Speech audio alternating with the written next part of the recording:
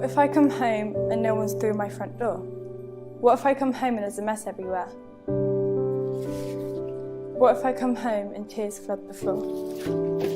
No one understands the struggle and stress I shoulder. No one understands that I have the trials of someone much older.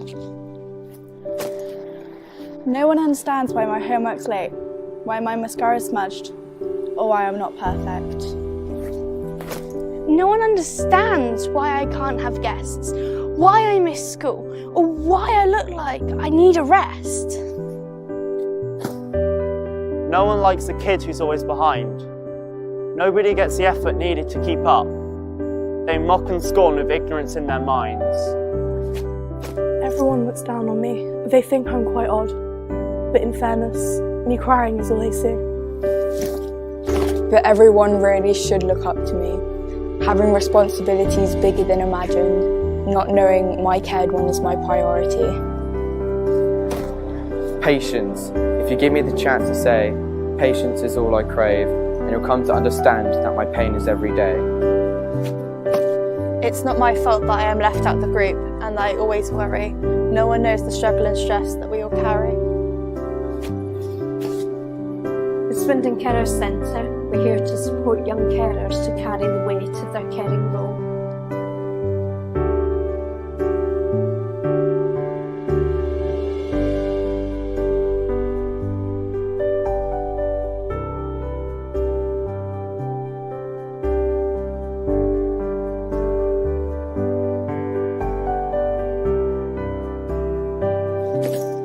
Someone is there for us to speak to. Someone understands what we all go through.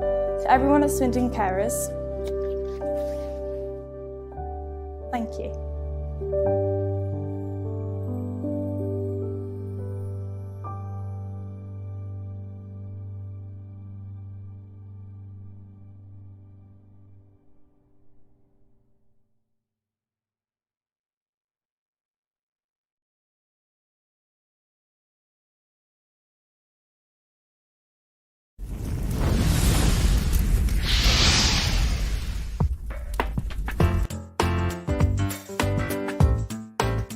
Everybody has places to go, but not everyone has a way to get there. What if there were an easy way to get everybody where they need to be? What if there were one resource for all of the transportation needs in our community? What if we could move up to a better way to get people where they need to be? Welcome to a better way of getting around. With Move Up, all of your transportation options are in the palm of your hand with a mobile app that allows you to get where you want to go. Okay, there are lots of options for getting a ride, but this ride service is special because it offers answers to the collective needs of our community. Who needs a ride? Going to the airport or train station? Done. Need a lift to get some groceries, go to the bank or post office? Done. Need non-emergency medical transport to your doctor's appointment? Done. Need a ride for your child? Done. What if you want to take your dog or your bike with you? Done. You get the idea. But how does it work? There are basically 3 types of riders: regular folks with no special needs, children and adults who need assistance, people who need to get somewhere but can't afford transportation. The people with no special needs can use Move Up just like they would a cab or a service like Uber or Lyft. Why choose Move Up? Because participation in the program helps support the overall community by keeping the drivers busy so the network can grow. Children and adults who need assistance can choose among the drivers who have been carefully screened to be able to handle non-emergency medical transport, assist with the elderly and handicapped, and to transport children with their parents' permission. People who need to get somewhere but can't afford transportation can enroll in one of the community programs that will pay for their ride. The driver gets paid just like with any other passenger. We can all move up to the next generation of ride-hailing and transportation if we all get involved. To learn how you can become a part of the solution, join MoveUpLynchburg.org today.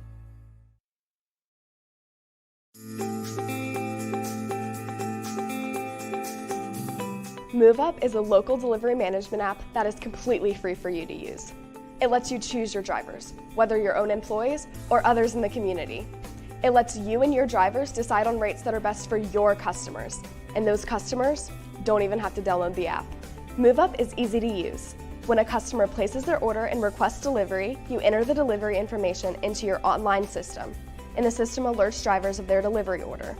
You can track the complete status at a glance, and so can the customer. MoveUp's processing system is designed to protect you from liability and to minimize transaction fees. All of the money stays local. You keep all of the money from your sale, and the driver keeps all of the money from the delivery. It's easy to set up. In fact, you can be delivering the next day. MoveUp is the no commission connection to your customers. Find out more on our website.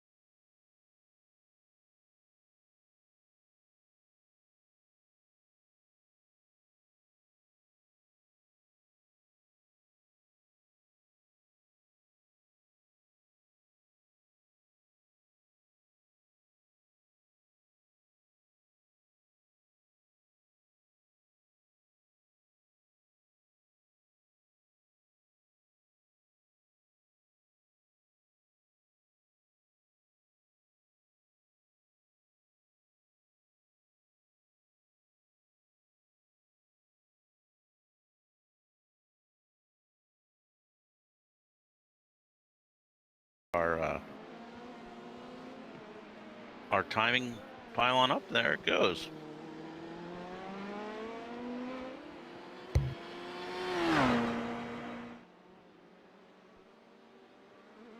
And today it looks like we've got a track map with a visual display showing us where all the different entries are out on the track right now. Taking a look at the Garage 69 car.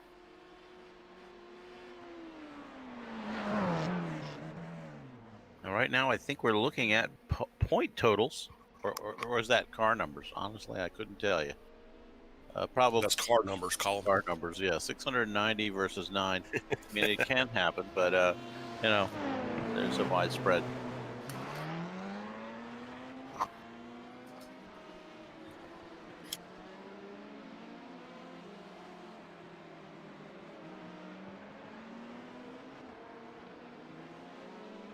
So it looks like we've got 4 LMP1s on the track at the moment, entered in the race, and about 11 LMP2s. So a healthy field. Although of course we'd love it to be bigger. we'll aim for that in the future for sure. Colin, looks like we're about 7 minutes left in the LMP2 split for qualifying. Still doing the split qualifying between the LMPs and the GTEs. So I think, just like I said, under 8 minutes left. And then we'll have a 5-minute break and allow the GTEs to come out and qualify. That sounds great. So still plenty of time for somebody to get a hot lap in and maybe knock Fuga off the top of the chart. The Garage 69 team is about a 1.1 back. I noticed they had a couple little offs during their qualifying run, so we'll see if they could. It's all it takes is one good lap to set things right. That's right. That's right. And this is sort of a throwback to me now, seeing a group qualifying session again. Always hectic in real life when you have this going on. Everyone trying to find a gap to make their lap, and it doesn't always work out. 20 minutes is probably could be a challenging period of time when you've got an entire field of cars, especially a couple classes out on the track. For watching right now, oh, there goes somebody with a big off. That was Next Level's LMP1 car that was off the track, or at least it was on my screen. Yeah.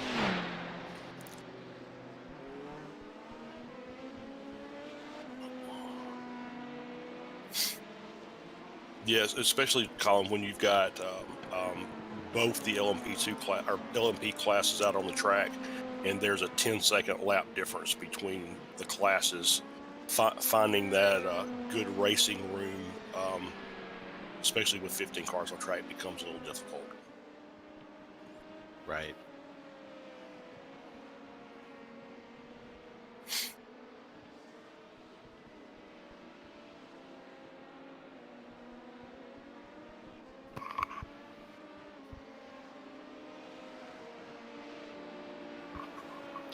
The race director has just given 5 minutes warning to the LMP, so really just going to be 1 or 2 more laps at the most, I would think. Maybe 3 if you're almost done one right now. As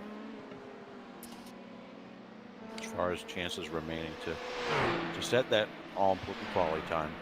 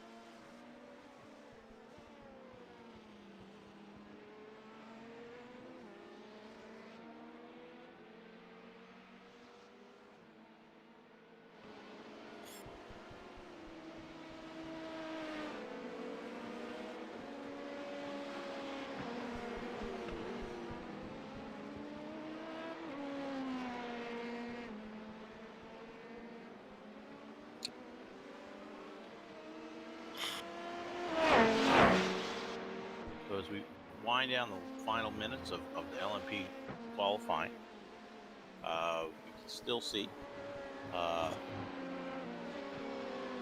good. Let's take a look at where the times are. We still have Fuga SimSport on top with a 131.1. Garage 69's got a 132.2. MJR with a 132.6, and Next Level with a 134.4. So a little bit of a spread there out in the times among the 4 teams. Moving into the LMP2 field, we're looking at 141.4 as the pole time set by Leo Racing. That's a 141.59. Oh, I'm sorry, I'm looking at wrong column. 141.167 is the pole time. The 141.249 set by Venom Works prototype in second. We've got Banzu Flow on a 141.4. Shawshank Racing on a 141.5, as well as Venom Works on a very similar time. Ronin Sim Sport with a 141.6, and Kozlenko Racing with a 141.7. So extremely tight there, within about a tenth for the, within about a second for the top 8 teams in the LMP2 field, which really bodes well for a very competitive race. That's right, Colin. It's only, excuse me, it's only 1.3 seconds covering the entire LMP2 field, so that should make for some interesting racing. I know Fuga's got a pretty healthy qualifying advantage, but looking at the practice times, the practice times were a bit tighter. So, and of course, as we've seen over the course of the season, it only takes one mistake, not necessarily by you, but it only takes one mistake to throw your race from a healthy lead to trying to claw time back.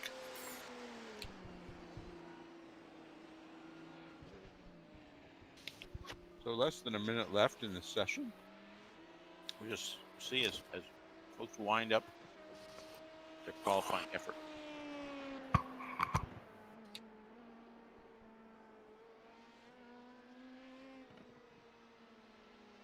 So 30 seconds left in the LMP qualifying.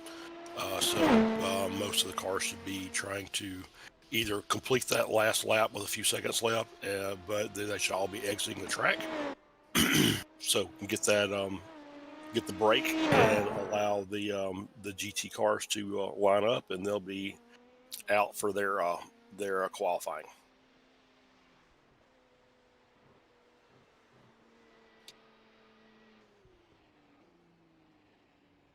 And that's the end of qualifying. Fugasim Sport is the pole sitter in the LMP1 class, 131.1.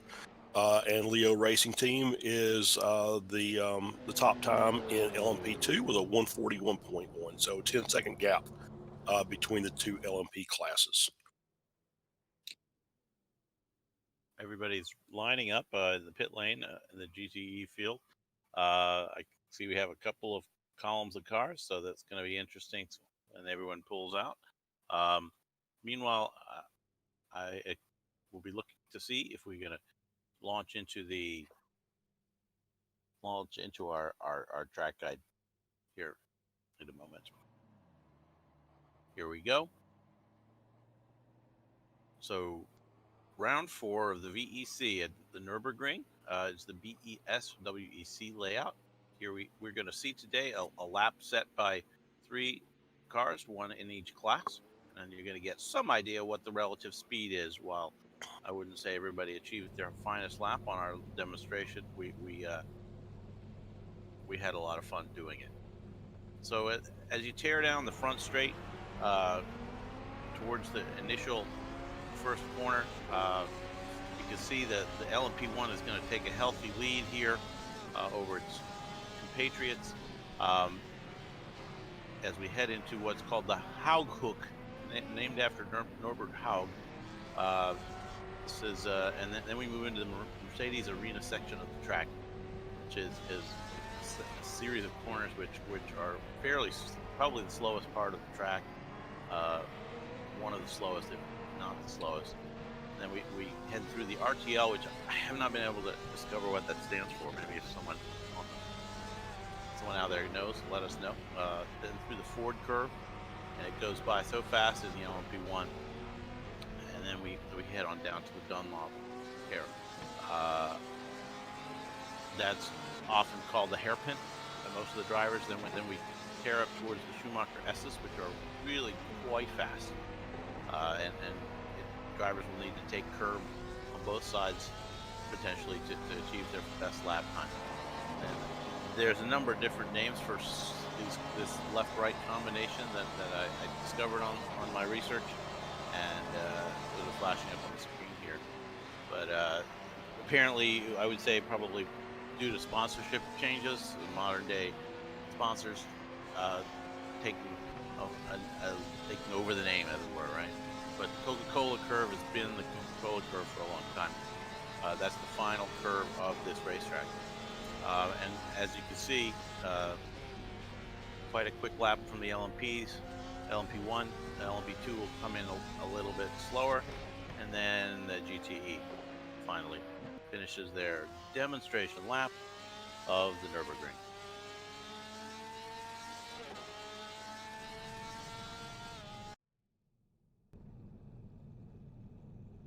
And just for those watching, it only took us about 5 laps to get that right.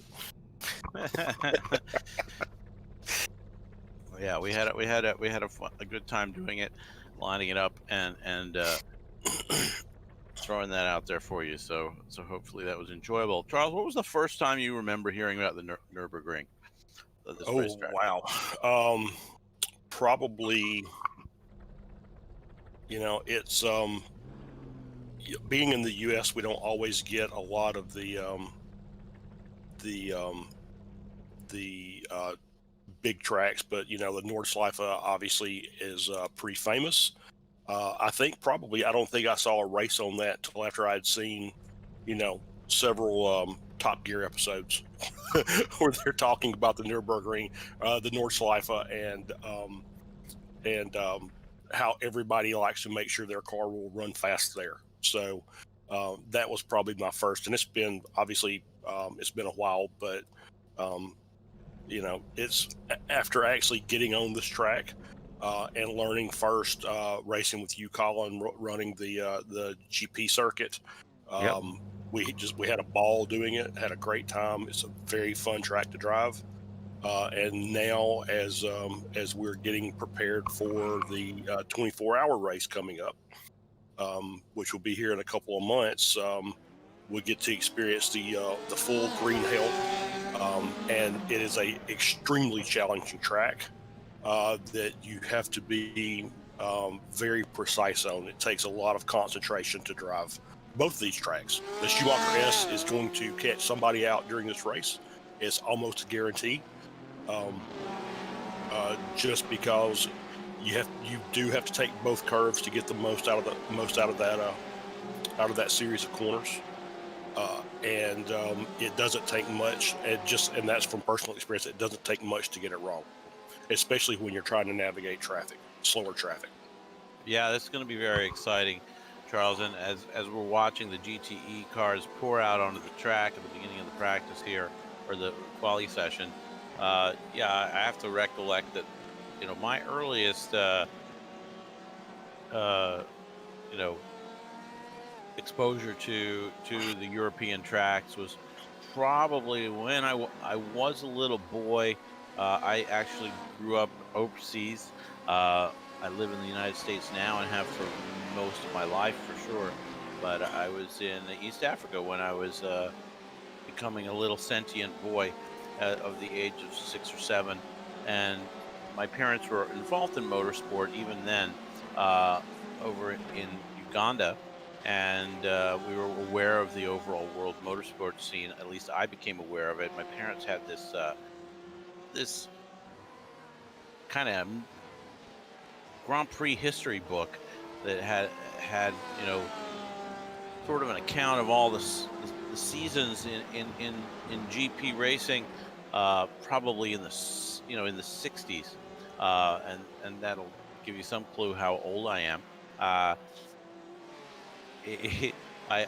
don't specifically know if I remember the name of the Nürburgring, but I was aware of that. I used to pore over the pictures in this book of Jim Clark and Jackie Stewart and Graham Hill and all the great Grand Prix drivers of that age.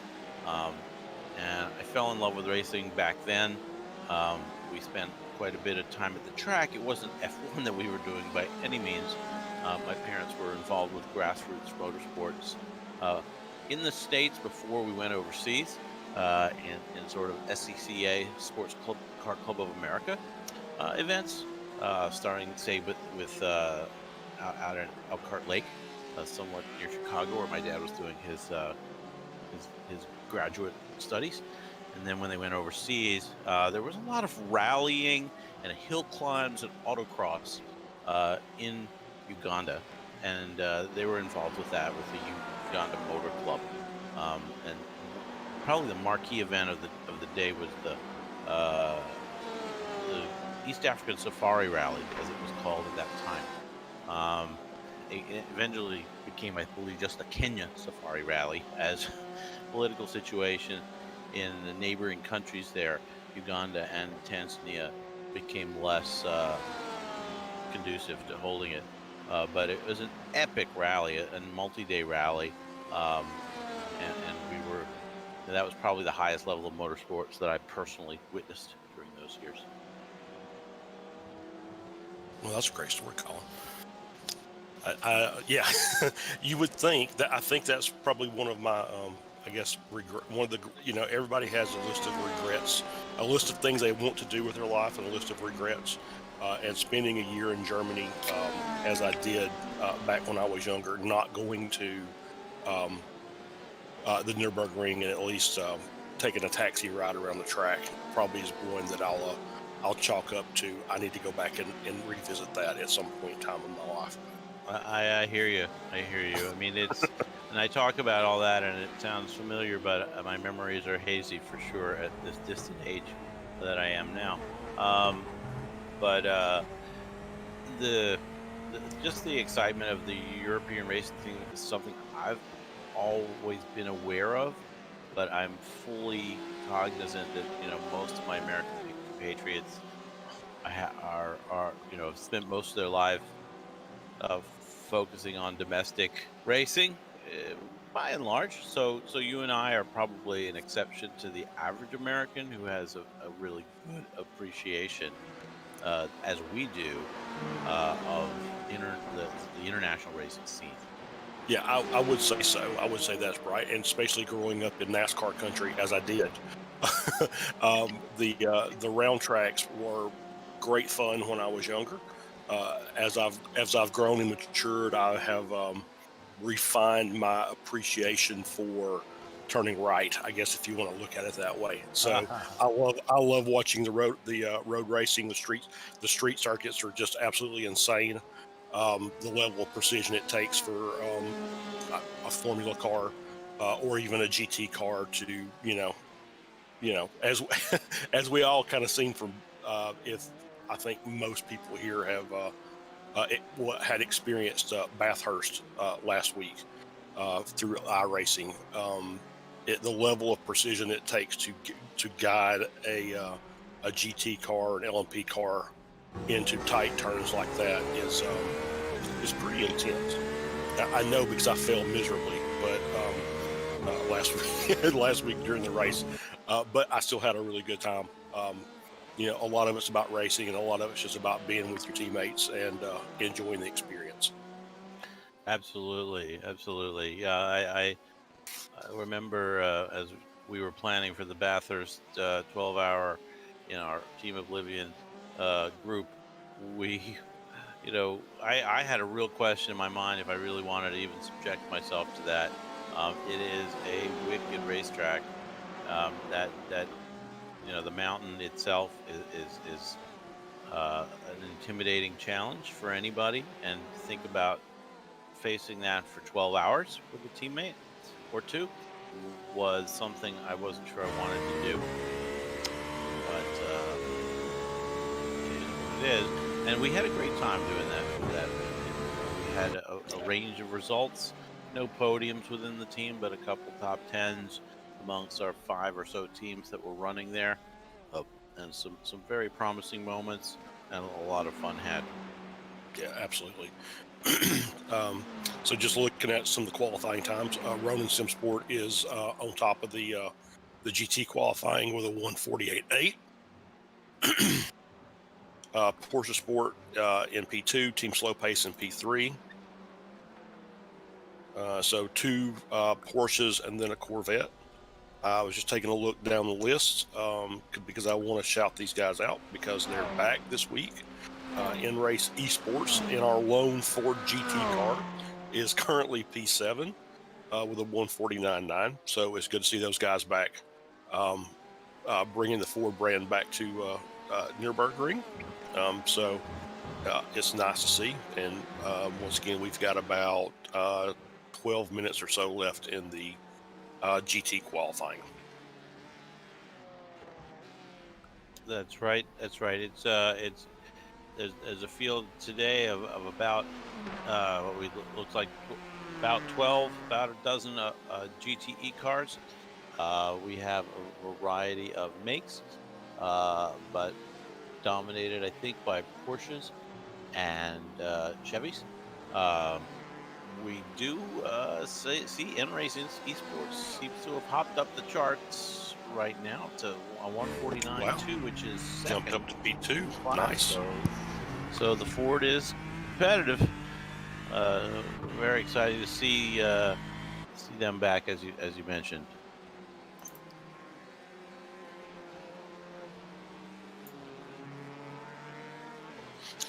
I was looking, and I don't have a report from our race director. We did have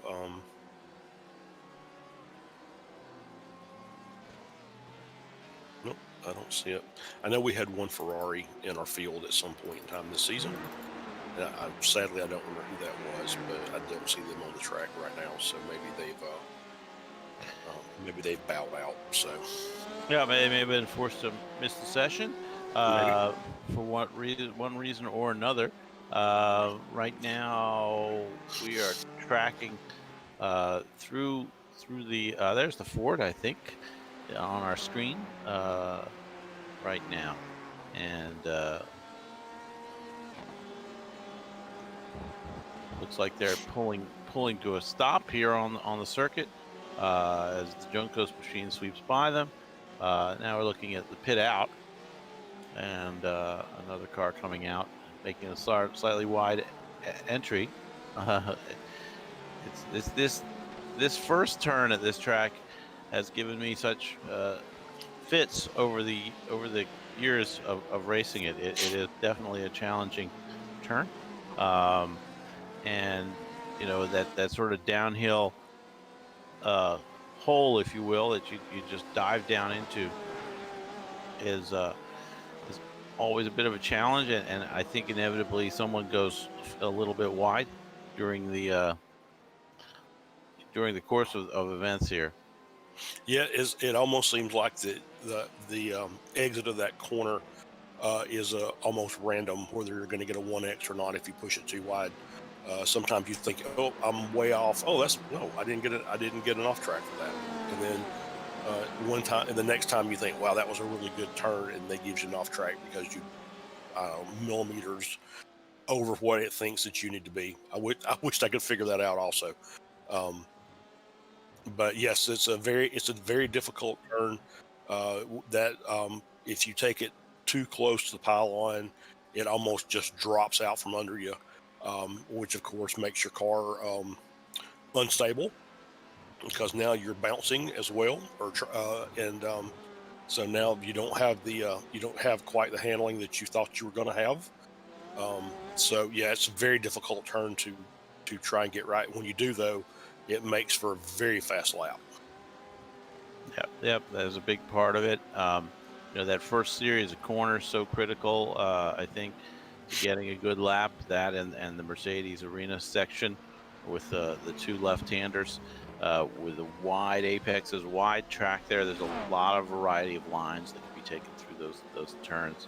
And again, the potential for off track if you're pushing just a little too hard, letting the car swing out a little too far is treacherous to your lap times.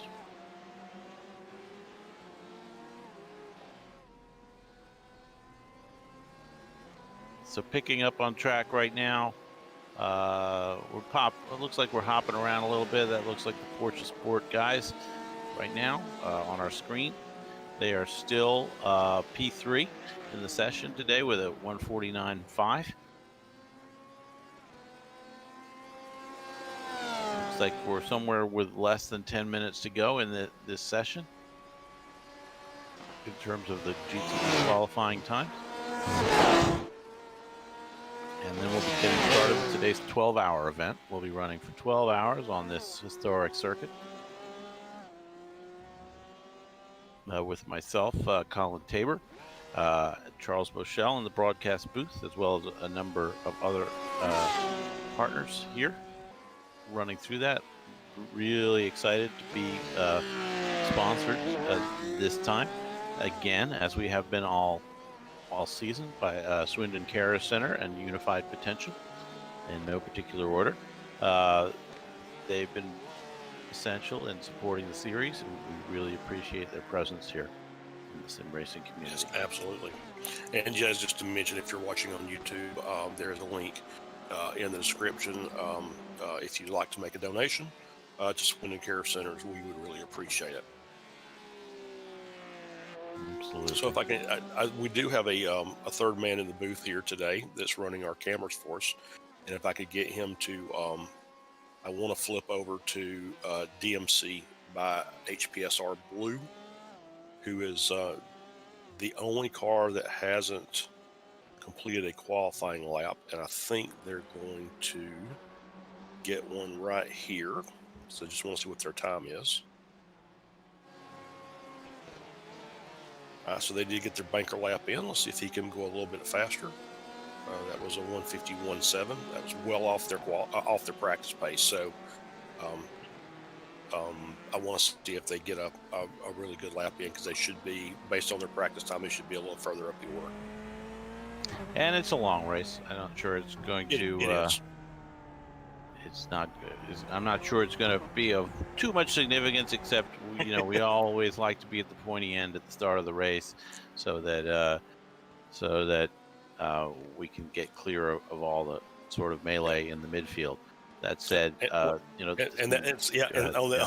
the opposite side of that, sometimes being in the back is beneficial also.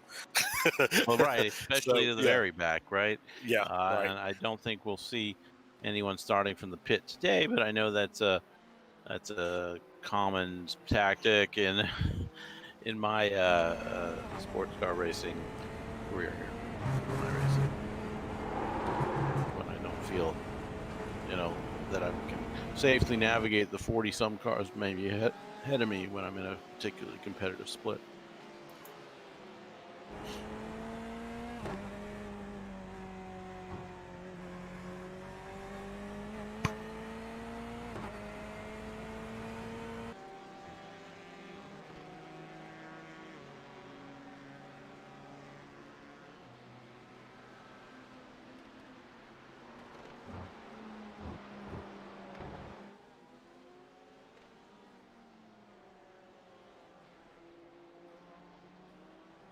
So we're winding through our final couple minutes here of GTE qualifying. Let's run through the field. The class of the field today is Ronin SimSport GTE, having set a 148.6. The closest team is about a half second back, 6/10. N-Race Esports with a 149.2. Then the 149.4 for the Porsche, for the Core Motorsports team, and in fourth place, Porsche Sport, having fallen slightly with a 149.5 as their fastest lap. Juncos Racing Esports as at a 149.6. Team Slow Pace at a 149.7, along with Garage 69+1 on the same time, basically. Then we come to the two next level racing entries. The GTE 1 is at a 150.1, and next level racing by SJS Eastward number 2 at a 150.7. SCCR SimSports and DMC by HPSR Blue taking up the last two spots on today's quali results. And just as you finish that list, next level racing number 1 bumped up the charts. They are now in P6. All right, so still a little bit of quality to go, and we will see a little bit of change. Here comes the Juncos guys around. It's like onto the front straight. Maybe we'll see an improvement from them. No, that is a non-official lap. So right.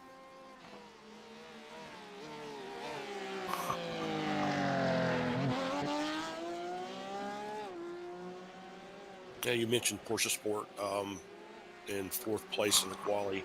I think we've seen over the course of the season that there may not be the fastest in quali pace, but their race pace is always near the top of the board, and they always end up near the top of the finishing order.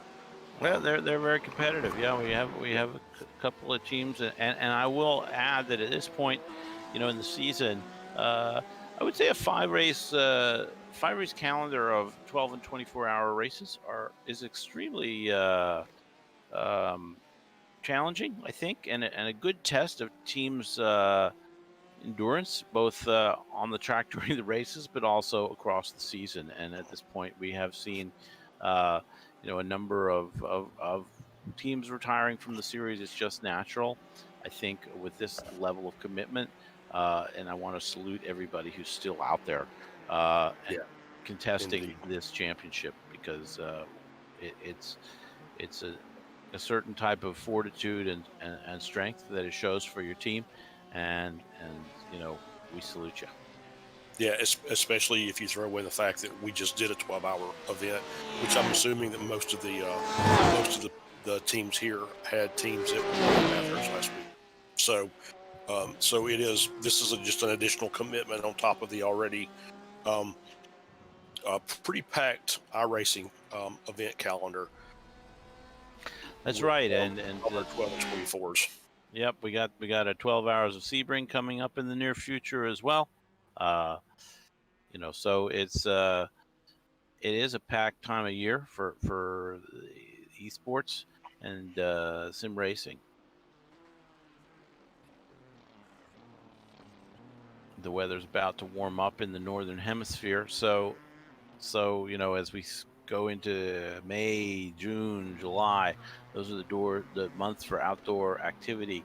There's a lot of activity in the winter months here. We're gonna it's very exciting, but it's busy as well. Yeah, absolutely. And that was it. Did I just hear him call qualifying over? I think I did. We got 2 minutes left in this session.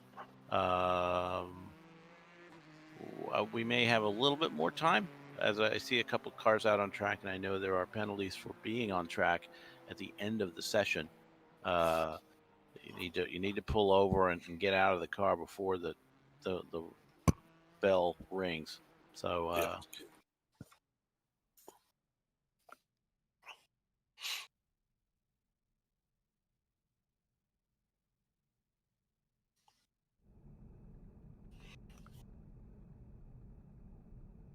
So it's time to grid up very shortly. We just got a couple minutes till we're going to start the feature race, as we say. And a beautiful day. Look at this. It's I would call that partly cloudy at the Nürburgring today. It's. I think that's an accurate description. It's always interesting to me just to have the graphic quality that we've come to enjoy in iRacing, and I know it's probably not completely state of the art compared to the sims that get or racing titles that get produced with a more arcadey approach. But it's impressive to me nonetheless. I know we're all waiting for them to come out with rain. I think the production team at iRacing is really picky about how realistic things get, and I think if they can't do rain right, they're not going to do it. So checking out the conditions here at the track today. Let me see if I can bring up my weather, because I can't see that tiny little thing on this my monitor screen. It just blanked away, but I saw track temp of 31C. Right. Okay, now it's just updated, so now it's 25C. So, or 29C, Right. excuse me. Right, and looking on my info screen, it's a mostly cloudy day, 18 degrees centigrade outside. Air temperature and a track temperature, as you said, 29C. Winds are from the west or southwest at approximately a little over 15K, 15 kilometers an hour. Relative humidity is at 50%, and the pressure is rising overall. And now we see the team starting to grid up. We're looking at our grid right now, as we've mentioned, in the top spot, V.E.C Sport.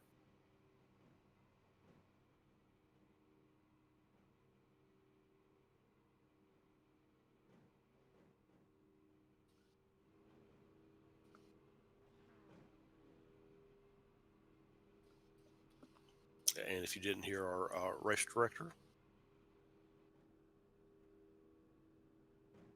so he's called for a 4-second gap between classes to start this race off. Yep, and as we page through the field, Pat Pelchat is going to be taking the start with the V.E.C Sport on pole, with Tobias Cantor in the Garage 69 in the second spot. On the grid, Robin Zipfel for MJR Racing, and in the next level entry in LMP1, we have Marvin Amons. For Leo Racing, who's still on the pole for LMP2. We have Michelle Sangali in the car, and the Venom Works prototype team in the second spot. JP Ringwood in the car. And as we go through the field there, you can see on your screen the drivers and nationalities. To touch on GTE, Ronin SimSport is piloted in the first section of the race by Gabriel Erdi, and Race Esports, Guillaume Jobard in the Ford Porsche Sport, Josh Cam, Core Motorsports, Tiago Pereira. So again, our international field guys are very exciting, and we're watching the LMPs gridding up here and pacing. And there's the green flag for the LMPs. Here we go, down to the first corner with Fuga in the lead. So we slice down to the first corner. It looks relatively orderly. Oh, a spin. Spin from the green car. That next level. Next level, thank you. And advancing into the lead by now a little bit of a gap is the V.E.C Sport car.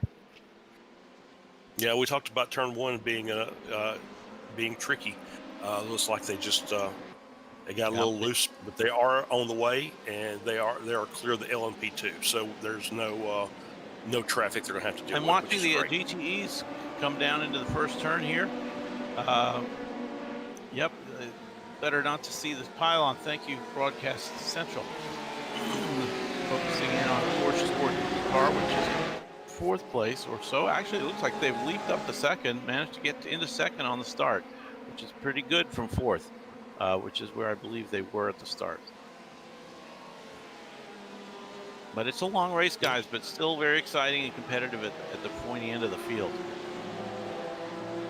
Yeah, so Porsche Sport did jump into second place. They passed in race early, so they're up toward the front, right behind Ronin. Yep. So we'll that's going to be. I think that's going to be a battle that we're going to be watching for the next 12 hours or so.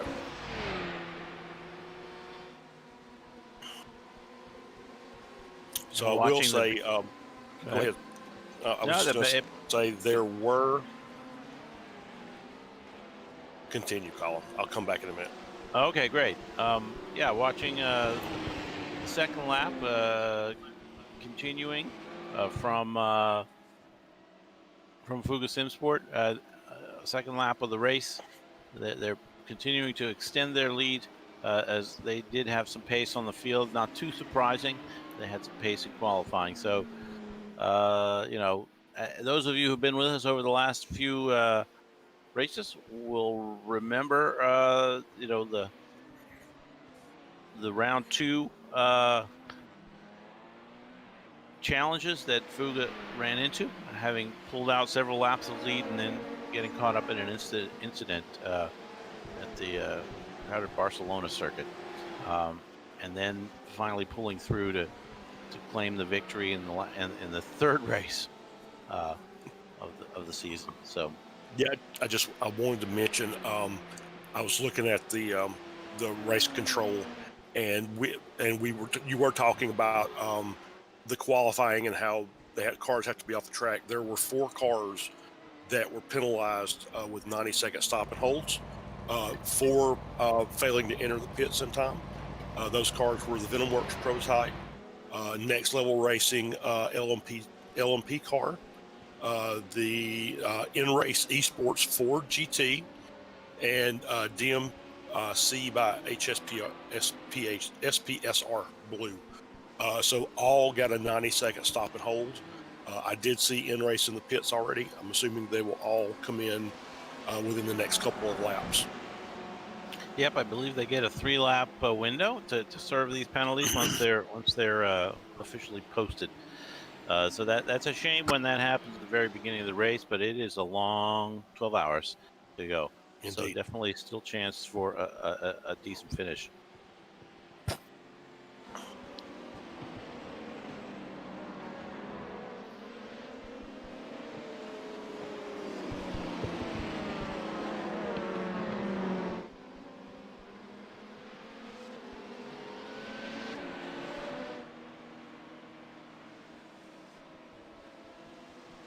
Right now picked up on the front of the LMP2 field with Michelle Sangali in the Leo Racing car, Leo Racing team entry. They are the front end of this field still in close contact, I would say, overall, as they go through the hairpin and sweep up towards the Schumacher S's. Top 5 in the shot there for a second, and definitely, you see that the top 2 have worked a little bit of a gap. That's Leo Racing Team and Ronin Simsport running in second in the 26 car with Vincenzo Amico on the wheel.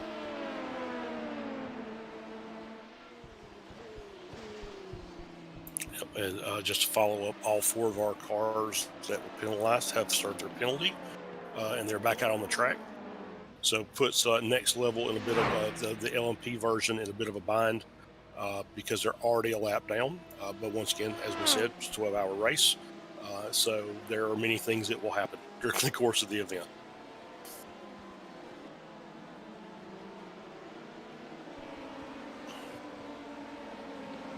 A good battle for third there going on as well in the LMP2 field. If we focus just a little further back, we got VenomWorks and Shawshank and Banzhou all close together on the track here. Probably looking at the most recent lap times, I'm seeing 43s, low 43s. Almost all of them have a 43 flat, while the front 2 are working at about 42 and a half, 142.5 seconds. Yep, and there's a bit of a gap back to the 5th place or 6th place car. Yeah, quite a bit actually.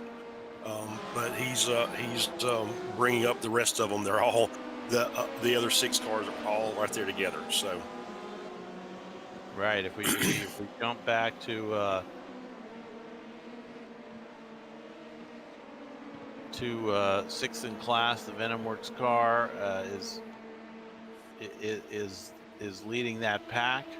The Reaper Racing, FFW Kuzlenko, Freaky Fast, Legends, and Bro Sim Racing, all in a gaggle, as we say in the States. Yes, a gaggle. I don't know, can we say that? Has Matt Malone trademarked that or something? I want to make sure. Yeah, I'm not sure. Here they go, streaming down the front straight. Really cool. Now we're focusing in on looks like the LMPs are starting to sweep through the GTE field, guys. It's where the fun really begins, and I do appreciate it here at this track. There's so much more space than some of the other tracks. That was really exciting. As I think it was Garage 69 sweeping by about 5 GTEs in the space of one small straightaway. Vroom vroom.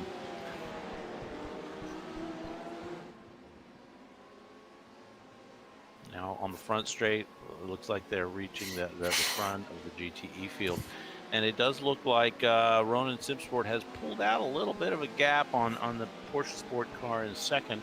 About 4.3 seconds from my numbers here. So Ronin Simsport pulling a fuga, if you will, here early, distancing themselves from the rest of their competition in the early going.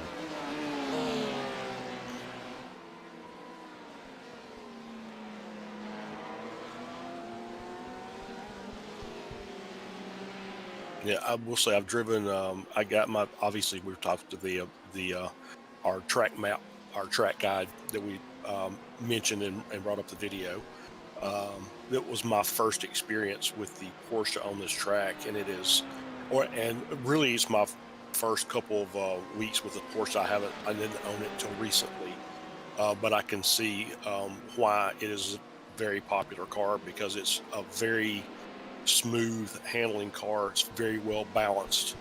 The brakes take a little getting used to, but as far as outright speed and balance of the car, it's hard to beat it.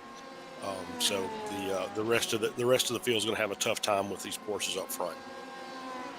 Sure thing. And looking at the lap times in the GTE class, we're seeing Ronin Simsport turning in sub 150 a lap time, so 149.8 last time by, and the rest of the field is really in the low 151s. So they are definitely running it fast. Time will tell if the tires simply fall off the car, but I suspect they'll make it to their next pit stop. They seem to have a very fast driver. Gabriel, he is one of the class drivers out there, one of the top drivers, I think, in the series.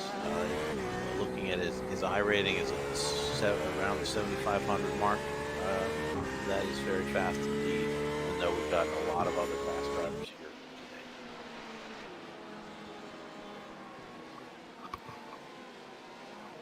today. Yeah, just checking the gaps he's managed to stretch out, 5.5 seconds over P2 in class. So he absolutely knows what he's doing behind the wheel of that Porsche. So it's going to be interesting.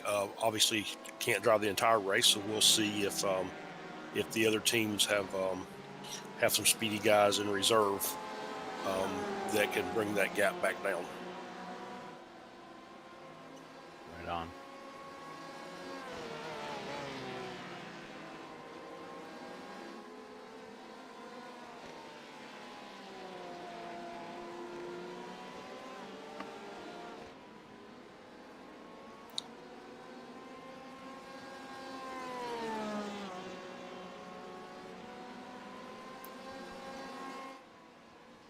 So checking back in at the front of the pack, V.E.C Simsport continuing to lead, looking like about 8 seconds of a lead as the last time by, and then Garage 69 in second, and MJR Racing in third, with Next Level, as mentioned, right now running a lap down. I'm sure that will be a developing story of the race. There's plenty of race left, but watching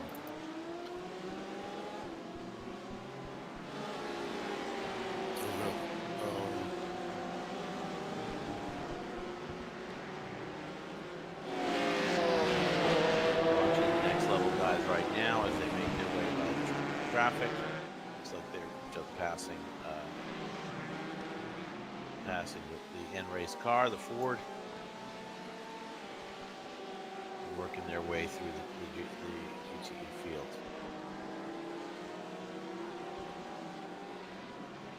Right now, the red and yellow team slow pace entry,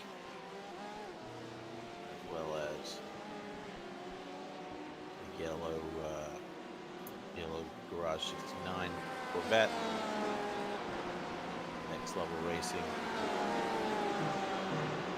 their sister car, I guess you would say, and then the Juncos racing machine getting lapped there by the Next Level car.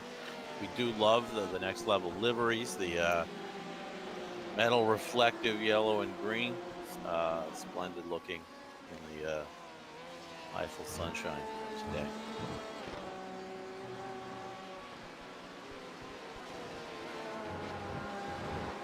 So this is as good a time as any to talk a little bit about the history of the track. As mentioned, it's near the Eiffel Mountains.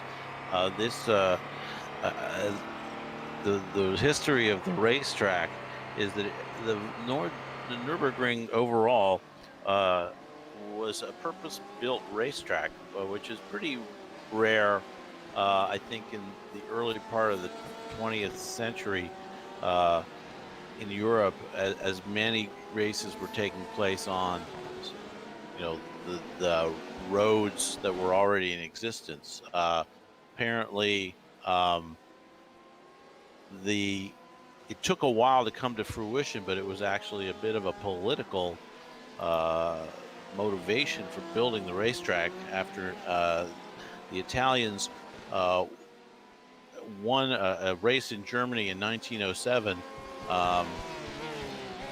It really kind of offended the sensibilities of the Kaiser, and he was told that the defeat was due to the fact that German manufacturers didn't have a suitable home track to develop and race their vehicles. So pretty soon after that, the imperial consent was given to create a facility, and the plans began to be formulated for this world-class track in the region surrounding the town of Adenau, near the Eiffel Mountains. And that's the first part of the story. We'll continue as we go along. Right now, we're focusing in on the purple machine of Reaper Racing in the LMP2 class. There's a good battle going on here between the 64 and the 144 of FW Kozlenko. We've got Matthew Saunders at the wheel for Reaper and Andrei Efemenko for Kozlenko. And they are just going at it hammer and tongs here.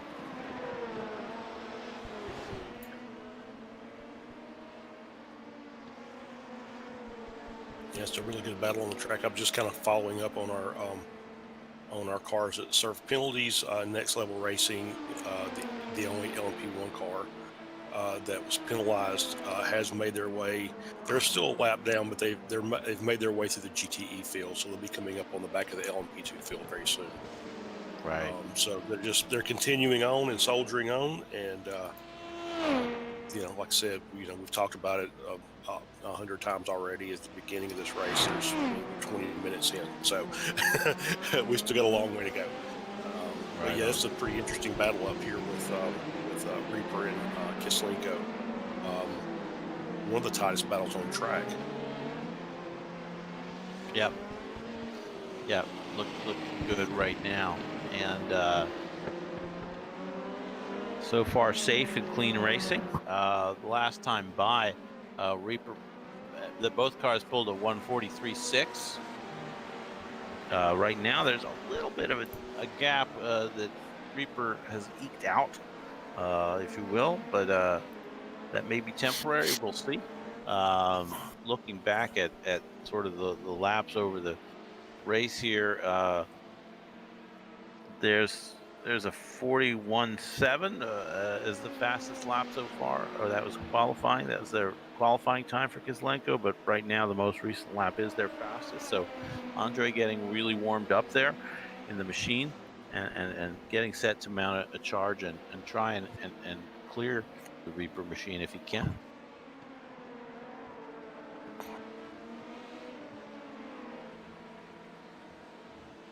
Yeah, indeed, and there's a little further back from them is Daniel Peluso in the Bro Sim Racing LMP2, who has a little battle on his hands with Legends Racing and Adam Kell. Oh, but here we go. Looking at the screen right now. I'm sorry to jump in, but going through the Coca-Cola curve, the Kozlenko's was almost alongside on the outside. Obviously, very hard to get it done with a little more track footage to cover, but they are reaching the kind of inflection point in their battle.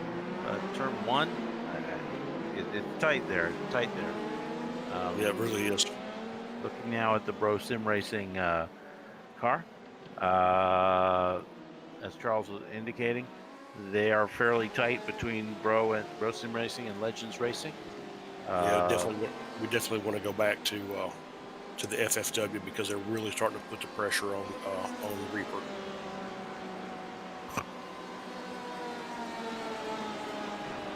Now we're looking at a battle between a Juncos Racing and Next Level GTE.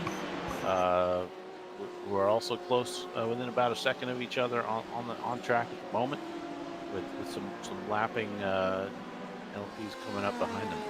But if our race director could go back to the Reaper Racing battle, that is probably the closest on track right now.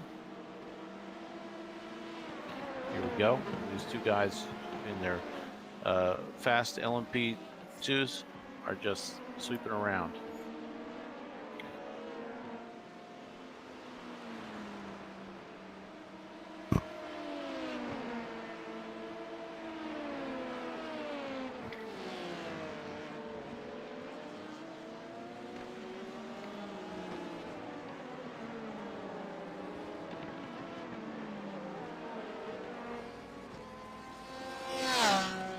Reaper continuing to hold on as they complete another lap. Now working lap 12 of today's event. Sweeping down towards T1. And some lappers. And we go GTE going a little bit wide. But will this give Reaper a short break? A little bit there. It has built the gap a little bit as they work their way around. I believe that was DMC by HPSR Blue.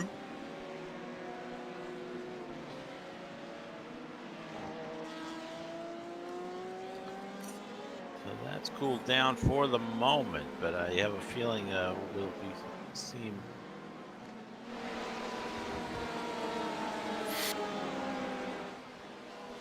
We'll be seeing this heat up again.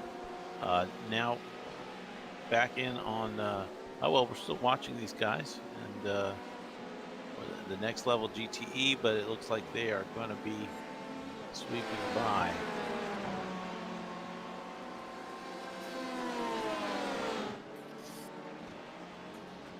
Yep, these guys are still hot and heavy. It's going to be a battle to watch for a few minutes here. Definitely the closest one on the track right now. We have a few others. It looks like Core Motorsports is right up on the rear of Porsche Sport, if I'm not mistaken.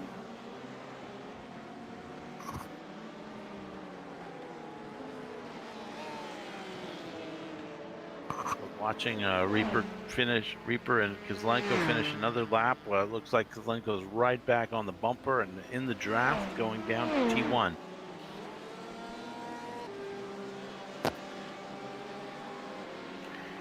And just ahead is the SCCR Sim Sports machine with Craig Jones at the wheel.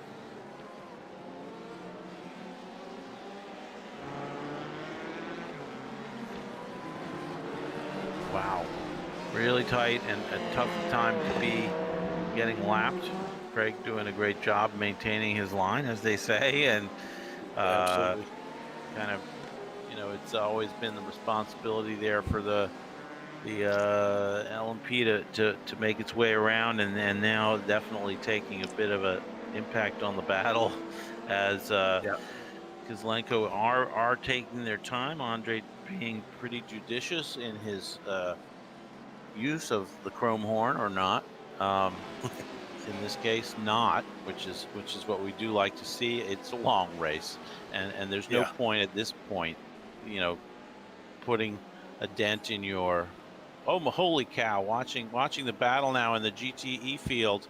We got the three cars really tight there, and looks like Porsche Sport went a little bit wide, or whoever maybe have gotten it wrong there, but That's it's Juncos tight. in front, I believe. Right. So this is Juncos Racing in fourth in class, with Next Level just behind and Garage 69. Three of our, strongest teams and competitive teams. Several of those with a couple entries in the series, but really working hard here, and it looks like it's a 4 or 5 car battle at this point.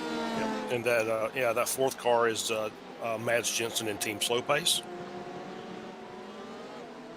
Right, showing the opposite at the moment. But this is great racing, and of course at this point, Reaper Racing and Kozlenko are going to come up on the back of them. This may give Kozlenko a chance to regain some of the position or track position that they lost. But let's watch carefully and see if everyone makes it through okay. Yeah, we have to give these cars, the GT and the LMP2, in the power front are pretty close to the same. Obviously, the LMP2 has quite a bit more downforce, which is where they're making their time is through the turns. But it's you got to give these guys a shout out for being very patient, working their way through the field this early in the race, knowing that. Reaper Racing is around. It just I don't know if there was contact, but they got a little bit offline. They came up right behind the Juncos Racing machine at the apex of a turn and went around. Here I think we're going to see it in replay. There we go. So that will set them back a few seconds.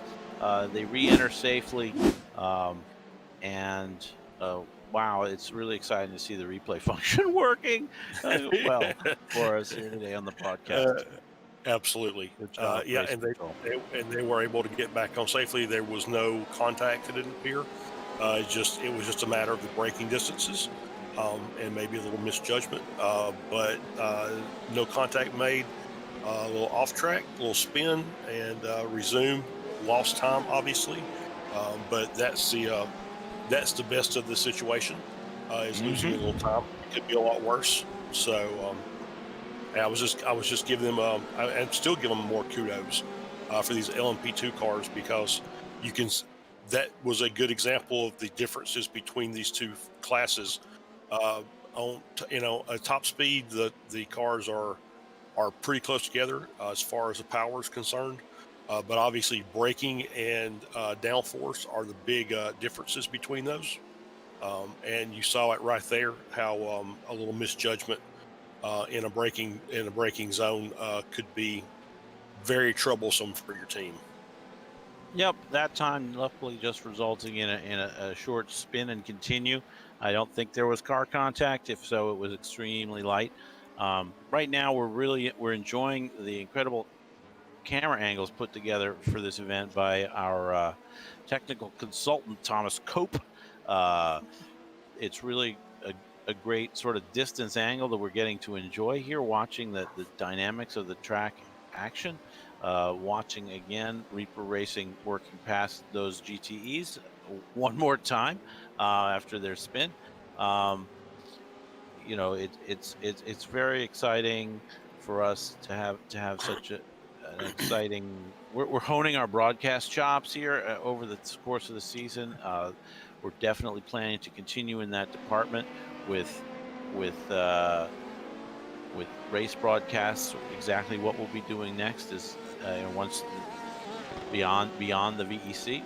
is yet to be completely determined, but we're looking at a few different opportunities, and there will be more news on that in the future.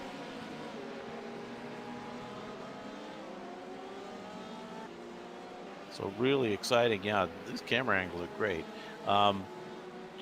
Just sweeping through the S's there, I believe, and I could be wrong. It looked very S-like. I'm not used to these angles as well. But still a close battle here in the GTE field. To call out, this battle between Juncos, Next Level Racing, Garage 69+1, and Team Slow Pace. The four of them have been in lockstep for the last 14 laps, really, the entire race, if you will. So exciting stuff. Yeah, absolutely, and I will say that just kind of keeping up with FFW Kislinko, they have cleared the bulk of the GT field. The only car left to clear is the Sim Sport car, who's pulled out a sizable gap. So they've set sail. So it's going to Matthew and Saunders in the Reaper Racing car to make up quite a bit of gap to get back to where they were. Yeah, I mean, right now, looking at the most recent lap times, Andre and the Kislenko car running 42.6, while you have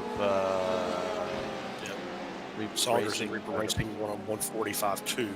Right. So I mean, we could see that Matthew Saunders was under a bit of pressure there, and I think it's fair to say that Andrei Fomenko had a little more pace. It's a team sport, though, and this could go back and forth over the course of the day. Indeed. Wow, that battle back in the GT field is still going on, even with LMPs lapping through. That lead car, the Juncos car with Next Level and the Garage 69 and Team Slow Pace right behind them, is still just nose to tail. In race had that early penalty. They're a lap down, but they're hanging on the back of these guys as best they can, trying to just keep them in their sights. If they can make up time here, that's that gets them that much closer back to the front of the pack. Sure, for sure. Yeah, it's exciting. I would say Juncos may be a little bit of the cork in the bottle here. We'll see what happens over the next little bit. We're about half an hour into the race, so still another probably half an hour or so till pit stops start for these guys. So they've got some business here to work out on the track, and we'll follow them while they do.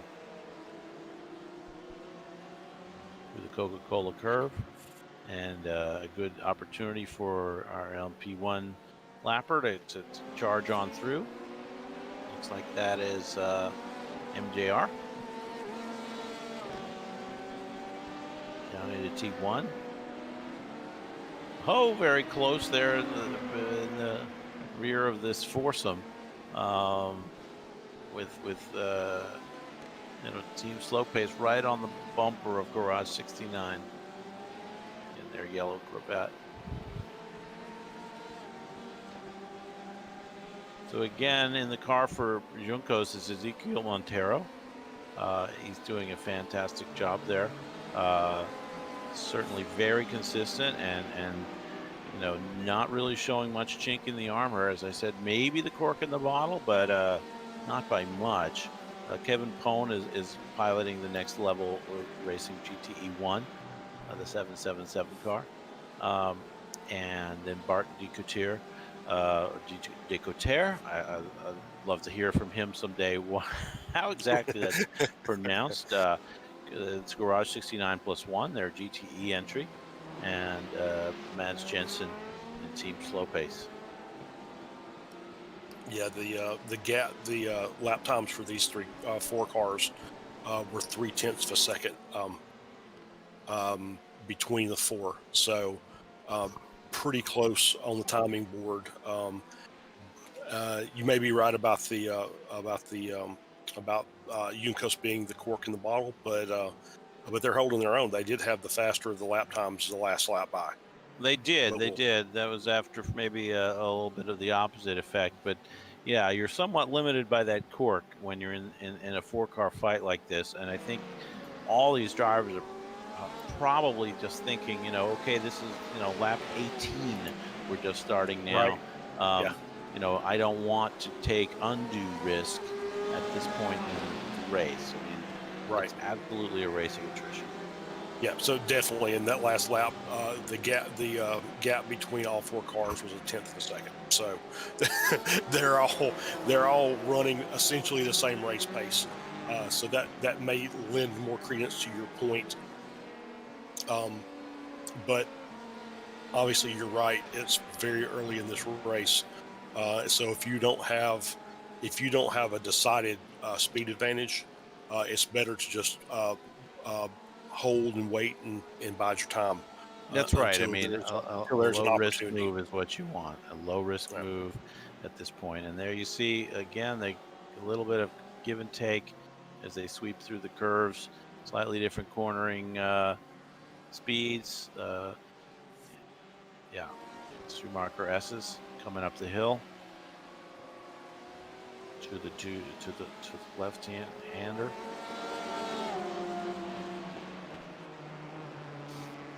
It's a swell battle on the track right now. Really, really nice to see.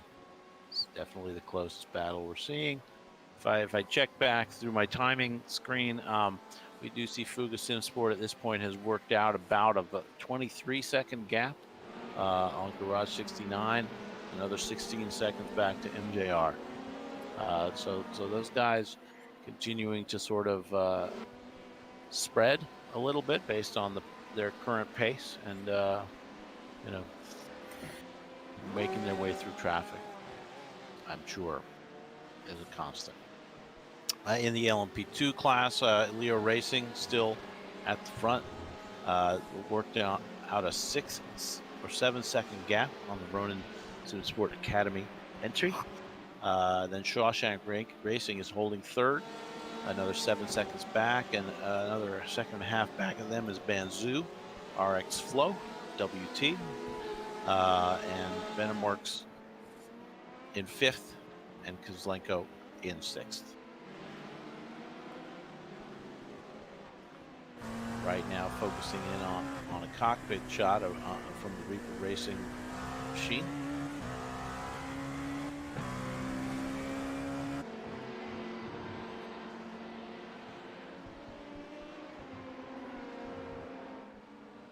Reaper Racing at this point has fallen actually to the rear of the top 10 cars on the first lap.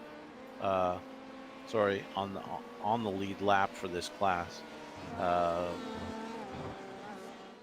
Not sure what else might have happened since the little spin with Kozlenko, or whether everyone else kind of got by in that juncture. Now we're focusing in on the leader of our GTE class, Gabriel Erdi, in Ronin Simsport. Definitely showing us all how it's done today. Driving all by themselves into T1. Hauge.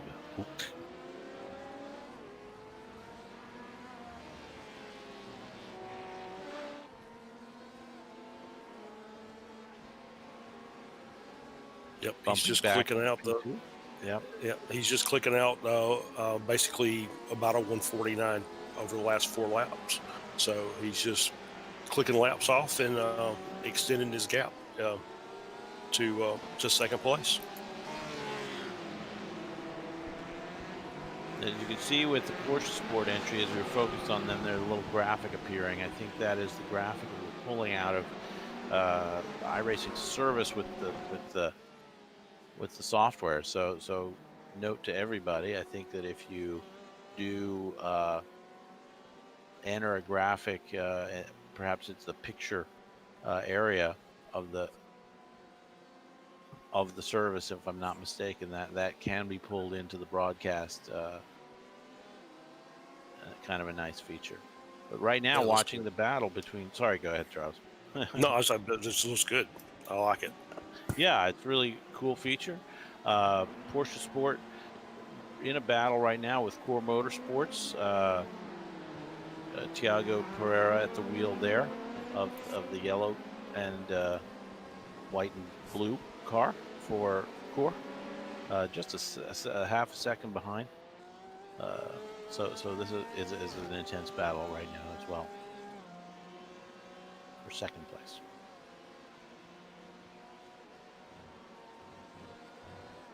Yeah, the top three in the GTE class have kind of just separated themselves from the rest of the field.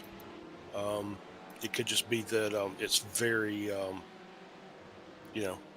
sometimes it's just a matter of catching the traffic in the right place at the right time. As we That's right. see Fuga coming up to put another lap on these cars. Right now on screen, back to our 4-car battle. Looks like Next Level GTE in the second slot in this train is starting to try and put a little more pressure on the Juncos Racing machine. But so far, that cork ain't budging. We saw Garage 69 run a little wide in that last turn, I thought. But yeah, they're very close there in the third and fourth spot of the train. A little lock up from the Juncos team,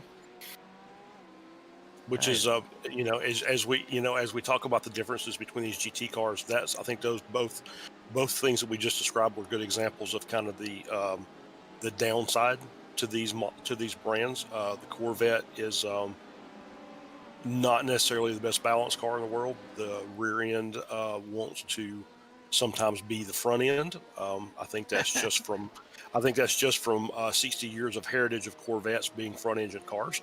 And then the Porsches are much better balanced. But as I think I mentioned earlier, my biggest adjustment has been with the braking on the Porsches. They seem to not want to work to the point till they lock up. So it's been an adjustment for me just trying to get used to that. All right, as we watch these four, the two Porsches in the front, two Corvettes in the back, we see sweeping through a few LMPs. We got right now the yellow car there in shot. The yellow LMP is the LMP2 class leader, Leo Racing, sweeping through, and just ahead of them was an LMP1, as you might have guessed, Garage 69, in second place in class and overall, actually, in the race. But look at this gaggle coming through. I'm going to use that word repeatedly, I think, today. It's the word of the day. It may be the word of the day. Once again, the Leo Racing team showing some good patience, working through this, just taking his time. He doesn't really have a lot of pressure on him from behind, so he can afford to be a little more patient to get through these cars cleanly. And these cars, of course, are trying to maintain their racing line as best as possible because they don't want to be involved, especially with tight. It only takes one slip. And you go from the front of this pack to the back of this pack, or much worse. Right. I mean, incredible consistency being shown, as well as, I would say, patience. Right now, it looks like the team slow pace entry has fallen off a little bit. Maybe they ran into just a couple bad corners. Who knows? Or maybe something to do with the lapping activity. But we'll see if they're able to pull back in. Their last lap was about a half second slower than the other three. So I see. We saw some pit action there. Yep. Ronin Sim Sport Academy. Ronin Sim Sport in 6th spot overall, which means second in the race, pulling into the pits. So, and we have Leo Racing also in the pits, I believe. So LMP2 cars starting their stops.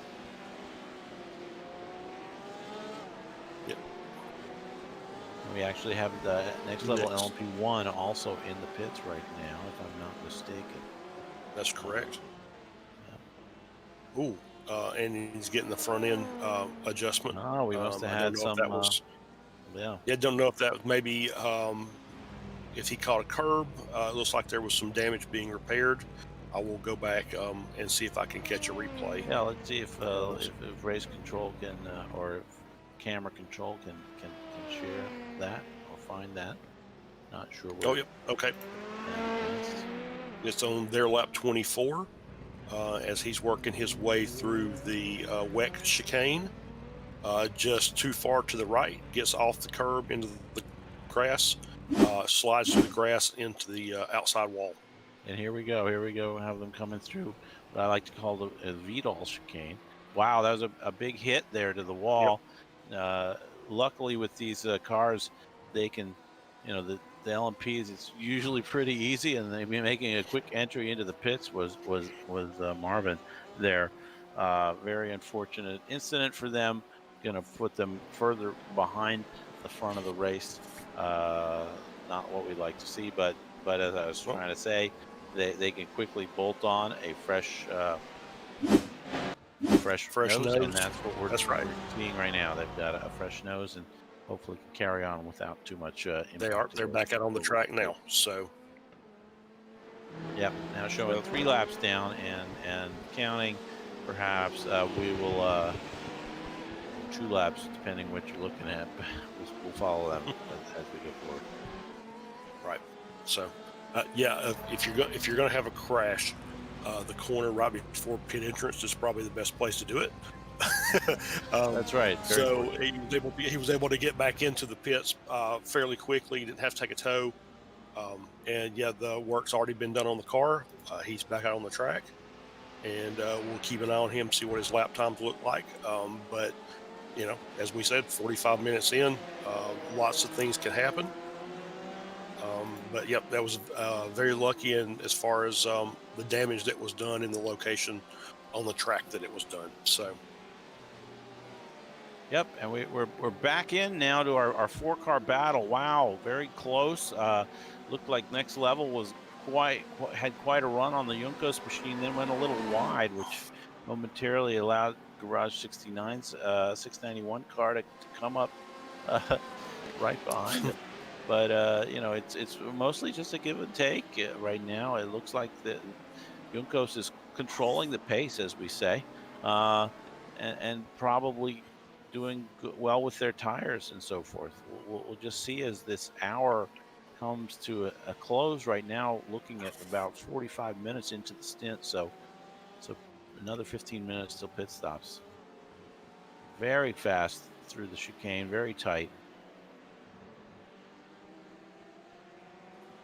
I was gonna say until the that LMP got in the way that it looked like Team Slow Pace has kind of tightened that gap back up a little bit. Yeah. He was unfortunate. He got the lapping LMP car in Coca-Cola curve, so that kind of held him up just a little bit, while the rest of them were able to get past on the main straight. But he is looking to be very competitive with this group. He is. I mean, he pulled a 150.7 on the last lap, which is faster than the third place car. And that's comparing to everyone else in the 151.3 range on the previous lap. So really looks like my cork in the bottle theory. I'm getting even more fond of it right now. Someone needs to uncork that bottle and let the rum flow, man.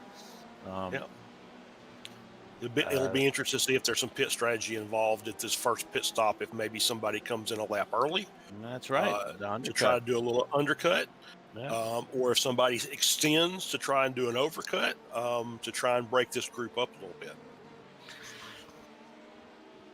But normally, what happens is they all end up finding each other again in the end.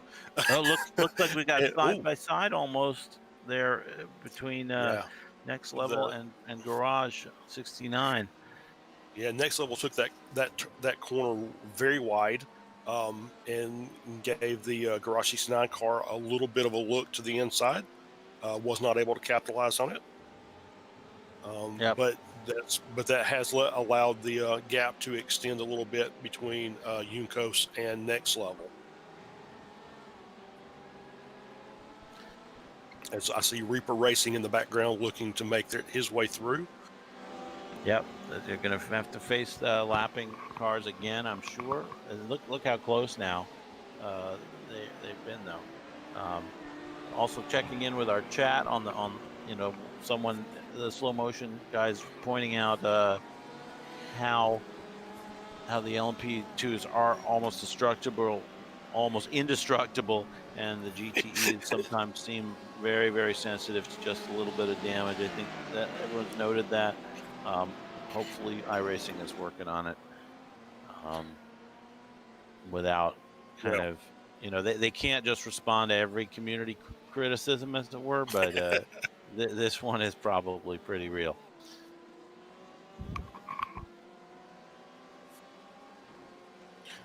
Well, I agree. Yeah, it seems like that the LMP2 cars are less susceptible to side damage and wheel damage, but the nose damage is can be much worse because it does a lot of damage to the engine if you get the airflow disturbed in that nose. And yeah, it seems like that the GTEs a little side-by-side contact and you're in the pits for 11 minutes with wheel damage. I would say to them, hop in the IRO1 and try and run a few laps. And if you ever hit the wall, your race is over. I'm just going to say it right now. And so yeah, running those cars gives you a better appreciation for some of these cars, because those cars are like paper mache almost with the damage model that's currently with them. Well, we hear there's some revisions coming up, and I want to focus on the action on the screen. The team slow pace is definitely caught up to the back, and now all over the bumper of Garage 69 as they go through turn 1 and now the stadium section. Exciting racing there. Again, the lap by the LMPs playing a part. Again, now we got them going, Garage 69 going very wide and getting the exact right line on those two corners, that left followed by the quick right. It's just so tricky lap after lap. But now we see them sweeping through the right-hander and still very close behind.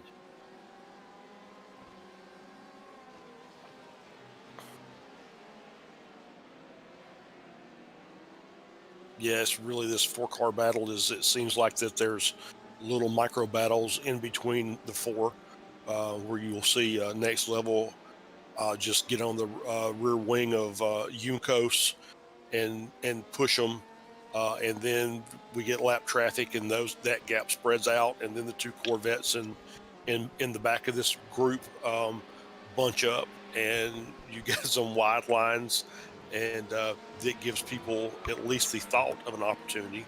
But so far, nobody's made any moves. Everybody is content to stay in where they are in position, to at least ride it out through this first pit stop. It looks, unless somebody maybe hanging on for dear life.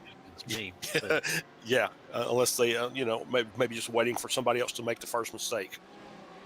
Yep. Now look on the front straight, a great run here, and coming to the inside, the slow pace entry, and we're going to see how this shakes out. Very close, but oh man, the gentlemen both definitely staying on the outside and giving racing room are both drivers there through that series of turns. Really good. Great racing.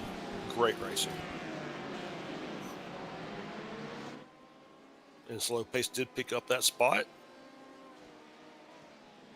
Yep, Mads Jensen putting the moves on Bart Decoteur. For now, it's still close, and again, here come the LMPs. And here comes Fuga. This is a race leader sweeping through in the Audi, and looking to do so safely. So far, so good. That did that on-track battle with the Corvettes did break them apart from the 2 Porsches. So we'll see if Fuga working its way through will allow this field to tighten up. I expect that they all will be back together again before the first pit stop. That's right. 2.5 seconds now between next level Porsche and what is actually now, actually, it's not quite that far. As we see, my timing screen still hasn't caught up with the pass. So let's just see how it is. But yeah, you can see a visual gap there. Right now, actually, we're focused in on one of the LMPs here.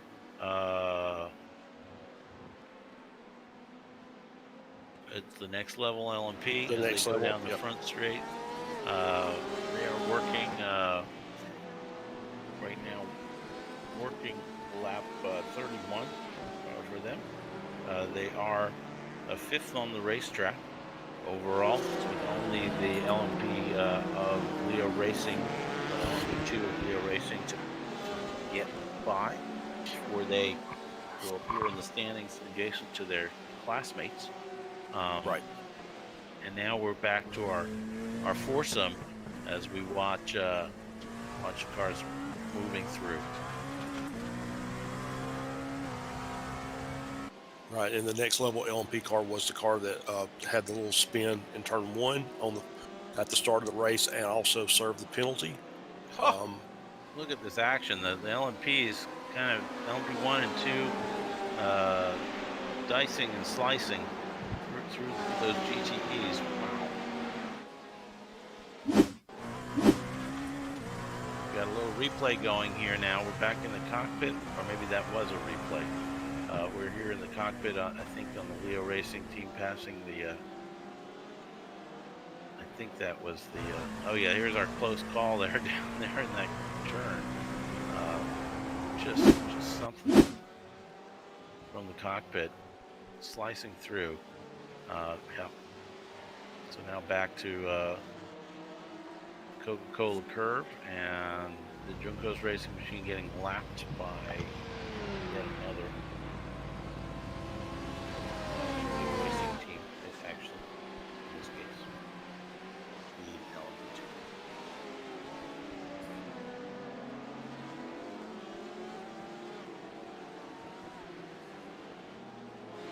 So Leo Racing currently holding a 4-second lead over Ronin Simsport in second. Right now we're focused on our 2 Corvettes. It looks like the last may not have been written in this little fight. It's back and forth.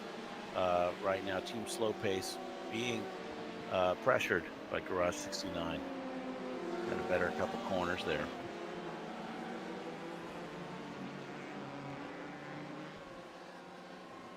And if nothing else, these guys are, I'm sure, having a ton of fun so far. As long as it stays clean, right?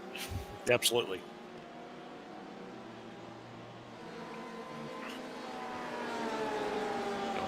Yeah, the Corvettes appear to be tied together, as well as the 2 Porsches that are in front. It looks like Next Level appears to be closing that gap back down to Juncos, as the Ronin Simsport LMP car is making his way through.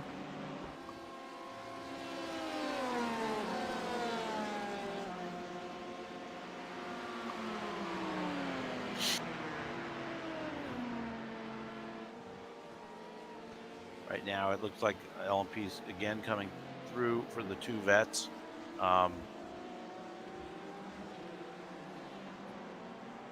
Yep, we got Garage 69, second place in the class. They are right now 46 seconds behind the Fubu Simsport class leader. And we're now seeing 3 seconds between the 2 Porsches and the 2 Corvettes. That's spread apart for the time being. We're at about 59 minutes. I anticipate seeing pit stops from all those guys in the next 5 minutes or so. Yeah, just a little update from race control. There was a report between Reaper Racing and the VenomWorks car, and no further action warranted. It was just a racing incident. Seems fair to me. I know it's, you got to stick up for your team, got to report things and have them looked at, and we appreciate that, bringing that to the attention of the stewards. I think we want to let them race as much it's hard to assign a big. Well, I will say from being in race control over parts of these races that this has been a very, very clean start to the race, and so it's good to see. I think that a lot of this is, I think, as you're racing against the same people, and I think it happens with in iRacing in the official races as well, because they're all based on you're all kind of split based on your rating, that you start seeing the same names over and over again, and you start learning how these people drive. So I think the more time you spend on the track with others that you start getting familiar with, you know what to expect from the other drivers on the track, and so that absolutely makes a difference with your how aggressive you think you can be. So it doesn't always work out, but it doesn't always work out to the best, because things happen. But I think the familiarity with the other drivers on the track definitely makes the racing cleaner. Yeah, well, I think we've seen that in our series too here, right, Charles? We are seeing these guys getting more comfortable with each other. Each team is a little bit more of a known entity to the others, and mutual respect being shown, as we're seeing on the track right now, as we focus on second place LMP2 of Vincenzo Amico, getting some cockpit action too from him. Looking good as he worked past the Porsche Sport car. Is that a Josh Morris I hear? Yes, it is. I was just listening to you guys broadcast here for a little bit, and letting you guys go. I don't want to try to interrupt too soon. Welcome to the booth. Oh, thanks. Glad to be here on this wonderful Saturday. Glad to see these cars. Yeah, it's been very clean today. We've only had one incident in the race control booth, and it was pretty cut and dry for us when we were looking at it. But no, I'm glad to see that not a lot of accidents are happening. I mean, we have a very small field today comparative to the past, so it's making it a lot easier for these drivers. Sure. And as we've mentioned,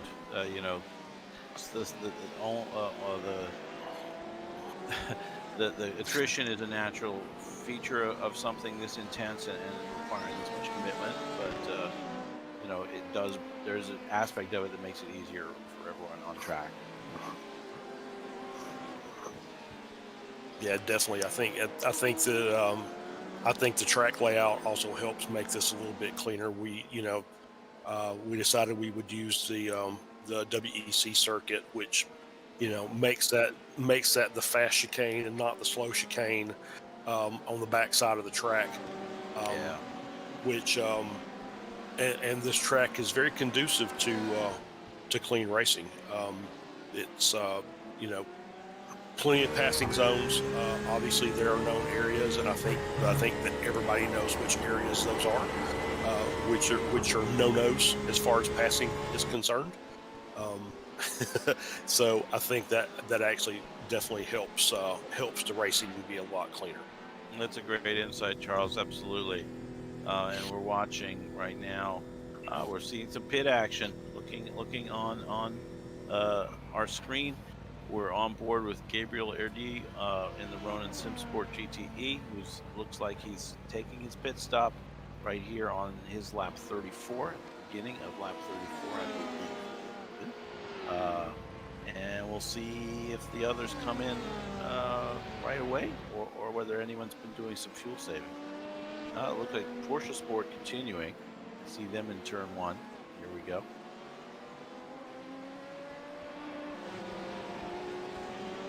All right. Well, since Josh is here with that means that I get to go have a break. Colin, thanks for having me in, and I'll be back in a couple hours for relief, and enjoy the next couple hours of racing, guys. Thank you, Charles. Thank you for your service today. Great to start the race with you. Absolutely. Yeah. gonna be a tough broadcast to follow, but I'll try my best. You'll do fine. You'll do fine. Gotta work on your accent, young fella. We'll leave that in the capable hands of Charles Bushell. That's right. All right. See you guys. See ya.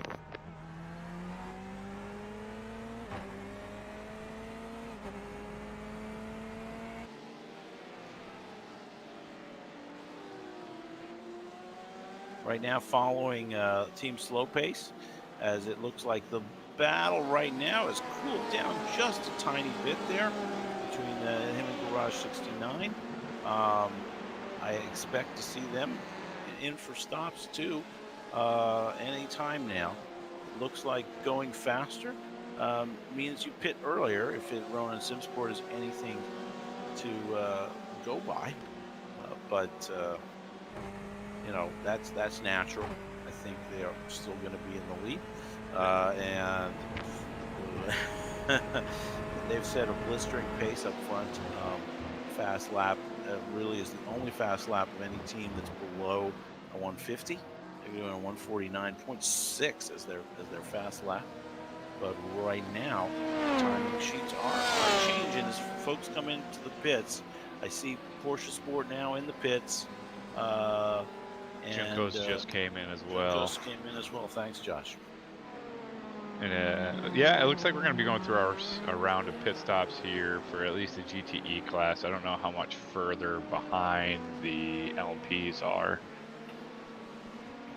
Yeah, I mean, the LMPs have all made their first stops. It looks like it's around lap 27 to 29 for Fuga Simsport. They're doing really well on fuel given their pace, but I would say the earliest ones were the LMP2s, excuse me, legendary slow, sort of small fuel tank there, and they came in mostly on lap 24 and 25. Okay.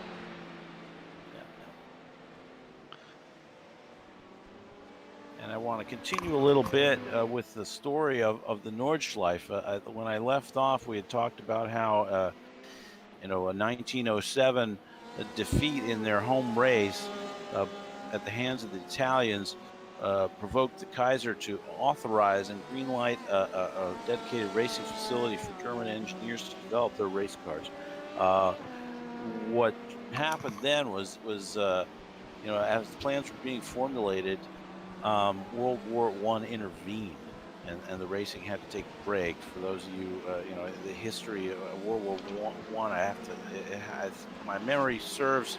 If memory serves, I think it took place 1914 to 1917 time frame, and Germany was defeaed in that war, and at that point did not have the resources to continue. Very hard times in Germany then, and even in that backdrop, they were able to, within the decade, begin construction on the circuit. From what I'm reading, there's a gentleman named Dr. Otto Kreutz, who was a passionate believer in the project, and they came into an agreement to go forward as a means of relieving chronic unemployment, and so the first stone on the Nürburgring track was laid on September 27th, 1925, and went on for the next 2 years with about 2,500 workmen constructing the circuit. And with there, I'll leave off for the moment, and we'll come back to it again in a few minutes. Yeah, this track has been around for a while. That means here in the next 6 years, 6 or 5 years, we'll be hitting the 100-year anniversary. Absolutely. Should be coming up based on history. The first racing action was in 1927. Wonder if they'll do something grand for that. That would be kind of cool to go to. Yeah, absolutely. Hopefully we'll all be able to travel by that point. Hoping so. I mean, 6 years. Yeah, well, presumably. seems like forever to me. I don't know. Definitely positions are shuffling around in the race here as it looks like pretty much the entire field of GTEs have now made their stops. Yeah, Core is been out there. They're leading right now, but they got to come in. They have yet to pit, so they got to get in soon. They got to be running on fumes. Yeah, I'm showing they pitted on lap 35 right now, Is running it? lap 36, so they may be on their out lap. Oh, okay. Official But I looked race at the laps standings wrong. have reverted to Ronan in the lead with the 27-second, if I'm not mistaken, advantage over Core Motorsports, who are then 11 seconds. I'm going to stop right there because things are continuing to update as we speak. Yeah. Sport Okay. now shown in second, and if I look at them on track as we see them here going through turn 1. And Core Motorsports is really right behind them in the yellow and blue machine. Really, actually a fairly close battle here. We'll see them in the shot right there, just behind the Core Sport.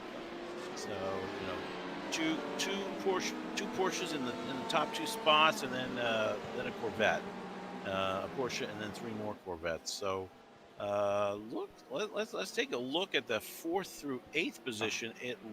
Let's see if we can pick up the next car back. Is it going to be the next level GTE, which we're seeing on screen right now?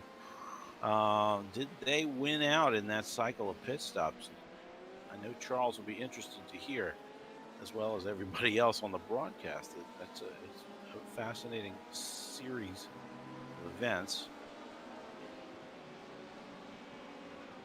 As we see them here, there's really no other GTE in sight. They looked to have been in 4th, and then just in the back of the shot there, we're seeing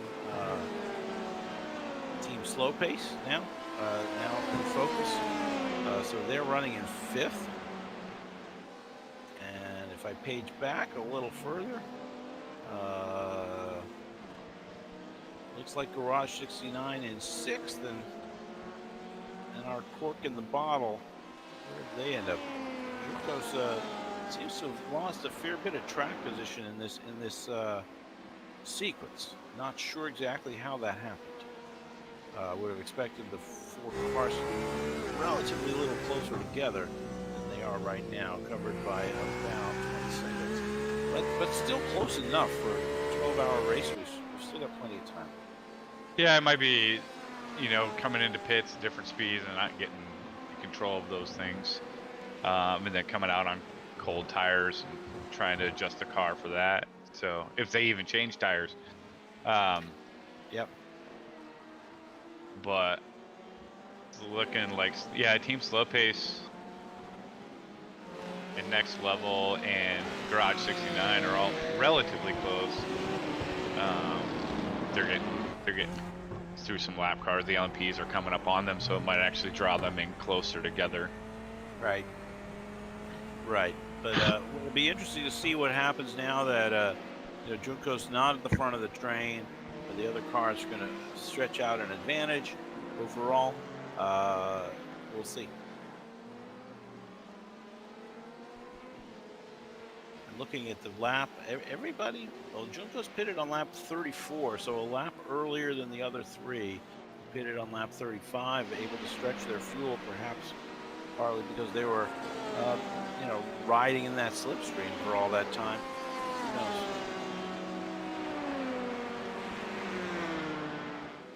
Right now focused on the Team Slow Pace machine, watching them kind of get overhauled by various LMPs, but kind of on their own.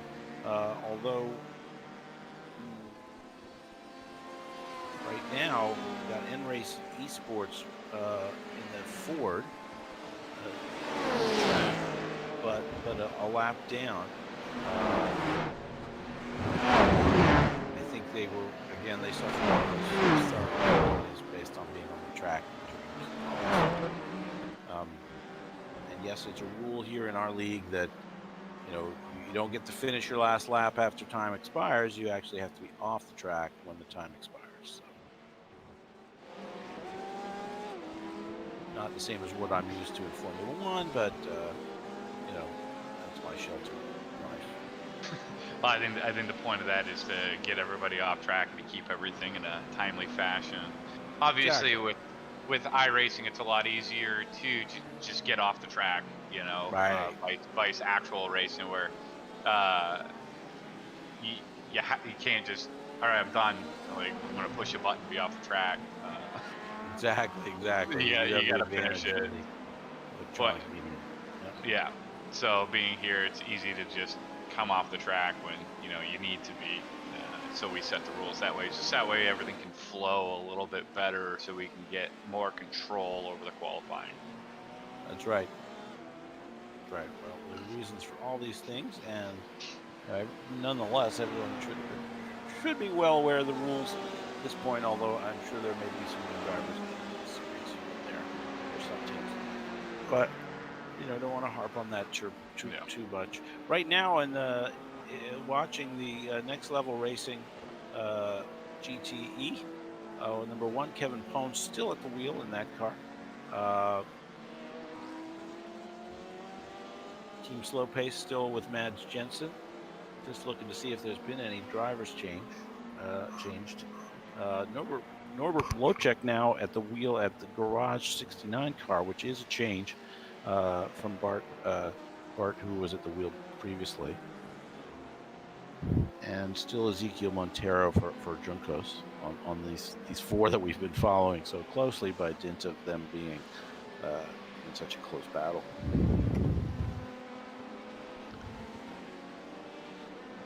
So, Josh, when was the first time you can remember hearing of the Nürburgring racetrack? My first time ever heard it'd have to be Gran Turismo. Back in my PlayStation racing days, I bought a PlayStation 5 specifically to play Gran Turismo. Wait, what did I say? PlayStation 3, I think it was, for playing. Yeah, it wasn't a 5, I'm pretty sure. No, and I was astonished. I was like, what? There's was it 14.3, 14.7 mile track? I was like, I played that a bunch. And then I never realized it, and then finally found that there was a GP version, and I was like, oh, well, that's interesting, and I played that for a little bit. One thing I never got a chance to do yet is do the 24 hours of Nordschleife, but unfortunately, again, that'll escape me this year as well. So. Oh, really? I'm sorry to hear that. Well, life being life. It turns out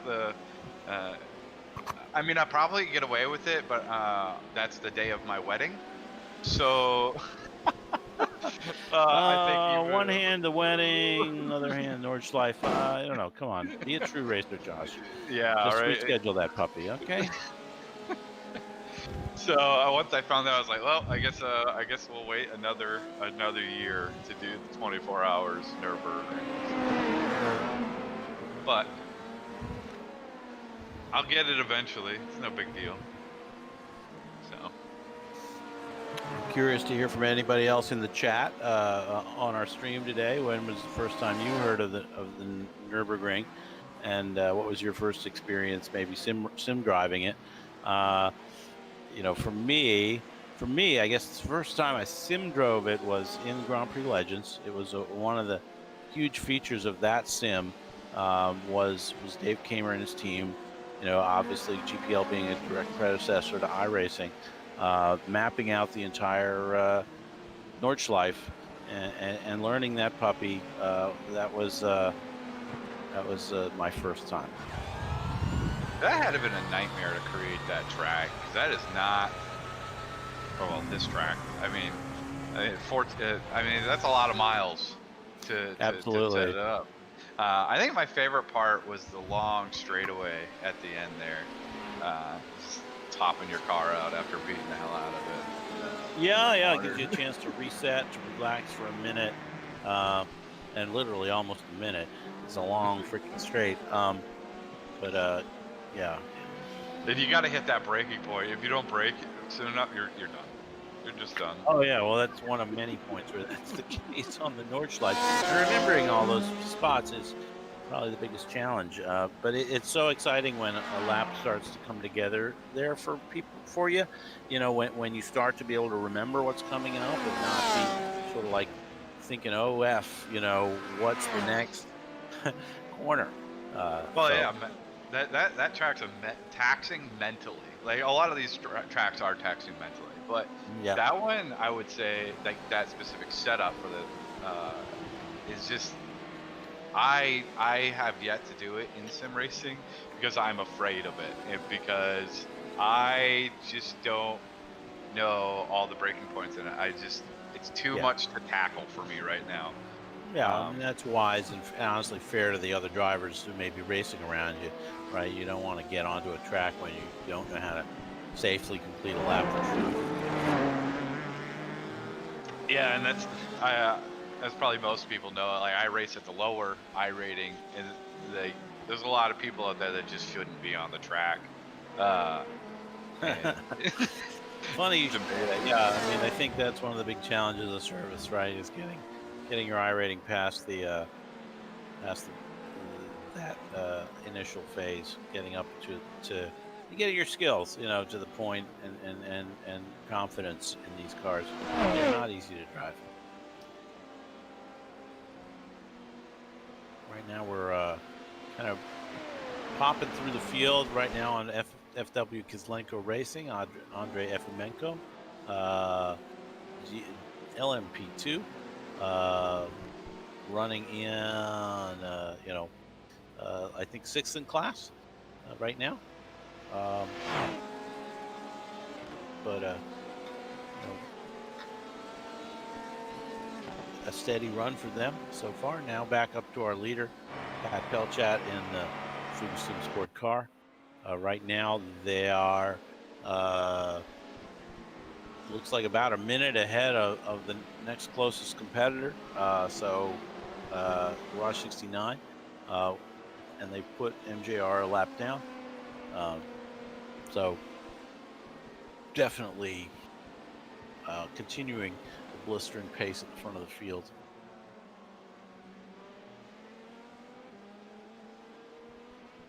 Yeah, the LMP seem to be very stretched apart right now, so we apologize if we don't report too much on that. A lot of them are just coming up on lap traffic. Freaky Fast is coming across in race, and Team Slow Pace right now. That's too bad for N-Race. They're a lap down, but they at least have the pace to stay up with Team Slow Pace. So maybe somehow they'll get a lap back. Yeah, it's a long race. A lot of things could still happen, and that's why we race the races. But I think Core is starting to close the gap a little bit on Porsche Sport. Last time I looked, I think they gained about 0.3 of a second on them. So, yeah, well, looking at the last lap, they have about the same lap time, but it's been a tight battle up there for a while. They're only 3.6 seconds back, so definitely politics a little mistake.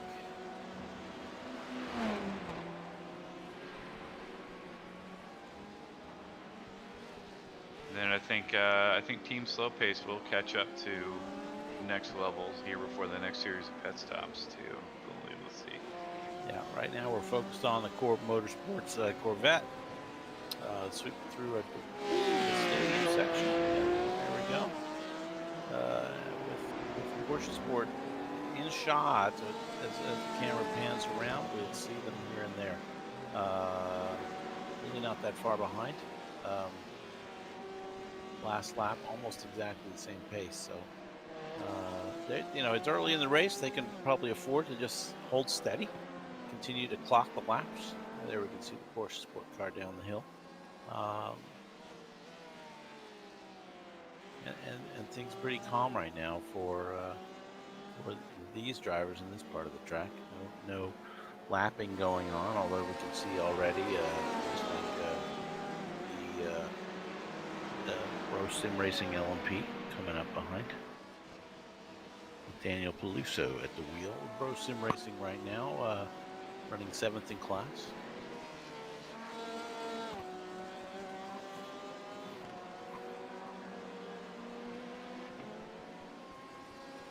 Yeah, we didn't report on this earlier, but wanted to say thank you to Slow Motion Racing for bringing up the point. Like, a good crew chief does keep a roster of all the drivers, you know, so that way you have that, you know, extra, hey, you're coming up on so-and-so. They've been kind of, you know, shaky on these corners and whatnot.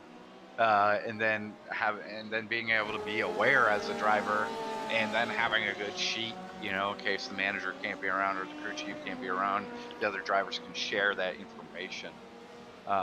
You know, there's a lot of preparation that goes into these races for these drivers, and you know, that's why we have all the qualifying sessions, and so you can get a feel of all the other drivers, so when you get on track with them, you know how they're going to react around the track, so you can plan appropriately, especially for these LMPs coming up on the GTEs, you know, and knowing the GTEs lines, so you can make those plans beforehand. That's right. It's all about the rhythm of the dance, if I can put it that way. As we watch the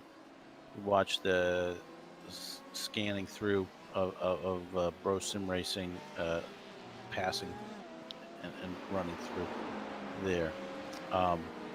Coming up on about 90 minutes elapsed. We are probably looking for, and it's starting to happen. Pit stops for LMP2, Leo Racing Team, and Ronin Simsport, 1 and 2 in class, currently in the pits. Thank you, cameras. Doing a great job, Mr. Thomas Cope in the production room. And now Jelle Hoogland being shown on the screen.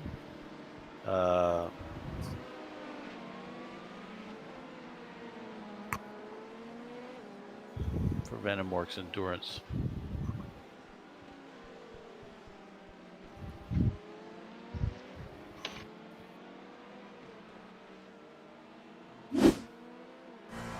Running currently 4th in class. So having a pretty good race here. Maybe it's time to do it through the field. Before we go through the field, I think it's about time for our ad. Are we at an advert break? Okay. Yeah, 1500 GMT, you believe. That sounds perfect then. Thank you. So when we come back from our ad, we'll do a rundown of the field for you guys, and then we'll continue from there. Gotcha. See you in a couple minutes, guys.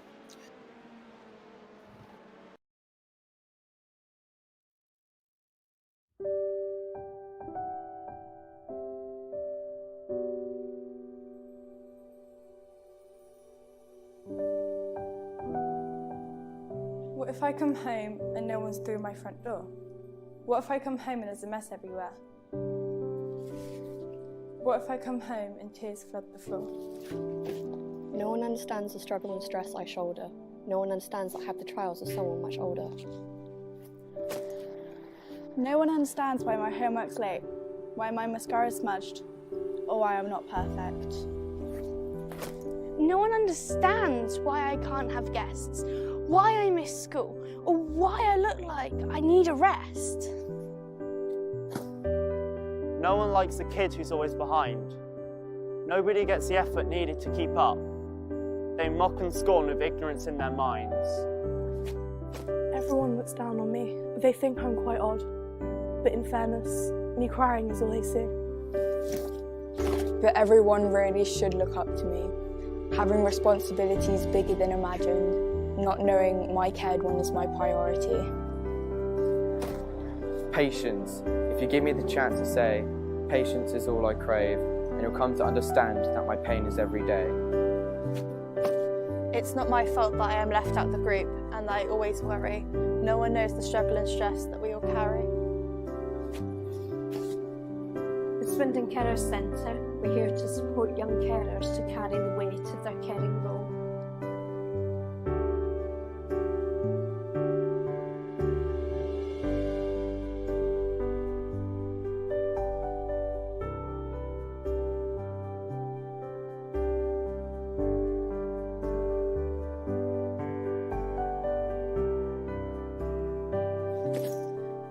is there for us to speak to. Someone understands what we all go through. To everyone at Swindon Carers, thank you.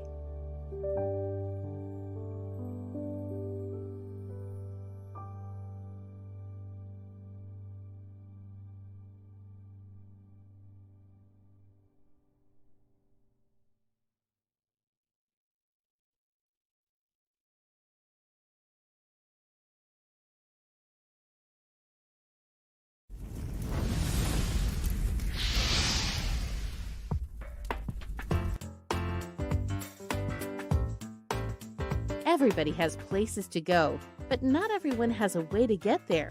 What if there were an easy way to get everybody where they need to be? What if there were one resource for all of the transportation needs in our community?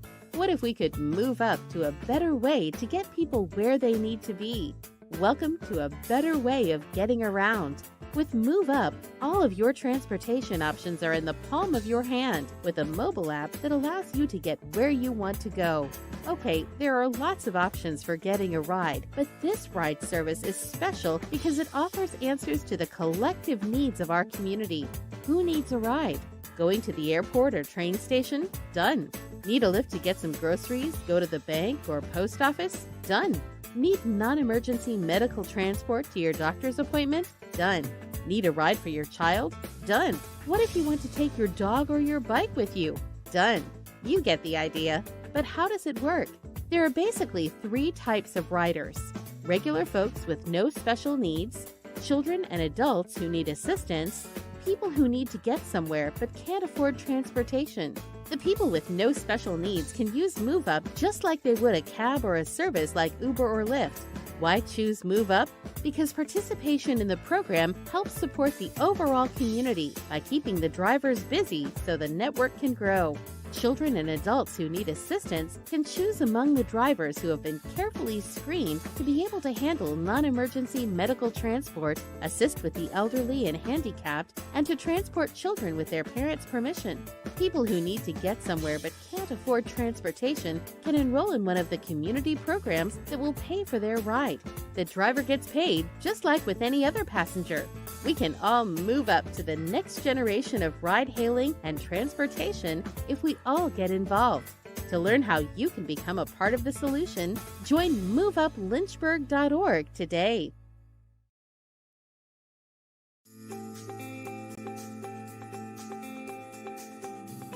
Move Up is a local delivery management app that is completely free for you to use.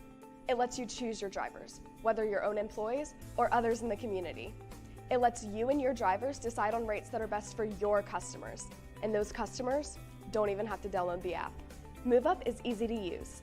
When a customer places their order and requests delivery, you enter the delivery information into your online system, and the system alerts drivers of their delivery order. You can track the complete status at a glance, and so can the customer. Move Up's processing system is designed to protect you from liability and to minimize transaction fees. All of the money stays local. You keep all of the money from your sale, and the driver keeps all of the money from the delivery. It's easy to set up. In fact, you can be delivering the next day. Move Up is the no commission connection to your customers. Find out more on our website.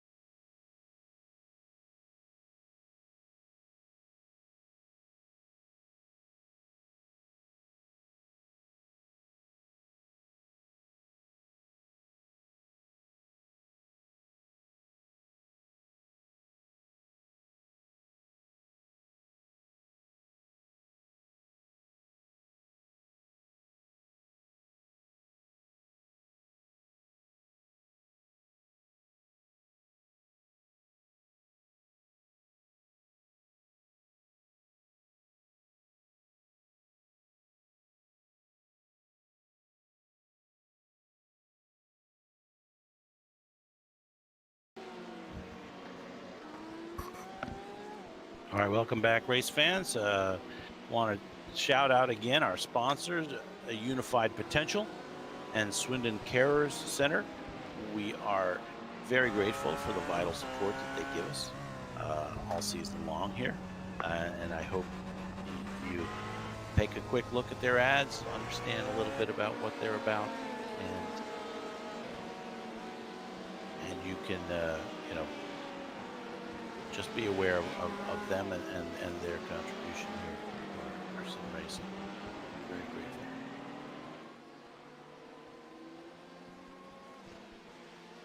Yeah, I want to first apologize there, Pixie, on the race chat.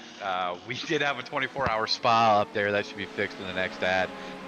This is definitely a weird looking Spa Francorchamps track, also known as Nordschleife. So just as a reminder, this is the 12 hours of Nord. So Nürburgring. It's not the Nordschleife. I want to. Let's just forestall another correction. But yeah, thanks, guys. We saw it too, and it's like, whoops. It's definitely a volunteer operation, guys. Yep. So right now, focusing in on various progress on the track.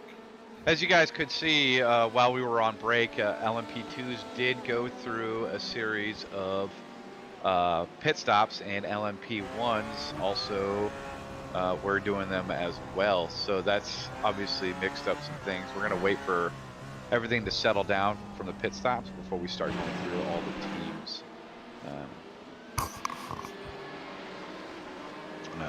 MJR racing team, they just came out. They are on their out lap right now, and they just they did do a driver swap to Marco Matterbex. So they just finished their driver change. So it looks like the only team not to change driver is for the LMP1s is Fuga Simsport. So the entire LMP1 field, with the exception of Fuga, did do a driver swap this past pit stop. That's right. Thanks, Josh. And let's do a through the field, just to kind of get everybody a little bit of screen time. The first featured team needs no introductions. They've been getting plenty of screen time all along. Our friends at Fuga Simsport, who are leading the race handily right now. Patrick Pelchat in the car, and looks like he has about a minute and a half lead on second place.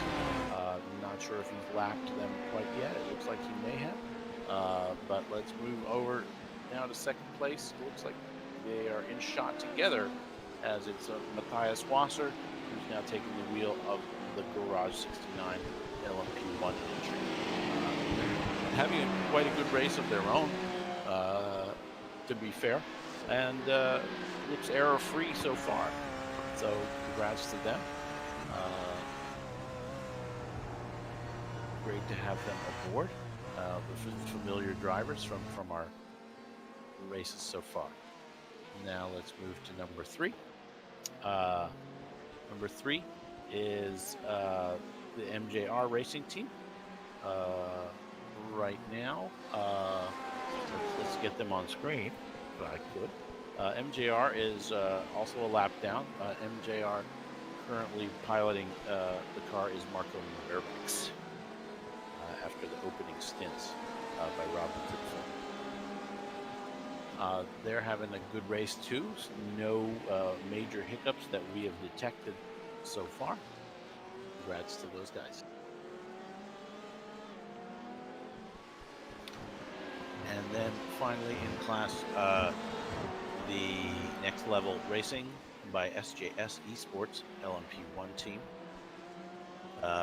with Christian Van Streeland at the wheel right now, having taken over from Marvin Owens after the initial stint. We covered early in the broadcast their issue with spin right after the Beetle chicane, and we see them now making their way past, if I'm not mistaken, they were dicing, if you will, with the Garage 69 car, and unlapping themselves from that car one further time. Not sure everybody was completely happy about that interaction, but you know, we'll see how this plays out. These guys are not on the same lap, and I'm sure that the next level guys want to try and make up some time, and keep moving along, you know, and wait for, you know, wait some potential race evening out of you know, the bad luck, as it were. We'll see how this goes, though. Meanwhile, moving on, the LMP 2 class. So right now, I am showing some changing of positions. Let's just take a look and see. Are we going through pit stops right now? No, that would have been about 5 to 7 laps ago. Pitting on lap 49 and 50 were the LMP2s. Right now, we're showing, after Leo Racing having led most of the race, we're showing Banzu RX Flow in the lead, with Augustin Vera Blanco at the wheel, as he's been the entire race for that team. And we're trying to figure out what happened with the other team. Could just be pit strategy and tires, but maybe driver change. Right, could be that as well. Although, you know, those guys did not have a change. Now we're focusing in on the Leo Racing team, right? And they did have a change to Carlo Labate. I mean, if they took tires, they wouldn't have had an issue, but in terms of lengthening their stop. But if they, you know, if for some reason at this juncture the other team did not take tires, that could be, you know, 30-second differential or so. So try and take a look at their pit times. If I look at it right now, I do see they both pitted around the same amount of time. It's been about the same amount of time in the pits, about 50 some seconds. So I'm not sure I can see it on that, but we look at where they are on the track. Comparatively, it looks like about 5 seconds between the two. And then, as we can even see here in shot, back to the third place team, got Venom Works Endurance running in third right now, which is up a spot from, I think, where they were last time I brought them up. With Yellow Hoogland in the car. Race.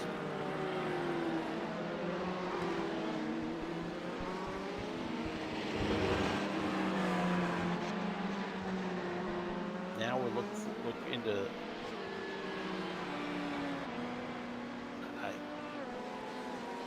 looking now at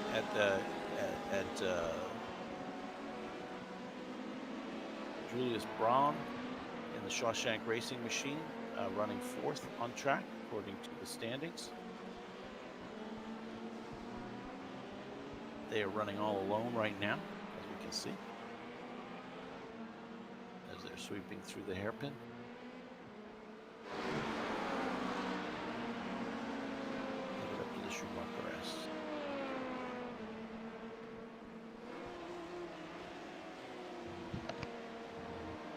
Then we'll move to fifth in class, FFW Kislenko. Well, that's not who I have on my screen.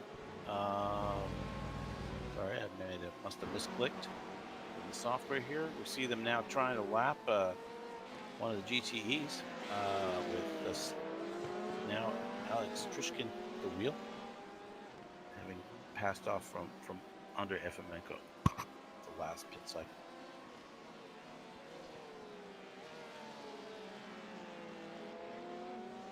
And it looks like they're about 46 seconds behind fourth place car, so a little bit of a differential there. Having developed, you know, a PT field, they will. You know, it's a long race. A lot of now moving back another spot to Freaky Fast Racing. They are running in the 6th spot. Tom Seyfarth at the wheel. They're kind of art car type livery is always a standout in the series. Running number 445 for reasons undisclosed. Probably mostly because nobody else is ever riding it.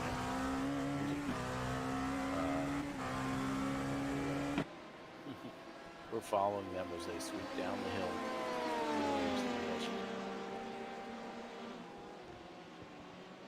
And clean race so far. Moving back one more spot to 7th in class. Reaper Racing with V.E.C. Voigt at the wheel. As he has taken over from Matthew Sanders after the first stint, actually. So he is on his 2nd fuel tank. That relatively small LMP2 fuel tank.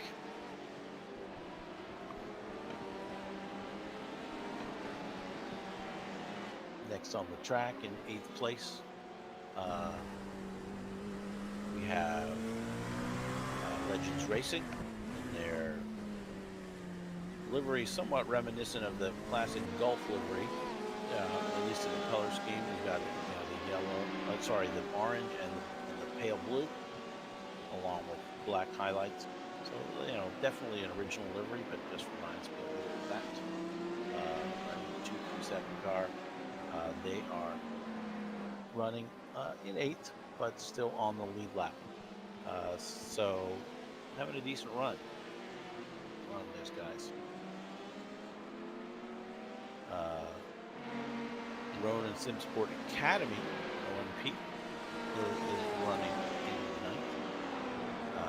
Right now, they've got Steve Cooley at the wheel. This is a very, I find, attractive livery with somewhat muted colors, grown-up colors, I would call them. But he's taken over after Vincenzo Monico had been in the car.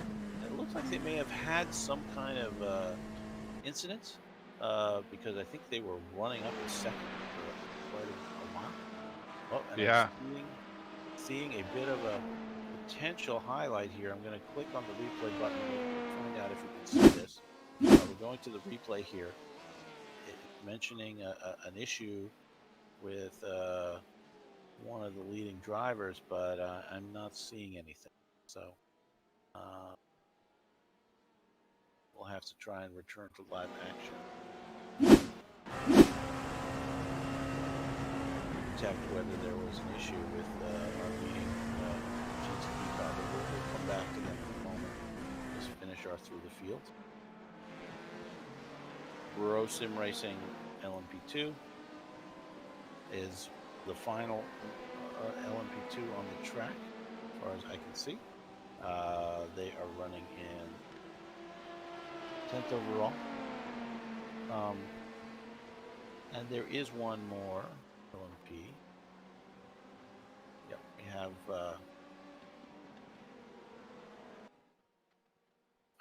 have Leave. I'm going to focus in here. Any cooperation with software. A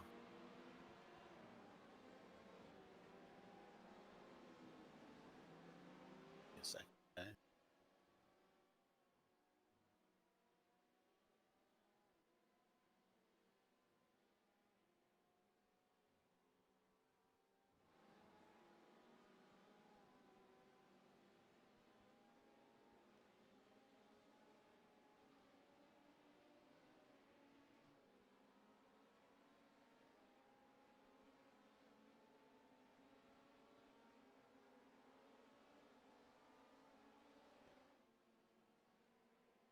Well, we're getting some scenic shots here of the Nürburgring, including the castle. It looks like very nice, nice shot. But we'll work on the cams right now. I'll try and get it into into a display that is useful.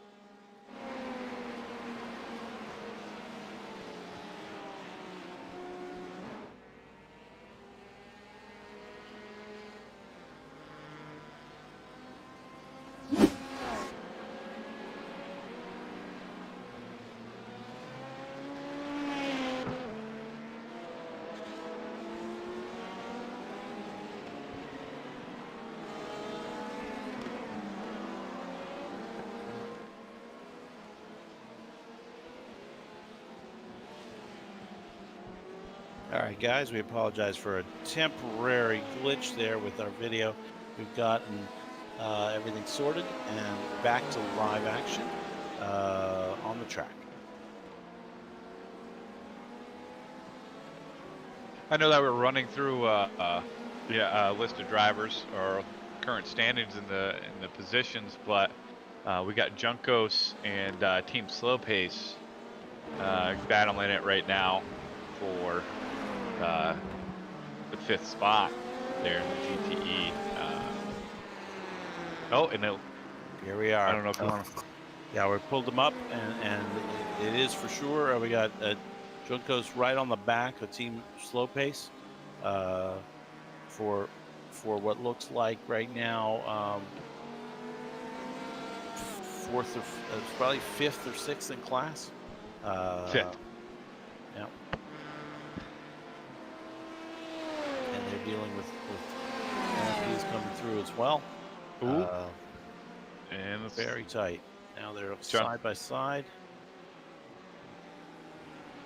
Oh, someone no! takes the side.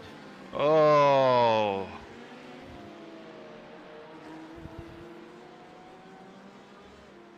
That's not fun. That was exciting. Let's see if we can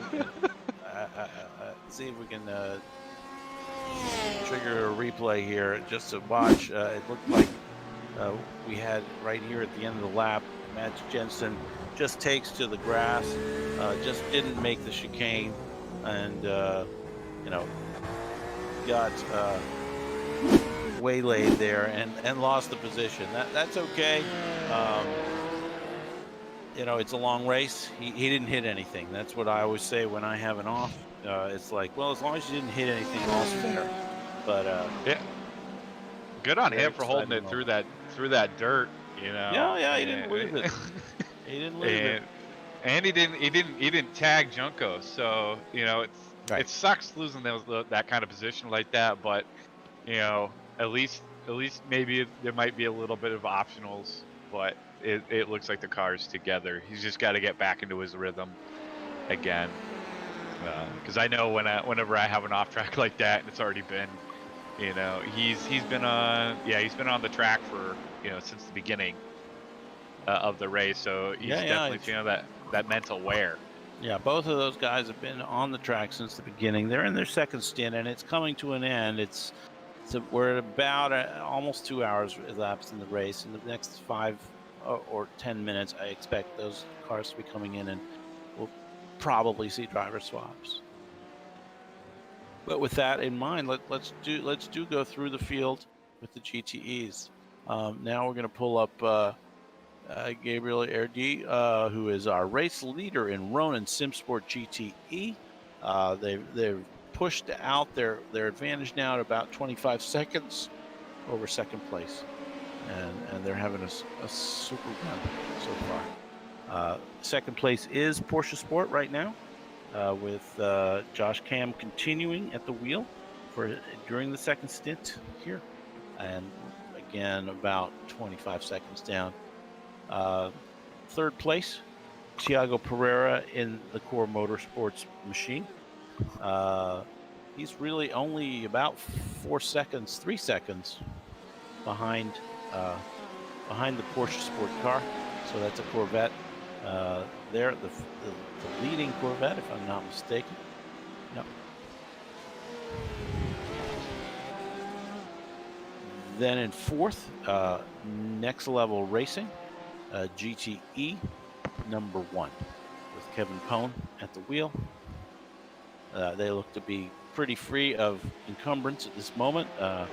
They have definitely pulled out some space, but interesting to note that we were watching for a while the 4-car battle with him and the next 3 drivers that we're about to cover. He has pulled out about looks like 14 seconds on his competition, the closest of which is now Juncos Racing Machine that we were just watching, with Ezekiel Montero driving the stint. The chicane, I guess the Vidal chicane is the old name, but that's what I am, is an old guy. So not that old. Yeah, thanks. I appreciate it.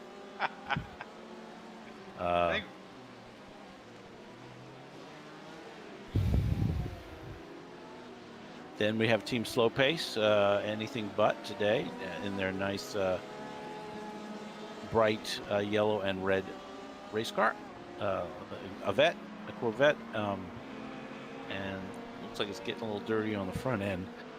Yeah, so they did just say something earlier. Slow pace, Team Slow Pace. I guess the tires are just shredded on that car right now. So they're holding on to it and getting this stint done. Gonna get those tires changed. And I guess that's why he just did not make that chicane. So Right. Well, coming in, soon, like I said. Then we're gonna have next in line is Norbert Mlocek in the Garage 69 car. And they did have a driver swap after the first hour. So Norbert's, in his first stint, should be finishing it up shortly.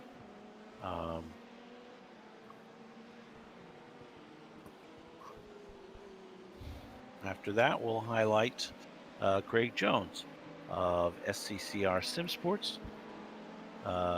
In what I call quite a pretty little car, with a sort of a aqua and white, a few other highlights. They're having a solid run so far. Not detected any big issues with their lap times. All very consistent 52s, 51s more so in the first stint. And Craig Jones has been at the wheel of that car for the entire run so far.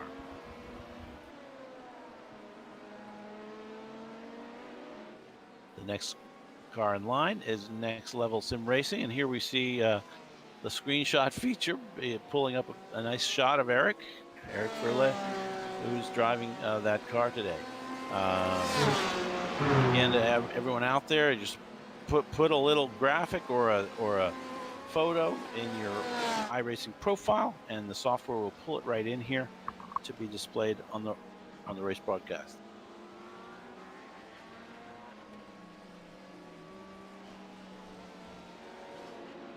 Next in line, we'll highlight N-Race Esports, running 10th in class in the Ford GT E car. We're very excited to have a Ford in the field, just if nothing else for the novelty. But these guys have been with us, and I guess they're returning for this race. We missed them at Spa due to other commitments. They couldn't make it, but really need to have them back. Guillaume Jobard at the wheel at the moment.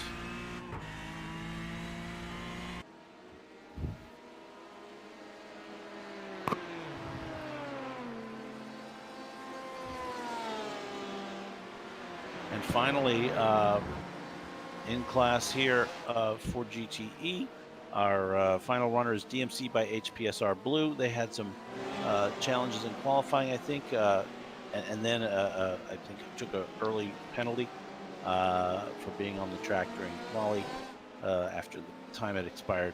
And so they are a little bit behind the bubble, but it's a long race to go. I'd be very surprised if they don't have an opportunity to improve. And that is our through the field. We have completed that, and we'll go back to looking around to see what is the hottest battle on track right now. It looks like there's a pretty good battle at the front of the LMP2 field. So let's see if we can focus in on that. Oh, wow. All four. Looks or is like it all the four? broadcast camera may have gone. There we go. Yeah, it looks like it's a almost a four-way fight. Yeah. We've got everybody. We got 4 cars within 5 seconds here. The Banzu, Leo, Venomworks, and Shawshank teams, and we'll try and focus here on that battle. Leo had been kind of pacing the field for the longest time, and it looks like they fell behind in the sequence of pit stops, and have now caught back up. Speaking of pit stops, here in about five to 7 laps, all these cars are going to have to come in. So this is going to be interesting because they should be able to keep together for that length of period. So seeing a battle into the pits would be exciting here. You bet. Leo's got about a half a second on Banzo right now, so that we could have a lead change here very shortly. Yep, following these guys as they pilot their LMP2s. There we go through the chicane. And the Coca-Cola curves. And about to start lap 70 for these guys, and they should be pitting around lap 75 as Josh calling out.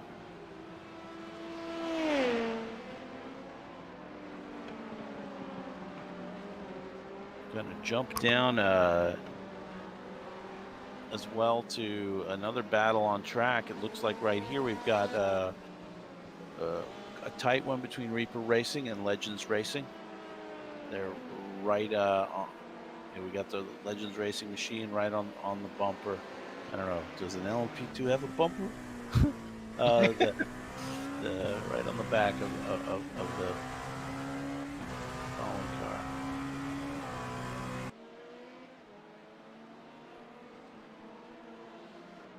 All right, well, that's a tight battle. Look at that. Yep, they're very close.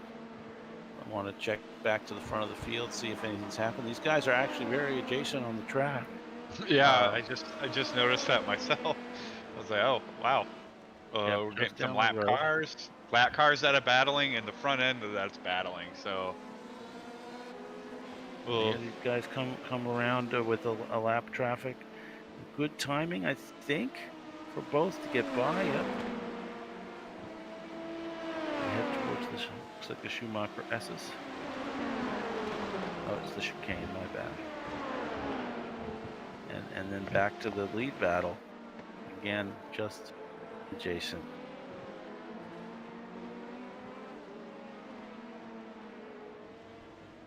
I'm going to get all 4 cars in shot for a second.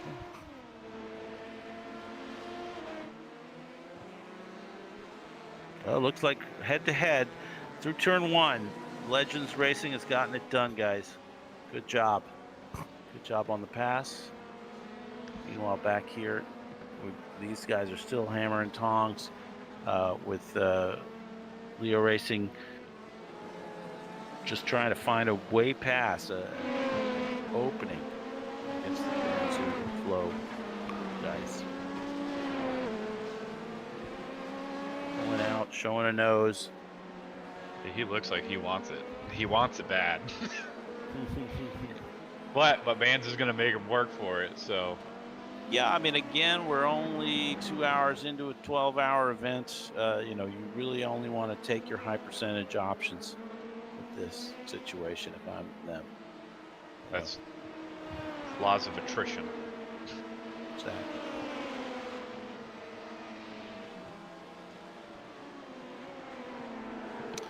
Meanwhile, in the GTE field, I see pit stops have begun. We got Ronan Simsport, our lead car, is pitted on lap 66. And so the pit cycle has started there.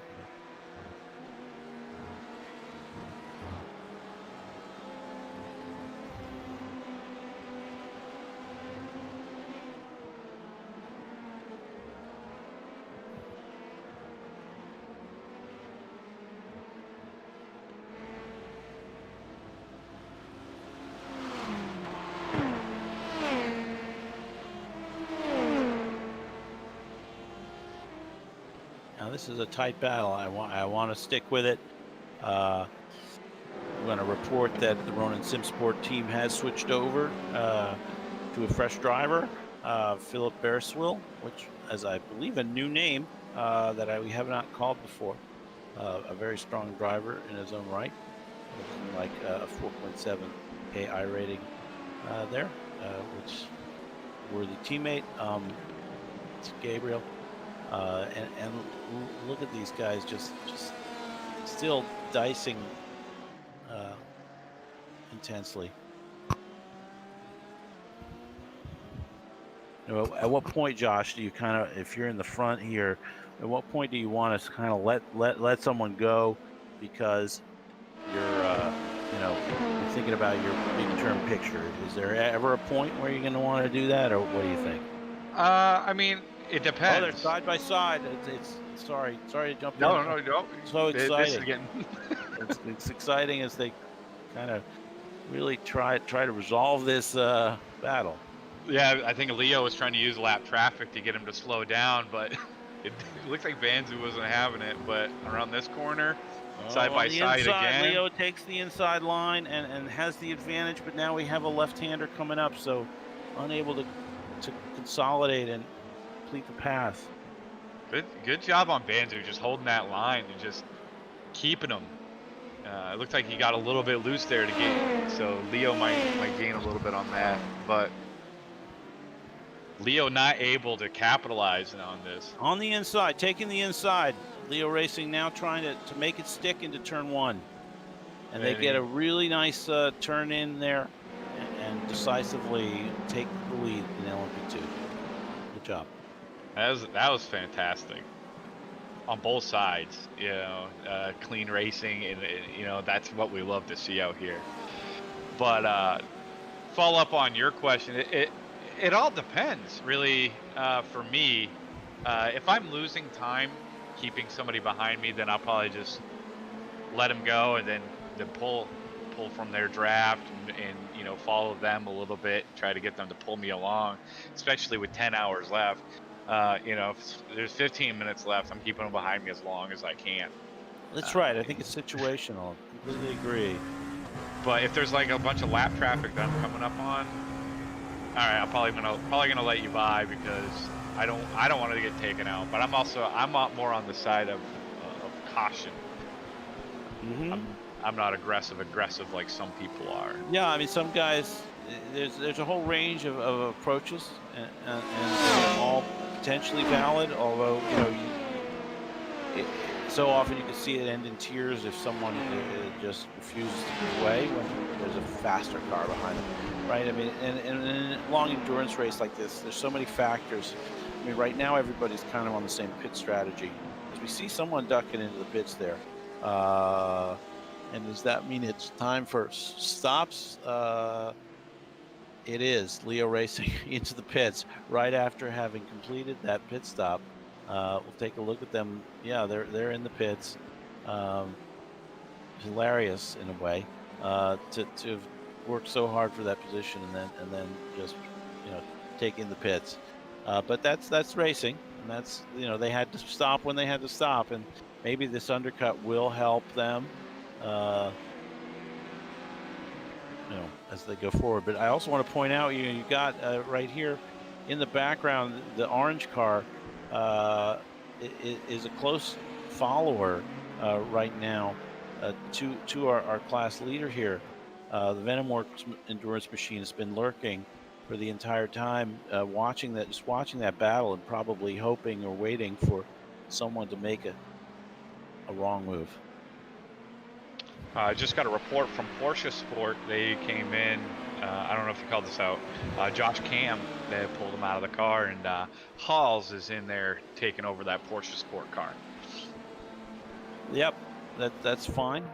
Thanks. I think it's, as we were kind of talking about before, we expected to see some changes in the GTE driver lineups for all the teams at this pit stop, as it's reaching the 2-hour mark, and that's a pretty convenient spot for a change.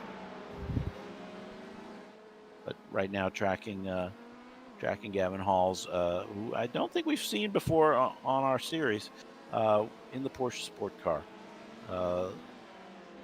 looking good. So far, we still have a few cars out there at Core Motorsports and Next Level GTE have not stopped, and should be stopping soon. So we'll check in here with Core.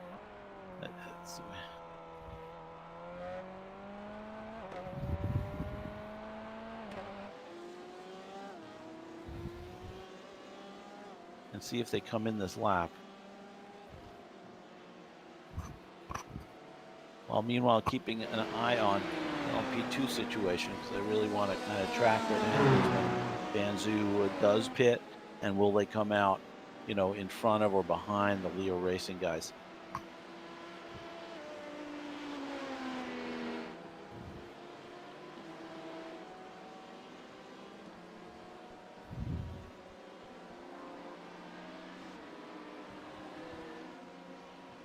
Banzu is using all of that track.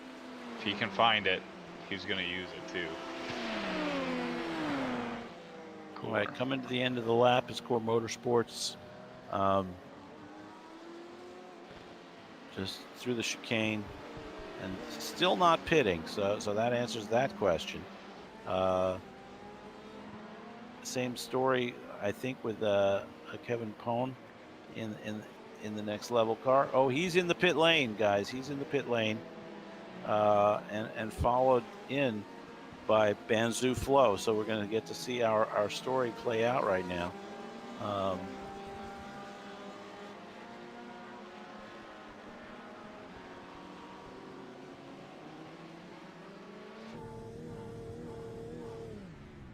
As we ride in with Next Level.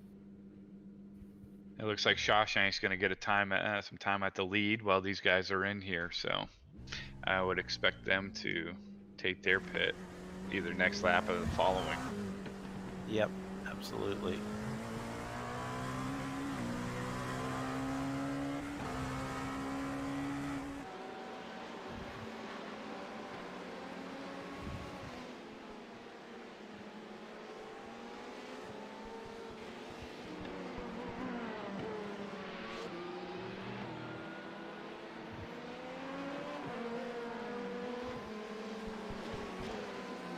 Looks like the Banzu guys are taking tires, so the full wax doing a driver change as well. We have Daniel Galan coming in the car.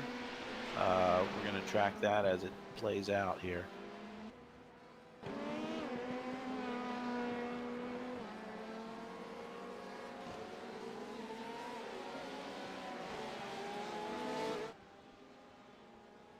Here they come out of the pits.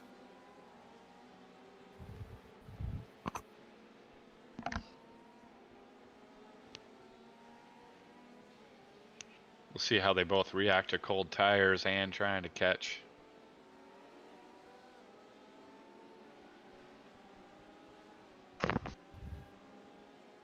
That's right. So it looks like here we have Labate in the Leo racing machine.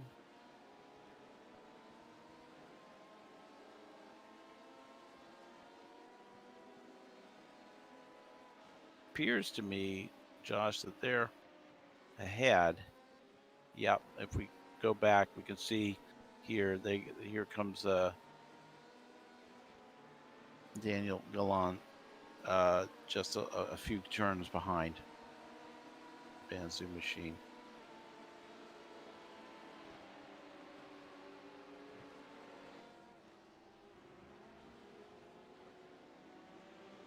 So we'll see how that all cycles through in that class. If I'm going back to GTE, Core Motorsports are now in the pits. They had been the lead car. Want to see where Ronan Simsport is at the moment.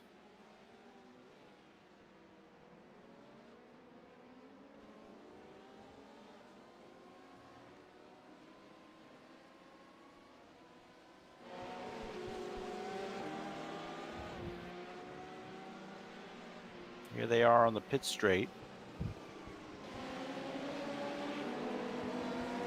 While Core Motorsports is going through turn 1, so could that be a bit of a change? Celio Mendez now in the car for Core. Philip Bearswell in the car for Ronan. Yep, there's Kaz Brinkhuizen in the next level car right there with them. This is quite a battle, actually.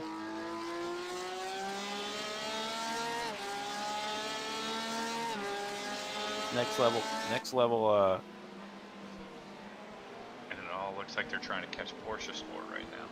Right, next level. You can see next level there, and Core Motorsports in nearly the same shot. And everyone having driver changes, so you got new guys trying to settle in, and maybe we've seen a little bit of a change.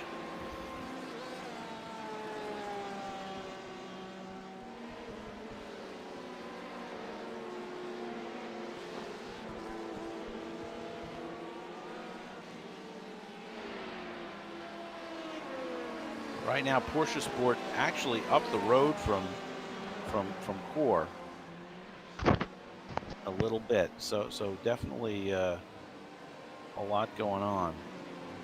So there's the leader of the GTE and the leader of LMP1 right there in the same shot.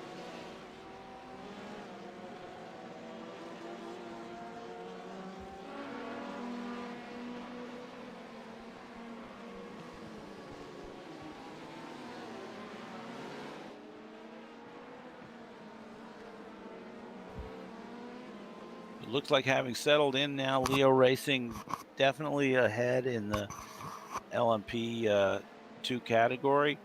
Actually, looks like right now my timing screen showing a 24-second advantage over Banzu Flow. So that pit exchange definitely working out in their favor this time, and reestablishing them in the front of the race.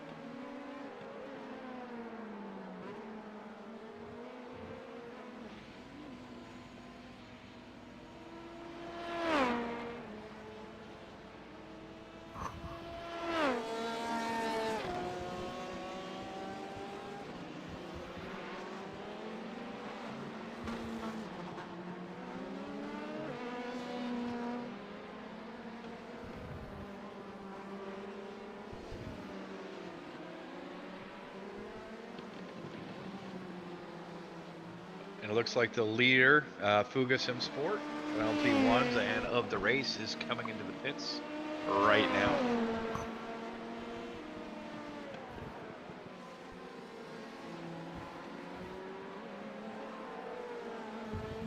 We'll see if he actually does a driver swap or if they're going to keep him in the car. Patrick's been out there almost 2.5 hours now.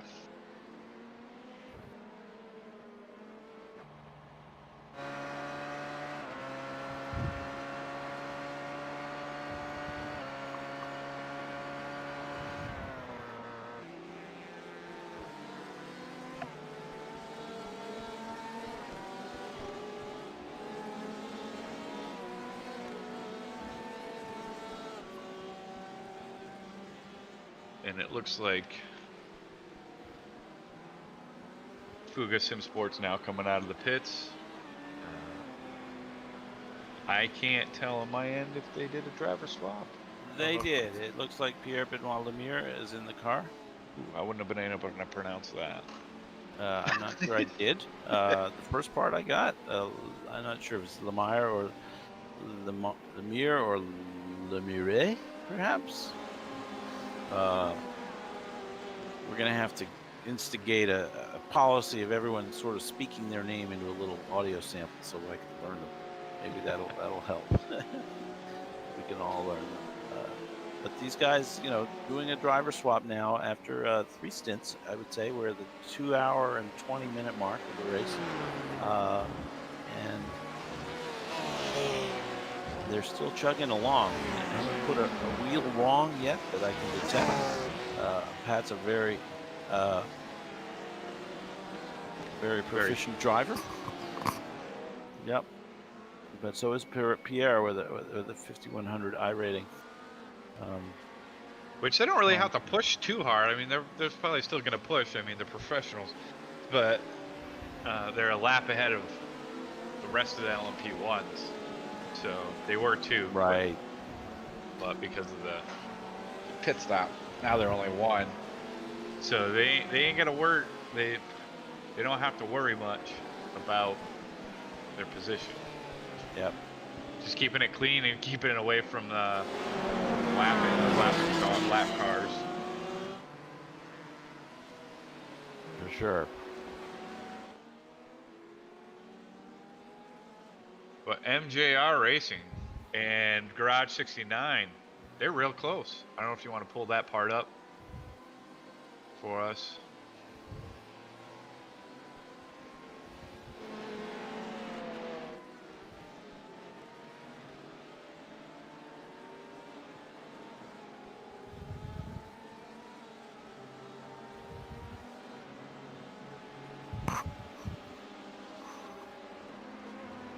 It's looking like this lap traffic is not making it easy for MJR to catch Garage 69.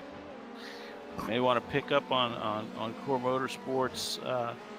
Celio Mendez and Phil Bereswell, they're having quite a battle now. It looks like the Ronin SimSport machine has fallen back after having sort of dominated the first 2 hours of the race in GTE.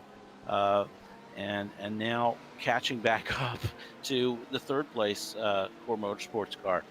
We'll see how this battle shakes out and how long it may take for Ronin to kind of swing by. The last lap differential was pretty high, about a second. So again, took a look and couldn't quite figure out what befell them, but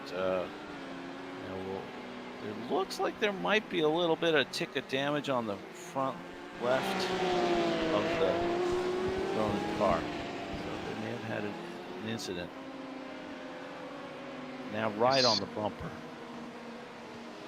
And pulling out and making what I would say looks like a fairly easy pass.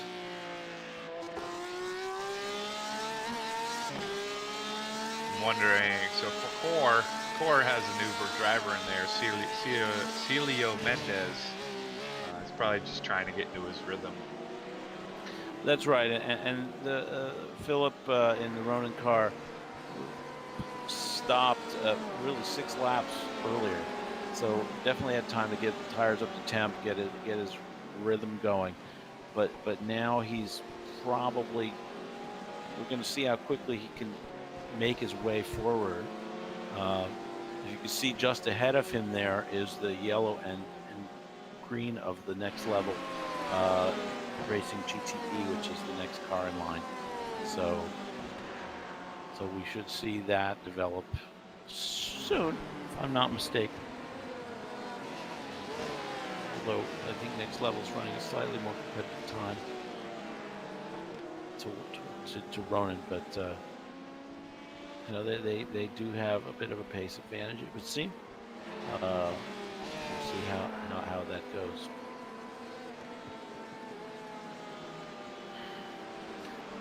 So right now, focusing in on what looks like another battle, probably LMP2s. Maybe we're just watching the lapping of, it looks like it might be the Garage 69 car. I think so. Yeah. Garage 69 running in second in the race overall. Matthias Wasser at the wheel.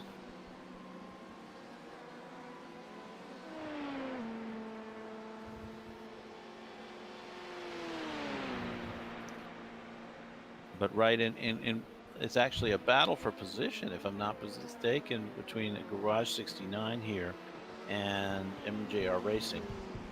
Our camera director is probably going, no, duh, Colin. Look at this. This is tight, and there's a, you know, in the draft, pulling out is third place machine and easing alongside.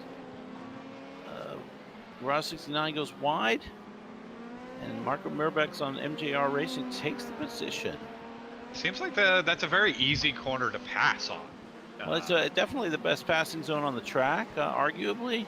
You know, with a very defined braking zone and a very tight turn, which requires a lot of slowing down. So, you know, the chance for the differential really to happen there. But these guys are still at it, and it's not up, going a little wide there.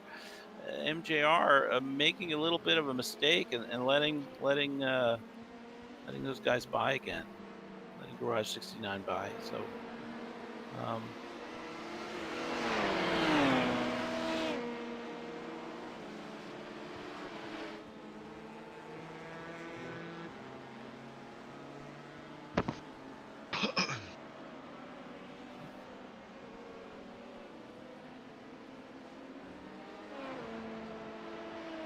We have a crash somewhere. Looks like there's a crash. One of the GTEs. I don't know if we are going to be able to pull it up. Here's a shot on the replay. Here we go.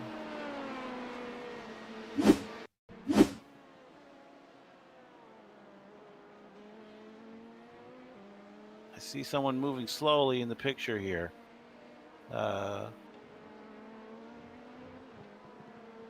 So that's Steve Cooley in the 26 car, Ronin Simsport Academy, and now they're in the pits, probably getting repairs. So sounds like an issue there for them, and sorry to see that happen.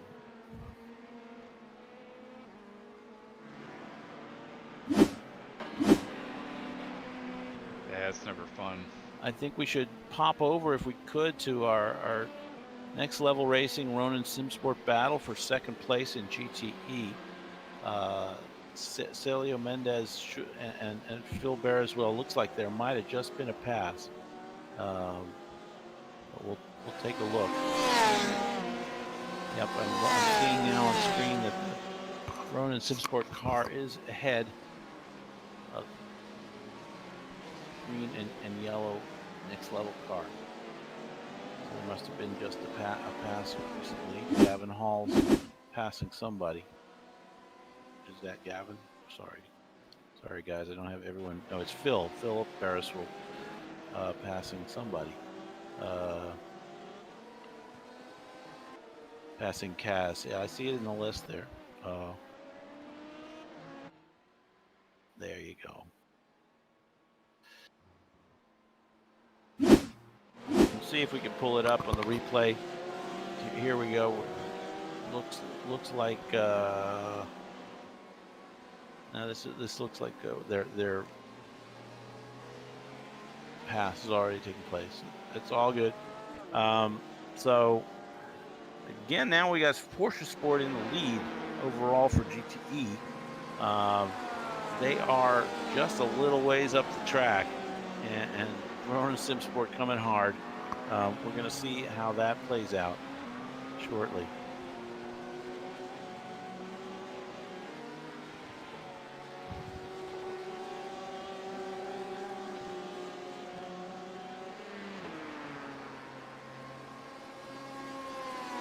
And you have really the top four in GTE again covered by 4 seconds.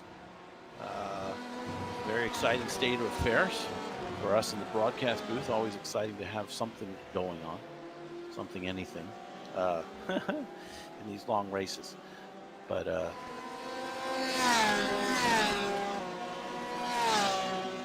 we'll see if we can focus in on Gavin Halls versus Phil Bereswell here. There we go.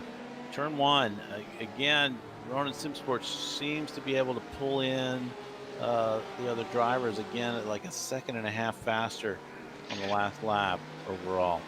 Quite a fast pace of 150.2 at this point of the race on fairly fresh tires, it must be said. But everyone's in about the same position here, having pitted in the same region. And I expect here that the Porsche Sport team will not fight too hard. They're very canny with their strategy, and it is only 2.5 hours in. We'll see. So sure won't just fall over. Unfortunately for Leo Racing and Banzu, Leo Racing's in the pits right now, serving a black flag penalty for an incident that happened in turn 1 that caused a little bit of damage on a GTE, and Banzu got 4X for that incident. So right now Leo is serving penalties, so it's tough seeing that happening. But I mean, it doesn't matter if you're in first place or your last place. You cause an incident where we deem, a penalty must be formed, and that could mean you losing first place.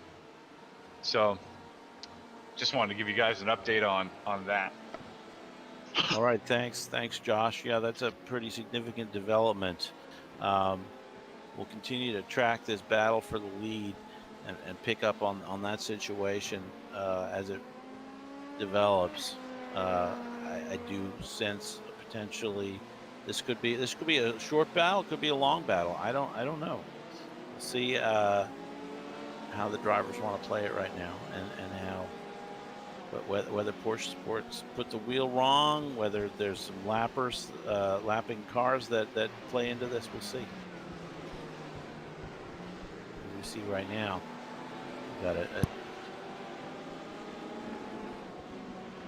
got an LMP2 coming through.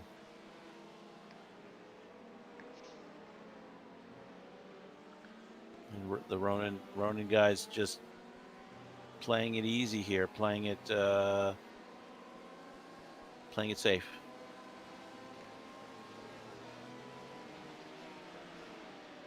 So we have a Corvette chasing down 4 Porsches in the GTE, a Corvette chasing down 3 Porsches in the GTE. That's right. You now got the Porsches have consolidated their hold on the podium. But these guys are close together. I mean, you can see them all in that shot right there as they come around. The next level is right there, and back a little bit more is the sort of light blue and yellow of Sport Motorsports. Yeah, Coors definitely has the pace to stay up with them. If you can get up with them and get the draft, he might be able to continue staying with them. Yeah, he has the fastest lap of the last one. Not sure who's faster there, the LMP or the other. So, am I crazy?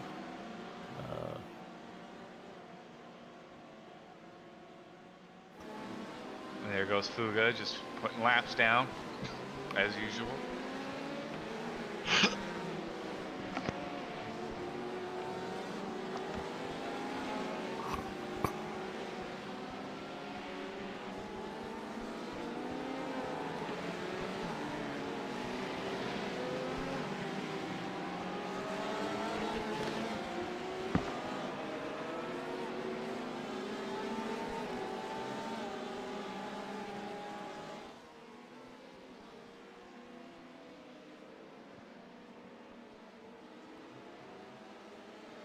So a fight for P1 here continues, as we've been showing. You've got Porsche Sport out in the lead with Ronin Simsport right behind, and then a third place next level racing right there as well, all within 1 second or so. And then you can see Core Motorsports also pulling up on the back of this battle now that the LMP lapping cars have cleared. He's been able to creep up there, and he'll get within a half a second, I think, very soon to these guys, and we'll have a four-way battle going on up here. All for Well, podium. it'll be interesting to see, you know, now that these guys are pulling up on the back, as Ronin get a little bit more insistent about kind of pushing through into the lead, or if they can, if they get an opening or not. I mean, very solid drivers on the Porsche Sport team.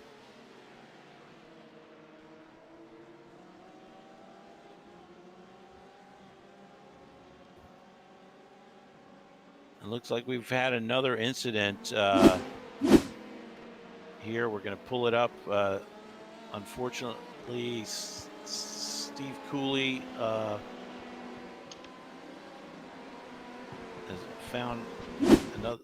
found his way off the track again. We'll see if we can pick it up here. Very unfortunate. Right here, we're a little nick of that pit wall entrance. That's a tough one. That's really tough. Yeah, it's just the slightest couple millimeters off, and you can be in the wall, in the kitty litter, both actual and figurative.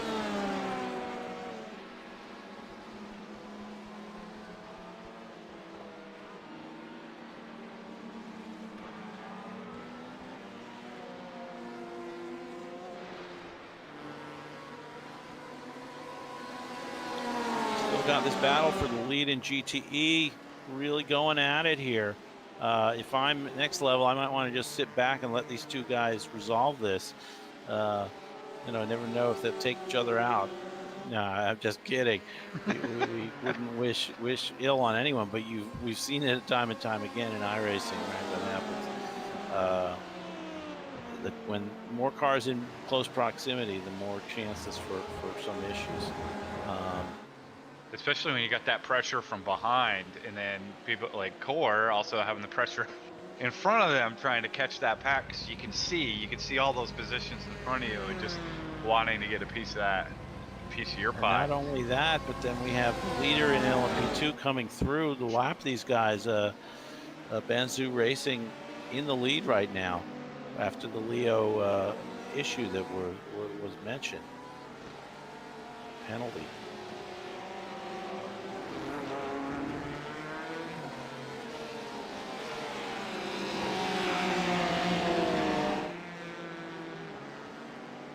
Man, the LMP needs to get out of that.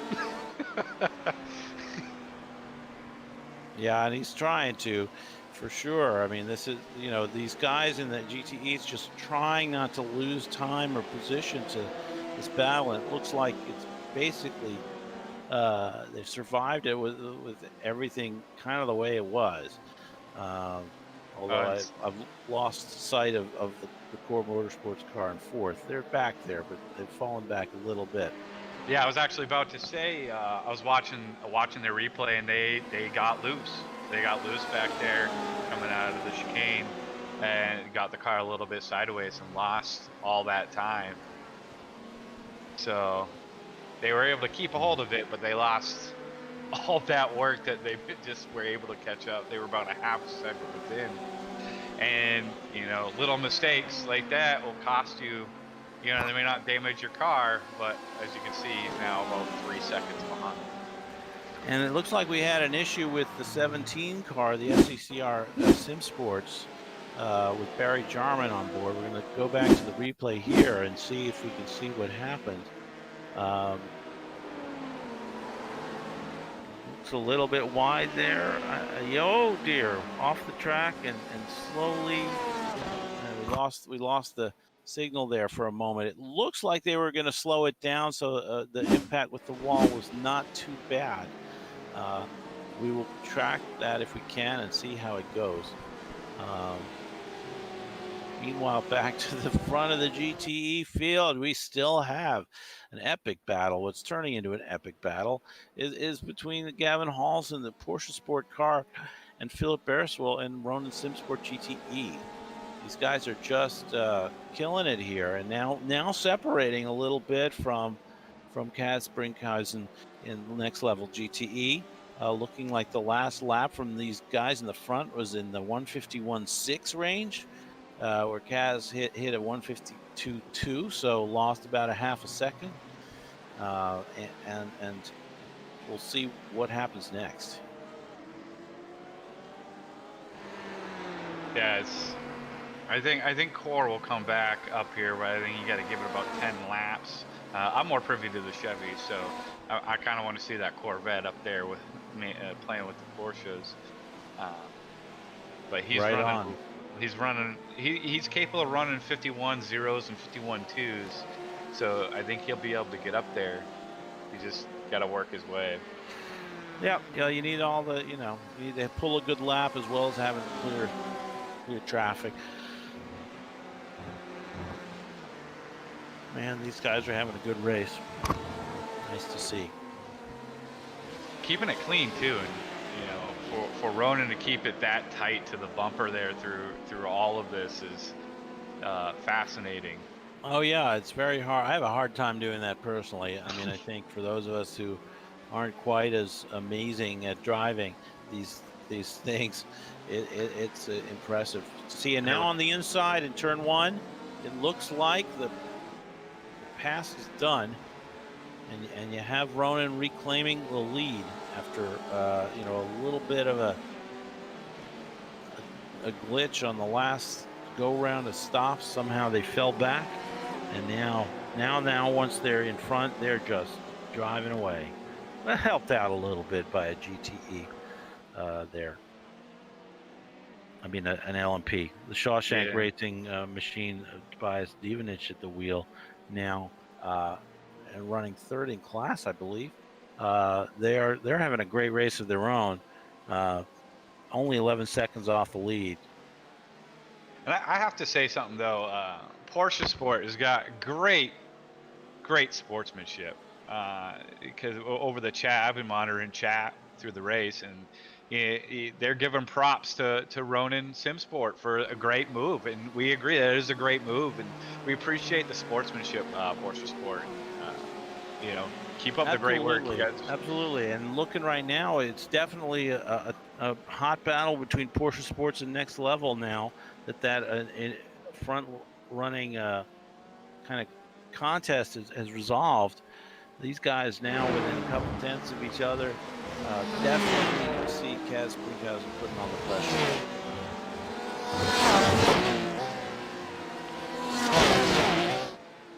And as you predicted, Core Motorsports starting to show their white and blue nose in the back of this battle.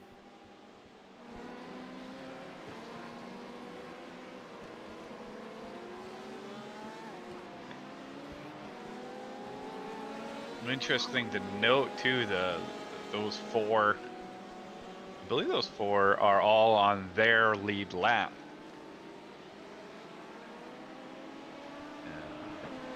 I could be wrong on that, but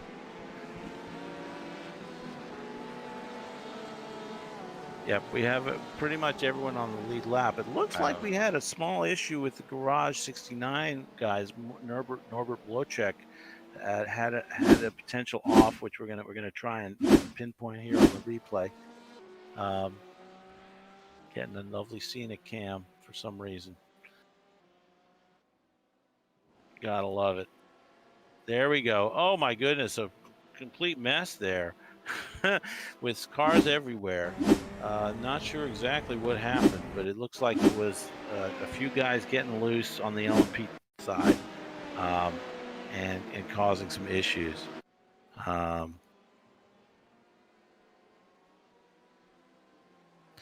Yeah, I'm just looking back. I'll try and describe what took place from my cam. You have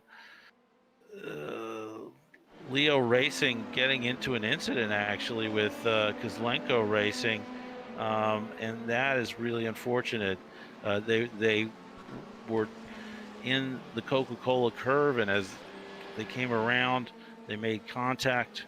They're racing for position, and Leo Racing got a kind of a run, but really not enough of a run on the inside, and clipped the car. They both went around and trying to get through. Norbert in the Garage 69 at GTE clipped one of the cars. We'll see how that that gets itself resolved from a penalty perspective. Potentially there could be an issue there. I'm not sure. I'm sure they'll be looking at that incident.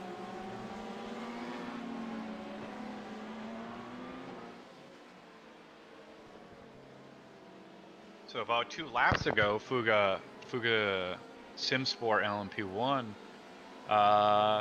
Pierre just laid down their fastest lap with that car 2 laps ago, lap 102. So he is no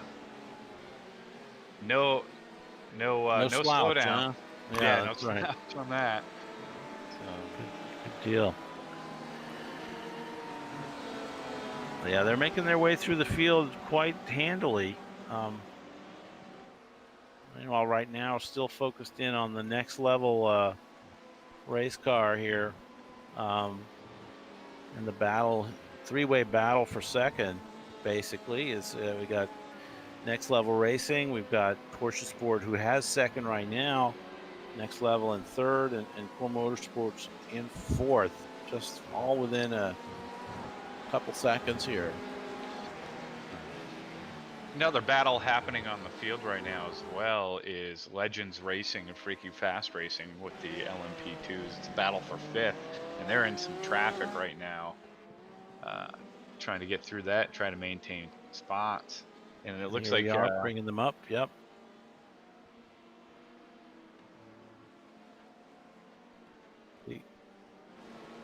So Freaky Fast are the middle car in this group. Right ahead of them is Andrei Fomenko from FFW Kozlenko, and as far as I can tell, is that for position? No. He's a lap down. So Freaky Fast and Adam Parle in the Legends Racing machine, the light blue and black car there. Those are the two racing for position. And meanwhile, an LMP1 slices by using their boost on the front straight. Now look at the Freaky Fast guys protecting a little bit there.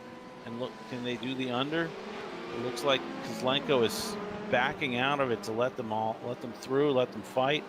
This is very tight. Right here. Legends definitely putting on the pressure. Everybody going wide at that sharp left-hander. So staying even.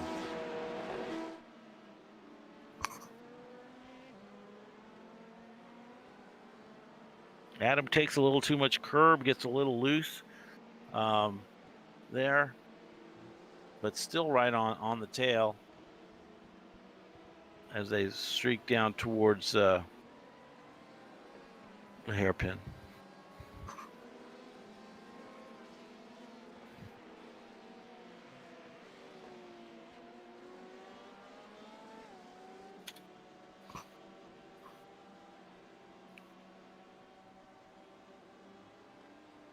It looks like Adam Parl is a little bit quicker, so he'll catch him here in the next few laps, and I think he'll do the classic turn one pass that we've been seeing all day. Yeah, we'll see how that goes. A little concerned about the Coca-Cola curve after what I just saw with Leo Racing, but I think, yeah, it looks like Legend's taking the wide line, going to try and cut it under. They're going to have what looks like a really good run, and as you predicted, it looks like they'll be able to pull out and take the position. Tom Seyfarth in the Freaky Fast car, not defending too hard there, both taking the wide line. Both staying far apart, and Legends Race gets it done.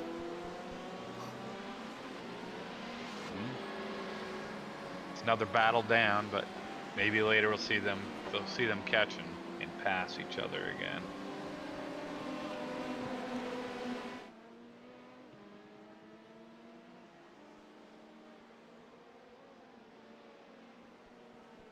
All right, so we're going to try and flip over to an incident that involving the 500 car, DMC by HBSR Blue. There's a potential incident we're going to see here. Not sure if we're able to bring it up. Looks like he's going a little wide and spinning the car. Looked like at the might have been the Coca-Cola curve, but definitely a fairly minor incident, I believe. And I think he's able to continue. Here we go. Yeah, going a little wide there. Just a little bit of a loss of control. Not too bad. He's able to hold on to it, pushing it too hard, coming out of the corners. Right. Tires maybe giving up a little bit here. We're closing in on the 3-hour mark, which means pit stops again for our friends in. Which is also interesting. He had that little bit of a slip up, and the lap before that, he ran that car's fastest lap. So he might have been trying to push it, heated those tires up just a little too much, and missed his mark on that one.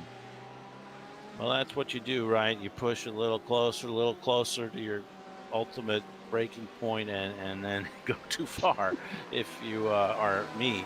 Anyway, so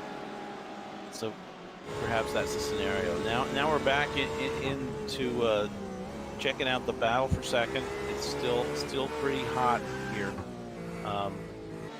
and exciting to check it out. The closest battle on the track right now.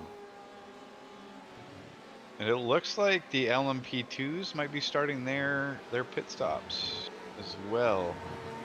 Legends just finished their pit stop and are coming out on their out lap. So we might be seeing a cycle of LMP2 pit stops. Yeah, they go about every 25 laps, maybe a little more. So that's a little early, I would have thought. But, again, you see someone pitting right after making a pass. Yeah.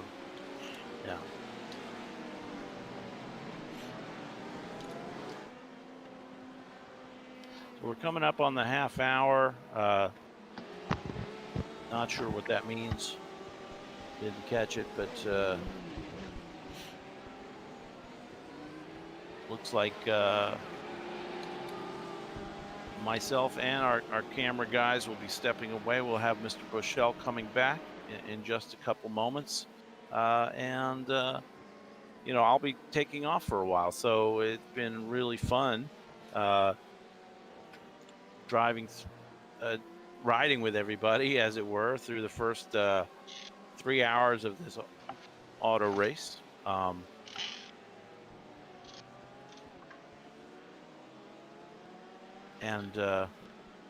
We should see that changeover happen in just a minute or two.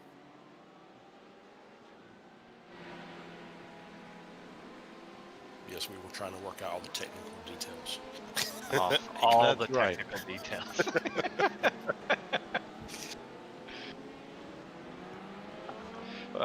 And we're going to have an advert coming up here, so that'll be our changeover spot.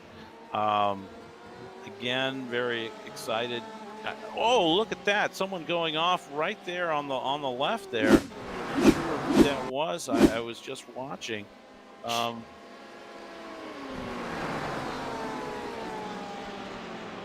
Man, no! Big hit off the wall there, going down towards the Vidal chicane by, it looks like Guillaume Jabard in the 399 car, which is N-Race Esports, the Ford.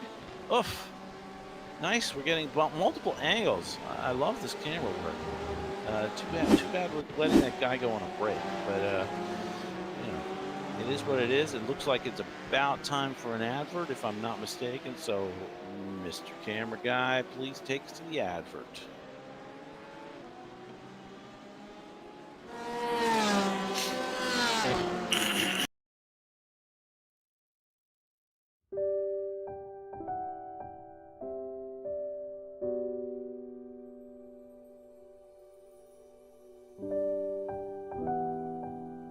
What if I come home and no one's through my front door?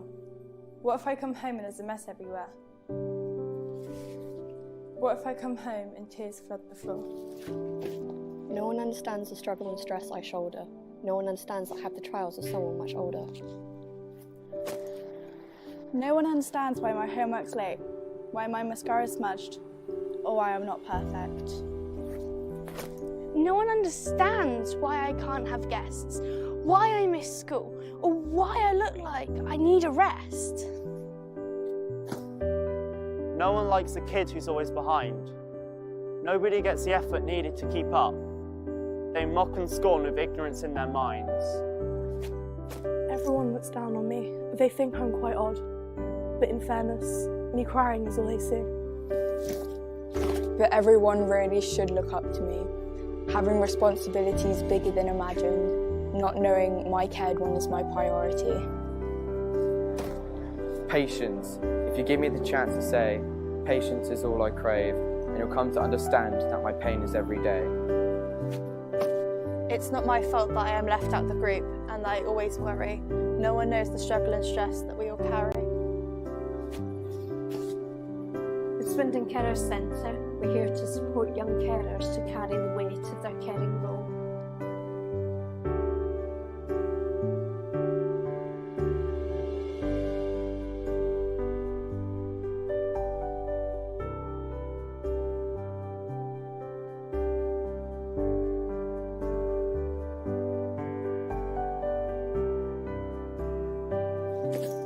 Someone is there for us to speak to. Someone understands what we all go through.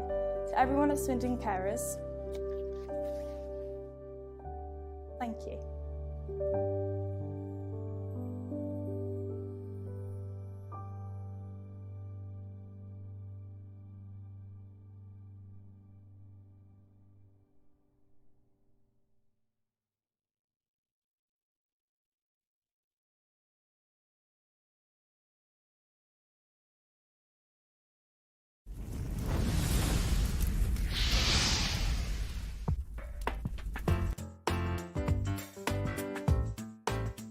Everybody has places to go, but not everyone has a way to get there.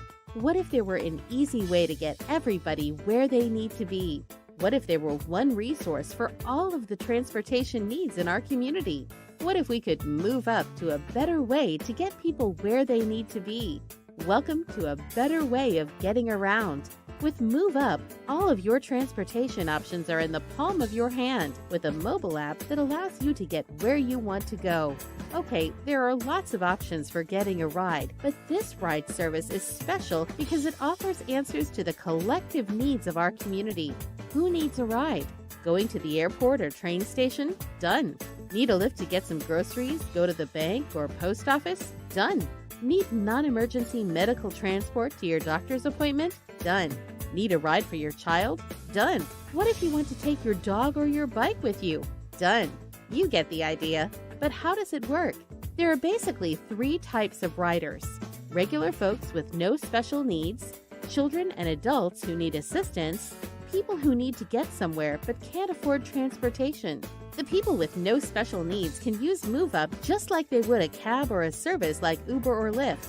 Why choose MoveUp? Because participation in the program helps support the overall community by keeping the drivers busy so the network can grow.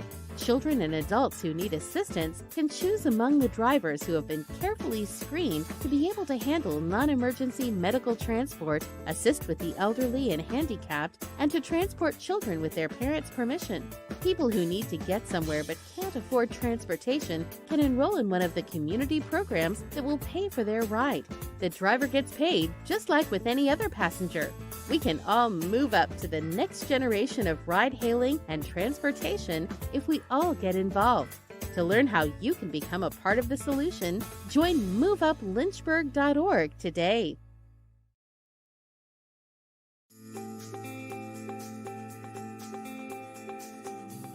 MoveUp is a local delivery management app that is completely free for you to use.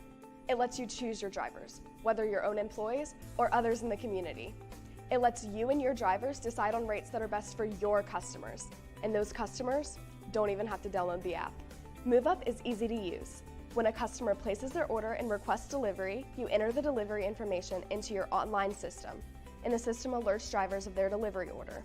You can track the complete status at a glance, and so can the customer. MoveUp's processing system is designed to protect you from liability and to minimize transaction fees. All of the money stays local. You keep all of the money from your sale, and the driver keeps all of the money from the delivery. It's easy to set up. In fact, you can be delivering the next day. MoveUp is the no commission connection to your customers. Find out more on our website.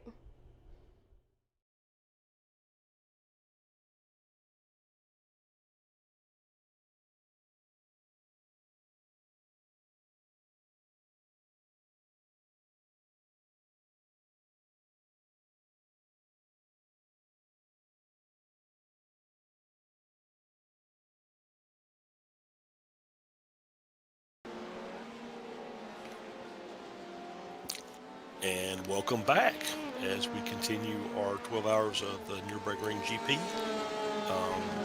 This is Charles Bosha, back in along with Josh Morris.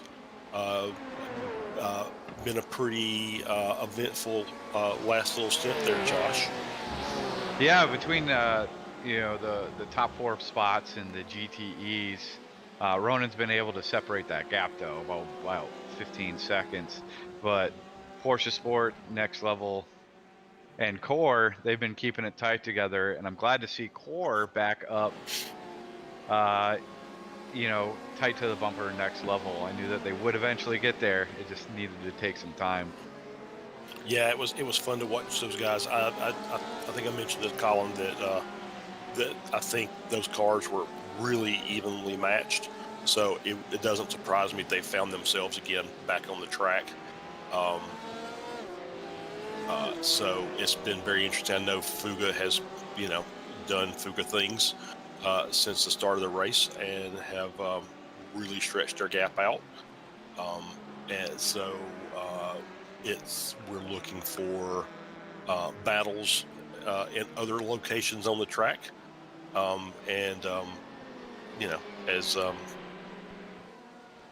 Obviously there are still many hours of racing left. So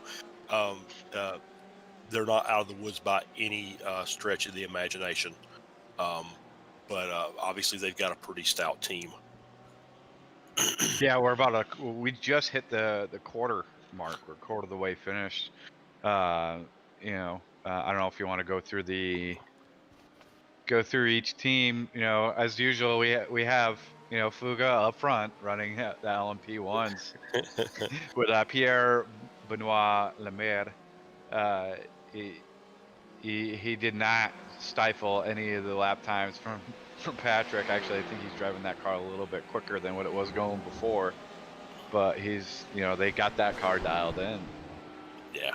So, and then the Garage 69 team with Matthias Wasser in second place overall. And then, Yeah, I think you might have got confused Sorry. there. Oh, yep. Sorry. Got an update as we're in the middle of this. Marco Merbex, sorry, in the MJR racing team. And then we have, as said before, Garage 69 with Matthias Wesser in third there, and then coming rounding up top four, both overall and in LMP1, we have Christian Streetland. I hope I'm saying that right. That sounds pretty good. In that next level racing by SJS Esports. And thank you for taking that for me as my machine was loading. So let's go through the LMP2s. Banzu RX Flow leading in the LMP2 class. Venomworks Endurance in second. Shawshank Racing in third. Leo Racing Team down to P4. Legends Racing in P5. Freaky Fast Racing, P6 in class. FFW Kislinko, P7. Brosim Racing, LMP2 in P8. Reaper Racing, and then rounding out the top 10, Ronin SimSport Academy. I'm sorry, go ahead. Yeah, I'll take GTEs for you. Sure. Coming in first is Ronin for Ronin SimSport GTE, leading the GTEs for us today. Coming in second, Porsche SimSport. Sorry about that, Porsche Sport.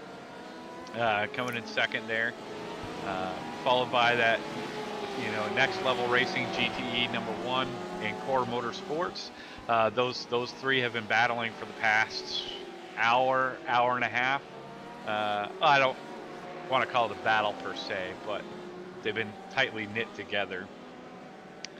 Coming in fifth, Team Slow Pace with the Corvette. Junkos Racing Esports coming in sixth. Garage 69+1 coming in seventh there. Next Level Racing by SJS Esports, #2. It's coming in, rounding it out for #8. N-Race Esports, our lone Ford, coming in 9th. DMC coming in 10th, and then SCCR SimSports rounding out our GTEs in 11th. Yeah, and I was in race control, prepping to come back in, and sorry for the trying to work through a throat tickle here. Trying to get my voice cleared up for this broadcast, but I was in race control prior to coming back in, and I will say, did have a conversation with SCCR. They actually had a disconnect. Their driver was disconnected from the race, so one of the other drivers managed to jump back in. Of course, the auto tow kicked in through iRacing service, and they were. But that puts them another couple of laps down to the field, or to their class, which is sad because you don't want to do that for. Oh, we have a crash. That is Saunders in Reaper Racing.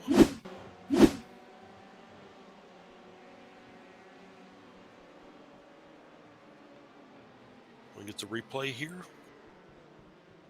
Ooh, so we had the inside car. And I can't really get a visual who that was. Caught the inside curb for pit entry, kicked the tail out, and made contact with the Reaper Racing car. So, was that Ronin SimSport? Ronin SimSport Academy. All right, that's who that was. All right. So, both cars back on track and moving. Trying to look and see. Doesn't look like the Reaper car is any the worse for wear. Car still looks good. Don't see any real damage, which is good. What do we want to see? You get these little taps here and there. We don't want the we don't want somebody just having a bad racing line causing two cars to go out. So very good to see. Yeah, I'm trying to see. I think it's the Ronin Simsport Academy having those older tires, because it looks like they haven't pit in about 20 laps. So they're coming up on a pit stop here soon. So their older tires probably kicked them out. Yep. That absolutely didn't help matters for sure. No, yeah, and then Reaper So- Racing, Matthew Saunders is driving that car for them. He got collected in that, and he pitted 3 laps ago. So you got to be careful on those older tires. And speaking of Ronin and older tires, they're actually pitting right now. Yep, that was a good indicator that it probably was time to come into the pits. As we see some lapping, Fuga lapping the Next Level Racing GTE car, who's currently third in class.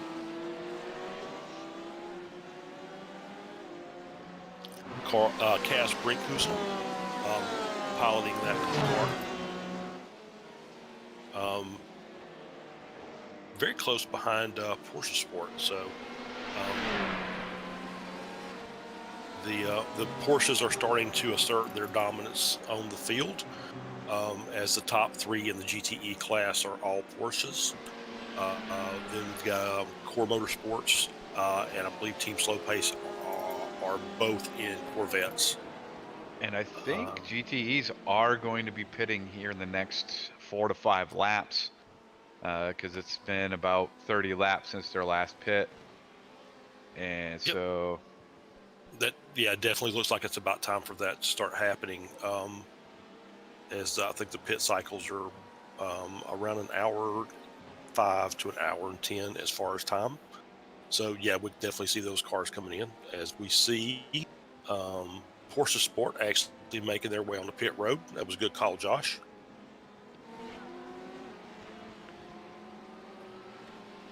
So we'll see if for their service.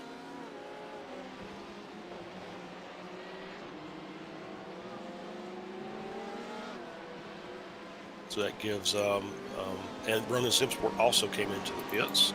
Must have missed that. Looks like they've already got their service. So that puts Next Level Racing in the lead of the class for the time being. I'm sure they'll have to make their pit stops here soon. For me, if I was Next Level on Core, I would just pit this next lap. Especially being Core, following Next Level in, maybe you can gain a little bit and get that draft. So if I'm Core, I'm pitting with Next Level pits. Absolutely. That's a good strategy call, and I think that you also want to get in there because you don't want cars with new tires. Even though you're light fuel, tires make a big difference on the as far as the lap times for these cars. So you want to make sure that you don't give your closer competitor a couple of laps on brand new racing slicks in order to make up or to extend a lead on your car.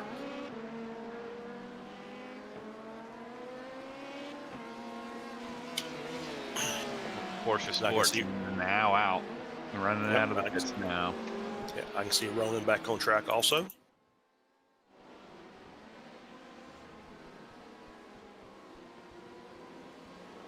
As Ronin's making their way through the Schumacher S, as we're looking at Porsche Sport, going back through the Mercedes arena.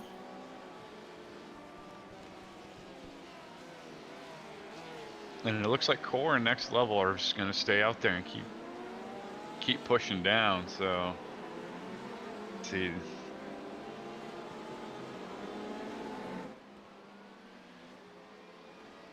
I mean, Next Level's got it right. I mean, they're running 50.8s, so you might as well lay down the good lap times while you can. When would you come in? Well, I think that's what I said. I think I would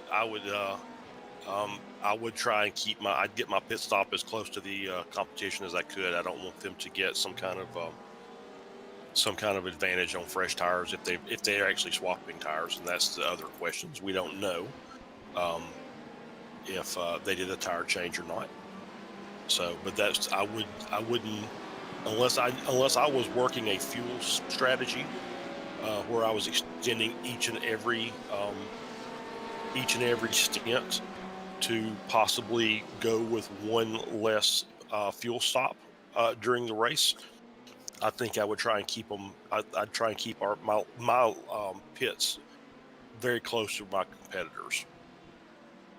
Yeah, that's about what I try to do as well. It depends. If I can get some good lap times down and I can be competitive, then probably. Yeah, if you've got your teammates in spotting for you and they're saying, okay, you've got based on what we know our pit times are, if you're gonna either get some clean laps by staying out or get some clean track by pitting, that obviously plays into it. Yeah, and I just watched. Oh, looks like Porsche Sport. It looks like Porsche Sport had some extra time in the pits because they spent 3.5 minutes on that lap. So I'm not sure exactly what happened with Porsche Sport. Maybe race control or correction, our broadcaster can take a look and see what happened for us.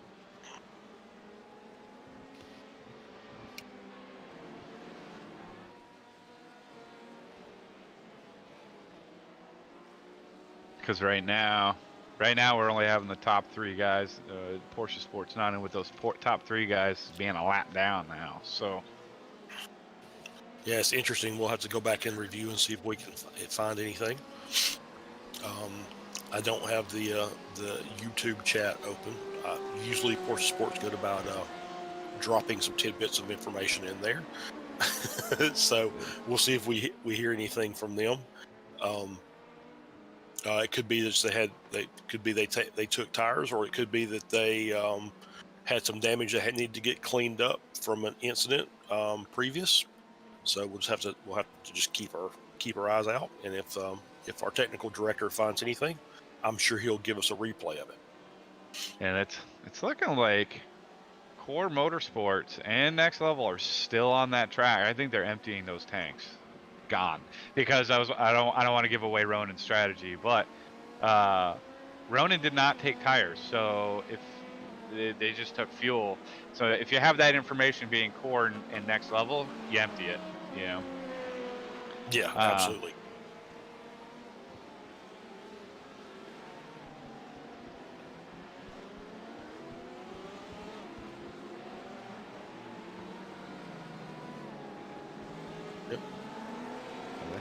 So our technical director is saying that just a clean pit stop, just a normal pit stop for Porsche Sport. Ooh, as I'm sitting there watching them on my screen, as they get a little loose coming through that corner, and making a good catch of the car, saving it from going around.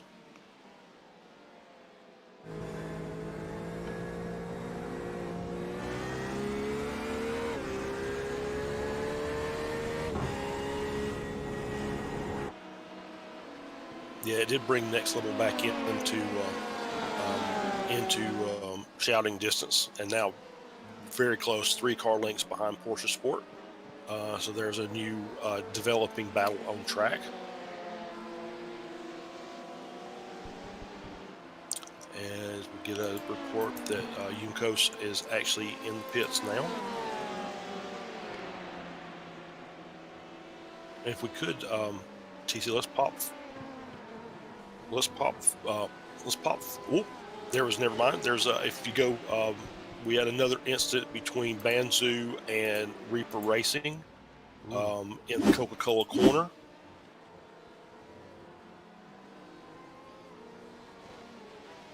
Just like that, Banzu, either Reaper broke earlier than Banzu expected, or Banzu broke later than they wanted. Either way, they're both over in the gravel trap, but able to get back out on the track. Definitely a lockup there from Banzu. So there was a little bit of miscommunication between those 2 cars. or as far as what the expectations were. And I expect that that one may be reported to race control based on what I just saw. We'll see if anything comes out from that in the next little while. But both cars are back on the track and moving, so it's always good to see. As we can see, Juncos on the screen, getting caught up and passed by several of the LMP cars. Oh, as well as in race in front in the mix there as well.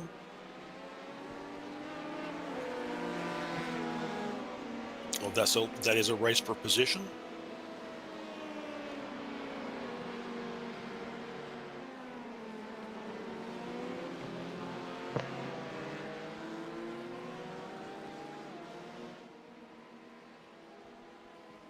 Yep, and not far behind is the Garage 69 Corvette, Garage 69 Plus One, Norbert Mlochik driving. So there's some very interesting battles heating up on track currently. So we'll have to just continue to monitor and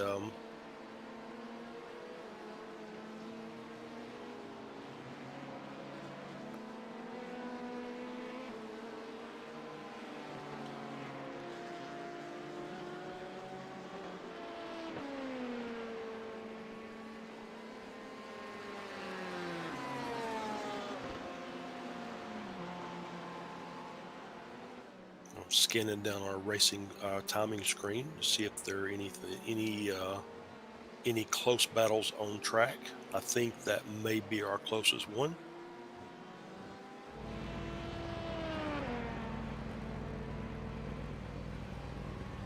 So the in-race car helmed by Guillaume Jabard in front of the Juncos Racing Esports, Gregorio Dorso. And then followed up as again with Garage 69 Plus One in their Corvette. So 3 brand battle on track for position. That is the P6 through 8 in the GTE class. The Ford is 5th. So, okay, thank you very much for that.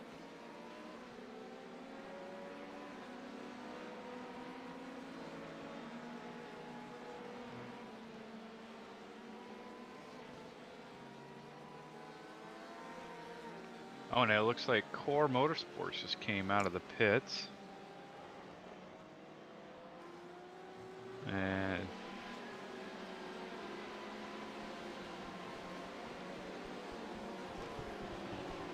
And it looks like they're going to settle back into 3rd spot when this is all said and done. Yeah, I see them behind the next level car currently on track. Next level GTE 1. And then Porsche Sport. Oh, Porsche Sport's back in that 4th position.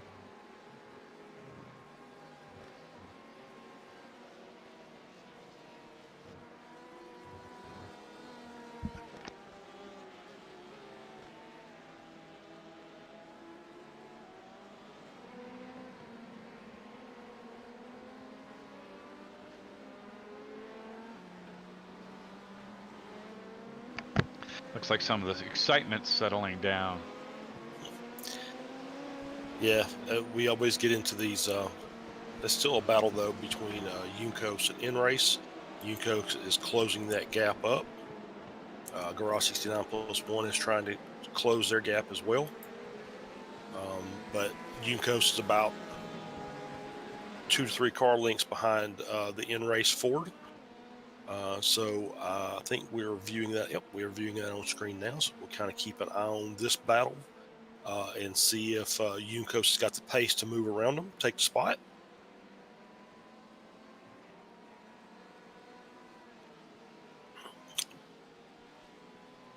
So it appears that In-Race is trying to extend their their stints out because they're still expected to pit here very soon,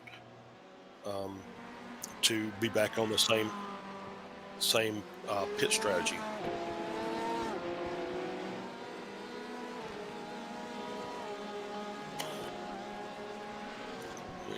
Core Motorsports back in the pits. Oh no. Let's see if we can figure out what happened there.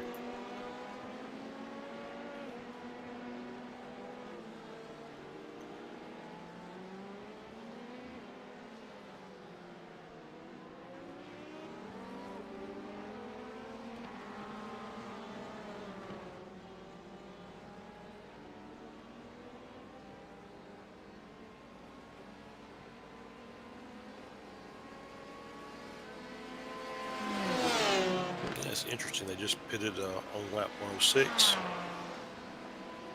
They might have had it.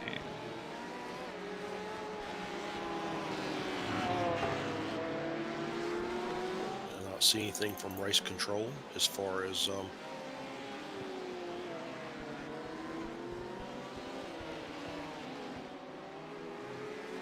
we're still watching the track battle between In-Race, who's still out on the track, and Unicos. In-Race with a little wide exit through the corner as they go down through RTL and then down to the hairpin.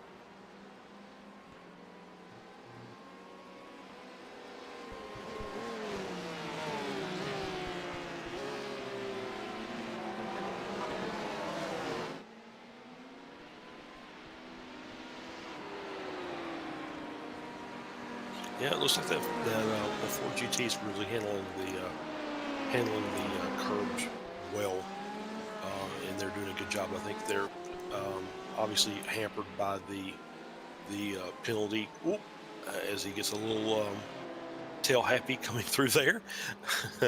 I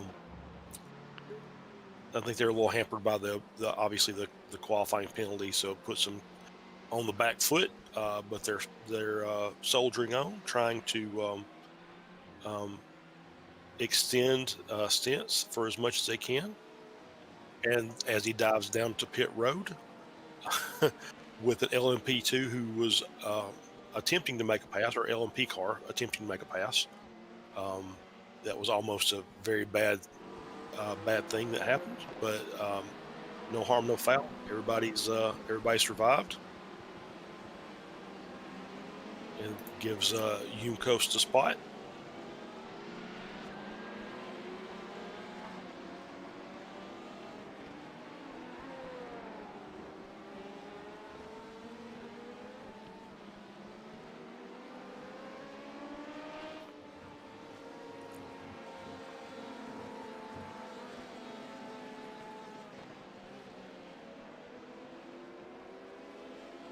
So as there are no real on-track battles at this point, we'll just kind of keep an eye, see if there are any incidents that may occur. This is the fun part of the broadcast where not a lot of exciting stuff is going on. We got the leader that's been, the Fuga. We keep bringing up Fuga. I mean, we got to bring up the leader every now and then. They've been just dominating this race. So, they've been keeping that car clean, keeping it on the track, and keeping on laying down those lap times. Keep it on, keep it on. Then, Banzu's in first for the LMP2s. Again, Venom Works is about 7 seconds behind them. So they got a solid lead so far. See, this is the lulls. This is where Colin would come out with some very very historical statements about the track and and things like that. And I didn't do that. I'm sorry. So he should really write that down so we all get that good information. But anyway, so. It's it's one of those that's just you get the lulls in the race, And like I said, we're just looking to see if there are any incidents. It actually has been a very quiet race thus far. As far as incidents, we've had obviously a couple in the last few laps, but overall very clean racing, very hard racing, very clean racing, and cars are just making the laps and hoping that that others are slower or make mistakes, so they can capitalize on it. But either way, we still have about 8.5 hours left in the race. Now, speaking of some history, I can pull some history up off the good old internet, The internet, the font of knowledge. Yeah. Yeah. I found this. So originally, I know this is Nürburgring, right? But Right. it's based in the Nordschleife track. Right.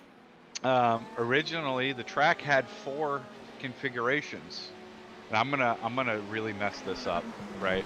So the Gesamtstrecke, which was the whole course, right? That was 17.5 miles or 28.2 kilometers, and then that consisted of Nordschleife, the North Loop, which was 14.173, and the Südschleife, the South Loop, which was 4.8 miles or 7.7 kilometers. And then there was also a warm-up loop called the Zielschleife, or the finish loop, or the Betonschleife, which was the concrete loop, which was around the pit area. So I did not know that. I didn't. I knew about the Südschleife. I did not know about the other 2. So so that's interesting information. And then now you have the purpose-built GP circuit. Yes. Which I think for the past few years has alternated. Obviously, we'll take the COVID. We'll take 2020 out of it because that's made everything weird. But I think alternated with the Hockenheimring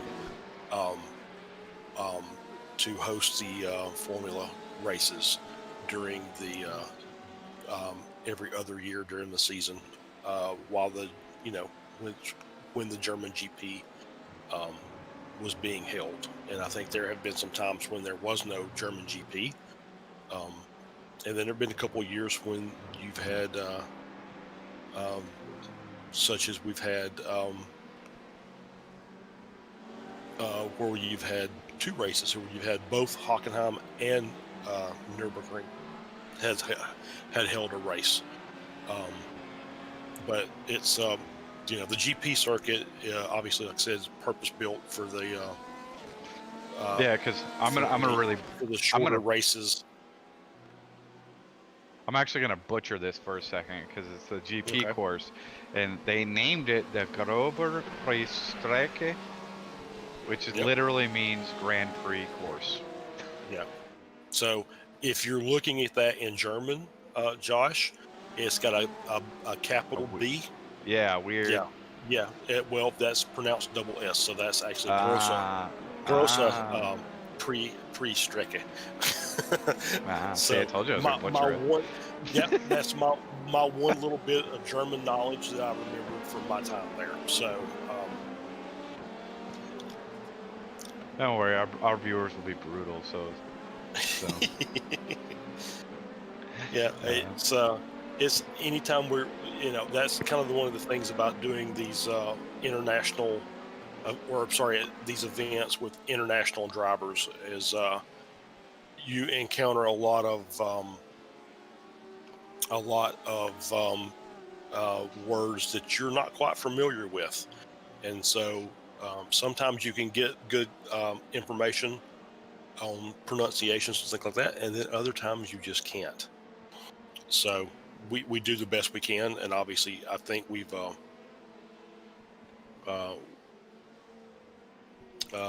but we've enjoyed having everybody here. I've enjoyed it, I know for sure. Oh yeah, it's definitely been a blast doing the broadcast and the races. As I'm getting a message from the technical control room.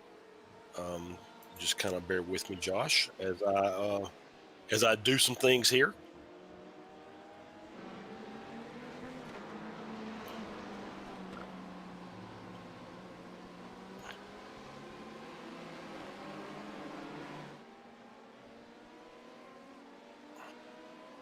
And we want to thank Mr. Thomas Cope for helping us out with the camera work as I work my way over to take over the controls, which would be fantastic. We'll try not to break anything in the meantime.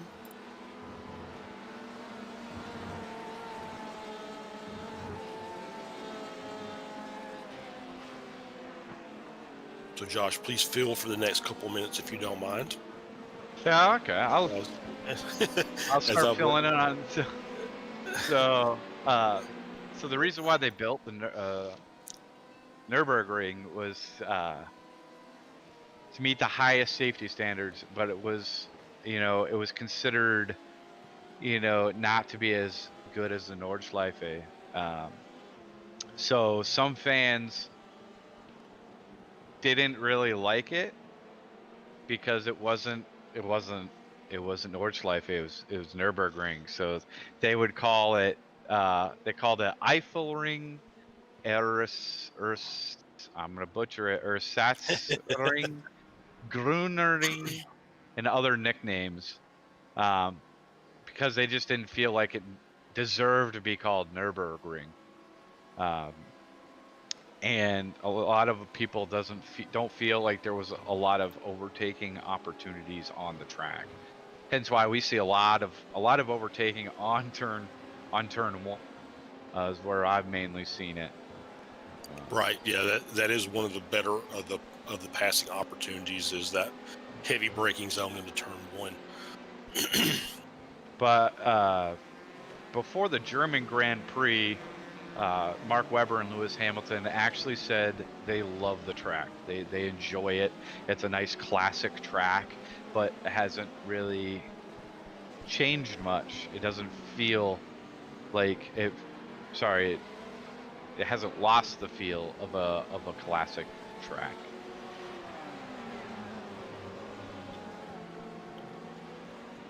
As we're seeing a battle with Venom Works Endurance and Reaper Racing, looks like that's doesn't appear that's for position. It looks like it's just a pass. Sounds like there's a cat on the other end there. It does sound like there's a cat on the other end there. I think there's some. I think we've made tremendous improvements with our broadcasting, but I think there's still a couple of little bugs to work out. And I think one of those is the voice. So.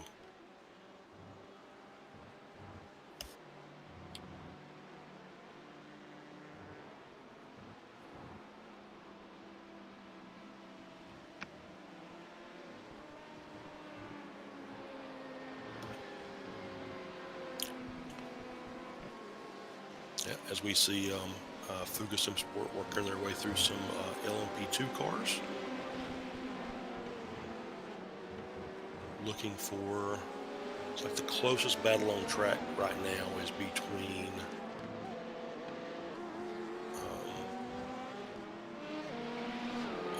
Celio Mendez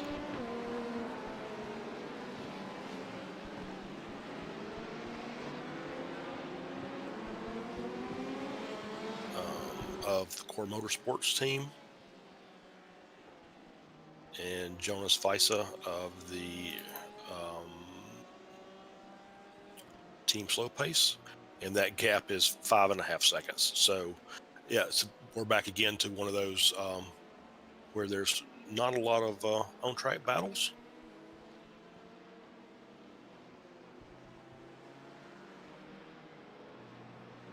Yeah, they're all spread apart pretty far. Right.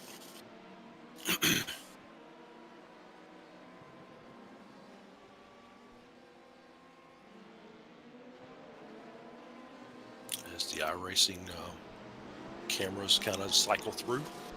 we'll just kind of keep an eye on action and look for anything that may pop up.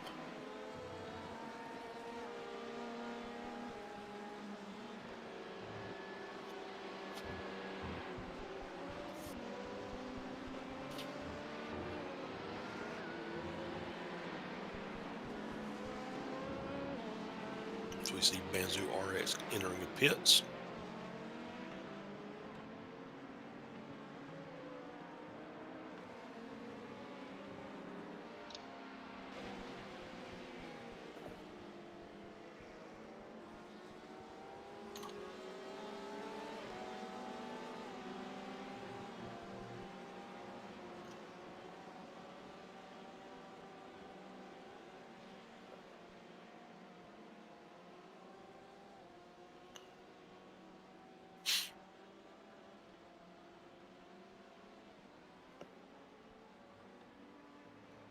We'll pop up and we'll talk about some of the names. We got Stefan van der Velde of Next Level Racing LMP1, Jeremy Vallignon of Brosim Racing LMP2. I'm just going to mention names because we talk about some of the cars as we start the race, but we don't always go back and mention some of the other drivers. So it's always nice to be able to talk about the rest of these guys, because everybody, obviously team effort, everybody puts in a lot of work. When you're in doing these endurance type events, there's a lot of work that's involved in coordinating and practice, and you want to make sure that everybody feels like they've been noticed when they're on the track. Yeah, I mean, when I'm preparing for my endurance races for the official ones, I'm practicing, 10, 15 hours a week, just trying to get ready. So even the teams that are, at the back end of the field, they put in just as much work, maybe sometimes more, depending. Yeah, Right. and they just get collected in a situation where all of a sudden now you're in last, and you're like, well, I guess that's just the way it is now. Yeah, I will say that, last, obviously we talked about last weekend's Bathurst event, and, both you and I competed on different teams for our group. And you guys had a great finish in the top 10, and then our group not so much, but we still had a good time doing it, and we still had fun, hanging out and just driving the car, and joking around, no pressure, right? So sometimes being in the back's not as bad as it seems, because there's not really the pressure. You just want to just keep competing and doing and just making the laps, and if you can pick up spots by mistakes of other people, that's exactly, that's just a bonus at that point. So I know we picked up 5 or 6 spots in the last 2 hours of the race, just as more cars bit the dust. Yeah, that's actually what kind of happened to us. We actually got into basically we finished 6th, but we still got collected up in, I think, 3 incidents. Right. Luckily, I wasn't the fault of one of them. But no, somebody wasn't driving their car correctly and smacked into me as I was going down the big long backstretch. And that happened. But we ended up keeping the car on there. But granted, it was a lower split. More accidents happen at the lower split. Right. And we were able to gain some of that position back. And at the end of the race, somebody else crashed, and we were actually in 7th, racing for 6th. And they made a really bad pit calculation, and they had to go into the pits, and they ended up losing a spot because of it. Yeah, which is horrible. You want to, that's the last thing you want to do is get 2 laps left, and we're not going to make it on fuel. that's not good. So we have to go in and get a splash dash because it's, it's never.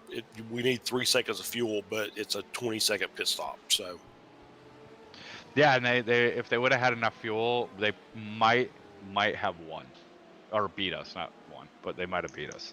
Right. But we actually ended up we pitted early to change drivers because my teammate Kevin Leclerc was about 4 seconds faster than me, so he took over the car and just started laying down some ridiculous lap times and ended up keeping the position for us. So yeah, I think I had more fun actually watching our other drivers drive than I actually did driving the car. Which, if you see me drive Bathurst, you'd understand why. I don't think I could ever have enough practice at that track to be comfortable. It just doesn't suit my driving style. But hey, the Nürburgring, I love this track. This is amazing. It is so much fun to drive this track, and that's in every car. I've driven it in LMPs. I've driven it in GTEs, GT3s, GT4s, even the TCR cars. This is just a fun track to drive. As we go back through was a brief rundown on the field. Fuga in P1, still controlling the race. MGR Racing Team in P2. Garage 69 in P3. And Next Level Racing in P4 in the LMP1 class. I would hold off on the LMP2s right now as they are they're about pit to go cycle. through. Yep, they're about to go in through a pit cycle. So that's all right. Your plans. Yep, that's okay. We'll drop down. We'll talk about the GTEs. We'll get the top 3 as Roland Simsport GTE, Next Level Racing GTE 1, and Porsche Sport. Those are your top 3 in the GTE class. I think those are all Porsches. So once again, we talked about the Porsche asserting its dominance on this track. These teams are pretty high up in the season points also. So these are 3 of our better GTE teams. So it's I think part of that we can attribute a little bit of that to the car selection, but obviously these guys know what they're doing for sure. Well, yeah. I mean, if you're comfortable in a Porsche, the more you're comfortable with that car, the better you're going to be with it anyways too. And those guys are actually very familiar with Porsches apparently. So well, you would think Porsche Sport is for sure, right? So yeah, it'd be weird if they were racing a Ford. Yeah, exactly.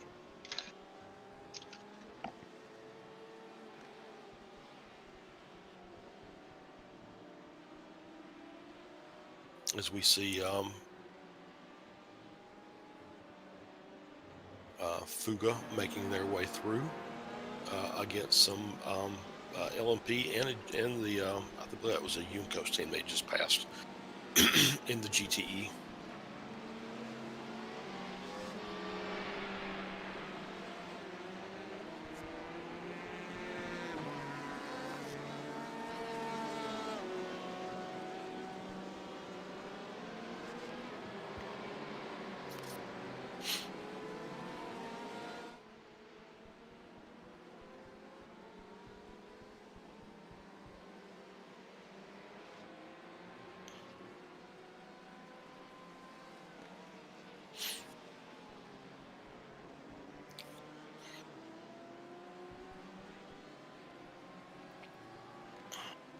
So for those familiar with iRacing camera system, you know that there are not a lot of on-track battles when you select the most exciting, and the only thing you see is the leader.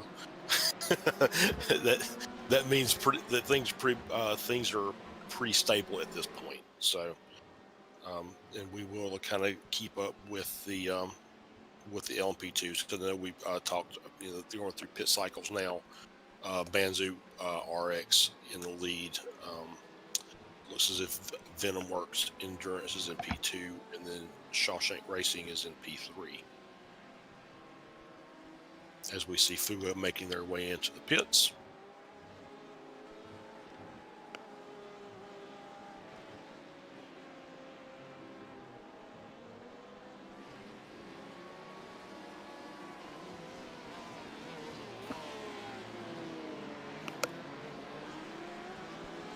And based off of lap times, I would bet, I'm going to say that Leo will catch Shawshank here in the next 10 laps or so.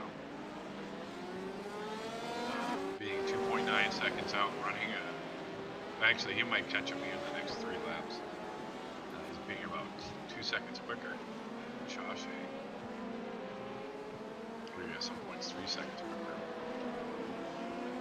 But we'll see here in a few laps whether or not we get a battle going on between Leo and Shawshank.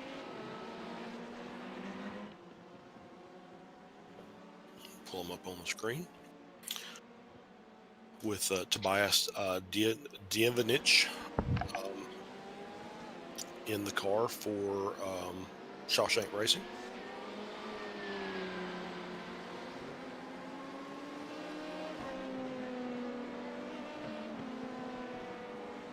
As he's working his way through Mercedes Arena.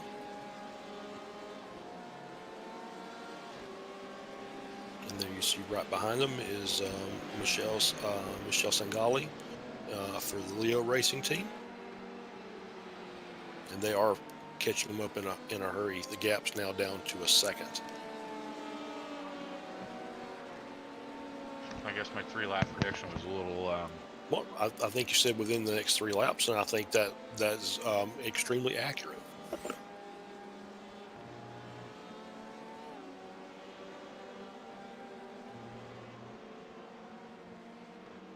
Must have that car off the pace right now. Shawshank.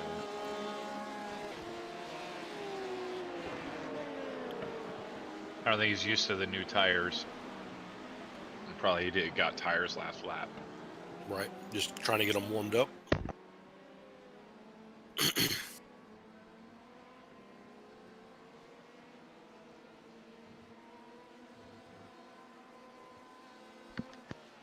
Working our way through the chicane.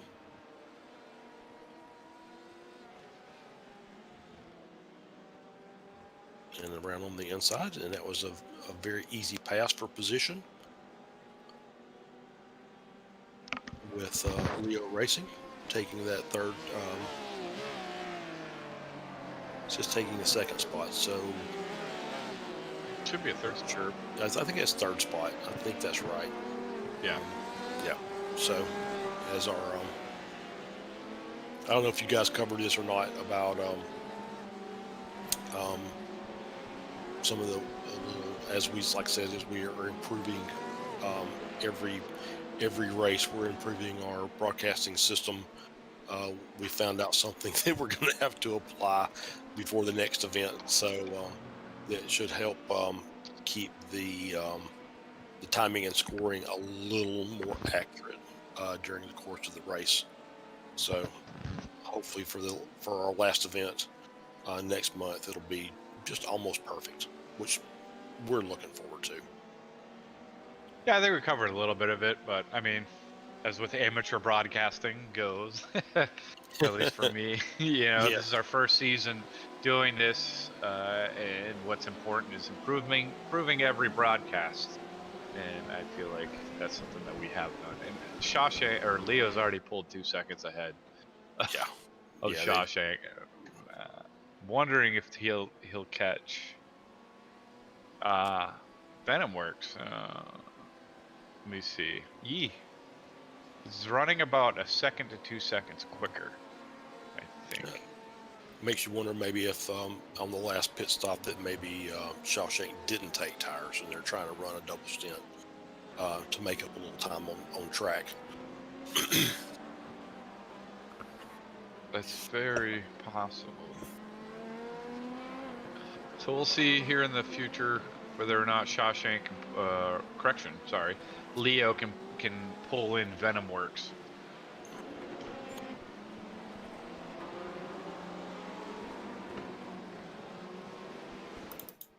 And it looks like our top 4 of the GTEs is spread out.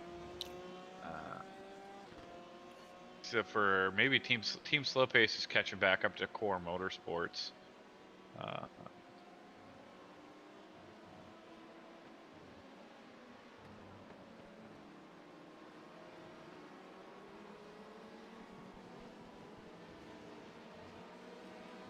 Man, also the Ronin, Next Level, Porsche Sport, and Core are all running roughly the same lap time. So, fortunately, I think we're going to see them kind of spread out from each other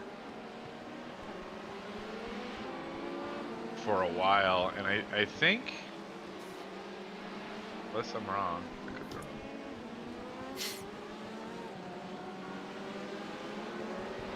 No, they're gonna be spread out for quite a while. So that battle earlier in the race, we had a pretty good battle between the top 4 spots in the GTE, but now they're 15 to 30 seconds apart from each other.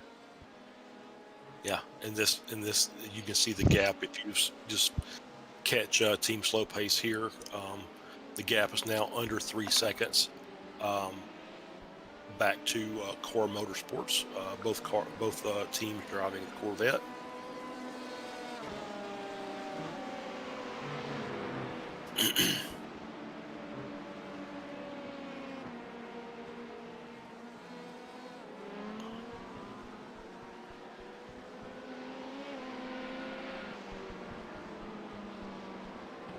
Wow, yeah, Jonas is doing a great job. He's bringing that gap down very quickly to the Core Motorsports car. Gap's now down to under 2.5 seconds, so he is making up some time in a hurry. This may be another on-track battle that we may be anticipating and may go away very quickly. So we're just going to keep an eye on what's happening here. Maybe we'll have to change the team from Team Slow Pace to Team Not So Slow Pace. Yeah, that's what I'm thinking. They're running really low 51s, 51 zeros to 50.6s, which is actually a little bit faster than Ronin. Oh no, Ronin's cruising. Yeah, it looks like the gap between these two cars, between Core and Slow Pace, on the last lap was about 1/4 second. Team Slow Pace was about 1/4 second faster than the last lap. So they are definitely closing in. The gap's now down to 2.25 seconds.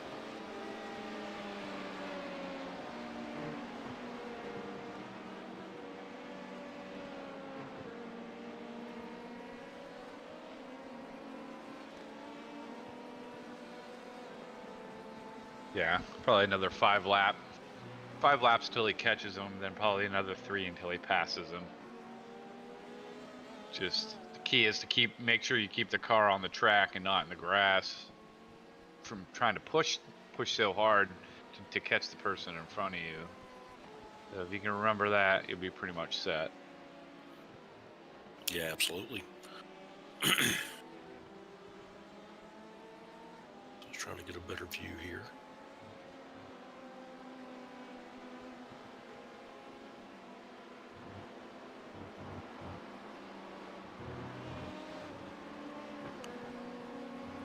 And then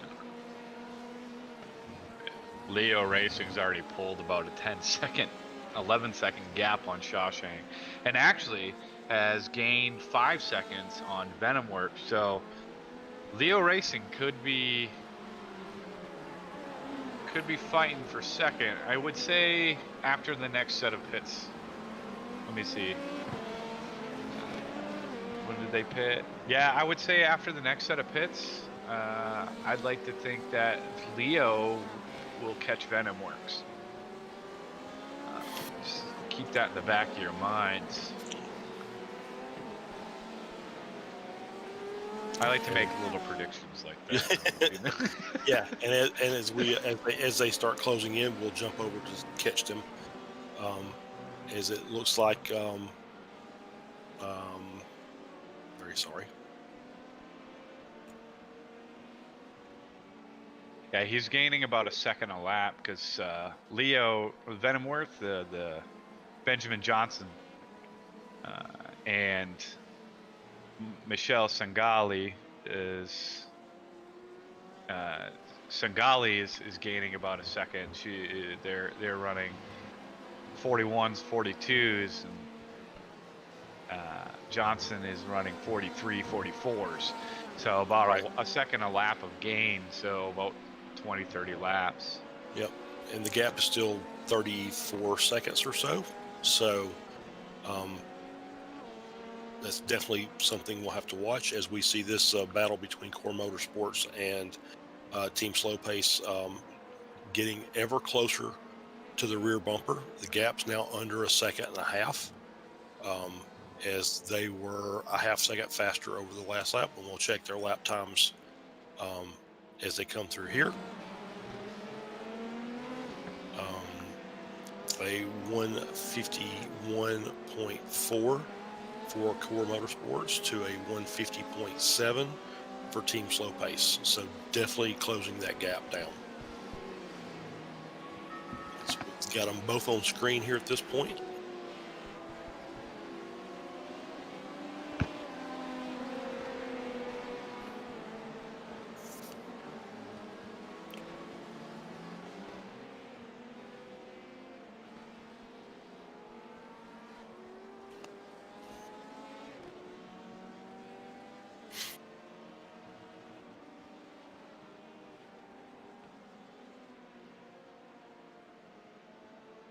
And the gap's now down to a second.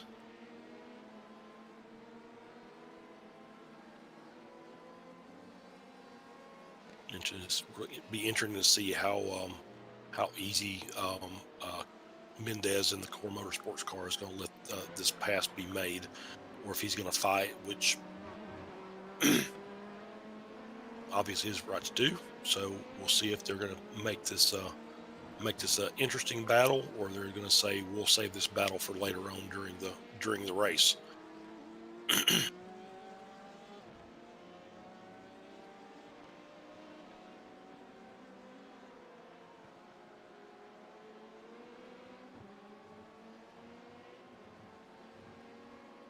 So they're working their way through the chicane and into Coca-Cola turn corner.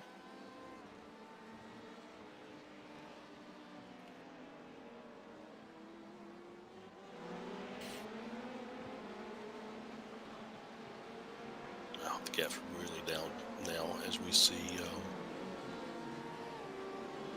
one of the LMP cars work their way through.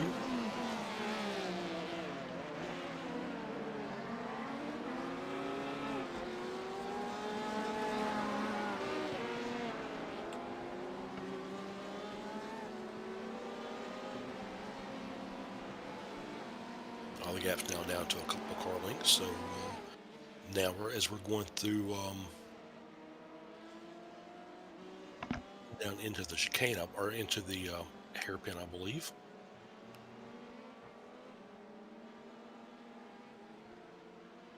Up through the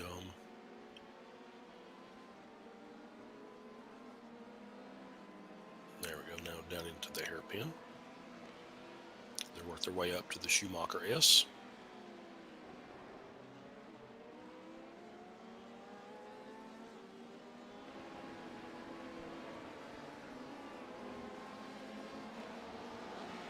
The Porsches have got their battle, now we got the Corvettes that have their battle. That's right. As the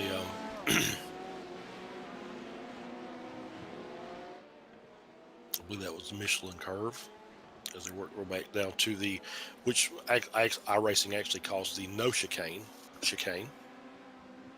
the WEC corner. Team Slow Pace, very patient, looking for that opportunity to make their move. See if he gets a good run down the main straight.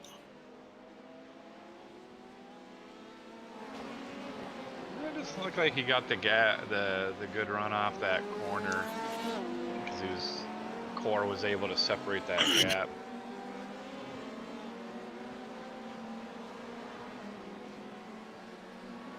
Yep, it's just they're maintaining that little 4/10 gap between the two cars.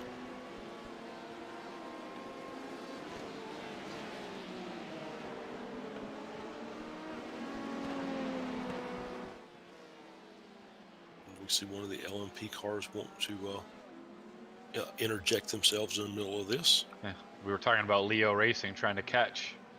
And that's exactly who's there, trying to get by.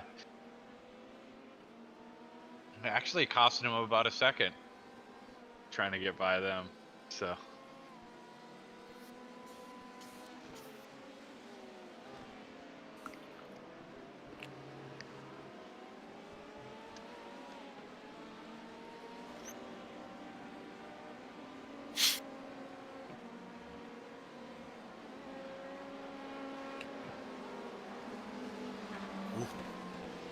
So core, so they were a little deep into that turn. Gap now down to 1/4 of a second.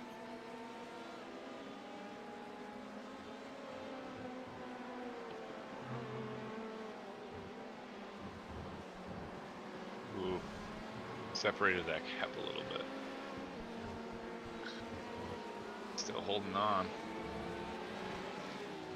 Yeah, the core team did a really good job there through the chicane to get the stretch the gap back out, which obviously is going to make that difficult for that move down to the inside for slow pace. So they'll hang back behind and wait for the next lap, see if they can tighten that gap back up. It's back over to 0.6 of a second. I want to jump up to. I don't want to leave this battle just yet. We still got time. There's a couple of battles that appear to be brewing up in the LMP2 class that we'll want to mention. Looks like the Freaky Fast Racing team is tightening their gap up to Shawshank Racing. So we'll have to see if that's a battle that we'll pick up here in the next few minutes after we see what occurs with Core Motorsports and Team Slow Pace. Just worked his gap back down to 4/10. They worked their way through the Schumacher S and down to the Michelin corner.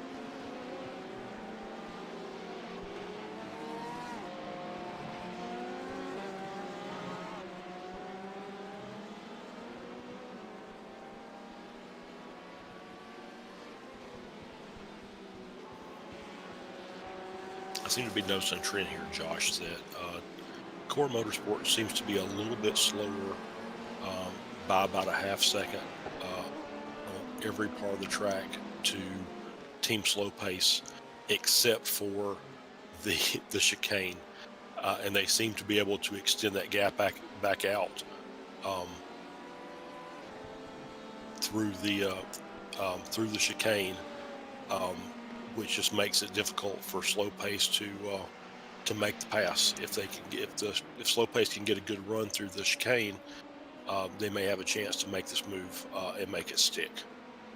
Well, it's also an important place too, because if they carry all that momentum through the chicane to get to the end, if you don't have that momentum, that kind of screws you on your front stretch straight there to try to pull that position. So they do got to figure out that chicane soon, otherwise they're kind of just stuck behind them. Right. And then it may be just a pit strategy call at that point to see if we can get the position that way. But it's been a fun battle. It's been a fun battle to watch. It's been fun to watch Slow Pace close up the gap.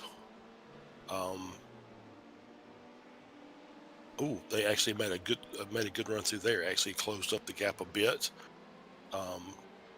back down to around 0.6 of a second.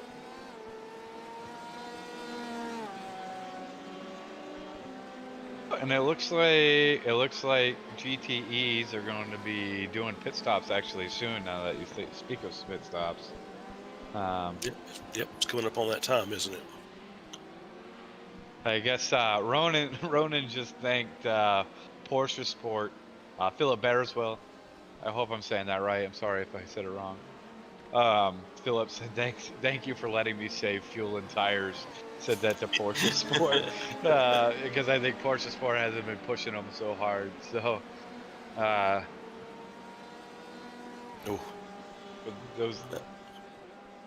these guys are just driving the heck out of these cars. Yeah. So instead of close the gap back down, it's back under 0.4. They're doing their the usual, where they're tightening this pack up. So we see a couple LMP2s behind. Looks like they're going to be making their way through. That may break the battle up again for this lap. Ooh, and there's a little lockup from Team Slow Pace. Oh no.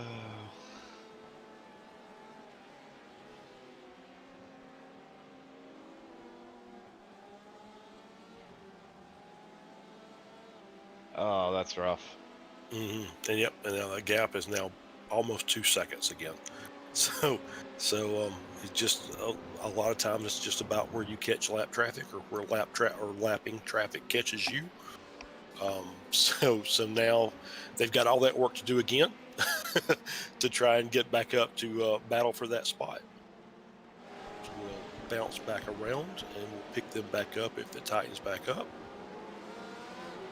It looks like Leo brought that gap down another 5 seconds. Well, 10 seconds since the last time that we talked, and now they're within 25 seconds of Venomworks. I know it sounds like a pretty big distance, but they're gaining on them consistently. So I wouldn't be a bit surprised to see Leo back in second up there.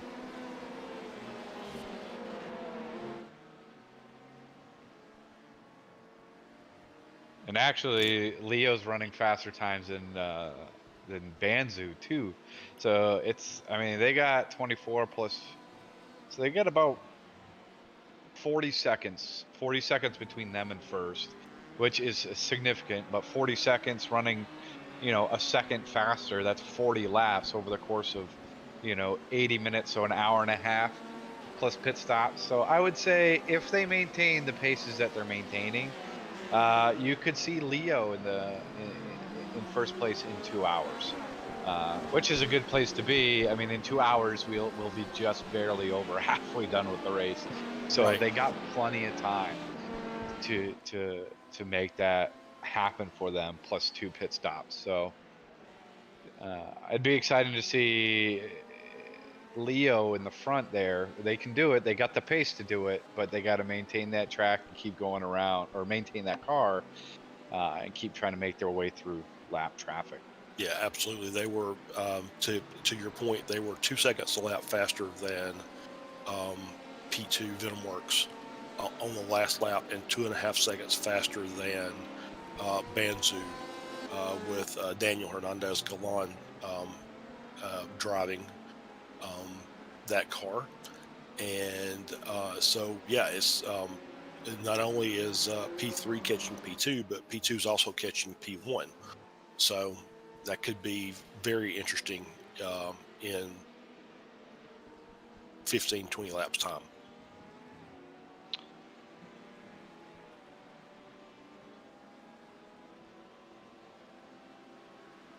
Yeah, if I was Team Leo, I'd let Michelle maintain that car. Stay out there, keep driving it. Yeah, just hang in there. You'll be fine. It's just what we've only got a little under 8 hours left. And I mean, you've been in there for a bit, but you'll be all right. I mean, they already did one driver swap, so they don't even have to get out of the car.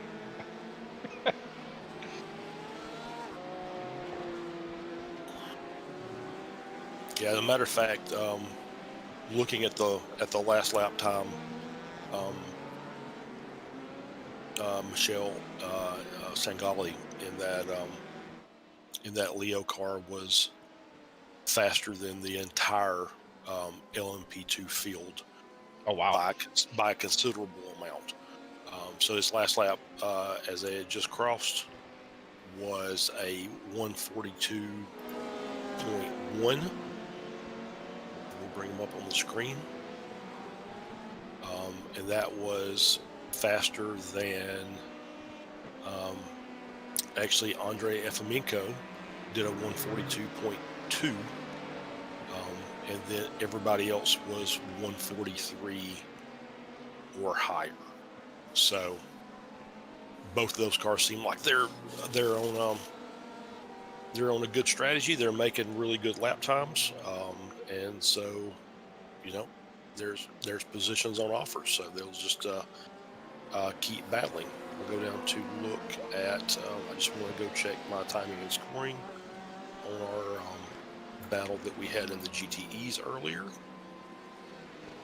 which is back down now to oh wow, a quarter second, as Core and Team Slow Pace are now back finding each other on the track again.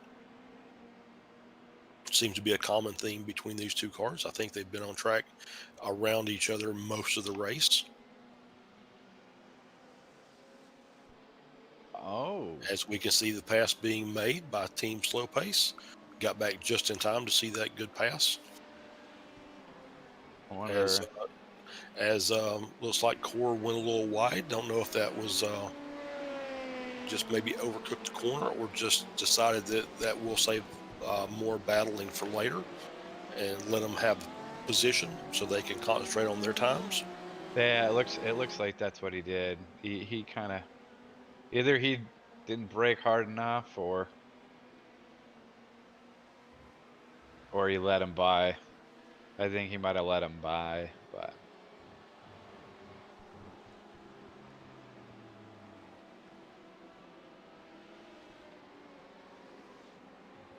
see if we can get the replay of this. Let's see. I can make this all work. You should be able to. Yeah, you think. Yeah, just like maybe that the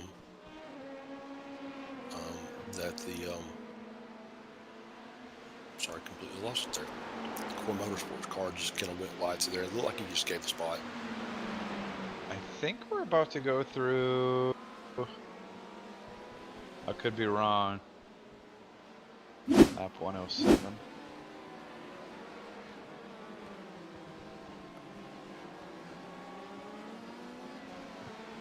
And now Team Slow Pace has pulled that gap out to almost a full second. So let's bounce back around.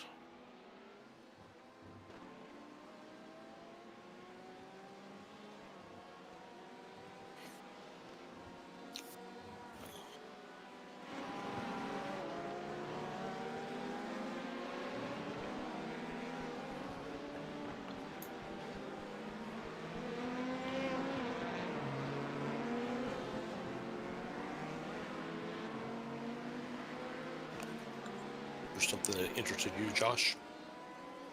What's that? Was there something that interested you? No, I was thinking and then I thought wrong. So. Oh, okay.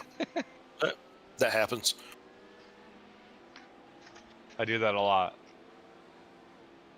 Just trying to find. I think that happens with age, actually. Yeah, I'm just trying to find.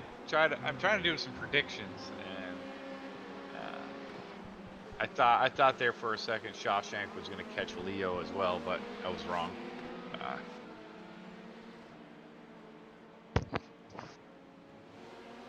But Leo's almost worked his way inside 20 seconds of Venom, third to second. And then Venom worked his way catching Fan too. So. Yeah, he's still putting some good laps down. That was a little slower. It was a 142.6. but they're all a little slower at this And point. he's coming into pits right now.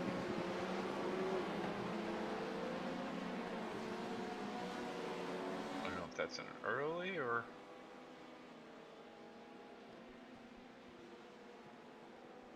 So it looks like we're going to be going through some pits for LMP2s.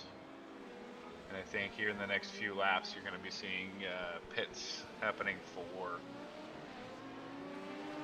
GTEs.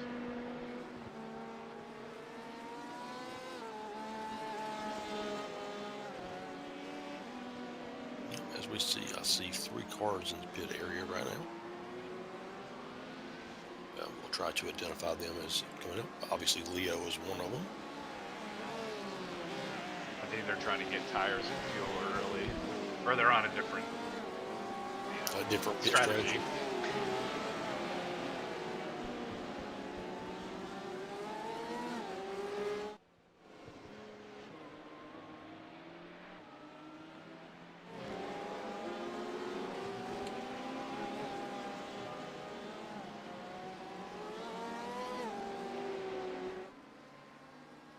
And it looks like they're taking tires. Yep, took tires and they're out.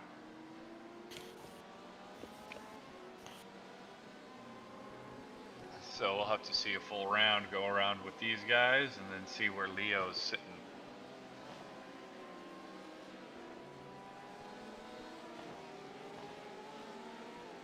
You see Roman Simsport Academy darting in through the field.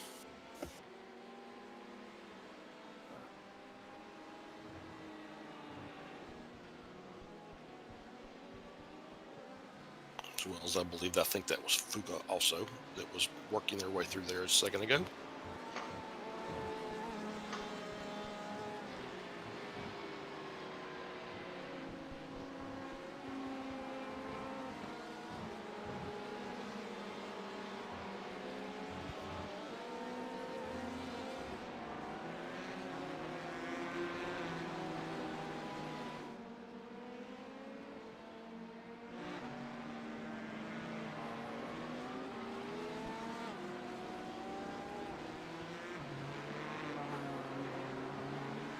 Looks like Porsche Sports has a new driver out, their GTE, Paul Riga. Riga? I think Riga sounds right. Out there on brand new tires.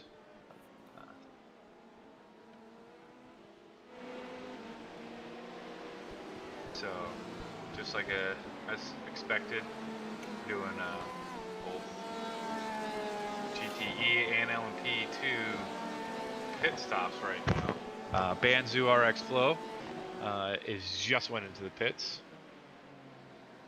So we're gonna see, and Venomworks I would expect to come in very soon, unless they already have. They have not.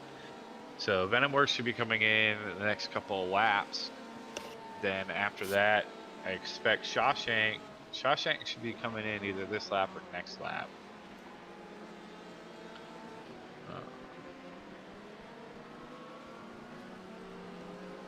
And Leo being out, Carlo Labate has taken over the car from Michelle. So we got a new driver, new tires. We'll see. He was running 42s and 43s when he was driving.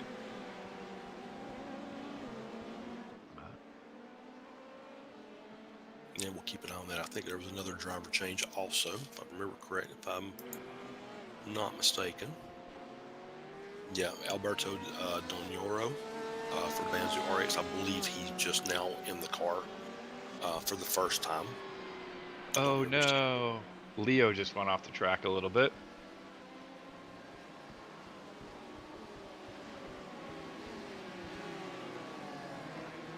Not too bad. He was able to keep it together, but that's... We talk about heating up your tires. That's definitely a bad way to heat up your tires. Yes. Yeah, that's not where you, that's not how you want to do that.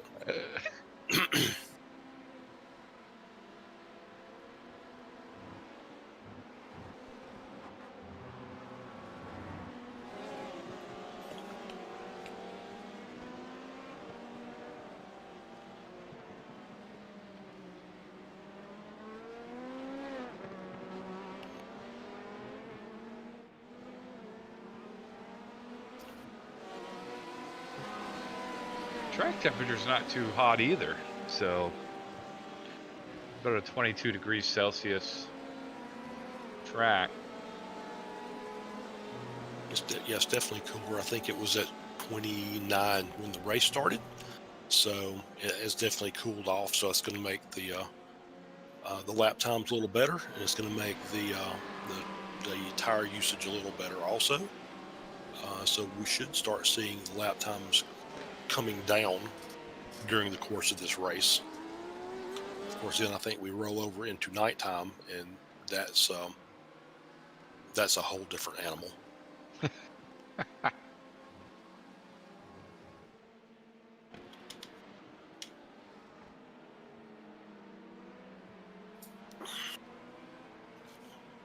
just wondering when Tobias is going to bring that Venom Works, or correction, Shawshank car in. He's still getting it on the laps, along with Venom Works. Venom Works has got it on the track for a while too. Yeah, as you can see, Banzu is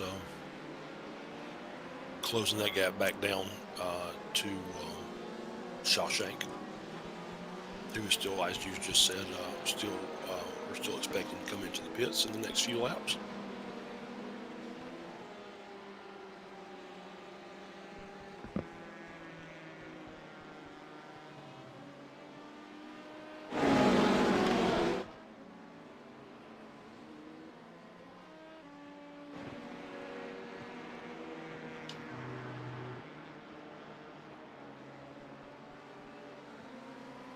So I have a feeling Ronan Simsport's going to be in the lead for a while. Gabriel Erdely, he's been running 49s with that car, 149s. So everybody else has been running 50s and 51s.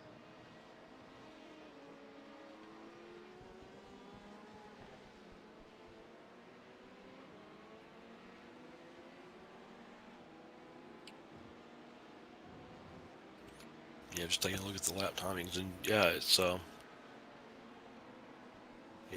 Gabriel's doing a really good job. I'm just kind of watching this Shawshank Racing battle on track as Donioro is working his way back up. He's right on the tail of into the inside and past.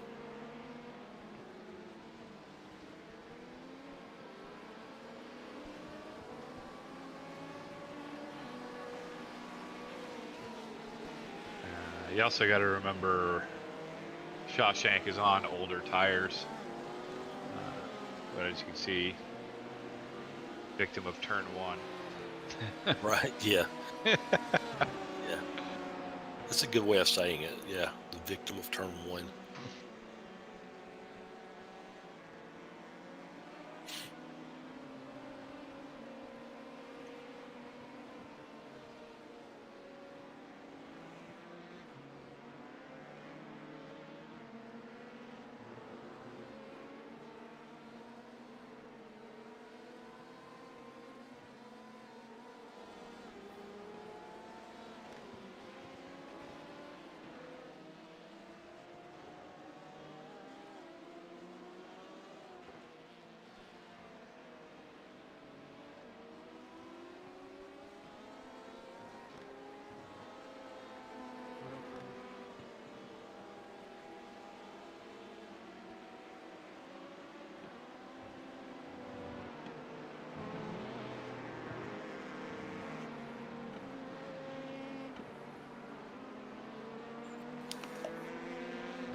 As we can see, Shawshank just entered pit road, so they're making their stop now.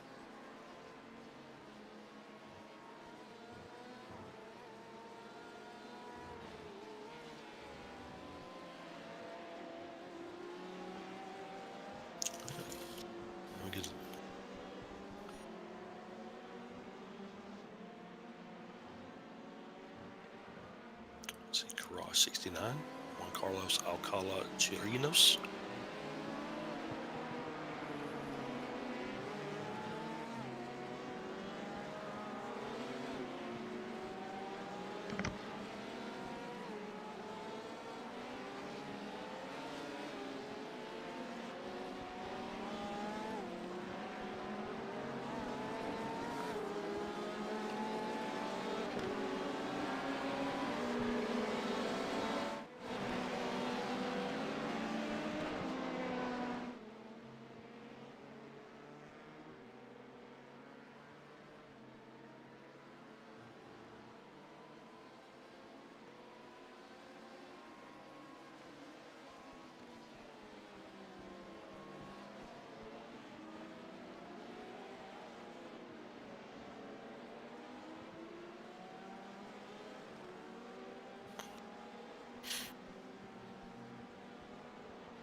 Some shout outs to Emil in the team slow pace car, both from the slow pace team and Porsche Sport, and Mads Jensen. Let's make sure we get the shout outs in. Absolutely. We gotta get them in. Yeah.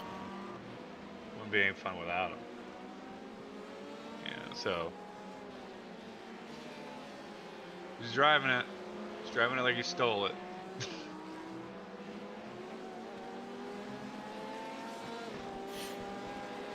It's only 12.6 seconds back from Porsche Sport. He could probably get there. Get that Corvette up there.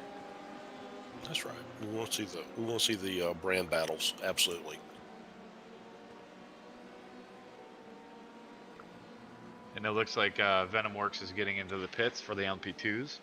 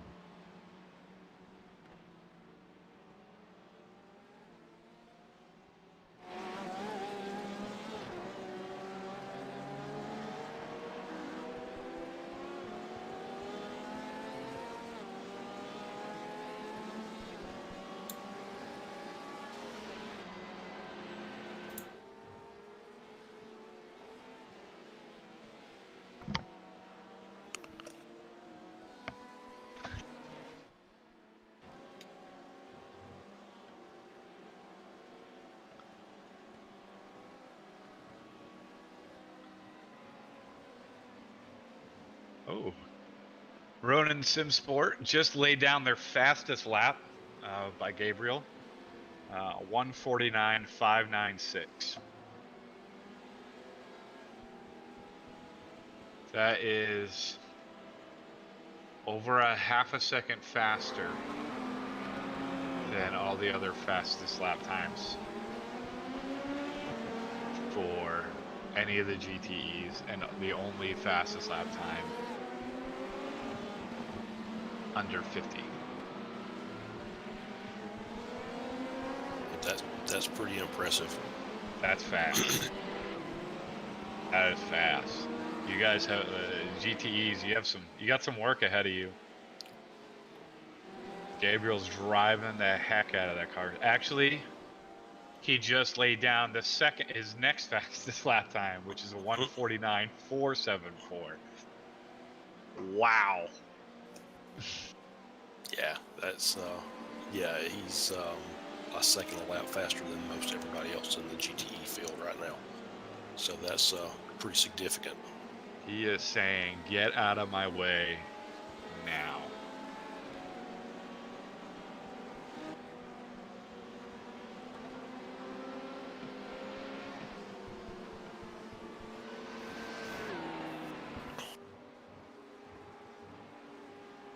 can see the Banzu car working his way through.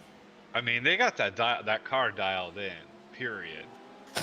Because even Philip was doing sub 50s, which is still faster. Which is like nobody else on the track, and the GTEs at least are doing below 50s. And even Philip, so they got that car dialed in, and they have, between Philip and Gabriel, they have that car handled well. They know this track very well, and good on these guys, you know, for teaming up and just laying down some fast lap times. I mean, I know it's way too early to call it. I mean, there's still 8.5 hours left, or 7.5 hours left, but you guys have GTEs, you got some work. Get some work.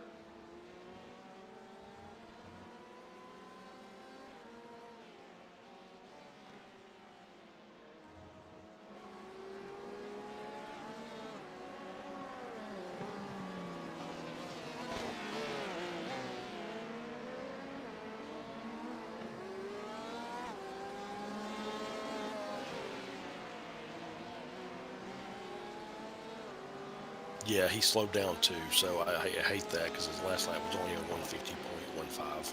So, still blisteringly quick.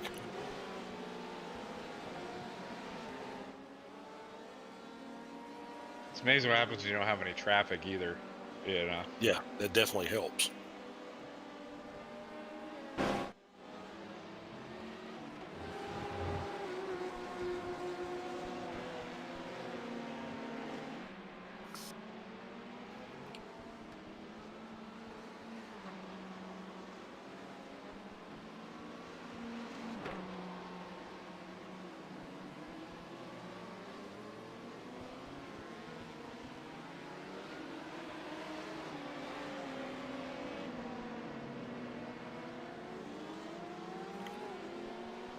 All right, now that we got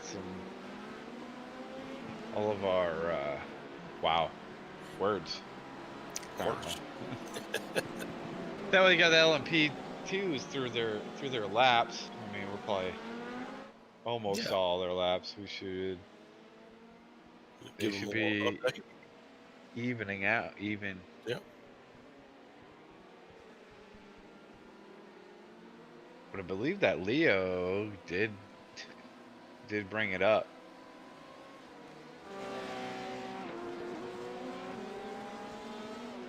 Carlos putting down 42s.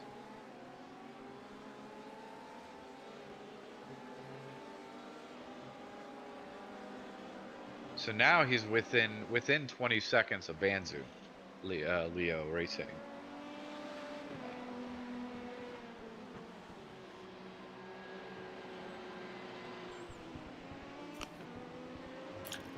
Yeah, look at the timing and scoring. Oh, there's one off. Next level racing's off into the wall. Stefan Vandervelde.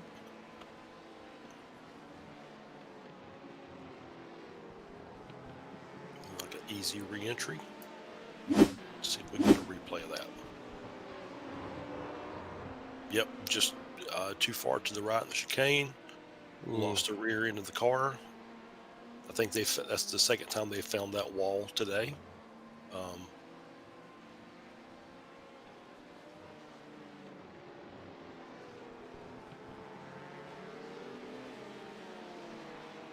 Looks like he's able to continue on. See if there's any damage. They're going to have to come in and get repaired. Yeah, what makes that brutal is that it's after pit road, right? Yeah, I believe. Right. Yeah. Well, I think it's right there at the pit entry. He probably could have made it. He probably would have had to wait a little bit because there was a LMP2 coming through. So it may have slowed him down a little further, but I think he could have made it into the pit entry safely had he chose to. But I think it's like he's going to take it around a lap or two and check it out and shake the car down, see if it needs to come in and get serviced right now or if it can wait to the next pit stop. Yeah, looking at the front end, it doesn't look like there's too much damage. I don't think he hit too hard. So let's take a look. At least I'm gonna take a look on my side. Yep, sure, absolutely. So he is up on our screen, so that we are watching him anyway. So we'll see what happens as they come back around to the pit entry again. And it looks like he's going to stay out. He dinged the wall, but it doesn't even look like it did any damage to his front end at all. And it looks like more maybe in the side, the left front, as opposed to a direct nose in on that wall. Yeah, it was just maybe he broke hard enough where it was just a bing bing. You know, just got pinballed around a little bit, damage. So. At least he took no real damage from there. Well, that's good. Let's not see him continuing on. I mean, yeah. Oh, never mind.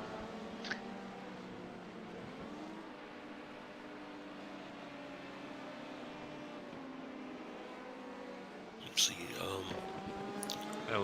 Leo's gained another 3 seconds on Venom Works. So I think if Leo keeps maintaining that at 42s, Venom Works. Nah, I thought maybe Leo and Venom Works would gain to Banzu at about the same time. But I don't think so. Because Banzu and Venom Works are kind of running the same lap times. So Leo will have to pass Venom Works. But based off of the current lap times, between Alberto in the Banzu,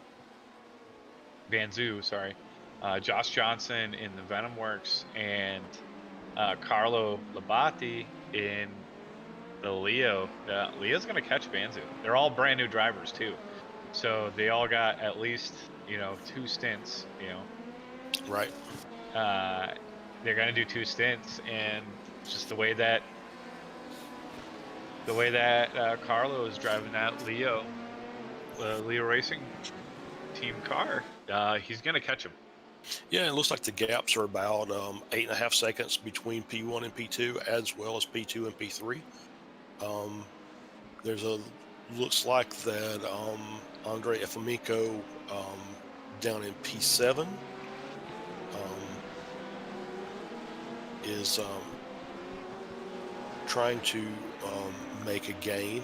I'm trying to make sure we get the right timing and scoring here. So yeah, looks like he's about 2 seconds behind Thomas Seyfarth.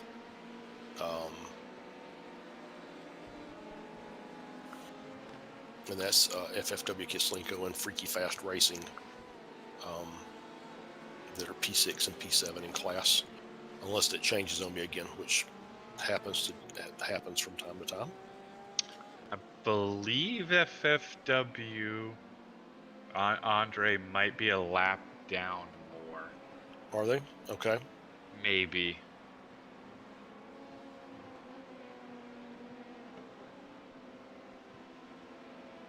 Let's see.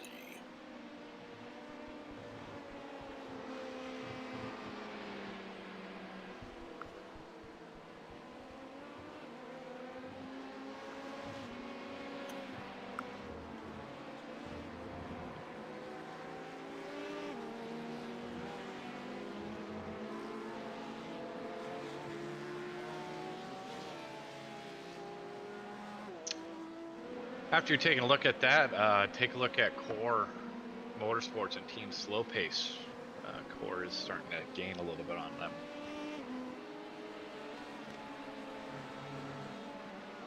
I think we've seen these two before. I think we've seen this. It looks like that. Looks like Emil Runing for Team Slow Pace and Tiago Neves Parreira for Cora Motorsports. Like that gap's about 0.7 of a second. So that's another one of these battles that will looks like we'll swap back again. But these two cars have a way of finding each other on track during the course of this event.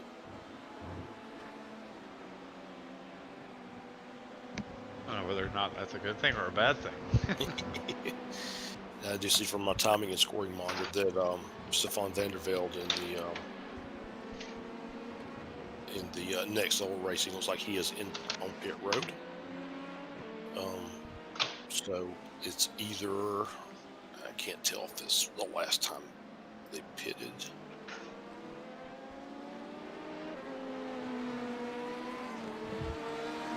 After that last event, I'm going to be taking some damage repair also. I don't want to put any bad words in anybody's mouth, but I mean they're running fourth. You might as well take it in, get the damage and repaired. You know, maybe you see. And maybe there's see a driver. what happens. Yep, and there's a driver change. Marvin Amantz is getting back in the car for next level LMP.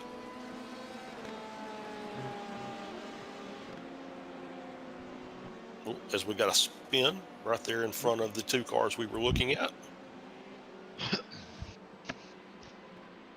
See if we can get a replay of that.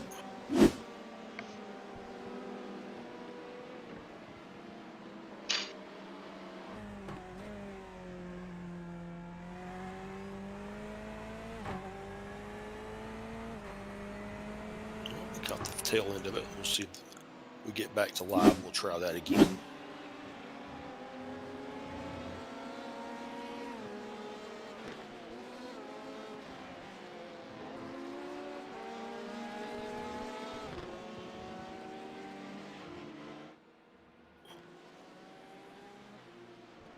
We'll see if we can get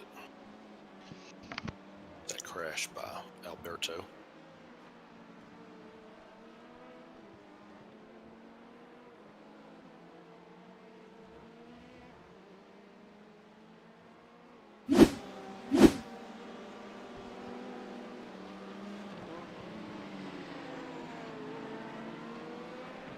Ooh, that's rough. That's a bad play. Ooh. That was quite bad. I don't know if it looked like he was slowing down. So I don't know if, not really sure what that was about. But it looked like he was definitely off the pace for some reason. Yeah, he was.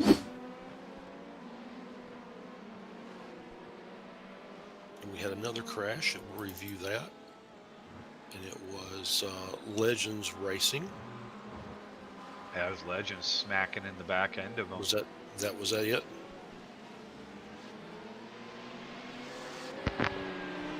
Yeah, I don't know what he was thinking. Was he trying? Maybe he was trying to let. Oh, let's see. Okay, so Legends is way off track. Ah, okay. Fuga. Okay, I think I know. I'm just deducing here for a second. Fuga obviously race leader, you know, and Banzu being, you know, Alberto being a good, you know, Samaritan letting him by, and Legends taking advantage and smacking into him. And maybe he locked up the tires too much, letting Fuga by, but that doesn't explain why he's like basically stopped the track. Right.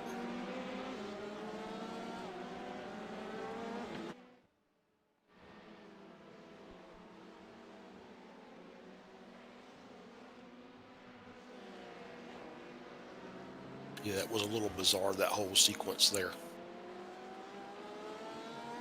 Yeah, and then he like rolled in the middle of the track for, you know, a significant amount of time.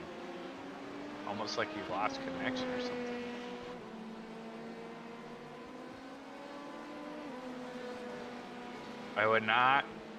this is again me deducing. I would not be a bit surprised if you see a warning or a penalty come out to Banzu. Right.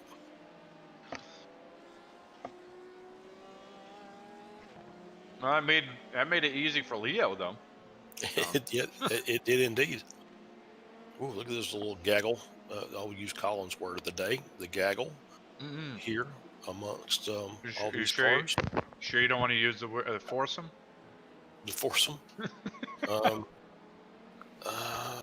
there were 5 cars there, so I don't know why I would use foursome. Fivesome.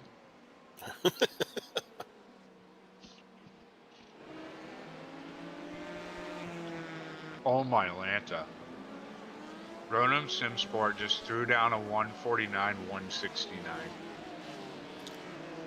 Wow. That was 5, not just, but that was 5 laps ago. They threw down a 49.1, then a 49.3, another 49.3, then a 49.6, and a 49.5. They are running fast.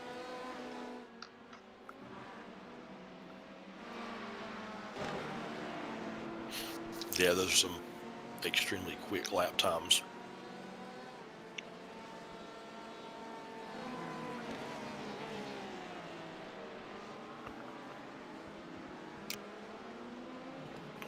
Yeah, I think that's what we'll start seeing is we'll start seeing more and more of those quicker lap times as the track's cooling and as people are on their getting their fresh tires after their stints or their doubles, which is probably what they end up doing. So it'll be very interesting to see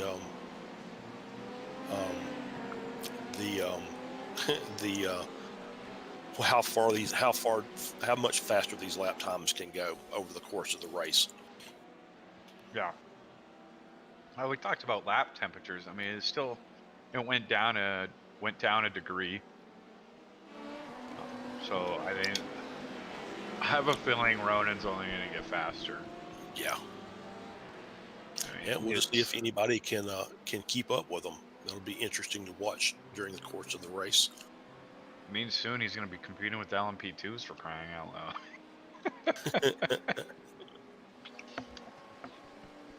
Well, I don't know if he's going to get that much faster because even the lower end of the LMP2 cars are running 144s. So I don't think he's going to get 5 seconds faster. So it'd be interesting to watch, but that'd be a stretch, I think, in my opinion. Okay, so just got an update from Banzu's incident. Or sorry, it wasn't. Sorry, maybe it wasn't Banzu. Was it Banzu that had that issue? Yes, I believe so.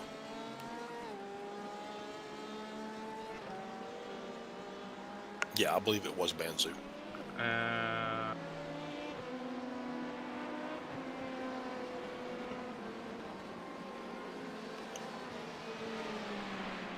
Apologize. That's okay. As we're getting updates in from race control, we'll let you sort that out, bring some accurate information.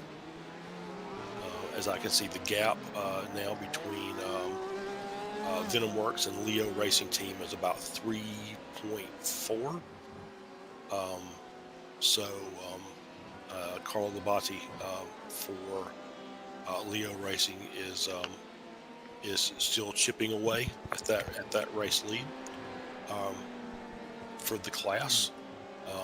Andre Flamenco is now a second and a half back from Thomas Seyfarth, and that's the Andre in the FFW Kislinko car, and Thomas Seyfarth in the Freaky Fast Racing car.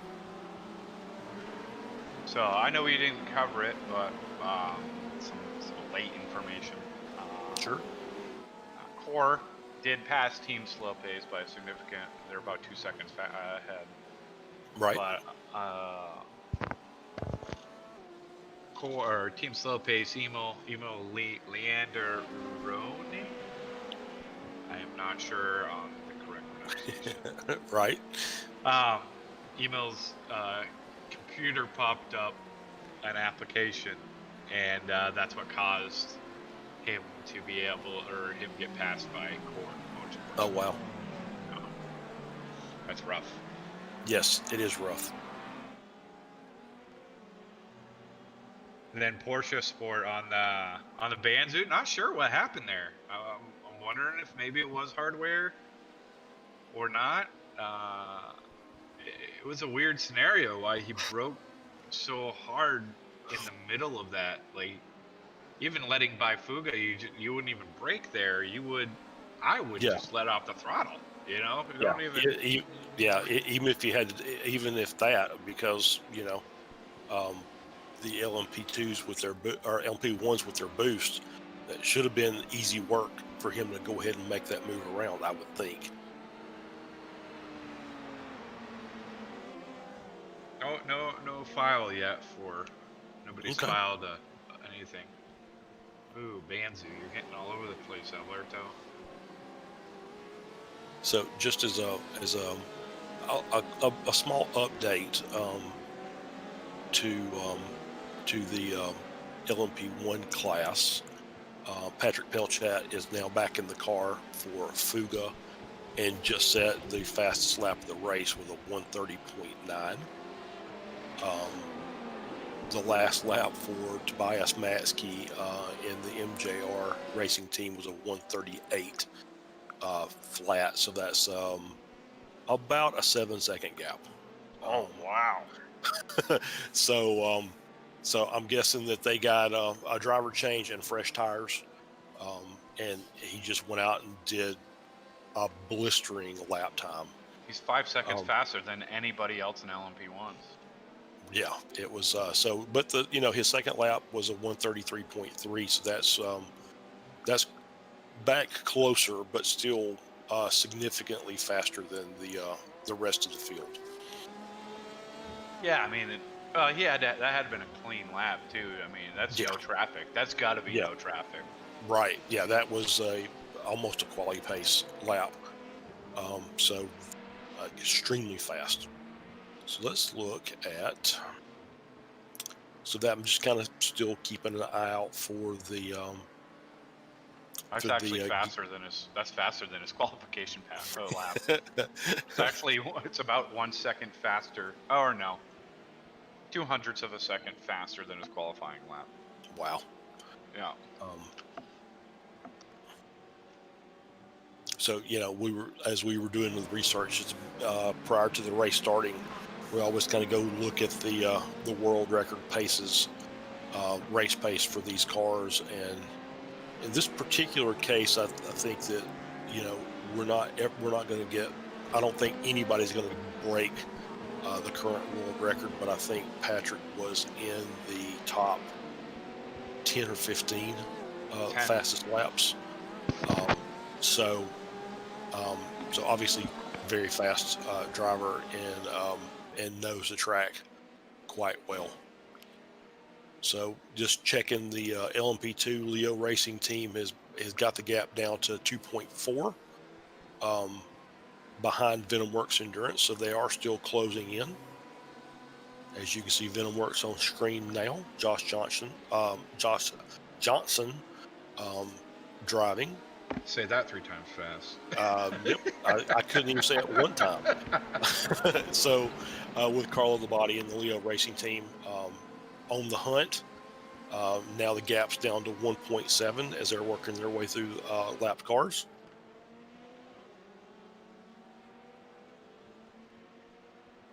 But there goes my 2-hour prediction. I just blew it out. Or like a 1-hour prediction. I said about 2 hours. Yeah, they're really setting some good pace. Look at the last lap time as they come around.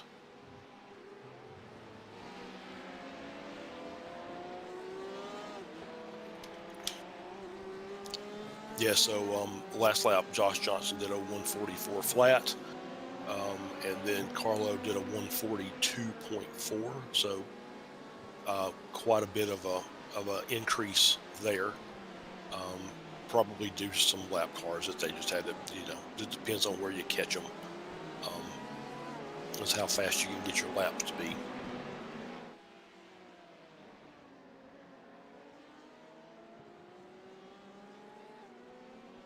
So let's sight in on this battle here.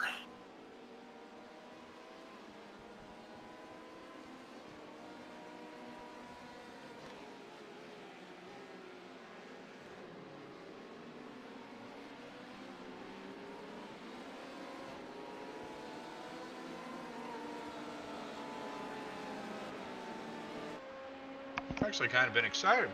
Finally got some excitement going on. Yeah, we'll jump to the nose of the Leo racing car as he's hunting him down.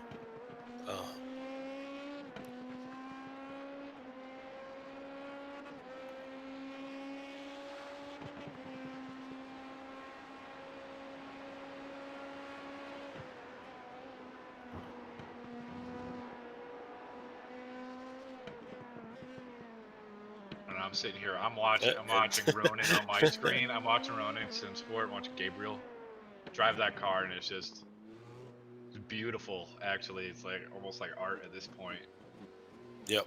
It's as the Leo racing team comes into the pits.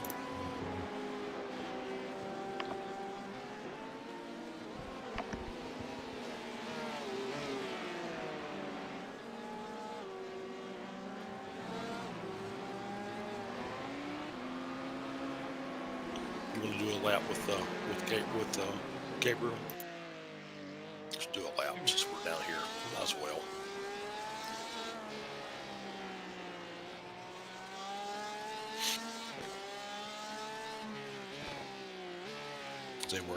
As he works his way through Mercedes Arena.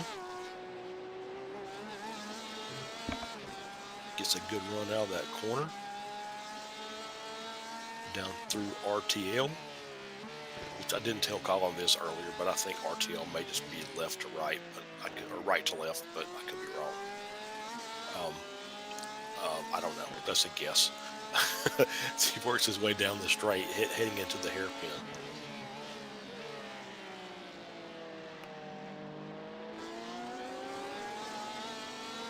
That LMP car couldn't have gotten there at a better point either. Right. Yeah, like it just made it seem so smooth, like it was meant to be that way.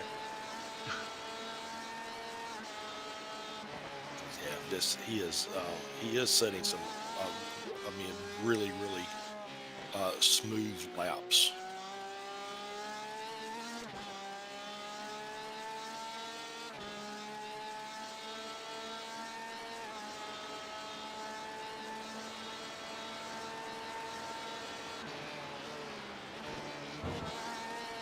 Chicane, perfectly executed.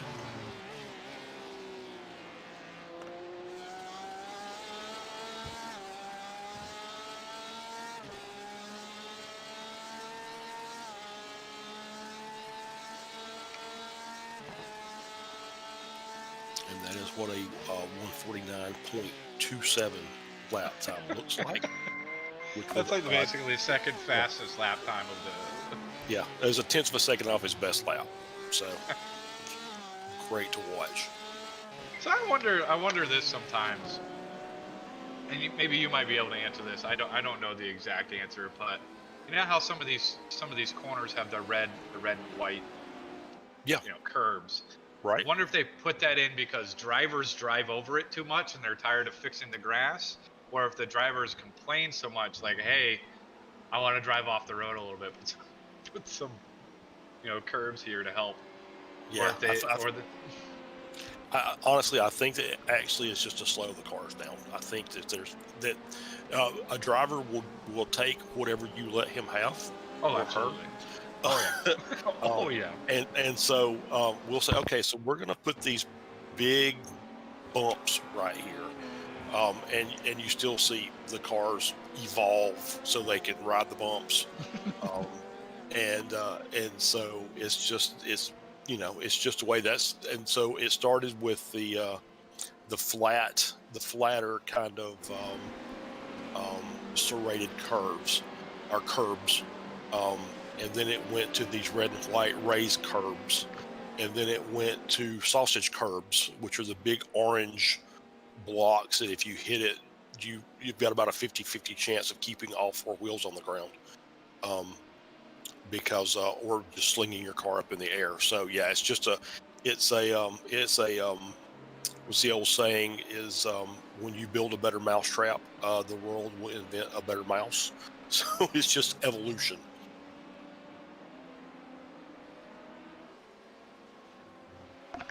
Yeah, because a driver just sees, oh, more racetrack. I can drive on Exactly. that. Yes. Yes. Oh, you put a little green patch there in front of the gravel trap, so I can take another 3 feet of this corner. Is that what you're saying? Okay, perfect. No, we didn't mean that. We just didn't want you to go into the gravel. Well, we're going to go in the gravel anyway. You know, you can see that on exits like Lesmo 2 at Monza, where they've got the curbs and then the green and then the gravel, and then, you know, iRacing finally had to adjust the off track to say, okay, no, you can't put all four. You can't put 2 tires in the gravel and 2 on the green and make that count as a lap. So we're going to adjust it a little bit. So same thing. It's just evolution of the sport. As these cars get a little better and technology gets a little better, it makes it easier to handle all these curbs. So, but yeah, it's driver will take whatever you let them have. Well, it's like in NASCAR, the street course at Infineon. They like hop the car, like every lap they'll hit the same friggin' bump, and they'll hop the car a foot in the air, like. Right. Yeah, right. exactly right. Yep. It's still quicker to as we see bands who come into the pits. They had already pitted, I believe. They were. It's interesting. Right there. Well, I think they pitted because of the damage, maybe. I wonder if this may be a penalty applied. Can you see anything in race control from that? I cannot.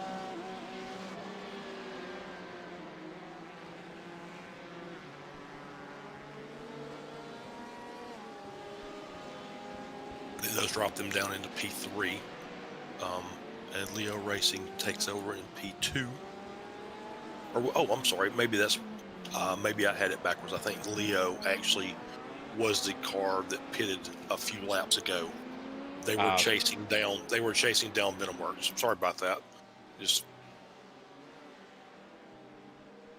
and it's Carlo easy. Labatti was black flagged.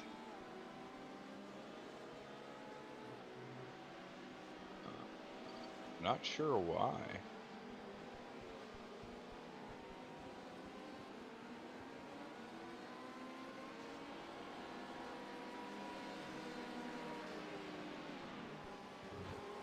That might have also been a long time ago. I think I meant, right. Yeah, I'm looking at old information. I apologize. That's okay. As long as we get it corrected, I don't want to put old information out and leave it out there. So it's always good that we can get it corrected.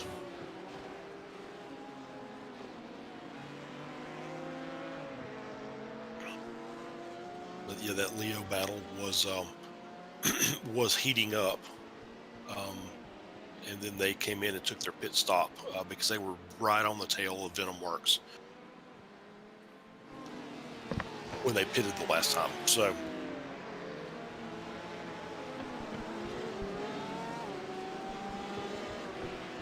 As we can see,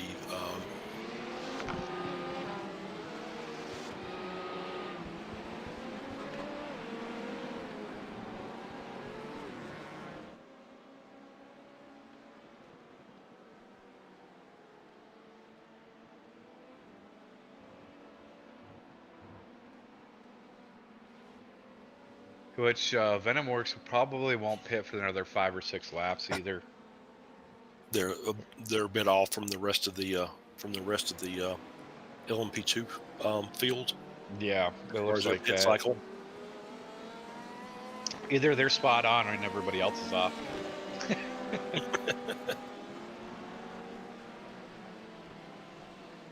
No, but I believe Josh Johnson will be maintained. I wonder if they got 2 drivers in there, Benjamin Johnson and Josh Johnson. I wonder if they're brothers. Yes, I mean the odds are they're probably related in some form or fashion. I want to focus on this. This is the Alberto in the Banzu RX car in P4, who is 0.6 of a second behind Shawshank. Has been closing the gap down, and it looks like Shawshank made a driver change the last time they pitted. Marcel Pollock is in the car now.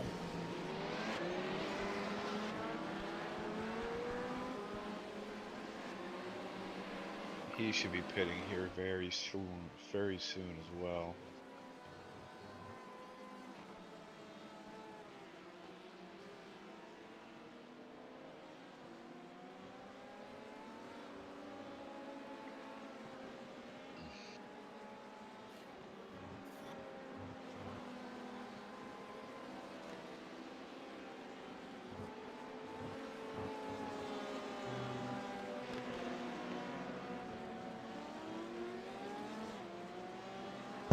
Really, Ben? Are you guys actually twins? No, Ben is talking to us on the live stream because I just asked if they were brothers.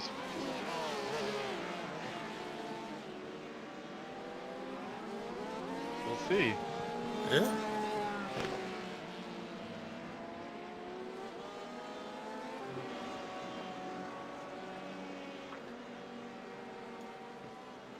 We do appreciate the props there, Ben. We're doing this for you guys. We put in as much effort as we can. Right. Yeah. We enjoy. I did think I would enjoy this as much as I have. I'm not to the level of what you may be used to hearing doing these broadcasts. But it's fun. If you told me a year ago I'd be doing this, I told you were crazy. No way. Hold on. Sorry, I don't mean to interrupt, but no, it's okay. Ben Johnson and Josh Johnson are actually twins. Well, and Josh is driving the car, and he's older by 8 minutes. So the real question is who's the faster driver? That's the real question. So Ben, if you want to come out and stake that claim, you feel more than welcome to. As we see Shawshank heading into the pits for their pit stop. I mean, I'll let Ben answer that question. I don't want to answer it for him. I feel like I'll be disgracing him a little bit if I answer that. But I mean, to give him the benefit of the doubt, Josh is running faster lap times because of a cooler track. Absolutely. So we'll keep it at that until Ben wants to retort. But right now, good job running that car in first.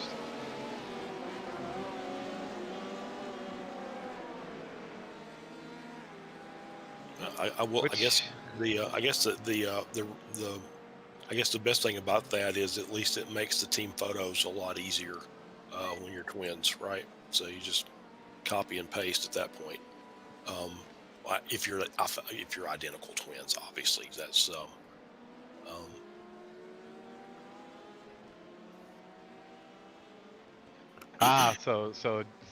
Ben admits that Josh is faster here. Okay. But Ben also admits he's the slowest around here, specifically Nürburgring. So. Okay. He got one more race to prove it. Excited for the next time. That's crazy. Like you meet. That's one thing I like about group forums like this is you You get to meet all kinds of people from around the world. I mean, even twins. That's right. You know. And it gives us something to talk about, right? So when there's no real battles on track, it gives us something to talk about. So it's always a good thing. So. And speaking of battles, like I thought Leo would catch up to Venom Works, but it looks like Josh did find some speed in that car and is keeping Leo at bay right now at about 40 seconds back. But Leo's gonna pit. No, Leo already pitted. Sorry. Yeah.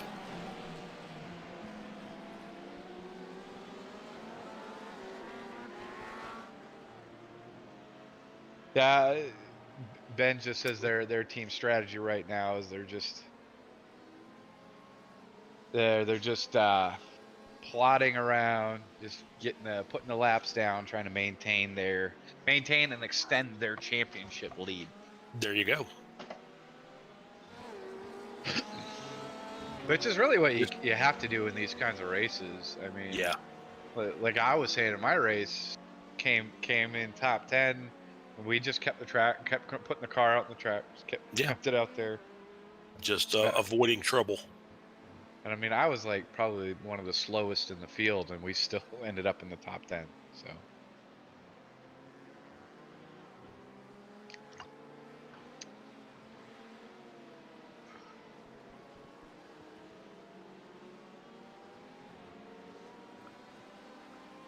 As we see Josh coming into the pits to take their pit stop. We'll see if Ben's getting in the car or if he's going to sit for a minute. I think Ben's probably meeting the requirements. I mean, if I was the slowest, I would stay out of the cars. I'd be like, "Ah, you guys got this. I'll sit back and crew chief for you guys." That definitely sounds like my strategy last week in the Bathurst race. Was I'll run a couple stints when I get fair share done. I'm done. You guys got this.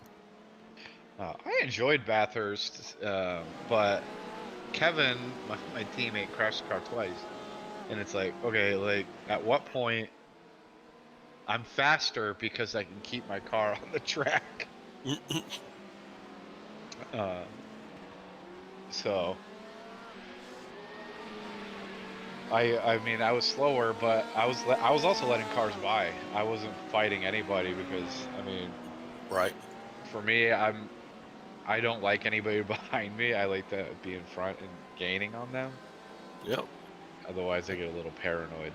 So there's Josh back out of the pits. He stayed in the car. And there is P2, Leo Racing. The gap is 5.5 seconds, so that'll be potentially an interesting battle. If you just go by iRating, then Carlo should catch Josh in pretty short order. So, but we'll keep an eye out and just kind of watch the battle for a minute and see what happens. As Josh is working to get the tires warmed back up. And it looks like he's passing. It looks like that was Shawshank, I believe, is who he just passed on track. And then for Venom Works, Ben's our in-team reporter right now for us. I guess Josh is going to stay out for at least 2 more stints. So he's doing 3 stints. And then Yell, I think, is back in the in the car for him. So 2 more stints. That'll bring us to 7 hours in. Yeah, something like that.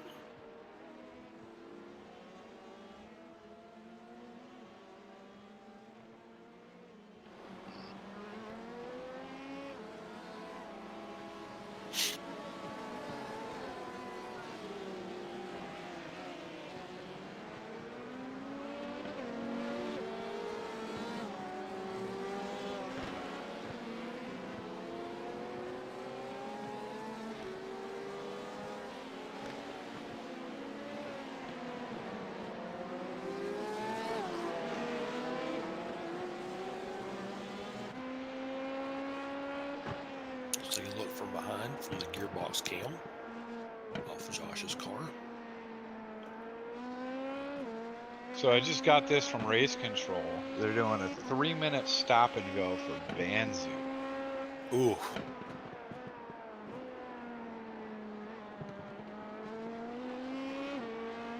And that incident that we saw earlier with Banzu braking in the middle of the lane, I believe that is the cause of that.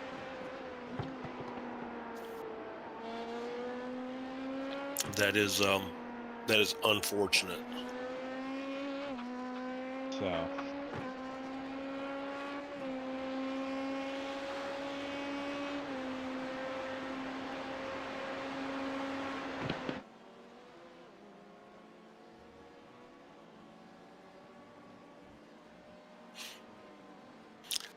Yeah, it seems like that that did seem a little out of place as we watched the replay. So, not sure what all transpired. If there was, you don't want to speculate, right? So, yeah.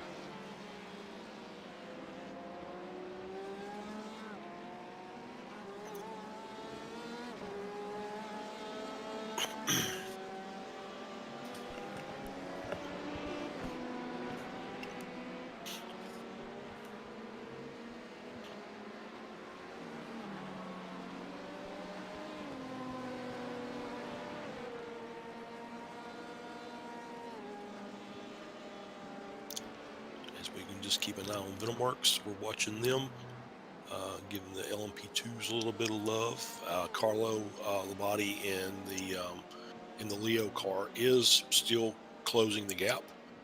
The gap is now about 3.5 seconds as Josh is making his way around.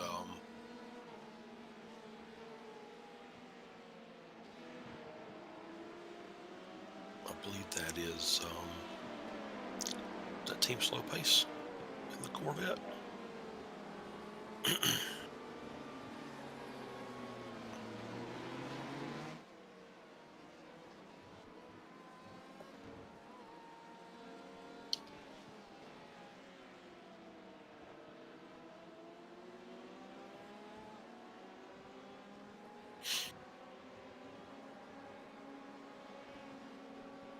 As we're excuse me, as we're coming up on the top of the hour, we'll be doing our advertisement for Swindon Care Centers and Unified Potential, our sponsors for the series.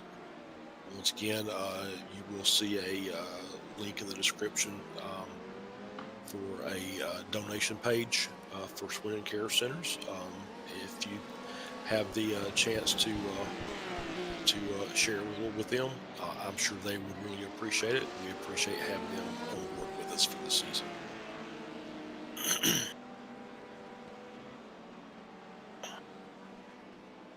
Yeah, I don't know if Shawshank is a lap behind Leo and VenomWorks. I don't know how the whole. I think that they are.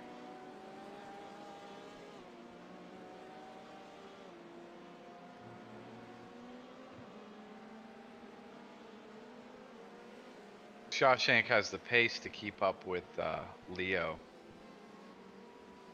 The only problem is I believe that Shawshank is a lap behind. Yeah, that's what it looks like on my timing and scoring as well.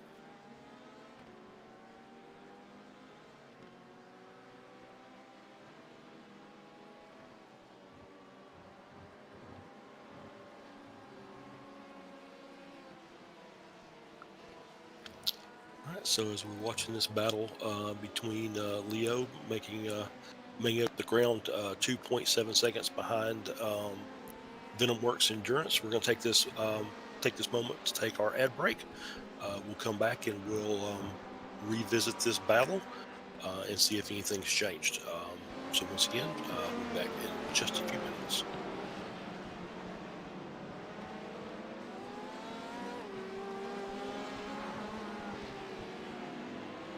I think we are clear.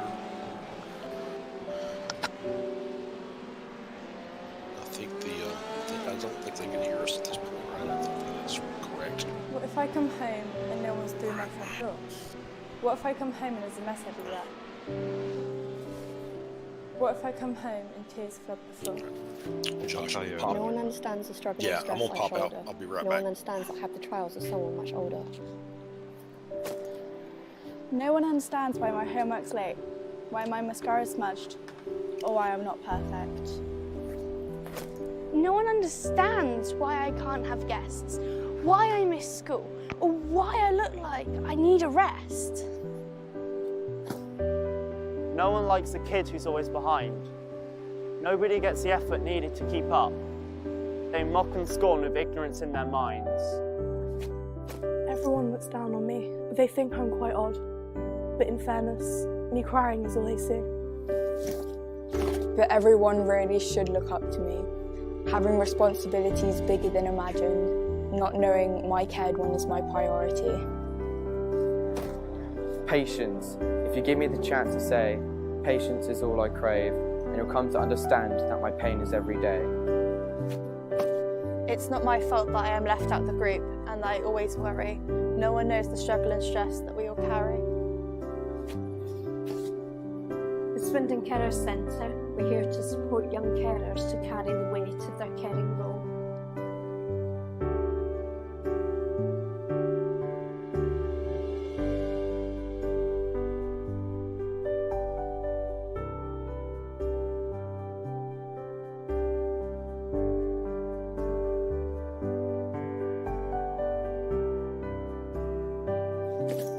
Someone is there for us to speak to. Someone understands what we all go through. To everyone at Swindon Carers, thank you.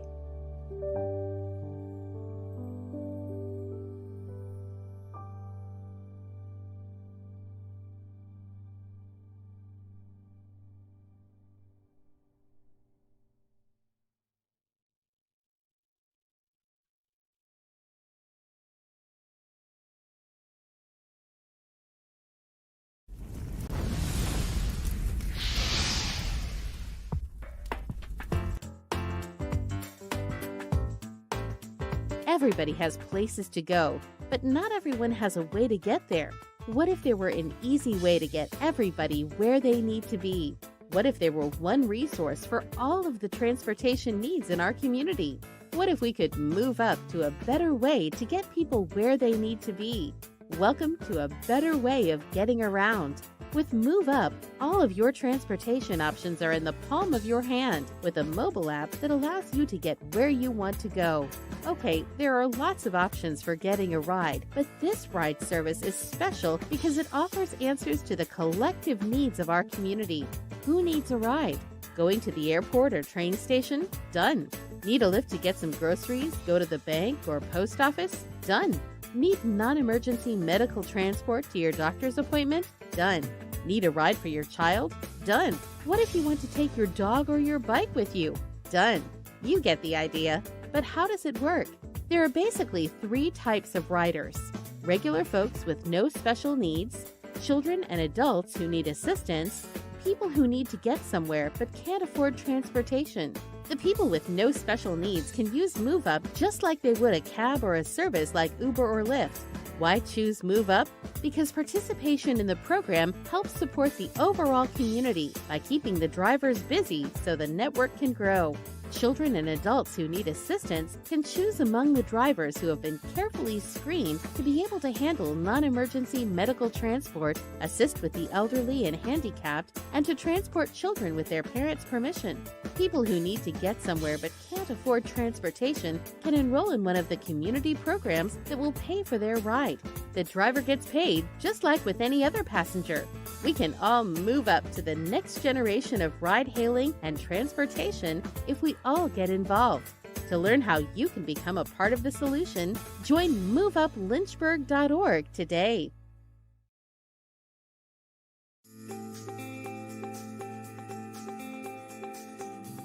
Move Up is a local delivery management app that is completely free for you to use. It lets you choose your drivers, whether your own employees or others in the community.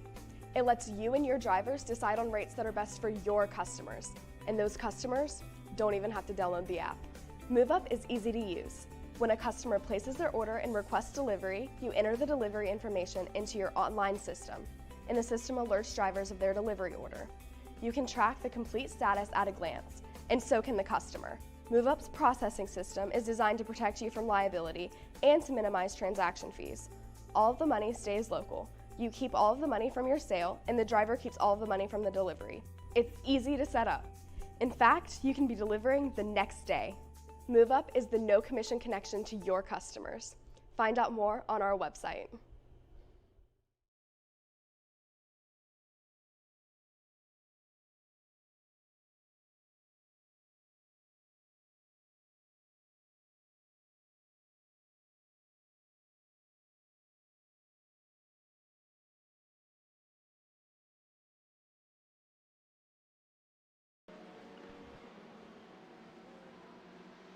Welcome back, and thank you to Unified Potential Swindon Care Centers.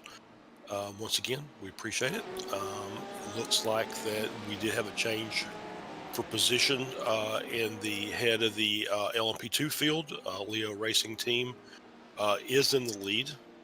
Looks like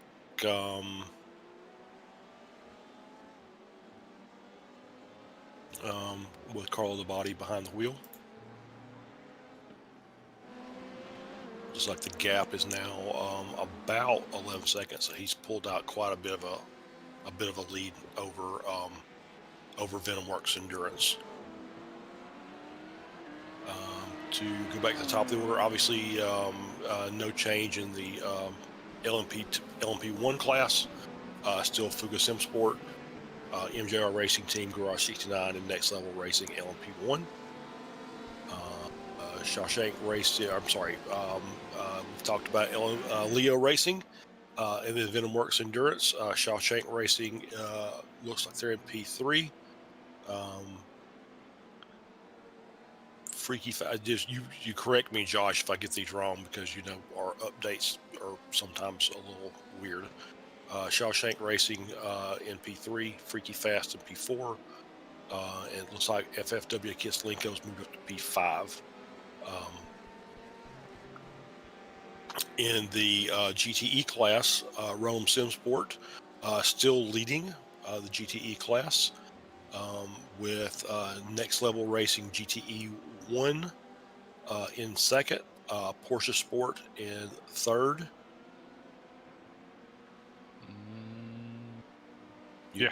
Just barely, yeah.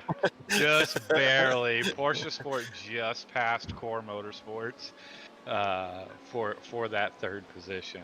So, and they're both a lap down from Ronin Simsport. But that's due to Ronin Simsport not pitting yet. And maybe Core just and Porsche did splash and goes. I'm not sure. Right. No, Core just came out of the pits, so Ronin. Okay. They're a lap down, but that's due to pit strategy. I got you. So, but Core is in P4, Team Slow Pace in P5, Garage 69 at P6. That's Garage 69 plus 1. The Next Level Racing GTE 2 car in P7. Yunkos in P8, N-Race Esports in P9, SCCR in P10, and then DMC by HPSR rounding out the GTE field. So, yep. So Banzu, yep. I'm sorry, I was going to say Banzu by due to their penalty has dropped down to P6. Ahead of BroSim Racing, Reaper Racing, Ronin Sim Sport Academy, and Legends Racing. Hey, to cover the VenomWorks, just got our in-car reporter Ben Johnson on the VenomWorks. They had a small spin allowing Leo to pass them. So hopefully you can get that spot back.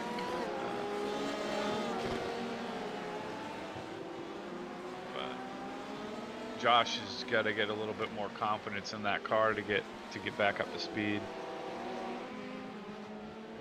So we'll see what happens there. Right.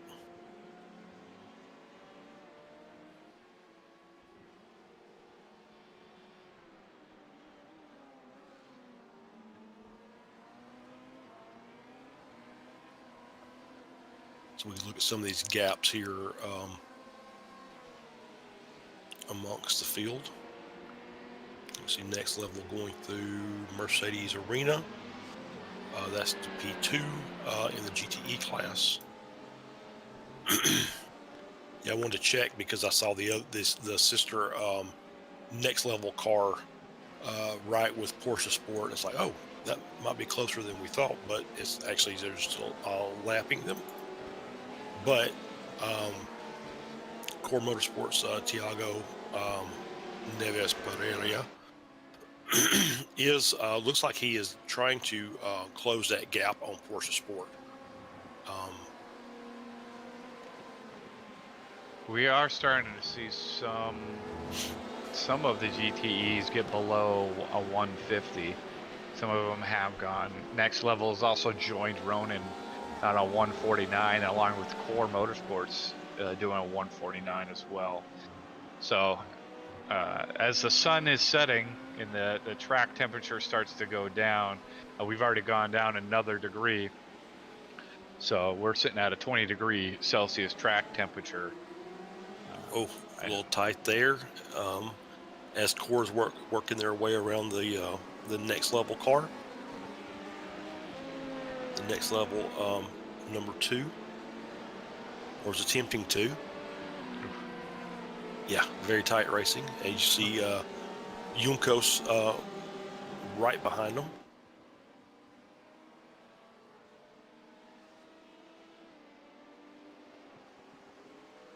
Core put that car.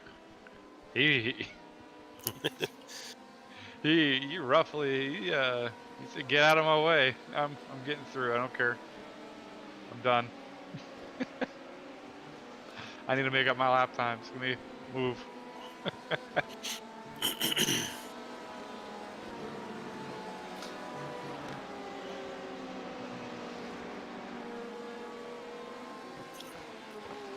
you see the Yukos car, Ezekiel Montero, is trying to get by Core. He's working on trying to unlap himself. Because I believe that I don't think that is for position. So no, it's not.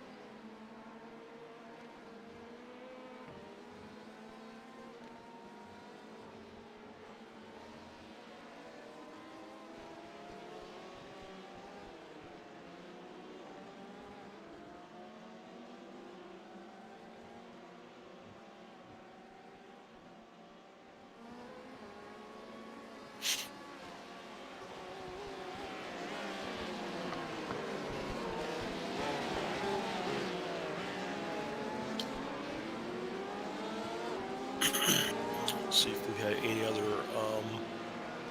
on-track battles. Jump over to look at the Porsche Sport car.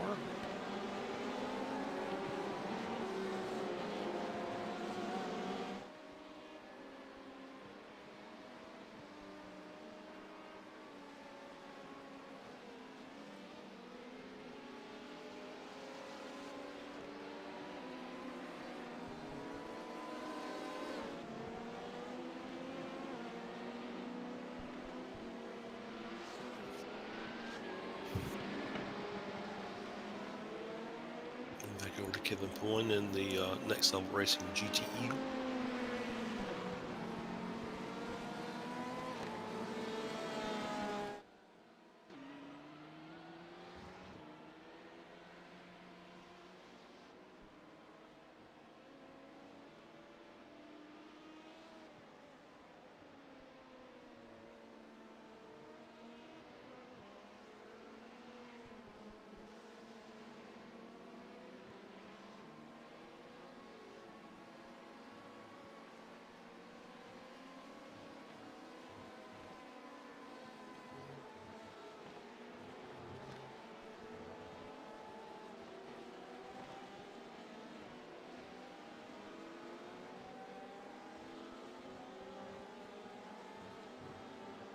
So go back to sights and sounds of the race event here.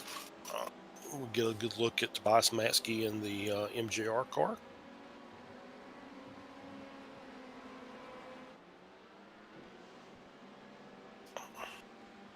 And of course, Patrick Pelchat in our leading LMP1.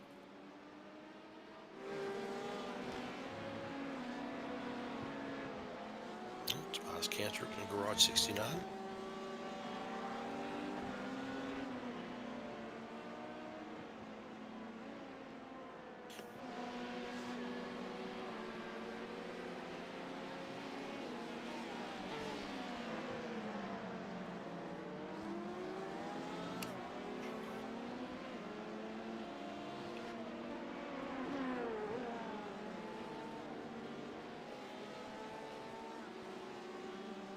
Once again, I can't say enough how impressed I am with these drivers and multi-class field, just working their way through traffic.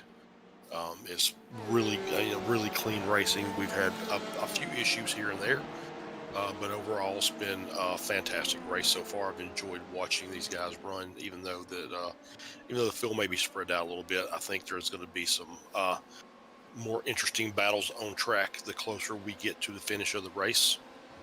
So should be pretty fun to watch, especially I think the GTE field's probably going to be where the real battling is going to be for the end of the race, with the exception of maybe P1. I think the rest are going to be fun to watch to see who's getting that those podium positions, and in the LMP2 field as well. I think there's still a lot to be decided. Carlo Labate in the VenomWorks car. I'm sorry, not in the VenomWorks car, in the Leo car, seems to have the measure of the field for now. But VenomWorks, Shawshank, Freaky Fast, FFW, Kislenko have all shown some good pace, so there's always the opportunity for them to make up spots. Specifically since we're coming up on the halfway point of the race, so the first half has been really good, and I expect the drama to be even higher as the hours wind down in this event.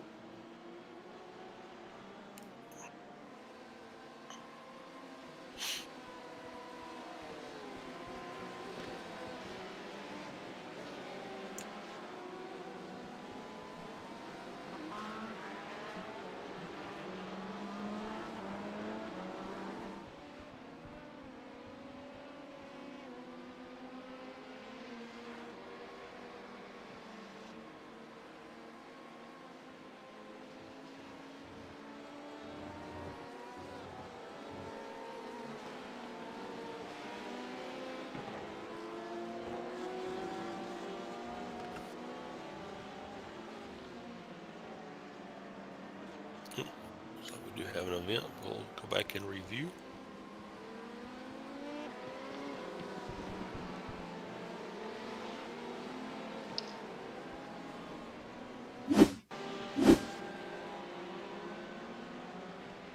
Daniel Peluso.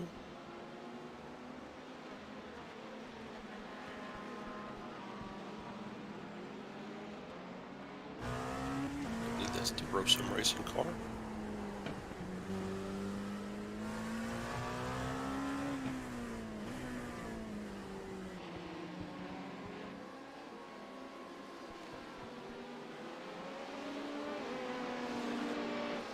Not much of an event. Not much of an event. That's, the little box come up, it says crash, just like, okay, let's go look at the crash, but apparently not so much of a crash.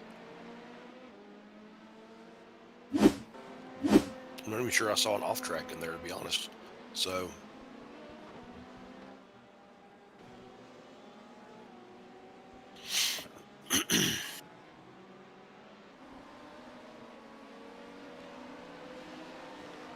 Okay, so now that I think all the pit stops are done for the GTEs, Yeah. I think Ronan might be ahead of all of them. I believe you may be correct. But he hasn't pitted since lap 165, so. And they all pitted 175, 169, 176. So I'm not sure what's going on with GTEs right now, because Ronan Sim Sport's on a different pit package than everybody else. So unfortunately, I can't give you guys any good predictions. So I mean, Gabriel's got that car under complete control. So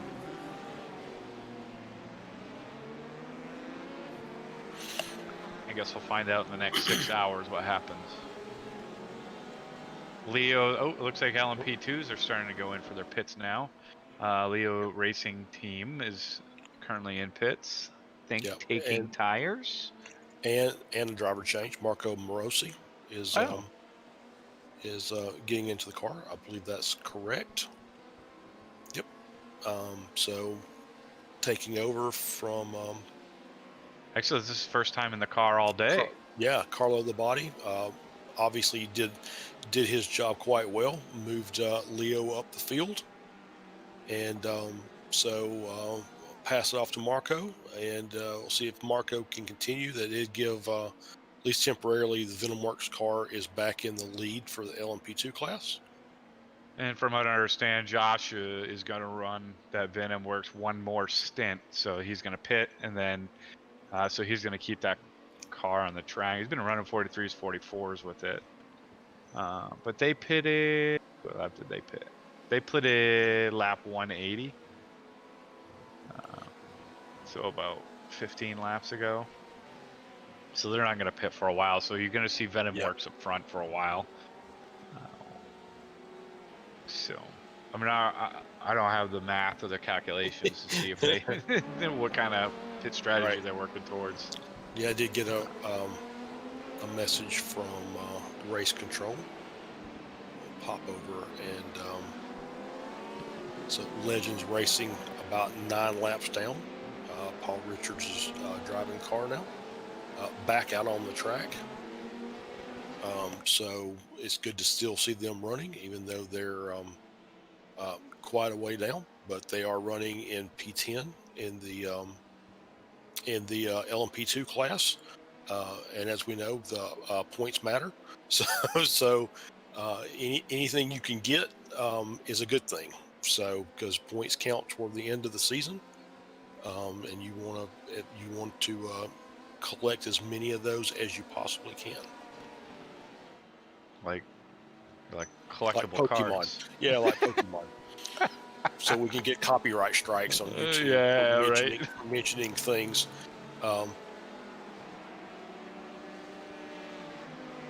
That's why I've been using the term formula as opposed to the copyrighted name of the series that run.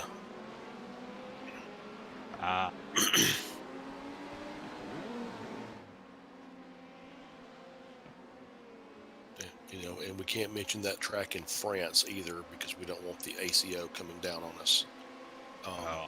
In some news that's kind of related to the race we're at here, endurance racing with LMP cars and GT cars.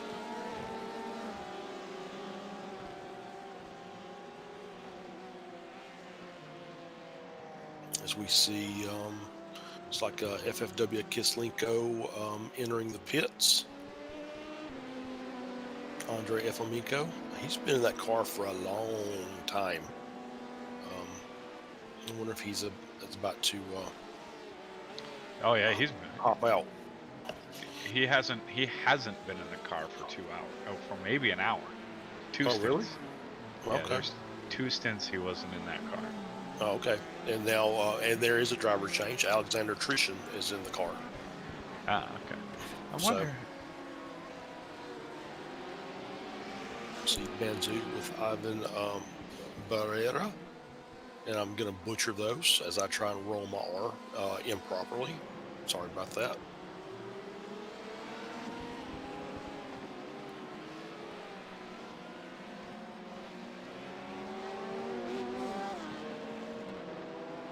So that seems kind of like the routine. Double stint tires, then do your driver swap, because then you won't lose any time in the pits. Right. Yeah, it makes sense. I mean, it's something a pretty sound strategy. If they're double stinting tires now, those may get extended later on in the race. So that might be something we have to pay attention to. There could be some serious positions changed hands because of, triple stints. So you don't know. It's I'd be interested to see what the tires look like after a triple stint.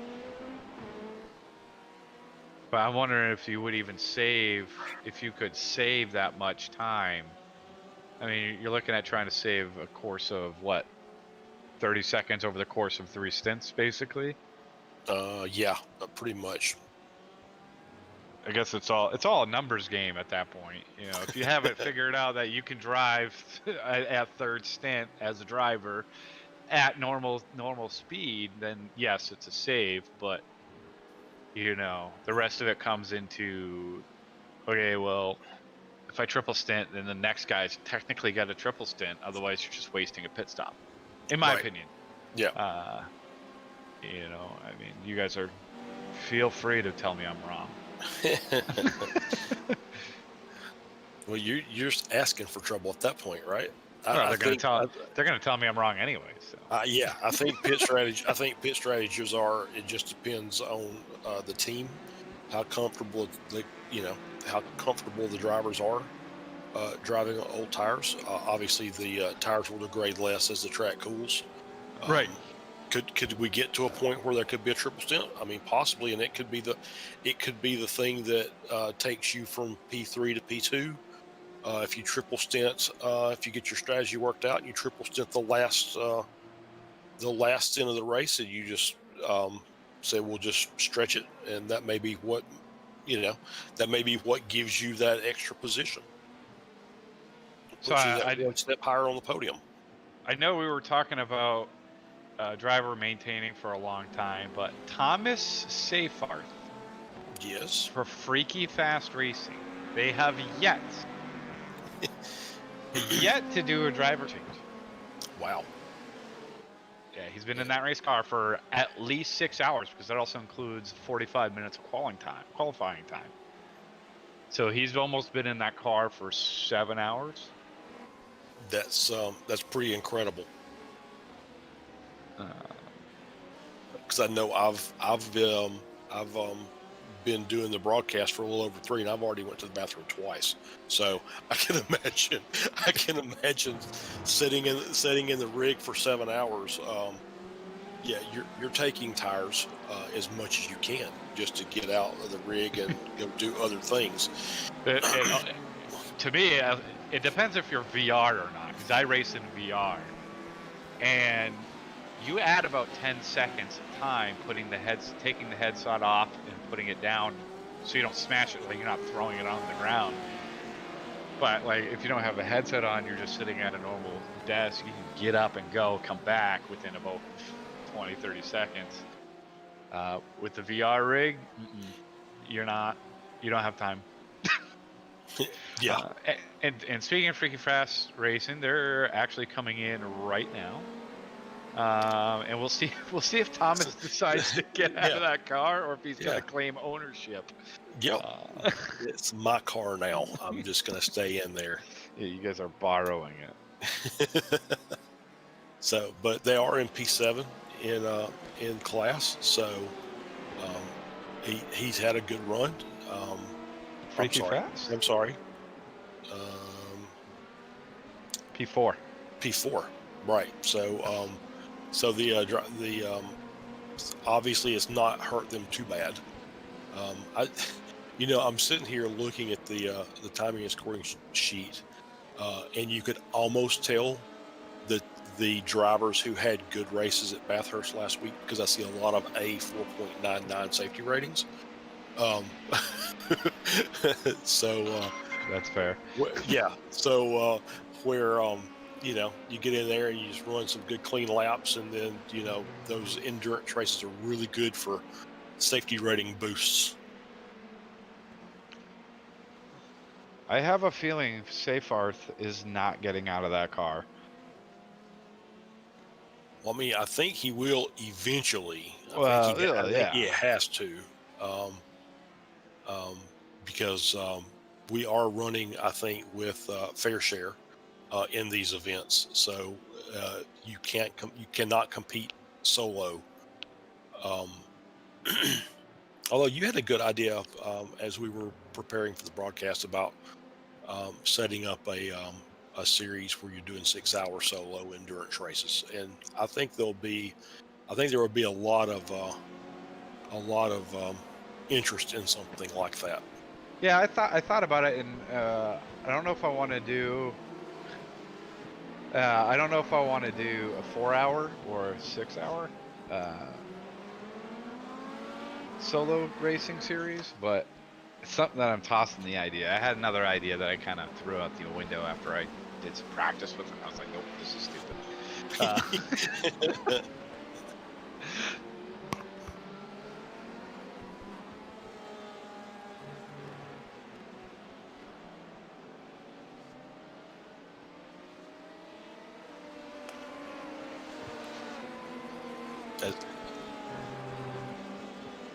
As we're getting some technical direction from Mr. Thomas Cope, who will be rejoining the broadcast here very shortly. And we're also, Mr. Colin Tabor is back in the broadcast with us. Colin, how are you? I'm well, thank you. Hello, Charles. Hello, Josh. I've been enjoying the commentary over the past few hours. Well, I don't know if it's been knowledgeable, but we've had a good time. So, hey, no one knows everything, right? Yes, I think that's true. So what of interest has taken place over the last few hours? I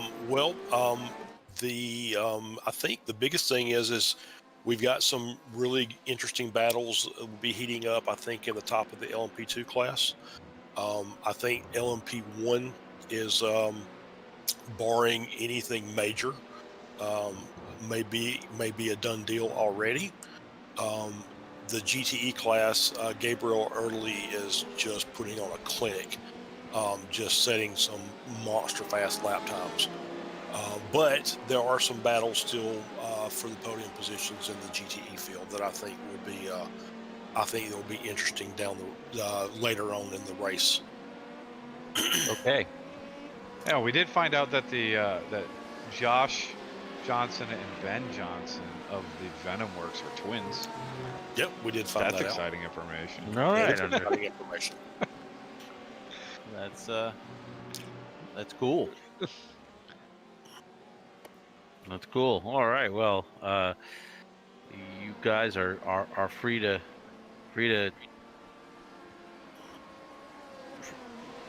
move on if you wish while we wait for Thomas to fully rejoin, or however you'd like. We'll carry on from here.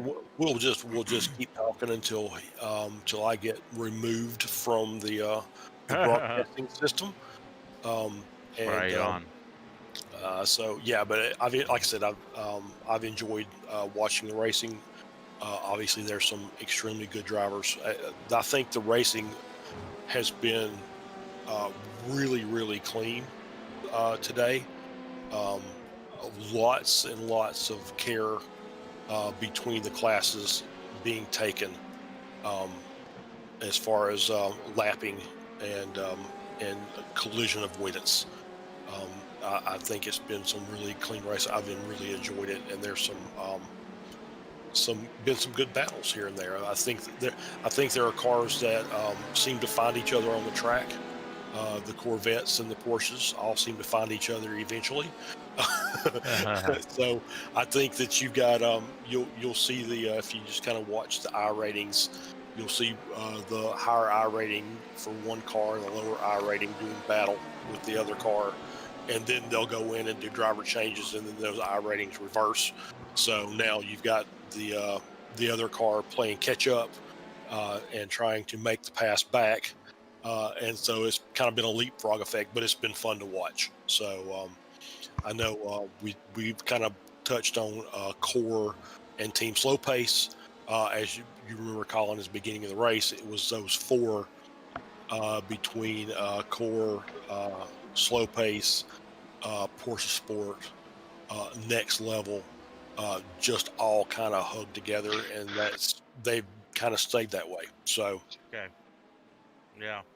Yeah, I'm taking a look through the field. It looks like for the second place battle in LMP1 is a bit of a thing. If I'm not mistaken, we've got Garage 69 and MJR racing within a straightaway of each other, both running 4 laps down from the lead, but nonetheless, yeah, looks like about an 9.5 seconds. battle. Just Yeah. throw a number at it. Yep. And yeah, have been watching Leo Racing and Venom Works Endurance sort of flip-flopping the lead of LMP2 based on pit stop cycles. It looks like Venom Works last pitted on lap 179, while Leo Racing on 196. So Leo Racing is a little bit shorter on fuel, or uses up their fuel a little quicker, it would appear, unless that came about due to some other influence. But there's a little bit of a gap there, and that'll be interesting to see how that plays out.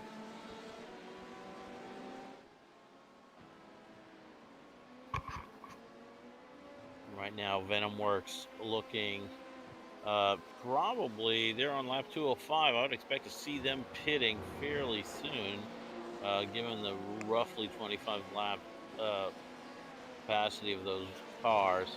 So that would be any minute now. Perhaps this time by. Right. I can't see how they could make it in one more lap. Also, another interesting thing that we found out too is Thomas Seyfarth in Freaky Fast Racing has been in the car the whole time. Yeah. Here they come into the pits. Venom Works entering the pits. Yeah, there's one of the Josh coming in. Yeah. Josh Johnson. I think he might be actually coming. Yep, he is. No, I think he'll be keeping it though. Yeah, yeah. I think based on what we heard from inside the team, I think he's in there for another stint.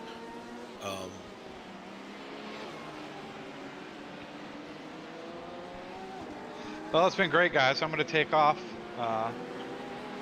Been real fun. Josh, All right, we appreciate you. We appreciate you being here, buddy. We really enjoyed it.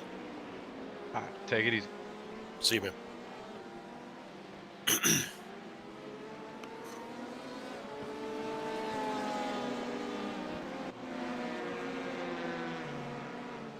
As we can just kind of see the camera looping around and trying to find things to look at. It's kind of that lull in the middle, Colin. Is there's a few battles here and there. This seems like every time they start getting interesting, pit stop gets thrown in the way, or lapping cars gets thrown in the way. Sure. So it's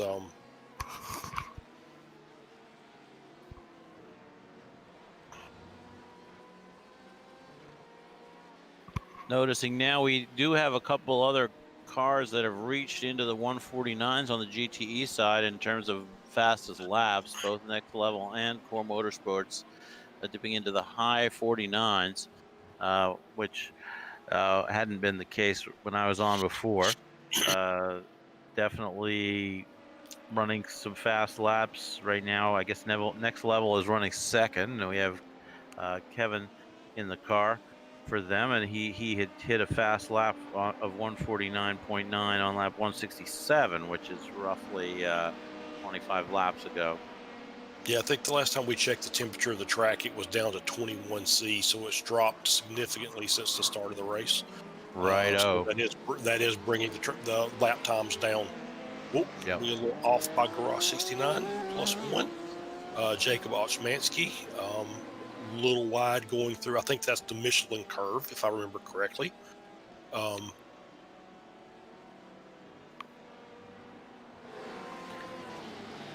Yep.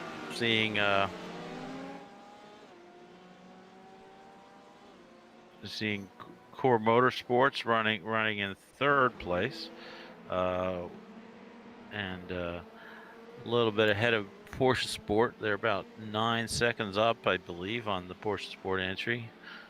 So that's not too far apart. Right. Thiago Pereira in the car is setting mostly, looks like, mid or low 150s when he has clear track. And Paul Riga in the car for Porsche Sport, a little bit, well, yeah, maybe a little bit slower, quarter second or half second slower on average. But who knows? You look at this and it's just a matter of again, laps, comfort in the car, how long you've been stinting, and where the tires are. At this point, the difference in fuel mileage between the different GTE teams has pushed their pit stops apart almost 10 laps in some cases.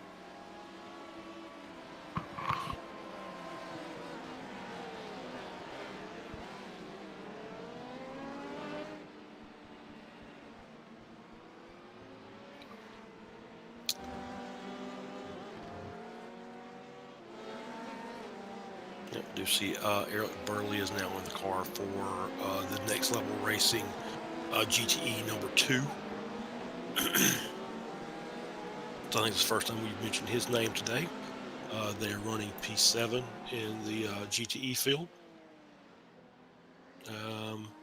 Jonathan Ribeiro is in for N-Race in that Ford, who has dropped back down to 9th. So maybe having a little trouble, but just a little off the pace. It might have been. I think we're still looking at the Porsche still clinging to the front of the field in the GTE class.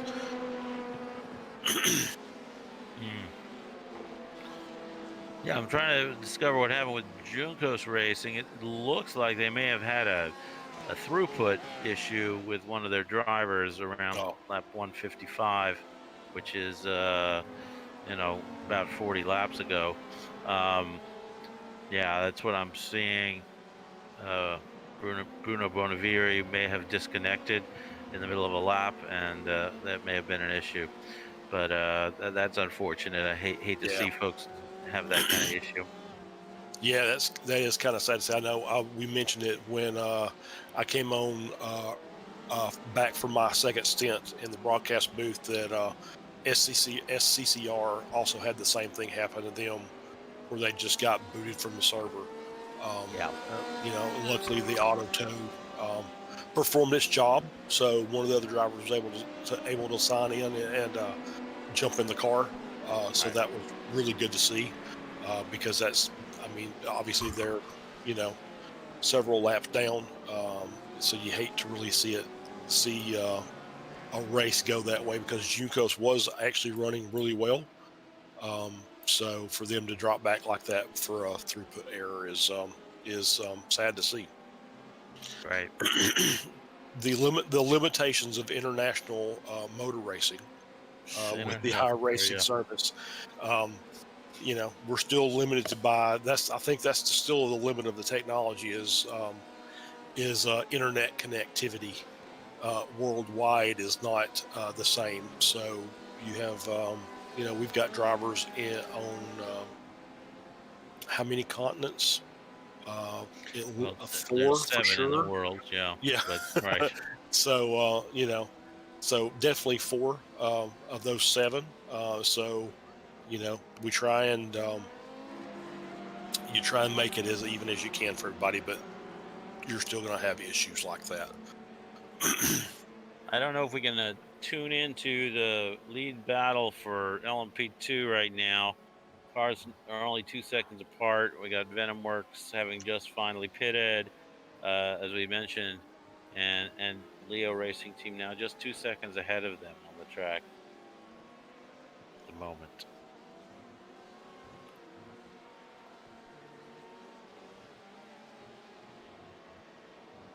Yep, and there we see.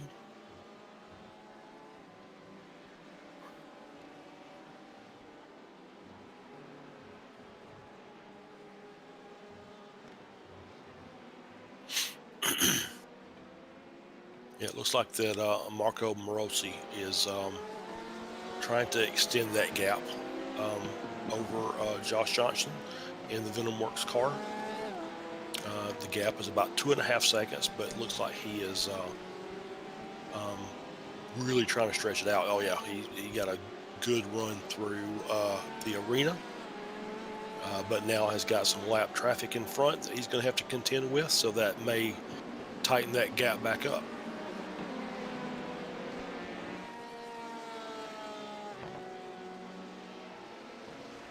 Yep, he's passed one, but not two of those cars, and very close there. Not sure.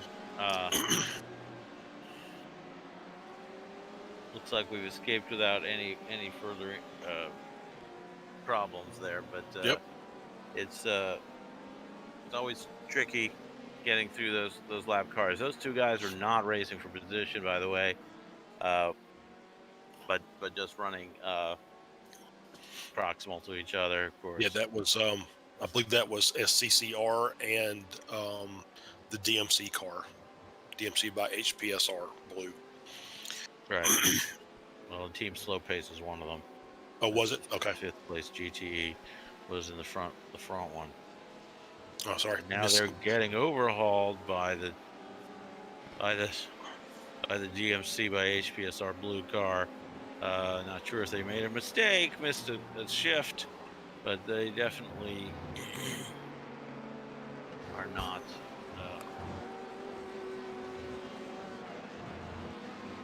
in a position they'd have to be giving up space unless they felt comfortable doing it. Right. You know, and that's one of those discussions again. You know, everyone has a different kind of point along the continuum, right? But how much deference do you show to a car who's ahead of you in an endurance race such as this? You know, if you want to get by them and you're clearly faster. My personal philosophy is let them go. You're not racing them directly. It's the more time you spend in proximity to another car, especially when you're not racing for position, way more dangerous it is. It's just there's no upside to holding them up if you are actually slower than they are. So be it. Yeah, I completely agree. Anytime you're battling with a car, you're both slower than if you were running nose to tail, and whether you're laps ahead or laps behind, it's just making your race more difficult, possibly later down the road. Yep. There was a. I'm sorry, I was going to say there was a driver change for car 79, the Ronin SimSport. Philip Bearswheel is now in the car for Ronin SimSport GTE. Gotcha. So that's a 2-driver team as far as we can see so far. And Philip, I think, is a newcomer to the VEC.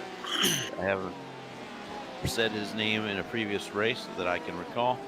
So that's exciting for them to find, a good partner for Gabe. I would think, if that's what we're seeing, glad to see it. Yep, absolutely. I do want to call out that Legends Racing was caught up in an incident earlier in the race with another car, where unfortunately in the other car they had an equipment failure and it kind of stopped in a bad place on the track, or almost stopped, and Legends got caught up in that. That's very unfortunate. Everyone's aware of it. We're gutted for them. they were having such a good run to that point, really quite a good run. And but they're bravely soldiering on now, 31 laps down to the overall. They're 4 laps down from the closest car, and shown 8 laps from the leader in their class right now. Yeah, absolutely. I really appreciate the level of commitment when a team just sticks it out, finishes the race. I think that's that's the way I want to race. Even if I'm having the worst. Whoop, we got a spin. That's Banzu RX with a spin. Yeah, well. Yeah, with a spin in the Mercedes Arena. So we'll see if we can get a replay of that.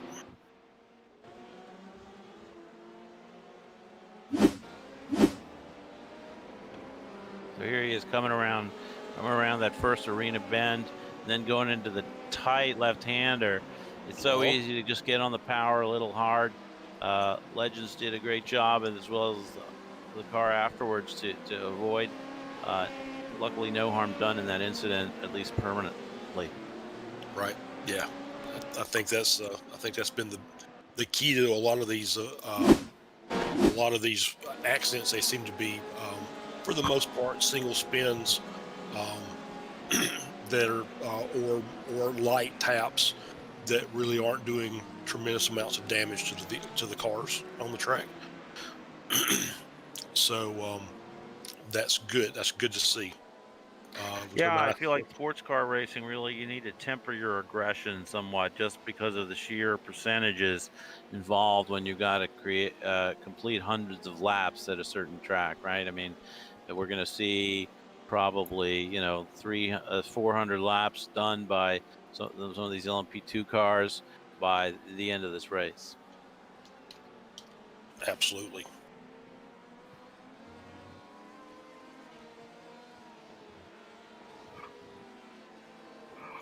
No problem. Yeah, whenever. Well, I'm not. as a technical, I'm having a conversation with a technical director. Yeah, whenever you're ready, TC, you're good. So happy to welcome Tom Cope to the broadcast booth formally as an announcer as well as cameraman. So again, I want to acknowledge the great cameras you did for this. I've been enjoying. And yeah, looking forward to spending the next couple hours calling this race with you.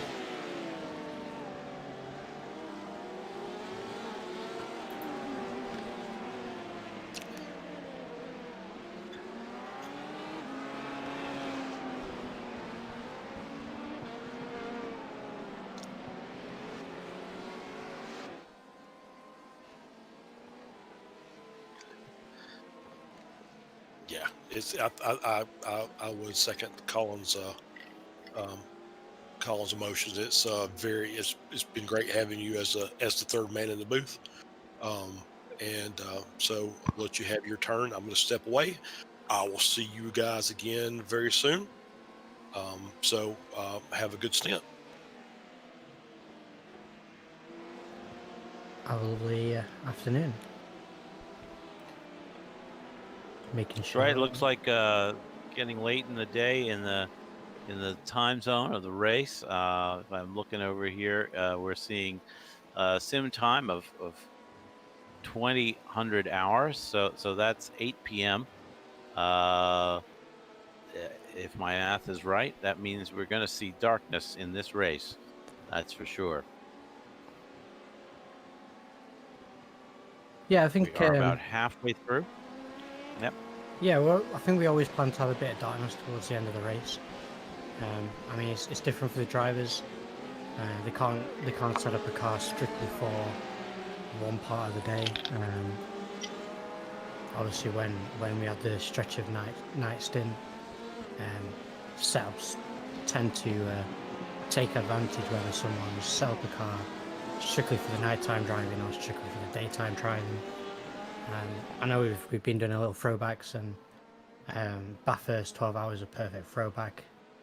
Race starts at 6 a.m. in the morning in the sim, and obviously the rest of the race is in the daytime in the scorching hot temperatures. So you don't tend to see setups that can really dominate in the nighttime, but surely a lot of these drivers will have worked quite hard on their setups and have something really good for them, especially obviously this Fuga team with really dominant with their setup, obviously 5 laps ahead at the moment. Yeah, Fuga has really shown their strength again today at the Nürburgring. So far, we've seen 2 drivers in the car, Pat Pelchat and Pierre Benoit Lemire, who are driving today, trading honestly fast laps of the race. Both are blindingly fast, I would say. Their fast lap right now, it's a 1:30.9, set by Patrick Pelchat. Or Pelchat. I honestly gotta get with those guys. Understand how French I need to be. Yeah, hopefully if obviously no bad luck for these guys, and obviously touch wood, no commentator's curse. No. These guys are obviously acting very dominant right now on track, and hopefully you can ask your question and you can ask them when they come around to the broadcast booth, maybe after the race. That's right. We'll get some, and we've already talked to Patrick at least once, and I always forget to ask in that moment. But yeah, I mean, well, they've got some space to lose for sure. The incident in Barcelona was certainly an unusual one. Put them back from 5 laps up to 5 laps down, roughly, and that was very dramatic. But we expect, it seems odds are that kind of thing wouldn't happen again, but we'll see. Yeah, I think these guys' mindset right now, like they've brought out a dominant lead, and well, I say dominant, anything can happen right now, but a good lead obviously. And right now they'll be thinking, track's a little bit empty, there's not as many cars around.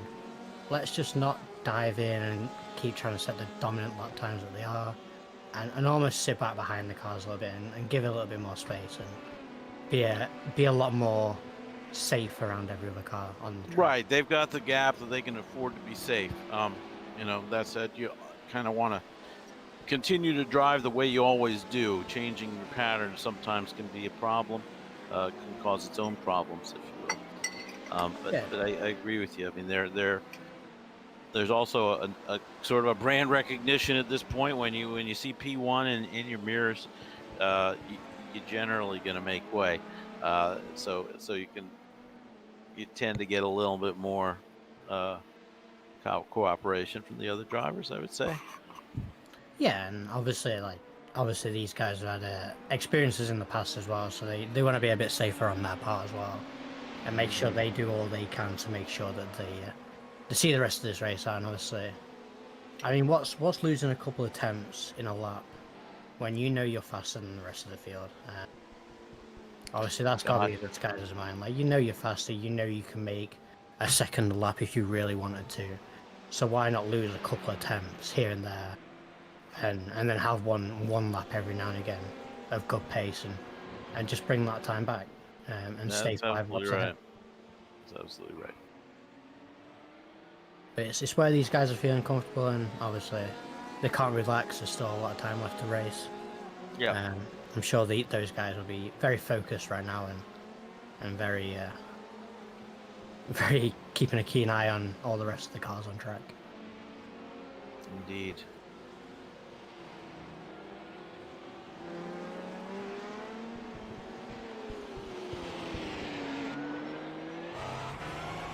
It's very odd. What do you guys talk about at this lull moment of the race?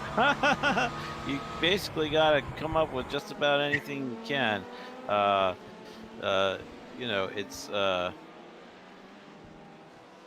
It's going to be interesting. What I'm going to do is I'm going to spend a minute or two talking about the track. I had a few track facts that I'd gone through during the first part of the broadcast. I'm going to recap that right now. So the impetus to build the Nürburgring as a whole came very early in the 20th century, right? So around 1907, there was a race on German soil that was won by the Italians and the Kaiser. In fact, I believe the race was named after the Kaiser, who used to be the head of state, the ruler of Germany before the current system, and so they were, embarrassed internationally by the Italians. So the Kaiser was told that the reason for this was that we don't have a dedicated racetrack to test and develop our vehicles. So imperial consent was soon given, right? And so they planned a track in the region that the Nürburgring is, and that turned out, of course, to be the ring. It was, near the Eiffel Mountains, village of Adenau. It was delayed by the onset of World War I in the mid-1910s. About 1914 to 17 was World War I. And it was a brutal war for Germany. They came out of that war completely broke as a country, by which I mean, financially. But they nonetheless found the resources to hire 2,500 men to work on the track starting in 1925, which is almost 10 years after the end of that war.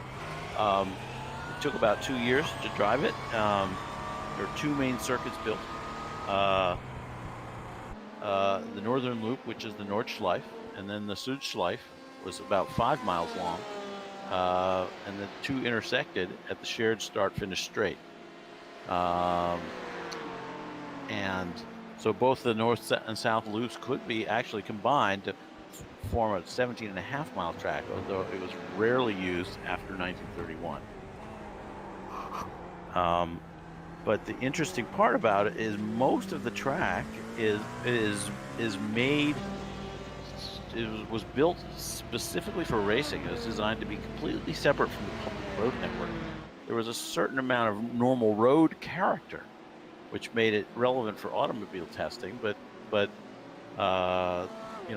there's a short part from Hatzenbach to Adenauer Forst that was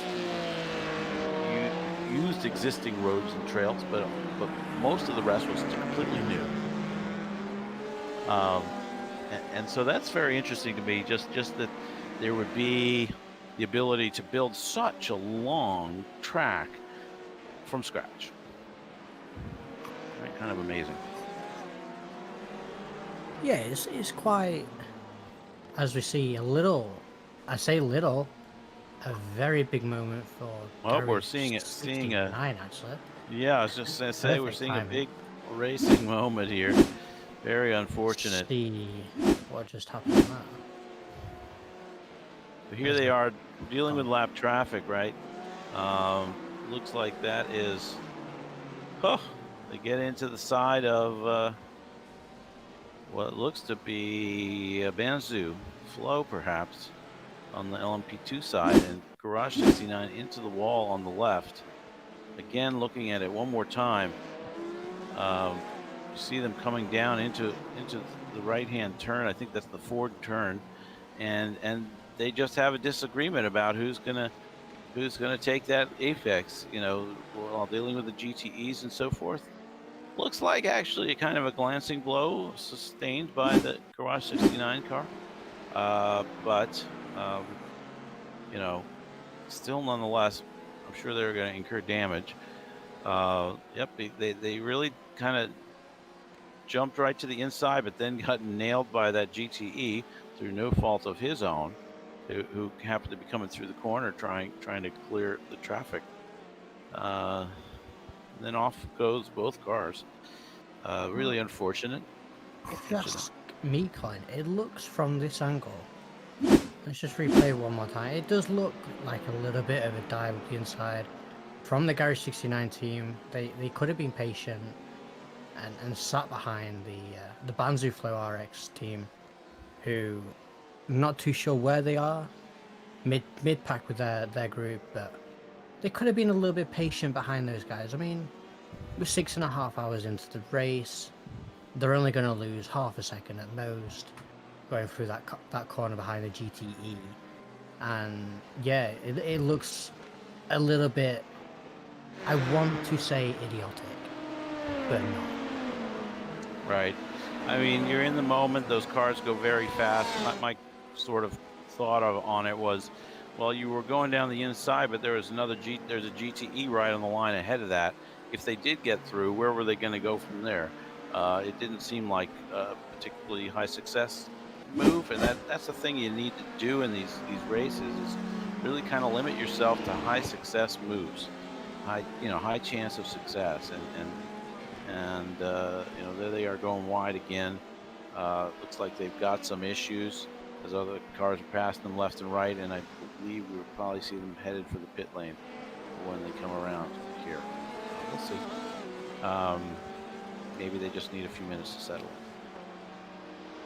Yeah, it's one of those. It certainly wasn't a high percentage move. It's not something where you're going to gain time by making that move up the inside. I mean, I'll be interested to see what the stewards think. But on initial glance like that there, it does look like the Garage 69 team were a bit in over their heads going up the inside of the... Well, we'll let the stewards sort it out. And with full recognition that some of us are doing double duty at different times. Right now, we are not in that room, so it'll be left to the other boys to sort it out once the report undoubtedly comes through.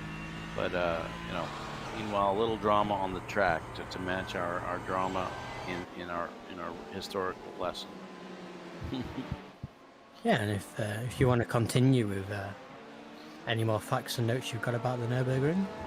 Yeah, I will, absolutely. So the first race on the Nordschleife was in June 1927.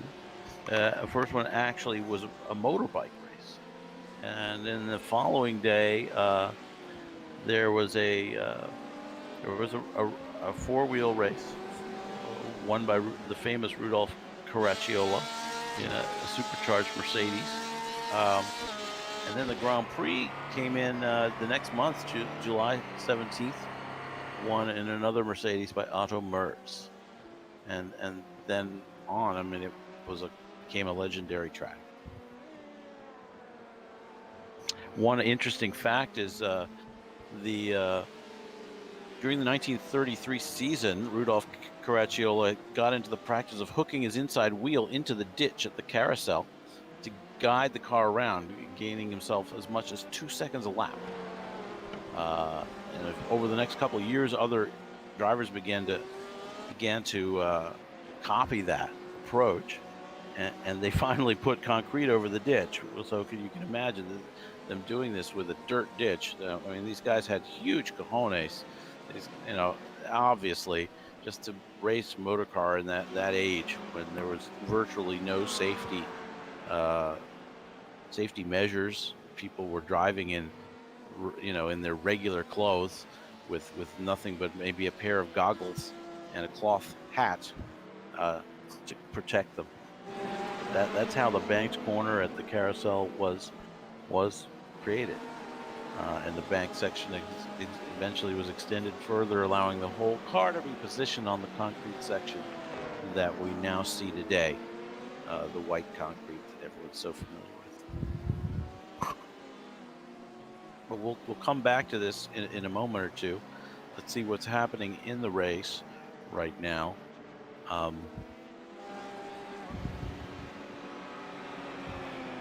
need to rejoin the race server myself so that I can actually see the standings.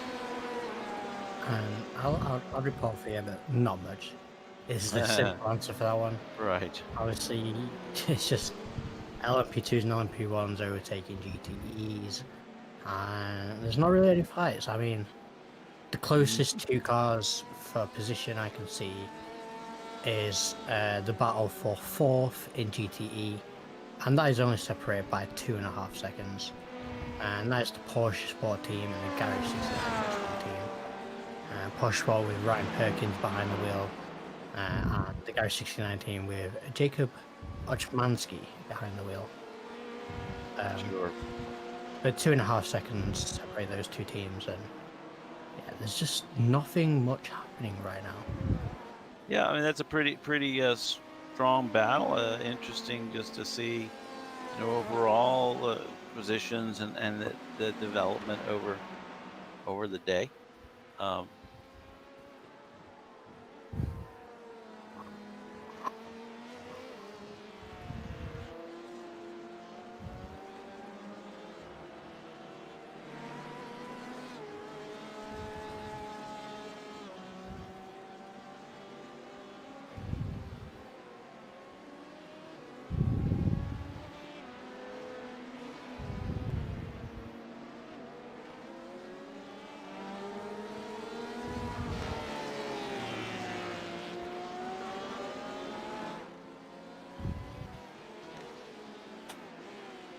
Why don't we? Shall we have a little moment where we do actually try and gather our thoughts and think of things to say? We'll ride on board with Patrick Palchat in that LMP1 Fuga. We'll take a couple of laps. If you want to turn up your volume, we'll go quiet for a bit in there. Maybe think of a few things, but we'll go on board and see what a lap or two behind the wheel of that Audi R18 LMP1 is like. Got it.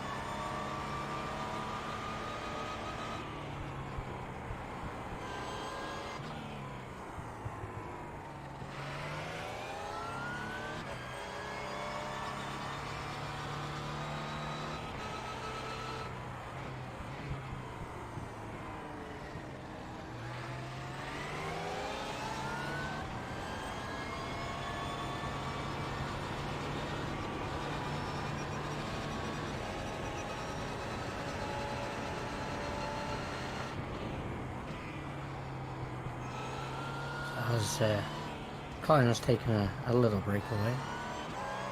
Just carrying on board with Patrick Pelchai and the Ferguson Spoil MP1 team, currently in P1.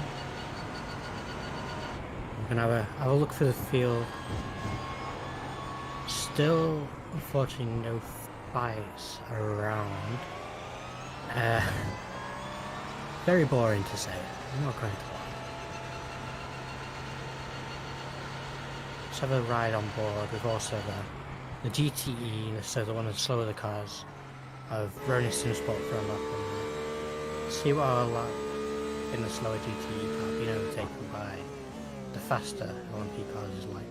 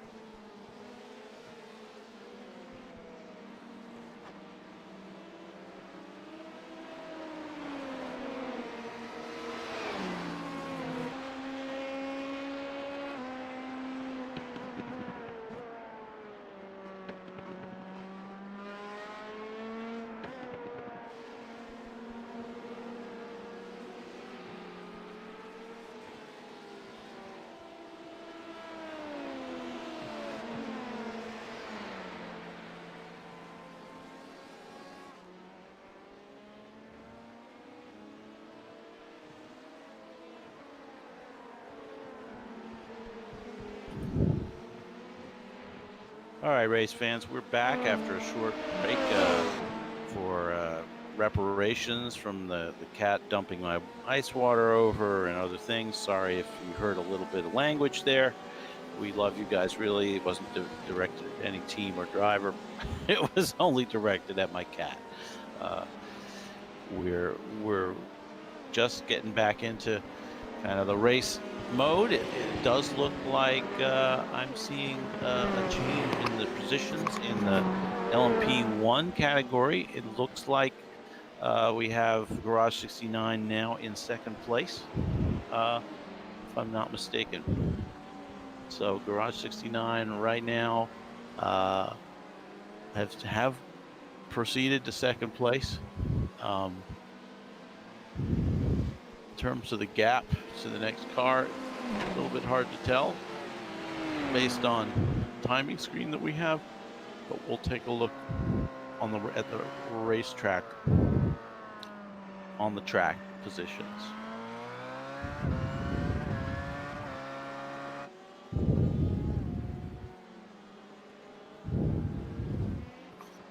So here comes Garage 69. Looks like they're in perhaps the Ford curve there.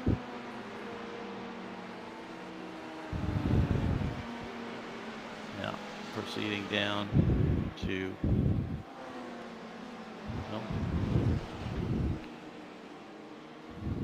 proceeding down to the Dunlop, and heading up the hill again.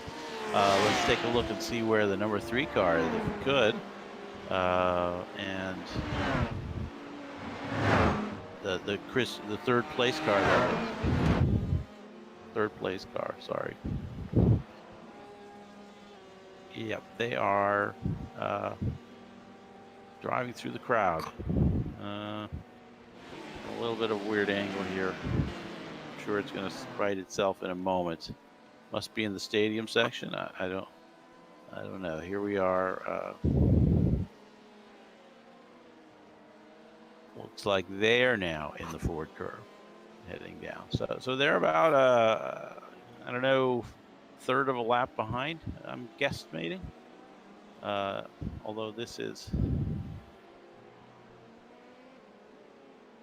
that. Oh, that's Next Level Racing. Next Level Racing is now in third. So something befell the other team.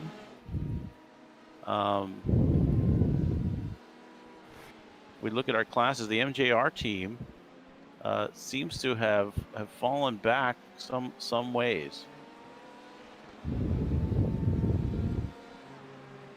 Now they're now shown as maybe 13 laps down, so something took place with them, and not sure what it was. So we may have a chance to do some research. Right now, I'm frankly waiting to reload the sim. As I reloaded my simulation here, and waiting to start getting data from the game again. I am noticing a 11-minute pit time for the number 113 of MJR Racing Team. Indeed. So that's an impact to their race. Very unfortunate. Of course, whenever anything like that happens.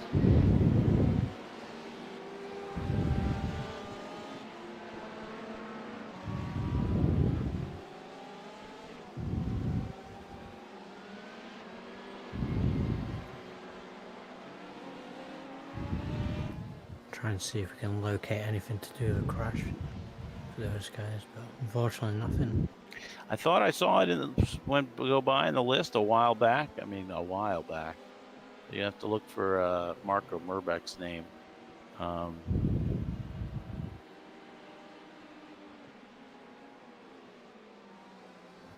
I didn't connect the name to what team it was at the time. I think they just went by. Marco Merbeck.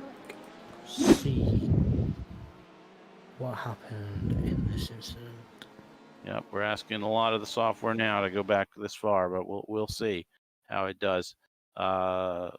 Thank you everybody for your patience with this part of the broadcast. We're just experiencing a little bit of a discontinuity here as we try to maintain a little bit of unexpected discontinuity. May take a minute for the Unfortunately, it doesn't look like we can get that one. replay to spool up. Okay, that's fine. Got them on track right now. Looks like they're back in the saddle in the 113. So.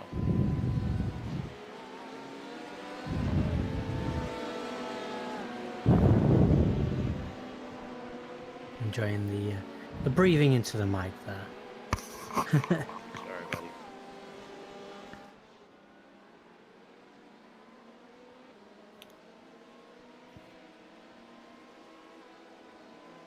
I'm continuing having technical issues on my end in the sim. No data is flowing into my computer. I'm going to reboot, and I'll be right back and join you guys in a minute or two. Apologies. Okay.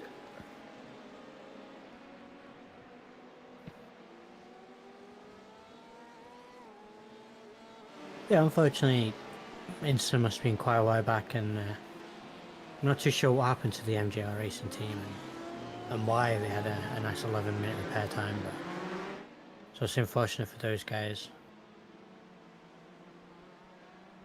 See if we can get anything else.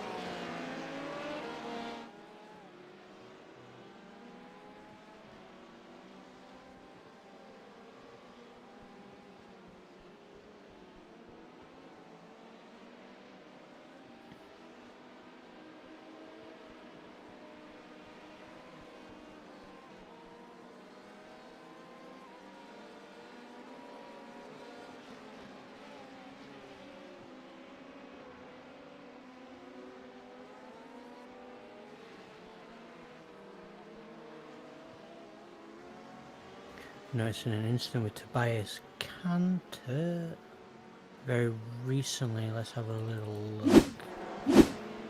What's just gone on for that Garage 69 team? There's a little bit why FF Week is Lenka. Oh! Too sure. What angle, what happened there? Let's have a little look.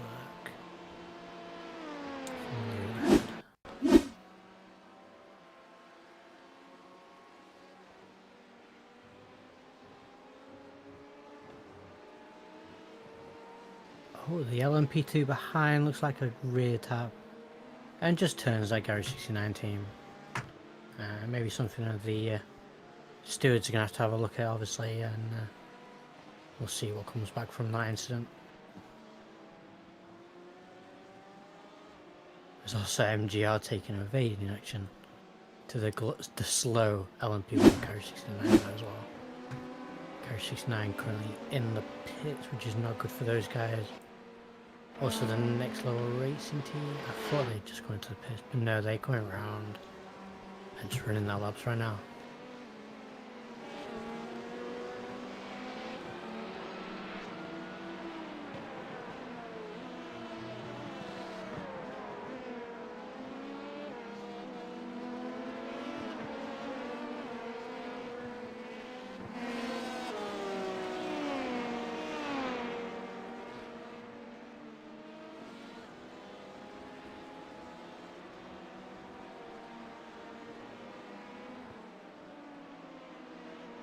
Still seeing if we can try and figure out what happened to the MJR team that we somehow missed.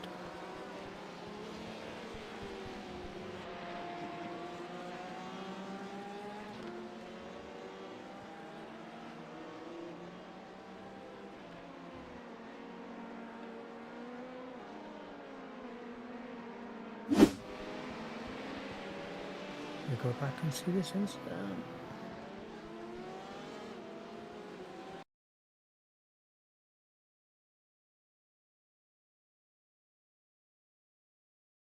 Fortunately, yeah, it definitely looks like we can't go back and get that incident for that MGR team, unfortunately.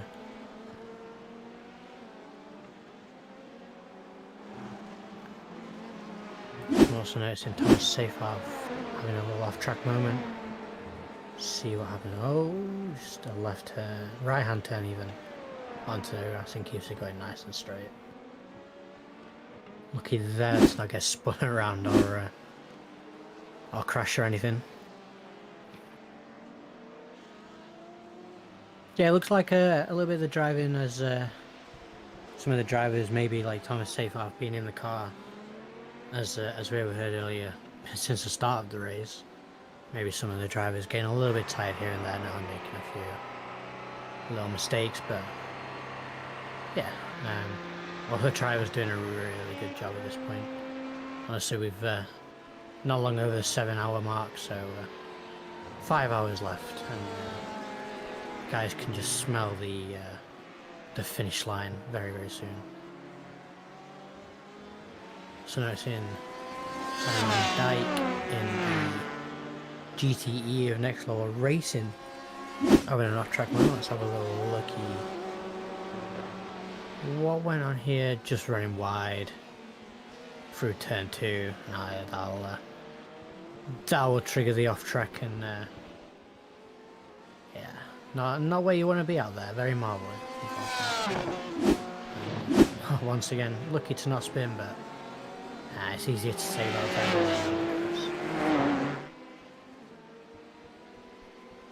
How's everything looking on your end, Colin?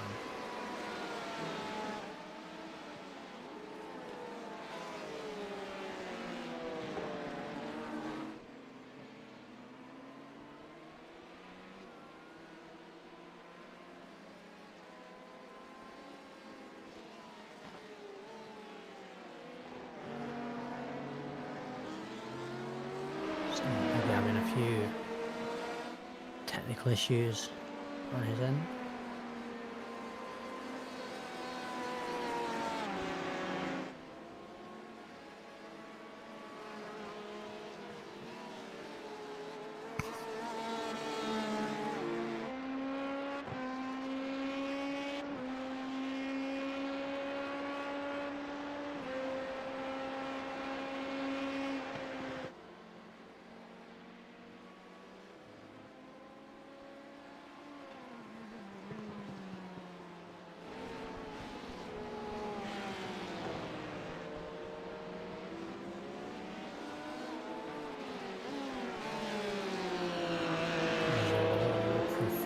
Jensen behind the wheel of the Team Slow Pace Corvette, up the rear end of Simon Van Dyke in the Next Level Racing Porsche, I believe that is.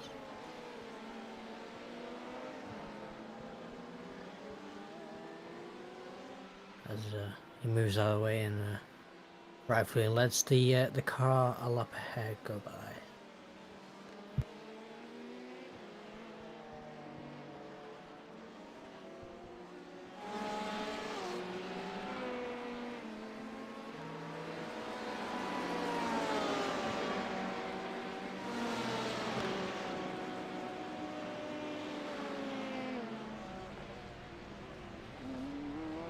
Also, it's the Junkos Racing Esports into the pits up on the jacks. Maybe some fresh set of rubbers for those guys.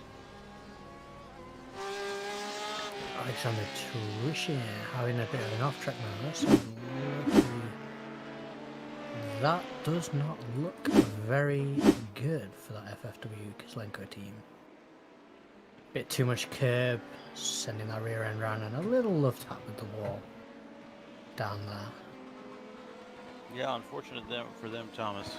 As I'm rejoining now, they've had a pretty long and a fairly good run up to this point. To see how that affects their race. And unfortunately for those guys as well, as you'll have just missed it, Colin. Maybe a little penalty heading towards those guys as they had a little contact with Tobias Cantor in the Garage 69 team car. Little love tap to the rear end, and spun around the Garage 69 car, coming down the fast straight. Won't count our chickens, and we'll see what the race stewards see if there's an incident out of that. That's right. Looks like the sun's going down at the Nürburgring. It's that golden hour time of day.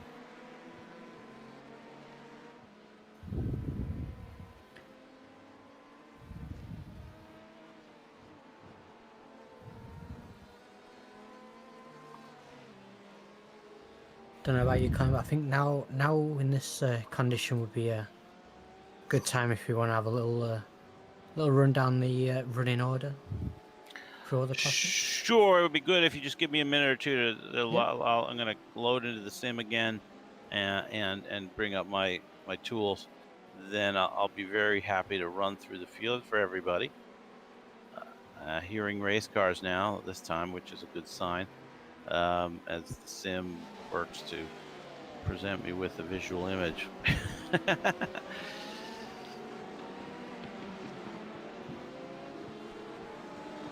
Right now, we must have just passed about 7 hours in the race, and just checking in on everybody. Let's start with the front of the field. We got our LMP1s with V.E.C Sim Sport. Look at that beautiful sky. It's really attractive, if you ask me. But V.E.C Sim Sport has been leading the race since the beginning. They are running on lap 270 for their car. Pierre is in the car, and I love this castle shot with the gathering dusk around. It's quite a shot.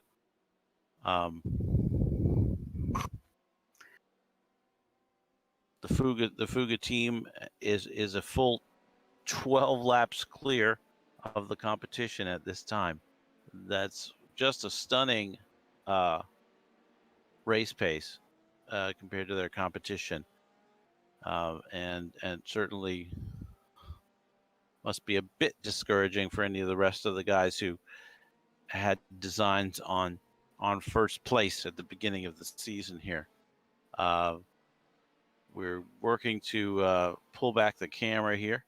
It's showing a little bit of its own mind right now. Seems to want to just show us sunset shots. I love the overhead though, the race action. Right now, again, V.E.C in the lead. We can talk through everybody even if we're not going to see the images. Second place on track right now belongs to Garage. Whoa, maybe it doesn't. Second place now belongs to the MJR Racing team. Is that what I'm seeing? After just before we went on break, we had noticed them falling to the back. Gosh, how the cookies crumble. It's quite interesting. Never a dull moment in the LMP1 class, despite sort of the low car count. makes it almost even more dramatic. But MJR now running 12 laps down in second. I think that explains a little bit how Fugas popped from 6 or 7 laps up to another 5 laps up on everybody. We've got all 3 cars that are left in the LMP1 besides them have suffered some kind of major malfunction, major headwinds. But right now, Marco Merbeck's driving for MJR. They've shown 3 drivers so far today: Robin Zipfel, Marco, and also Tobias Mastke. They're running lap 259 right now, and I think we're seeing them. Thank you for the camera repair there. Running 3rd in class in LMP1, Christian Van Strieland at the wheel of the next level, racing by SJS Esports LMP1. The 15 car is also 12 laps down. They look to be, they're just going through the Ford curve while Merbeck's is going through the last turn. And so they're probably 3/4 of a lap down on the 12 lap down, but there's still some drama then therefore to be had there. Still some potential position changes overall. We will see. Garage 69 is now running 4th in class, and I'm in fact not finding them on the track. I'm wondering if they have pulled over, and just want to take a quick look at the race server. I don't see anybody from that team online, so it appears that Garage 69 has been forced to retire. Extremely unfortunate. Very sorry to hear that.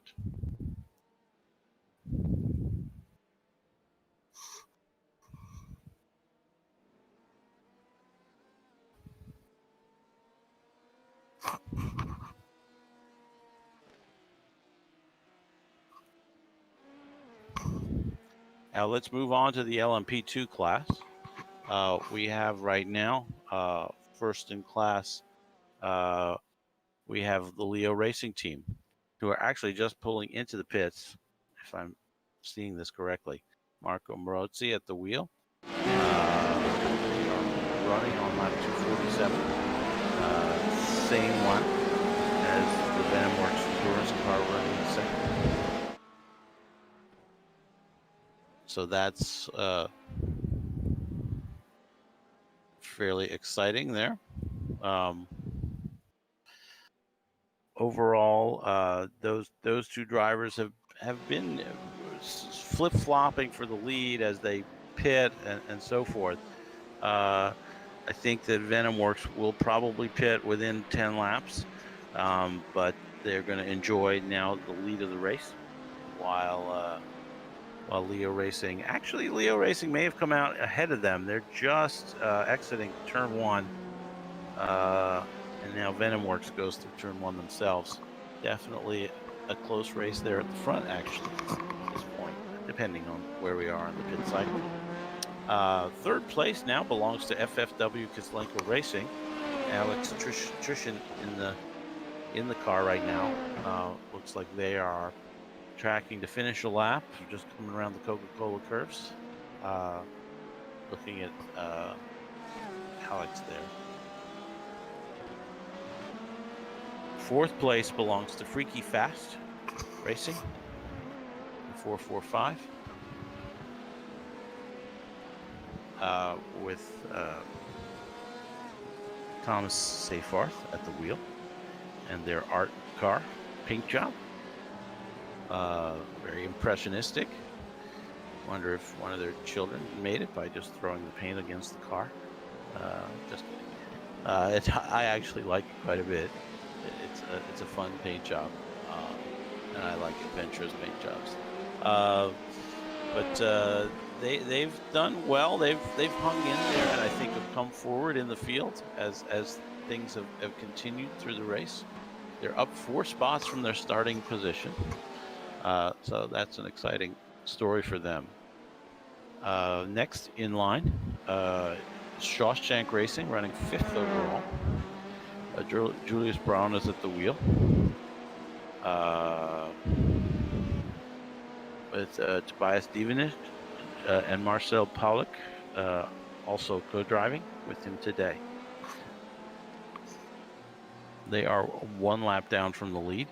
So really fairly, I think this is a fairly close battle overall in this class. They're just about, looks like 24 seconds or so behind Freaky Fast. And then let's move on to 6th place in class, and this is the Banzu Flow guys. And they are another lap down. They're actually just entering the pits for their pit stop. It looks like it's pit stop time for the LMP2s.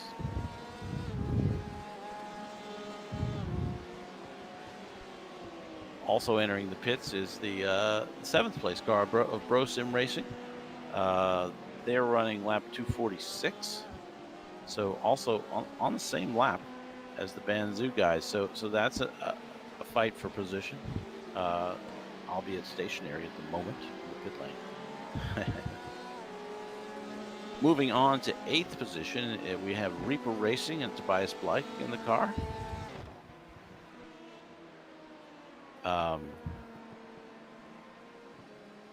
Reaper Racing, I believe Tobias may have been on a different team earlier in the series, now joining Reaper Racing.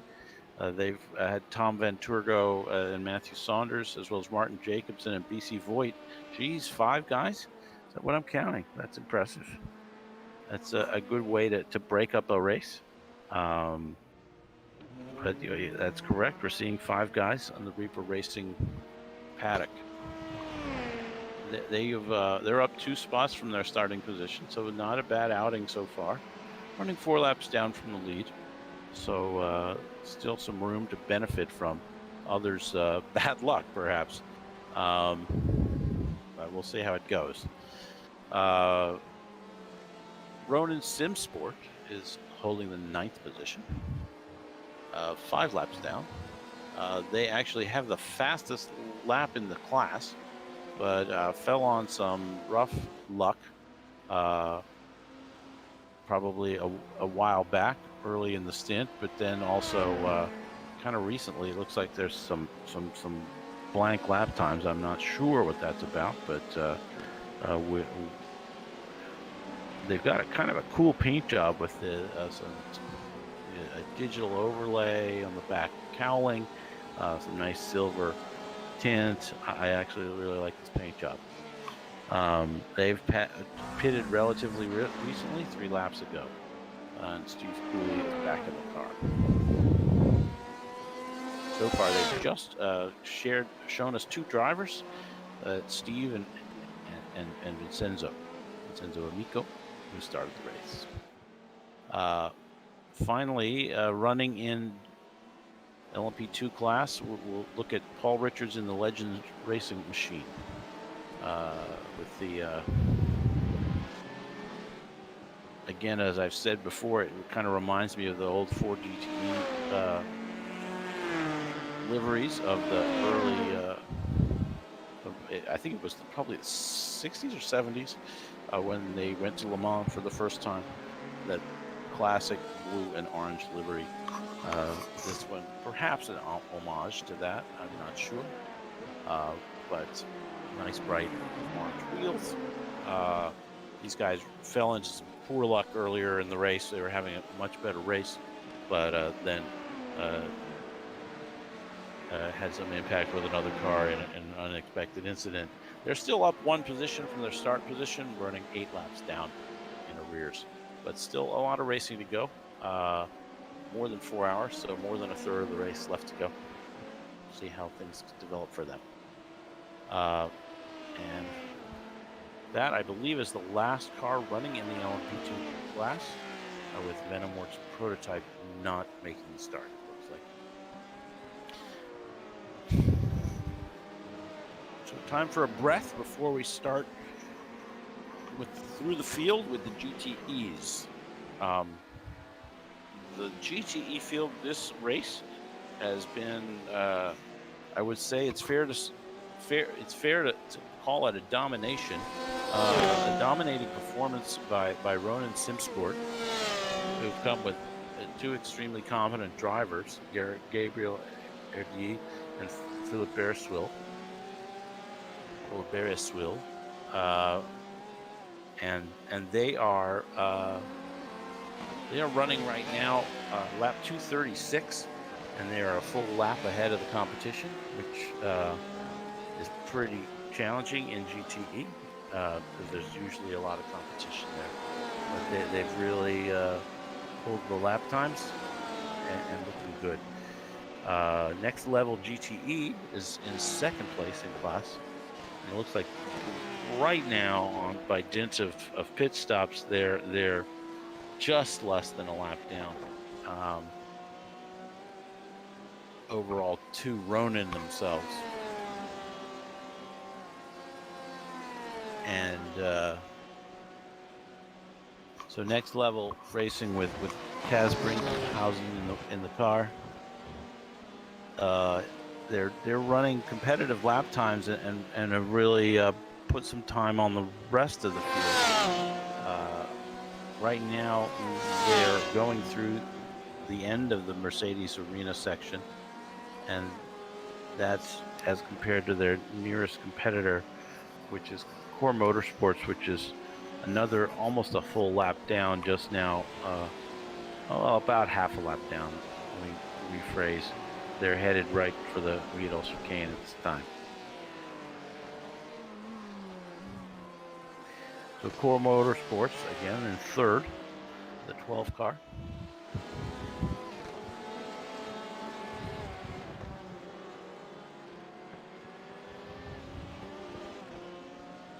Here we go. Now we see them as the headlights are beginning to show up on the racing surface, folks. Nighttime is almost upon us. We are at 9:06 p.m. sim time. Within the next half hour, it's going to be dark at the Nürburgring, and we'll be running by the light of the headlights. So a good time to admire everyone's paint jobs one last time before the rest of the race proceeds in darkness. So let's go continue through the field. After third, the podium positions, we're going to move on to fourth place with Team Slow Pace in the 7 car, the 7 Corvette. This is the, well, Core is a vet as well, so they are the top Corvette. I was going to say Team Slow Pace might have been, but it hadn't penetrated my mind that we were looking at Corvette before as well. Of course, we were. Here, these guys are doing well. They're up 3 spots from their starting position, and only 1 lap behind the race lead, going through turn 1. Now fifth in class. We'll move to the 691 of Garage 69 plus 1. Bart Ducatier at the wheel at the moment, going through the chicane and finishing a lap 235 for those guys. There are, I'm going to say, 3 drivers in that team. We've got Bart Norbert Milocek and Jakub Okmanski driving for that team. They are registered and showing as the European guys, Benelux, Central Eastern Europe,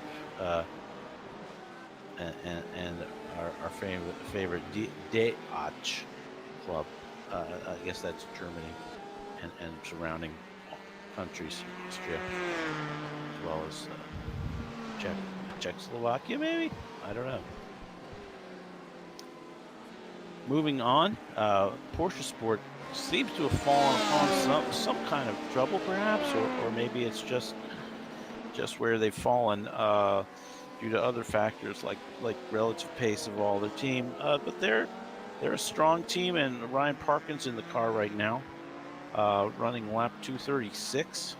Again, really not that far behind. Things are pretty steady there. They've shown 4 drivers so far, with Josh Cam starting the race, Gavin Halls taking a stint, Paul Riga in a stint, and Ryan now the 4th driver shown for the team. And I believe that there's one more. There's a couple other drivers registered, but I believe they may be spectating. A couple names registered, I should say. But maybe see more drivers. I'm not completely sure. So that's 6th in class. 7th in class is the next level by SJS number 2 car. So they've got the 2nd spot and now also the 7th spot. Simon Van Dyke, who's also the team manager, is driving the car at the moment. And he is just 2 laps down from the class lead with Eric Verlet as his teammate. The 2 of them look like they're doing this 12-hour race together as a duo. Moving on to 8th position, Juncos Racing Esports. Bruno Daniel Bonaviri in the car at the moment. This Porsche also potentially falling back due to the factors and incidents in the race. 3 positions lower than they started, 3 laps down at the moment.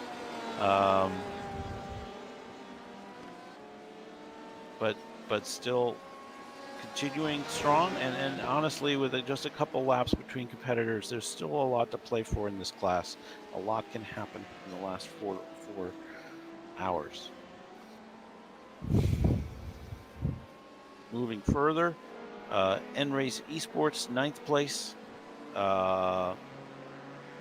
They are another couple laps down, 5 laps down. This is the Ford that has so far been driven by Guillaume Jobard and Jonathan Ribeiro. Guys are a French club. I like that they're driving the Ford, and they're just entering the pits at the moment. As the night is really coming, the lighting on the car is starting to really kind of come alive in that exciting way. So let's look further on down the field. Another 4 laps behind, we have DMC by HBSR Blue still running. Running with Richard Finkenzeller in the car. They've also been piloted by Lucas Schwenk, Niels Bedorf, and that's their 3 drivers so far. And they're a German team overall, I believe.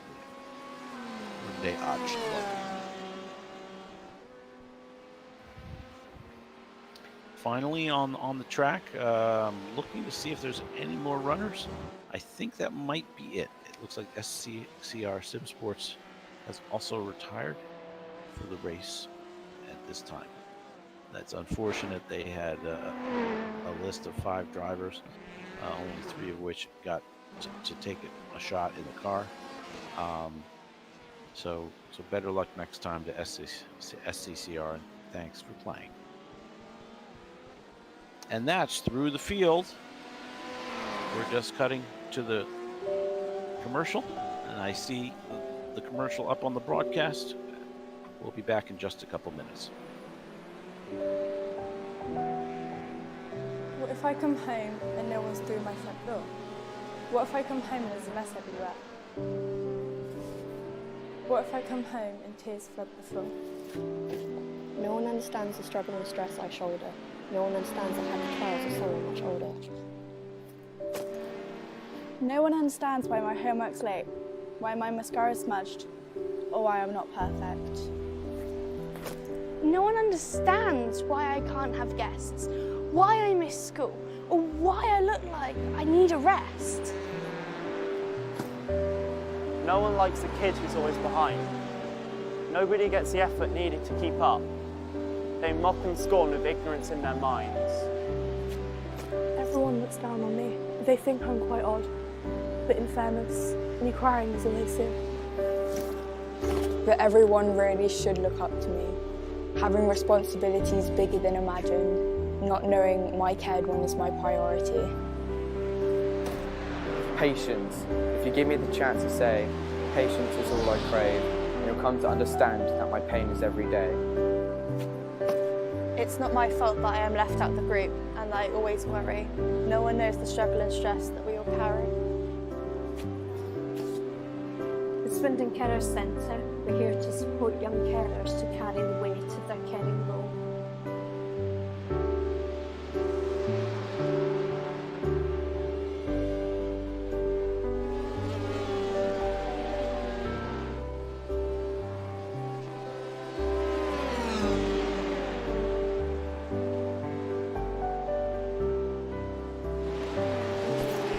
Someone is there for us to speak to. Someone understands what we all go through. To everyone at Swindon Carers, thank you.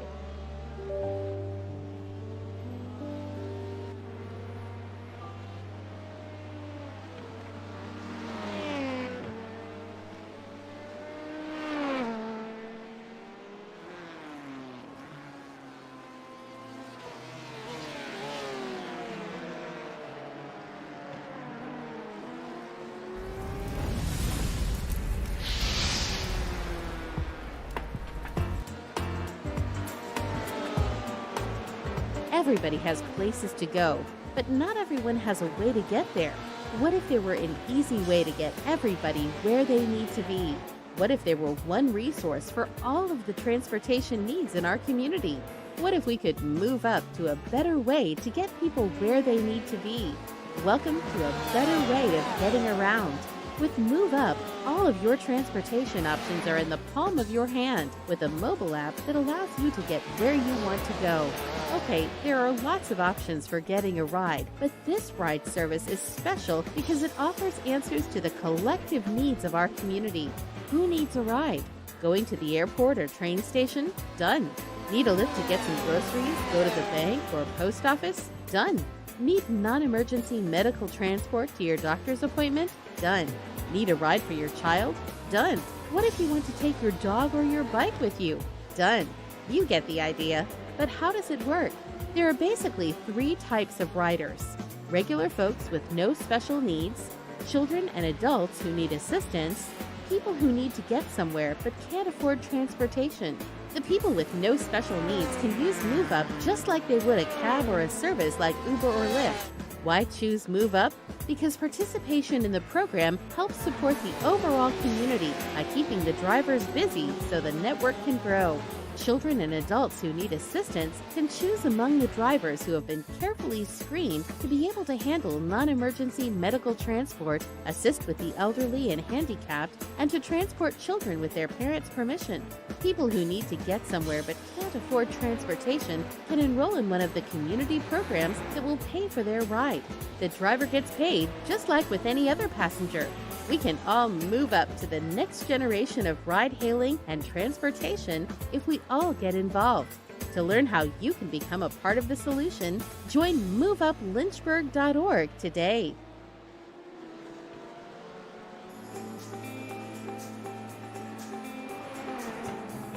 Move Up is a local delivery management app that is completely free for you to use. It lets you choose your drivers, whether your own employees or others in the community. It lets you and your drivers decide on rates that are best for your customers, and those customers don't even have to download the app. Move Up is easy to use. When a customer places their order and requests delivery, you enter the delivery information into your online system, and the system alerts drivers of their delivery order. You can track the complete status at a glance, and so can the customer. Move Up's processing system is designed to protect you from liability and to minimize transaction fees. All of the money stays local. You keep all of the money from your sale, and the driver keeps all of the money from the delivery. It's easy to set up. In fact, you can be delivering the next day. Move Up is the no commission connection to your customers. Find out more on our website.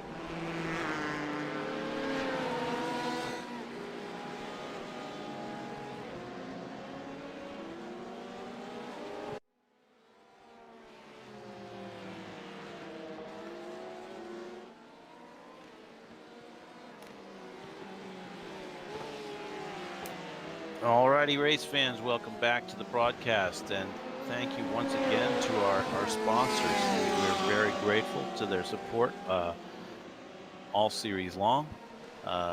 Unified Potential and Swindon Carer Centers. Their work is very important to their communities, and they count on support from regular people. So if you're in a position to make a donation, especially if you're impacted by their services, please do. But even if not, it's still a good thing to help out. Right now, focusing in on the art car of the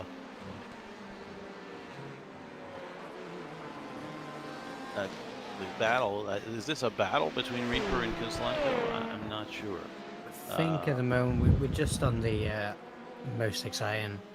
So it's just Right. looking for a load of cars that are. Oh, okay. They've got a load of cars around. Making my job challenging. That's fine. We'll go this one then. We'll bear with it. Let's take a look at what's going on around the track. Right now, there isn't a real close battle. Yeah, we've got a fairly tight battle for third in GTE. If we look at Core Motorsports in third, they are potentially just 6 seconds ahead of Porsche Sport. Let's see if they're really running the same lap. Actually, I think they're coming up to lap Porsche Sport, is what it actually amounts to. But behind Porsche Sport, we've got Team Slow Pace, literally just a couple of meters down the track. So that's a battle for fourth with 4.3 seconds or so in between the two. And right now we're following. I think that's Team Slow Pace in the red and yellow. Yeah, as they go around turn one, but Porsche Sport is just ahead, and they're going to be trying to make an impression and catch up if they can.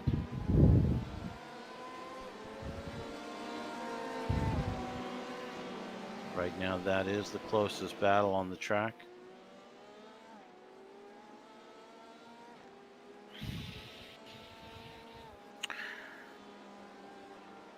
Again, probably pit stops also playing a part in the positions here as the teams rotate.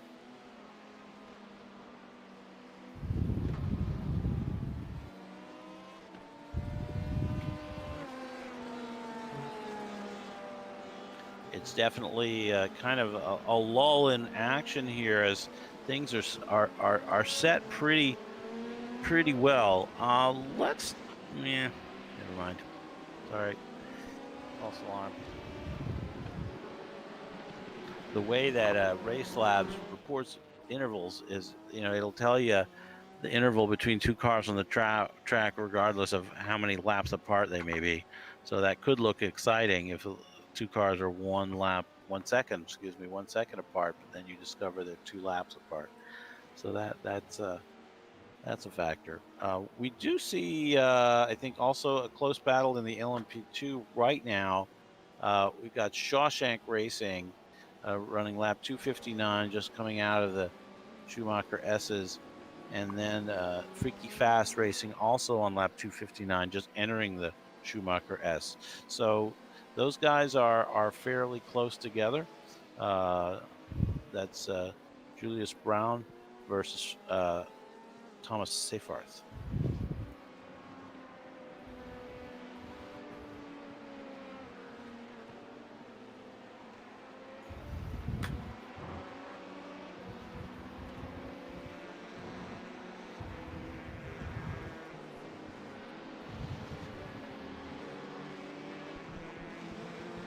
Got a little bit confused. I was looking at the track number for the position, so I went to P5 in the race, and that is Jelly Hoogland in second place of the LMP2s. All right. Fair enough. Yeah, it's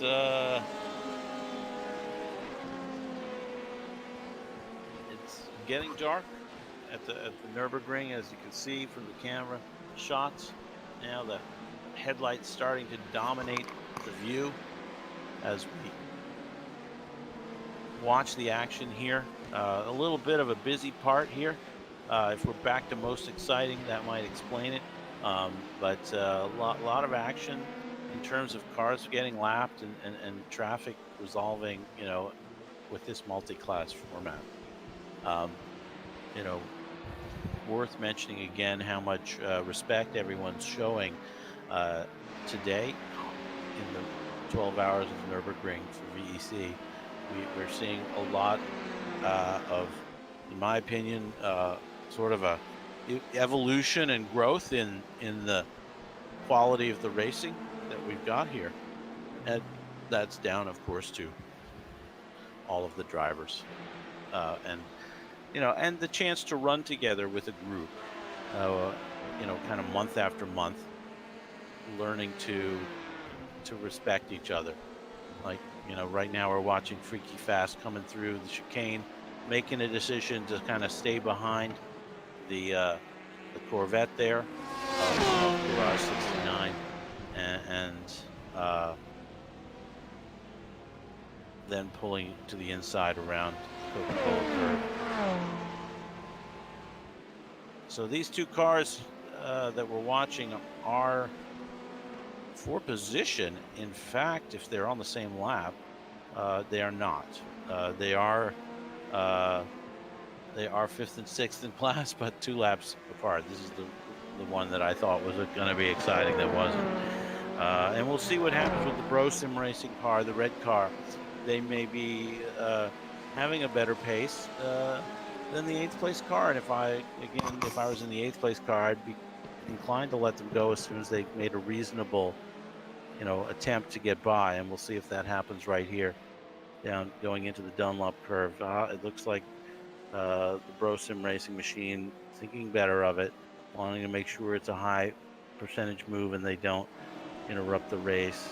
And now they're going to sweep by on the outside going into the Schumacher S. I think that's probably the best choice for both, because if you're if you're up a couple laps, you really don't want to be constantly kind of worrying about a slightly faster car that's 2 laps down, hovering in your mirrors, and potentially some kind of confusion taking place, someone missing a braking point slightly, someone misjudging, a turn in, and you end up in the gravel, in the wall, when you're not really fighting each other. So again, the strategy of endurance racing. So the fans in the stands, seemingly no worries about the time of night. Nobody has to get home to bed. They're continuing to cheer on the drivers here in round 4 of the VEC Championship. If your mom's out there, just give her a wave. Just say hi. Have her wave when we come by. The camera comes by. Look at also the flash bulbs going off in the crowd. So we look at the distance shot. That's kind of cute.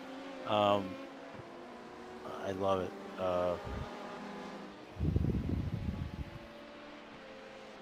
Always enthusiastic about their motorsports are the Germans. So I'm going to resume a little bit with the history of the ring. I think what's interesting is kind of at this point in the story, we've talked about the origins of the track, the way the carousel came to be. Let's talk a little bit about the 50s and 60s and post-World War II era.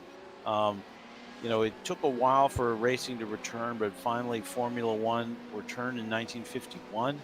The Dunlop scoring tower was erected in 1954, which is the first electronic scoring board of its type in the world. I'm not sure what type that was, but it was, not a manual scoreboard where people were drawing or hanging flags, showing the signs. or the results. American fans could probably think about baseball scoreboards in the old days with the guys reaching through and hanging numbers up on the big board. That's the way scoreboards were for a long time. They did some resurfacing work in the 60s, but the circuit was extremely narrow and lined with dangerous obstacles. Right, so over the years, a lot of drivers lost their lives here. There was, some famous advocacy, as part of the Nürburgring story that grew out of crashes that occurred at the Nürburgring, right? So advocacy then for safer driving conditions for the race drivers. I mean, we all know that they're kind of engaged in a dangerous occupation, but it need not be needlessly dangerous, right? So that the somewhat modern concept of building in safety conditions or safer conditions for what is inherently a dangerous activity, it grew under the encouragement of drivers such as Jackie Stewart, who I think is famous for his advocacy for safer racetracks. And by the end of the 60s, they were making more changes at the Nordschleife in response to the mounting concerns. There was a chicane installed at the end of the back straight, just prior to gaining the main part of the track and the scoring tower. The chicane was installed just prior to the Grand Prix in 1967, which reduced speeds entering the main section of the track and altered it to a safer racing line. And also in 1969, and this is one of those facts that makes you really kind of shake your head when you think about how far we came. A new pit area was installed, and for the first time, it was separated from the track by a guardrail. So the pits were not open to the racetrack. And if you've never done so, you should really go look at some of the historical footage from Grand Prix of the 60s. I mean, it was commonplace for the pits to be open to the racetrack, so that a potential crash on the racing surface could just carry them into the pits, which kind of blows our mind as a modern race fan. But despite all those things, the drivers boycotted the circuit, the Formula One drivers, that is, in 1970, and that resulted in the German GP switching to Hockenheim. And so the Nürburgring was going to have to make more changes. And in the 1970s, there was a lot of change across the circuit. We're going to come back to that in a minute or two, as well as I'm sure we'll reach the point of talking about the famous accident to Niki Lauda that really brought an end to Grand Prix at the Nürburgring.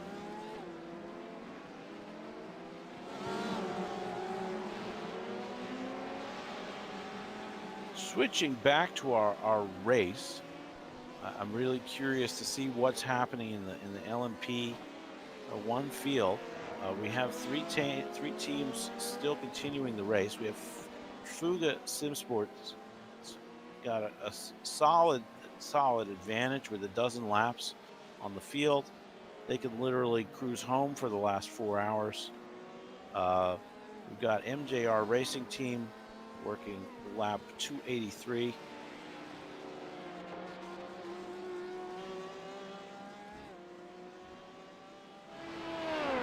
They're just entering the RTL section of the track on lap 283. And then Next Level Racing working lap 282, but just coming around to start a new lap. So they're a little less than, they're almost a lap behind MJR, but there's still quite a bit of race to go, and you never know what's going to happen.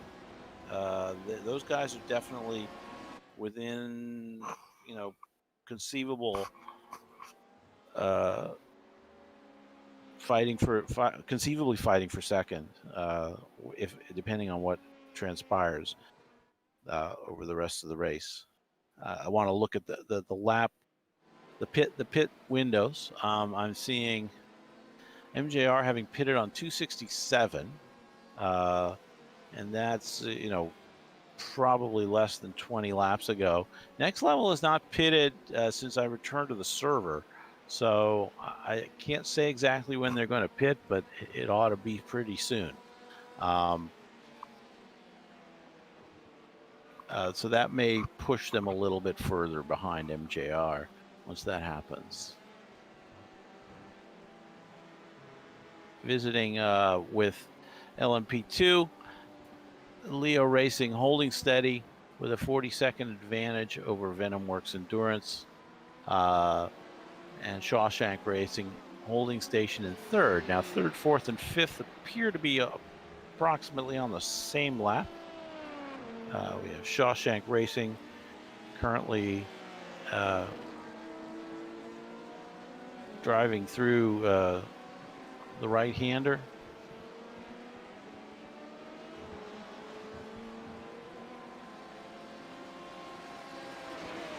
Headed for the chicane, pardon me.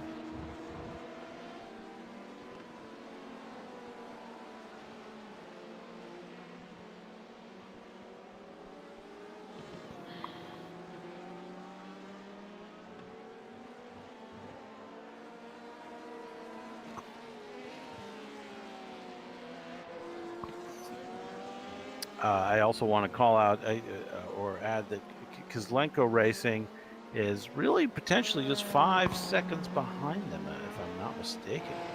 Yeah, both are running 267, lap 267, and both are in the stadium section. So that's about the closest battle we have on the racetrack right now. And let me take a look at the recent lap times. Well, it looks like Shawshank definitely outperformed on the last lap, but Kozlenko probably has some traffic. We'll see how that is. I'm not sure that they're really at the pace level with the current driver with Shawshank. So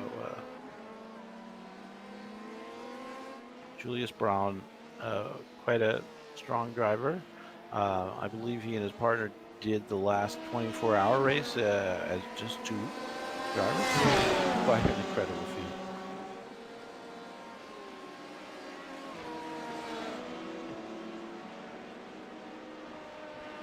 And at this time of night, as the drivers flash their lights, it's so much more kind of noticeable for the car in front.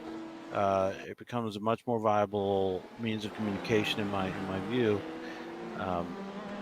So we see a lot of it. We're going to see a lot of it as we go through here. Also noticing nighttime driving. Little incident with my safety. Quick little replay and see what happened. All right, so here he is off of the track surfaces. He just is that I didn't catch the beginning of it. Runs a little bit wide and then pulls off to the right. Maybe a little technical issue there, or maybe worse. Maybe a car ran out of fuel and forgot to pit. Yeah, let's just. I wish we could stay with them for a moment. It's the 445 car, so that's freaky fast. They are now in the pit box. He either had a mechanical issue or ran out of fuel, or potentially, there could be some kind of other issue to a bio. Maybe he's alone on the race stand and needed a bio. But that's sort of my worst nightmare as a driver. And I don't know how many sim racers might have have a bio kit, shall we say. I'm just trying to look at the car. I'm going to go in cockpit and look at this and see if the engine shuts down.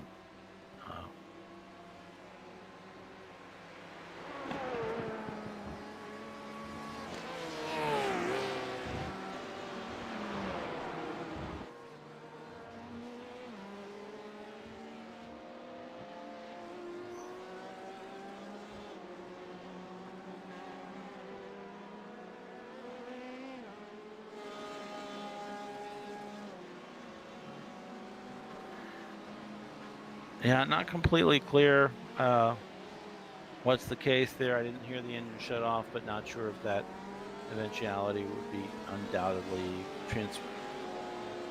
transmitted to me or not. But we do know that Freaky Fast is currently in the pits. And there is nobody in the car at the moment.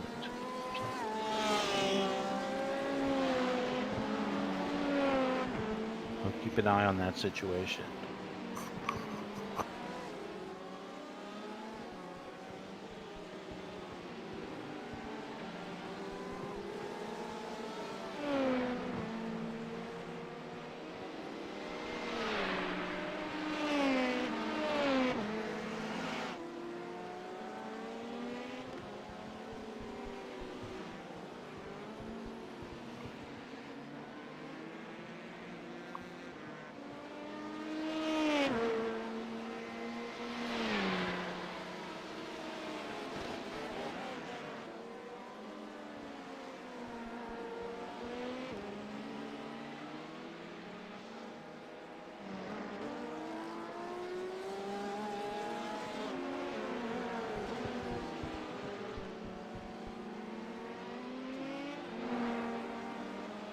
If I'm looking at their fuel window and calculating correctly, they should not have run out of fuel at that point. They were about 17 laps into a 25-lap stint.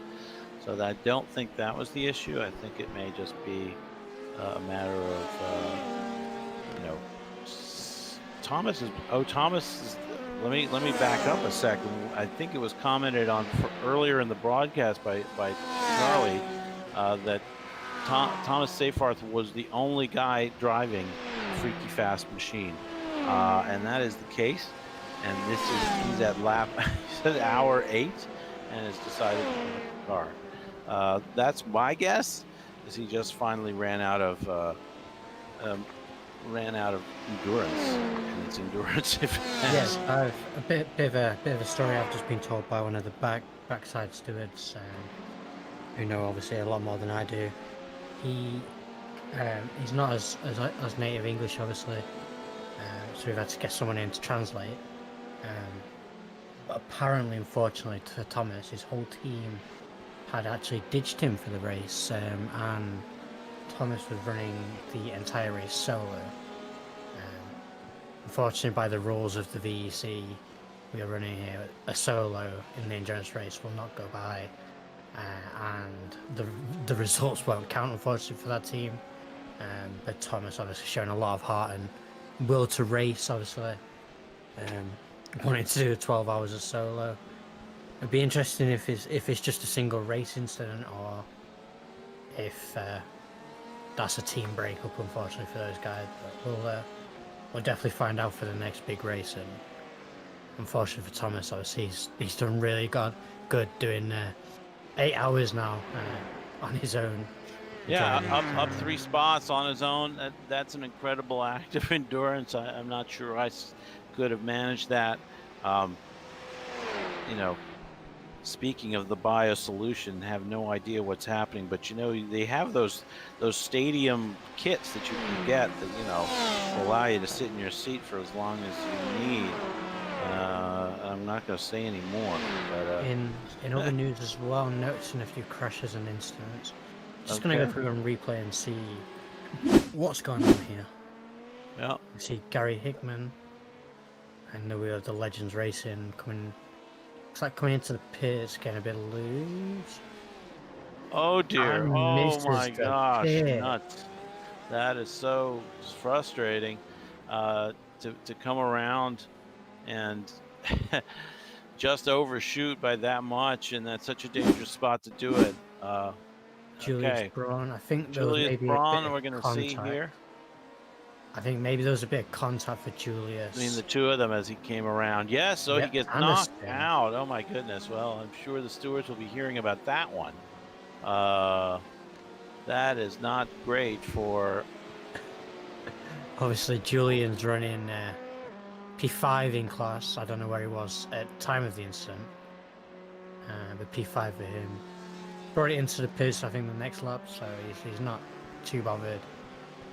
Looks like he's Yeah, well, carrying I a mean, he lot did of bring it damage into on the this. pits. I'm not sure if he was at the end of a stint or not, but that's a lap. You know, he shouldn't have been necessarily having to pit at that point. I don't think. No, I think Julius realizes the extent of the car. Later on, he does actually jump into the pits. His car is cramming quite a lot right now. And these Okay. aren't actually live; these are replays. But Yeah. a lot of damage to the side of that car. It's unfortunate for the Yeah, Julius that's really Braun. not fair. They And were doing so well. They were in fourth in class at the time, and now will unfortunately drop through the field a little bit. Maybe the only. Also noticing Niels Badoff in the number 500 Ford for Enric Esports going off track, I believe that is. Just have a See how little. this Oh, this is plays the out. Corvette, not Enrace.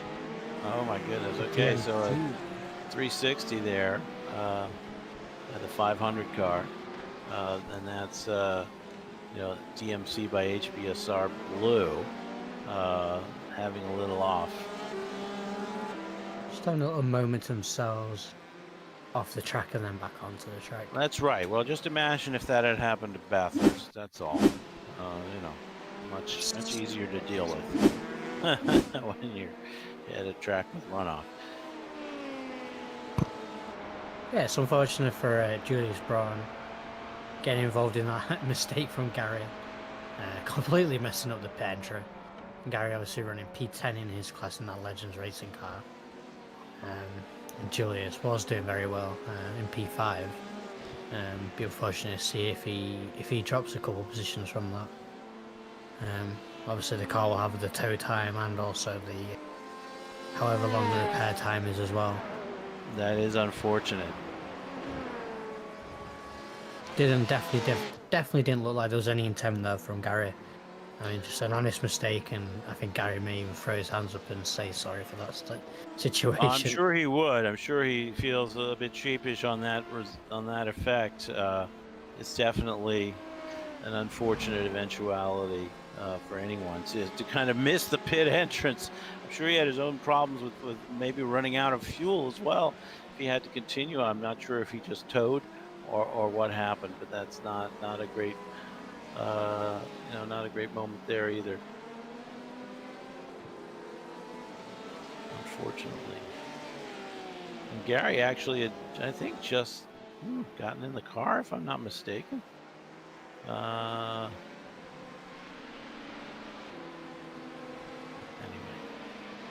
difficult times. Nighttime comes and things go awry. I think it's particularly difficult to deal with nighttime towards the end of a race, as we are tonight. It's just a kind of thing where you're just running out of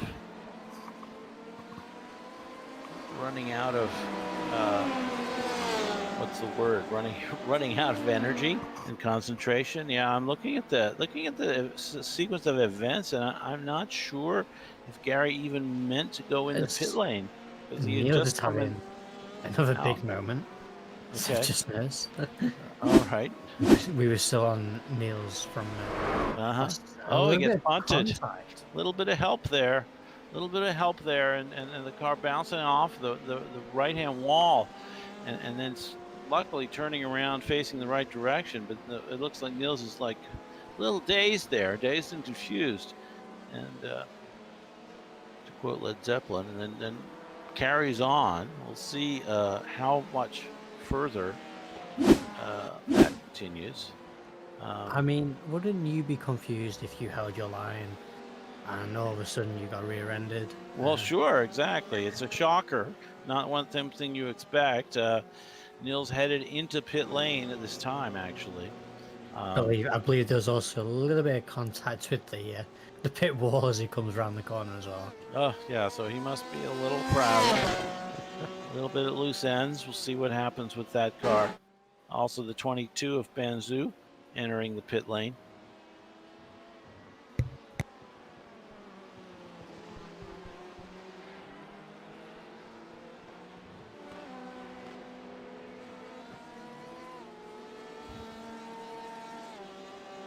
Van Zuflo hoping to get back in it, towards the top half of the LMP2 field, perhaps by dint of the bad luck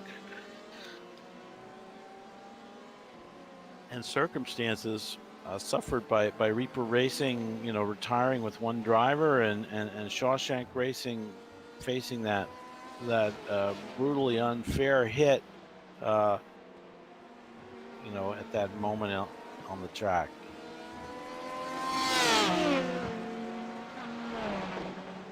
We'll see how it plays out. They're on the same lap as those other teams, and presumably by the end of this current lap that they're running, they'll be up into the next position. Meanwhile, we're taking a look at Jeremy Valignon, who's, I think, in the... No, we're popping around. I think we're still on most exciting.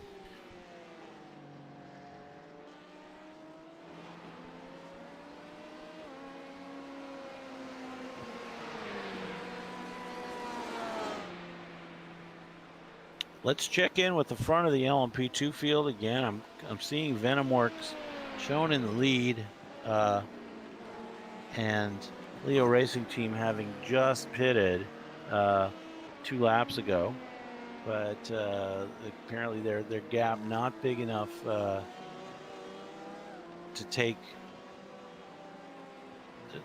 maintain the lead even after a pit stop. Right now showing about 50 seconds back of the Venomworks entry.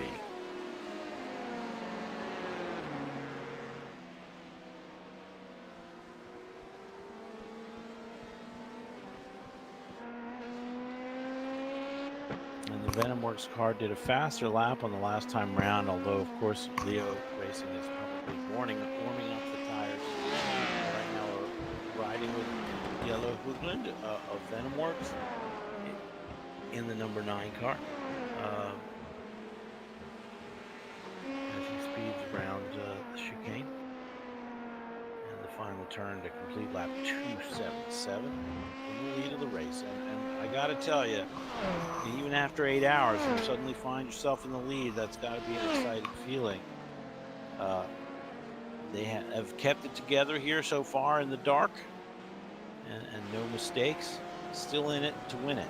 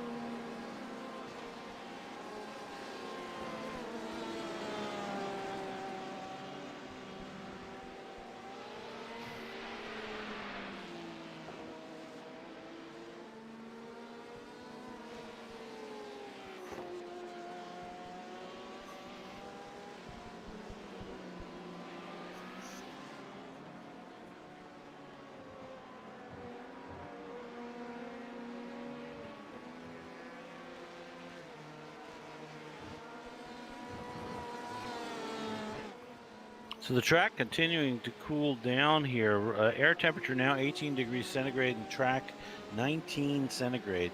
So quite a bit cooler than earlier in the day, as full night has now fallen at the Nürburgring.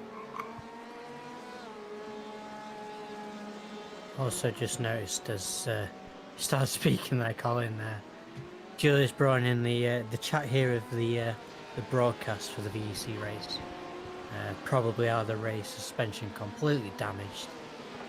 My comment to that, we could tell you carried a lot of damage after that mistake, and from Gary Hickman, it's just unfortunate. I mean, I don't know what you guys are seeing in the car, obviously, but looks like an honest mistake, and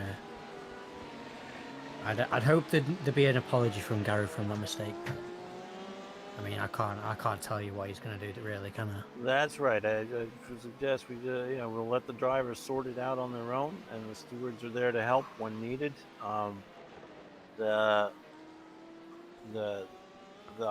Those sideways hits on the car at sort of high impact, they can really be those things that can be race-ending incidents. Cars aren't expected to be struck at that angle from that direction. It's just a very bizarre incident, and it looks like potential race-ending for Shawshank. Very tough.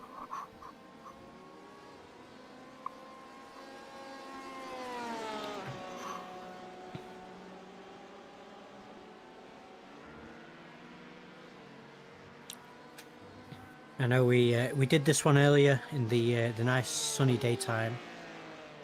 So let's see what it's like behind the lights of the cars, and take a couple of laps with a few of the other teams that are running at the top of their classes right now. So obviously, to start with, while we're here, we'll jump on the lap with Ronin Sport and see what the light under the headlights are like.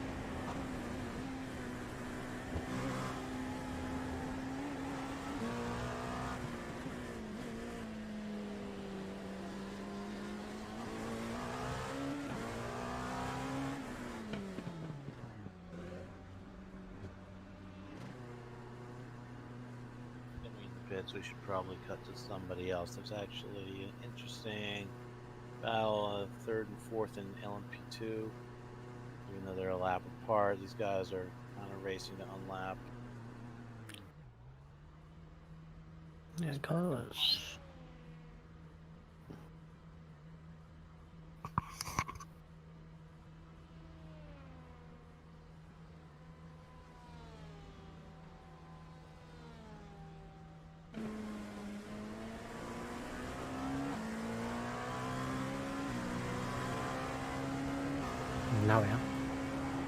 Great.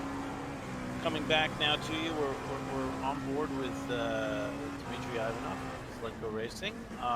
He's just been overhauled by the fourth place car, but they're a lap behind now. Now that car has unlapped themselves as regards him. So the fourth place car now being almost a lap behind him. Just watching as now we ride along with Jeremy Valignon in the Sim Racing LMP, running last time around a 142.7 versus Dimitri's 144. So definitely a pace differential in the two at the moment. Maybe down to a fresh driver, fresh tires, and fuel. Not sure. Actually, it looks like the Sim Racing machine of Valignon is light on fuel, running at the end of a stint, whereas the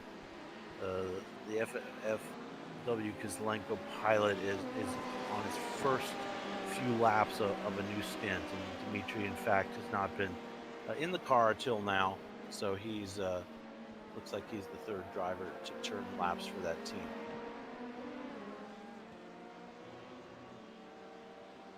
So he'll get acclimated. He'll kind of let the Sim Racing guys on their way. A full lap is a lot to recover even in 4 hours.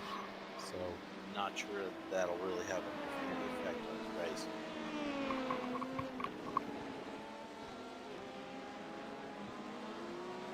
So a little less than 4 hours to go.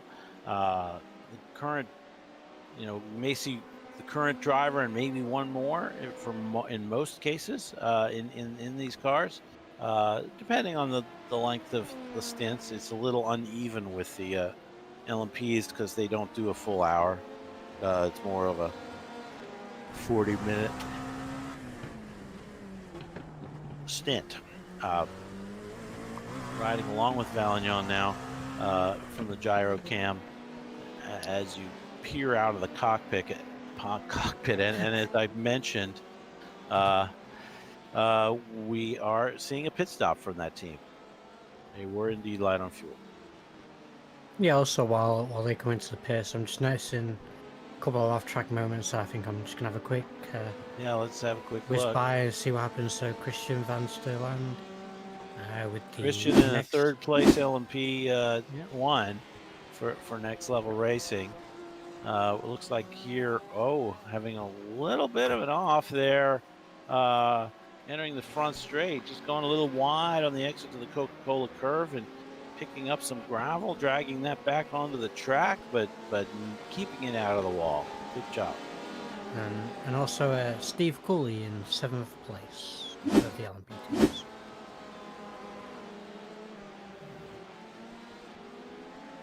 Here's Steve in the 26 car.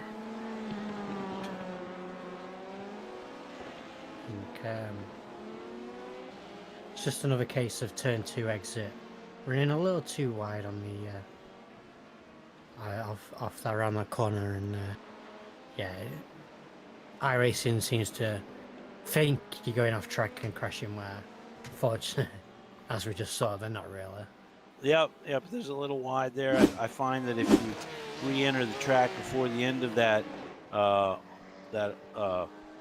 tarmac that's open on the left, where the track cuts off in one of its other configurations. If you return to the regular racing surface before the end of that, you usually won't get an off track. But if you cut it too close on that curb, you do.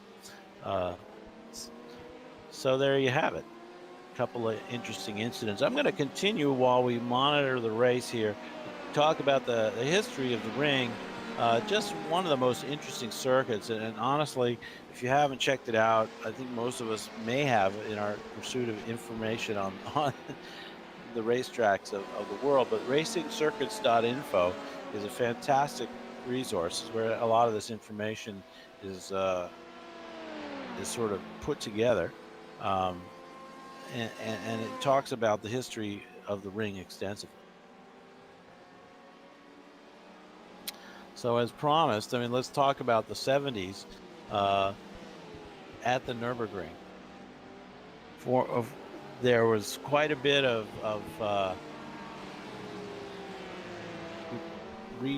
restructuring of the track in February of 1971.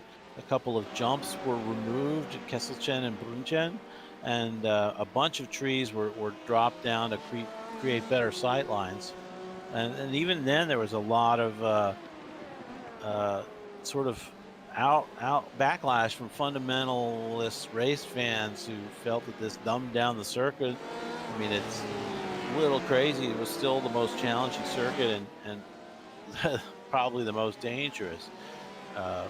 Maybe with Spa right up there as well, but nonetheless, 1971 F1 returned. Jackie Stewart won the race, and it is ironic that Stewart, who campaigned so much for track safety, was very successful at this racetrack. I guess he really understood the risk-reward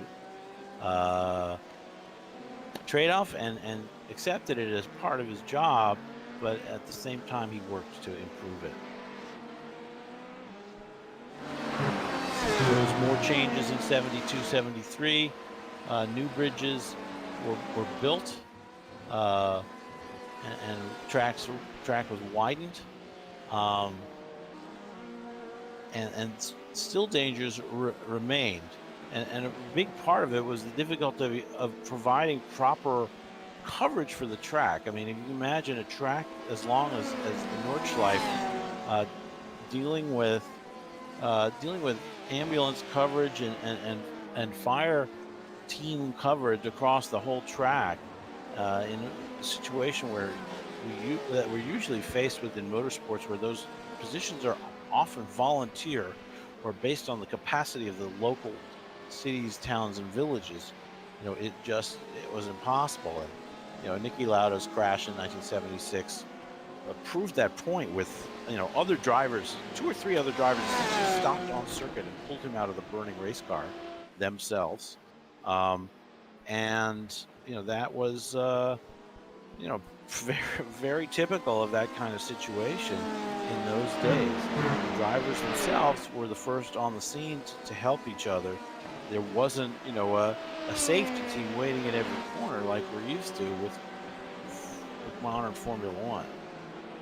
When you think of Romain Grosjean's crash at Bahrain this past season, you know, the team was on the scene almost immediately. You know, the track is short enough that it can be properly manned. At the Nordschleife, you just can't do that. There's hills in the way. You know, the normal tracks have a lot of sort of access across track and within the track compound of the racetrack itself. There'll be roads cut and you know, you can get fairly quickly from one end of the circuit to the other if you have to. Now, you know, at some place like the Nordschleife, just wasn't possible. So Formula One left after that year, and F2 continued. The spectacular crash of Manfred Winkelhock, who basically destroyed his March BMW doing a backwards somersault going over the Flugplatz in 1980. You could go and find that video on the internet. It is remarkable. It looks like a modern crash in that you literally see the car rolling and parts flying off it, and it finally comes to a rest, and the man basically steps out of the car and runs off. Holy crap, how did he survive that, you know? Don't want to interrupt, and I'm loving the story time. Just noticing a little off track and a little crash. Yeah, let's have a look. Oh my goodness, we got a bit of an issue with complete our darkness leader there. at the moment. And Dimitri. But right now, Dimitri, which we were watching a few moments ago, looks like he's having a little trouble finding the racetrack. Just having a few moments to himself. But be still my beating heart. We got the leader, Fuga Simsport. Let's have a little look what happened here to these guys. They pulled to the right hand side of the track. currently in pit lane. I wonder that if They just missed the pit entrance. They must have missed Yeah. the fuel. I wonder if they needed to pit and they didn't realize. Now he's off again, looking at live action. Yeah, let's I just think start he's reading just taken off. Dimitri. Pierre is leaving the pits, I believe. Yeah. There he goes. We'll see after everything cycles through. He may have lost one or two of his laps of advantage, but they've got a few margins for error on that team at this point. Also, Daniel Paluzzo. See what happened with Daniel cameras. Pizzo. Just running off as Again, well. rolling in the gravel. Trying to find their way back to the track. The 88, as if they can't see anything. I know it's just being very ginger with the navigation, but that's the leader of the LMP2 class too. So issues with both leaders here in the darkness at the Nürburgring. Yeah, a lot of teams struggling with the darkness. Maybe they're not doing a lot of practice there, or what the case is. But yeah, so. Yeah, could be a coincidence. I mean, things happen. A lot of times the darkness, actually, it can serve to focus on a racetrack. I found it that way at the Bathurst track. When the darkness was there, you didn't have all the distraction of the sort of interesting scenery. You could focus on the racetrack. Yeah, we'll keep an eye on it, and Colin, feel free to resume story time. Yeah, I mean, I think everyone kind of knows from that point on the competitive racing of open wheel cars at the ring ended on the Nordschleife at that time, and I think the thing that I want to get to is the construction of the track that we are now racing on, or the virtual version of, which is the current Nürburgring GP circuit. So we watch Gary Hickman in the Legends racing car continuing to circulate.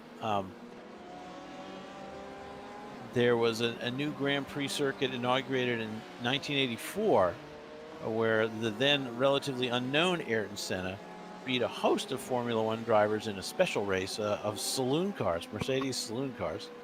And of course, everybody who attended found the track completely sterile compared to the old track. But, how are you ever going to win that comparison? I mean, just completely not possible. I mean, this new track was safe, had viewing facilities for spectators, and basically did its job.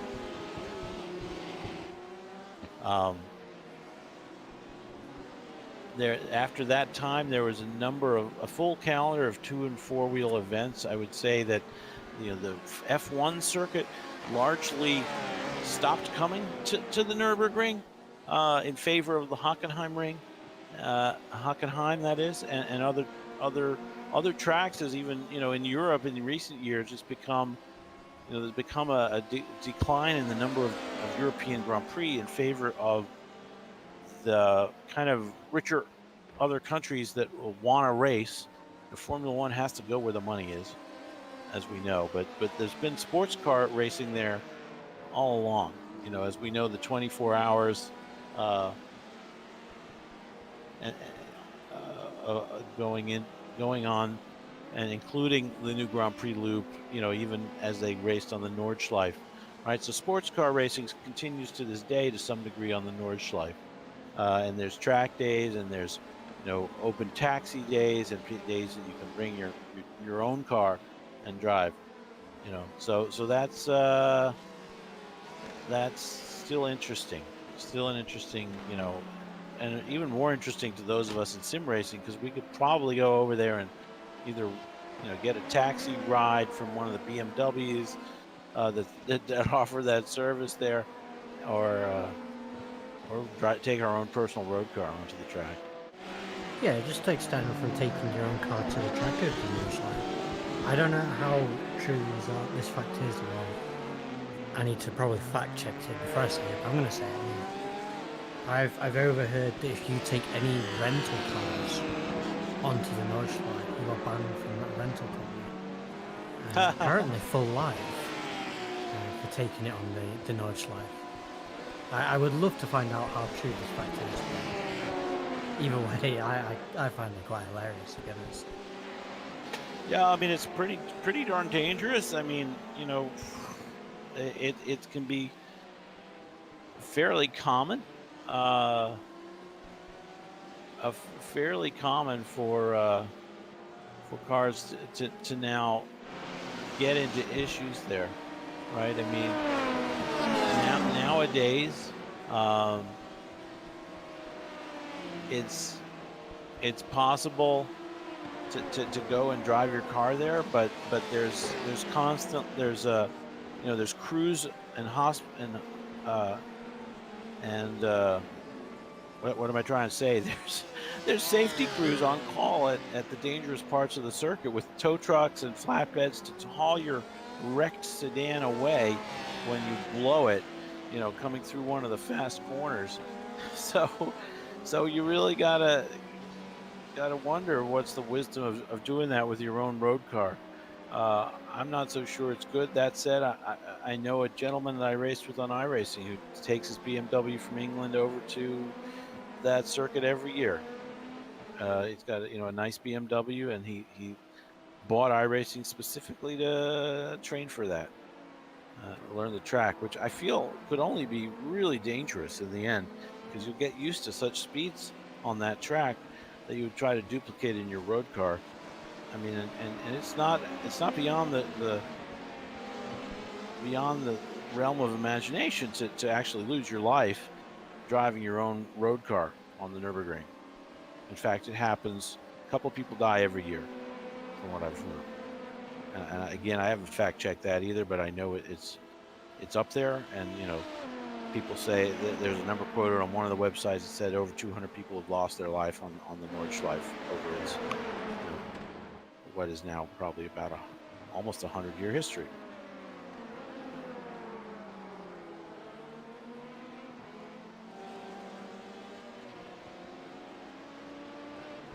Wondering if anyone out there on the broadcast has listening to the broadcast has driven the Nordschleife or seen it in person. Let us know. One of the great sort of cathedrals of racing in my mind. Certainly in Europe, there are many in Europe, but this is one of them.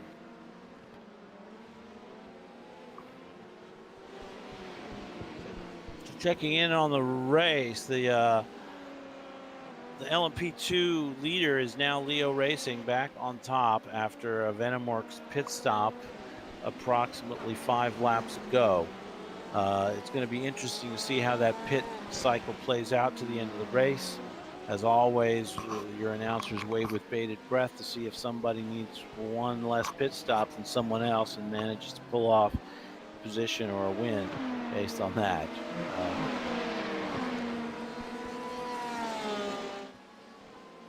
Right now, panning through the field, looking for exciting action on the track. Right now, the V.E.C. Voigt for Reaper Racing. Now they are up to 5th with the retirement of Shawshank and potentially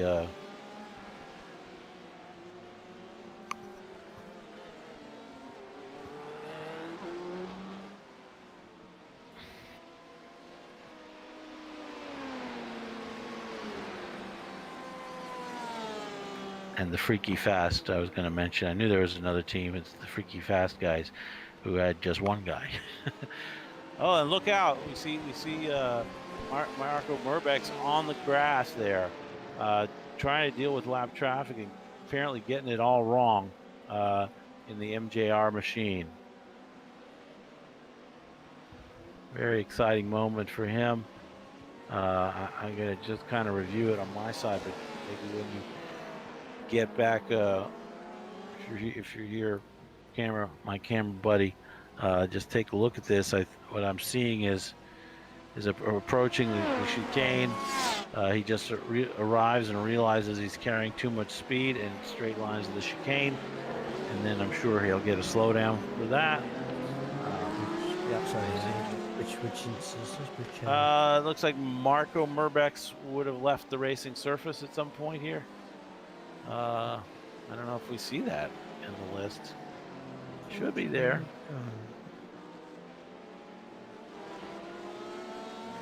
He definitely straight lined the chicane. We saw it ourselves with our own eyes.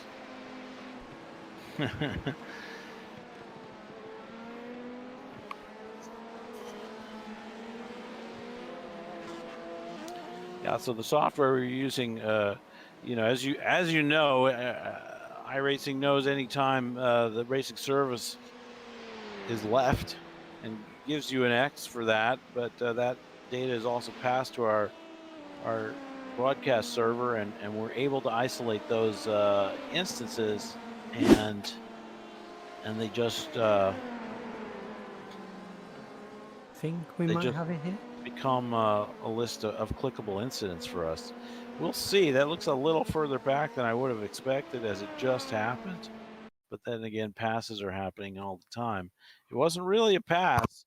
He passed him just before that moment. He passed someone just before that moment, you know, passing an LMP2. But he's continued with no apparent damage. Second place. He's got a healthy margin to the next level team in third.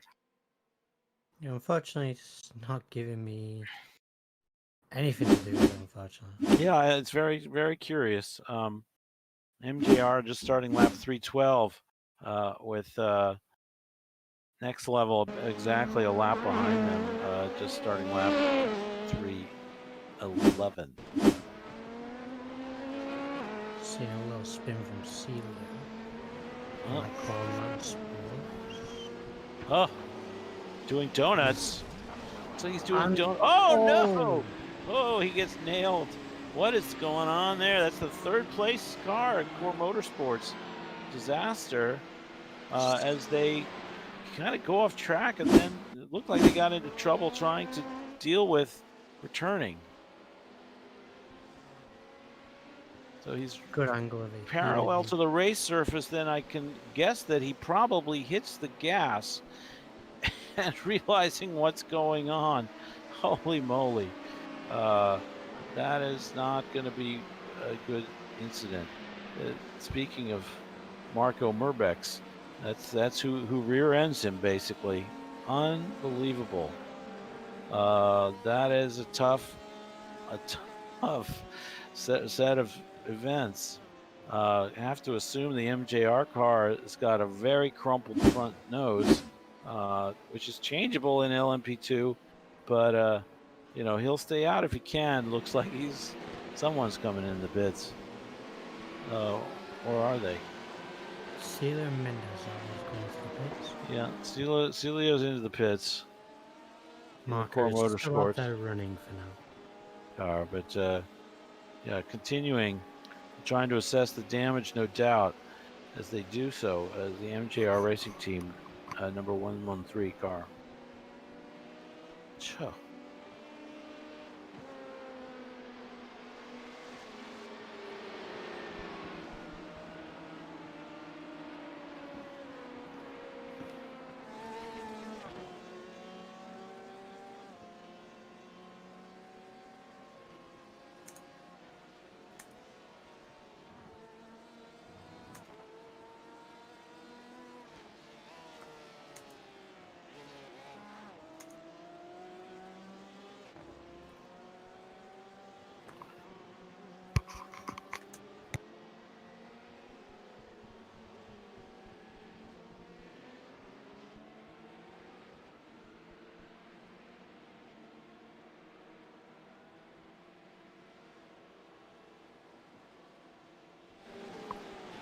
So one figures Celia just thought he could keep his foot in it and keep going around, but really wasn't cognizant of the F3 and the proximity of another race car coming through on the racing line, and they both got burnt in the biggest fashion there. Very dramatic. Very unfortunate, especially for a sort of a victimized second place car of MJR. They really had nothing to do with it. So, Core Motorsports in the pits at the moment, taking on a different driver. Celio's out of the car. Tiago Pereira rejoins. There's basically just the two of them so far.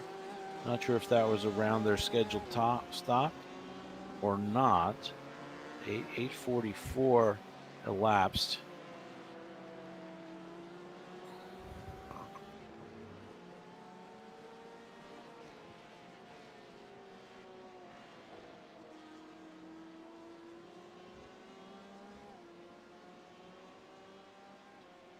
So they last pitted about 30 laps ago.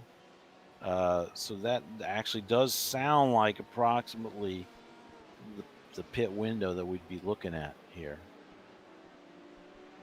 Yep. So maybe a couple of laps short. And that couple of laps may turn out to be very valuable to them overall, as there's only 3 hours and 15 minutes left in the race. If they need more than 2 more stops, they're going to be potentially, losing some time in the pits towards the end of the motor race.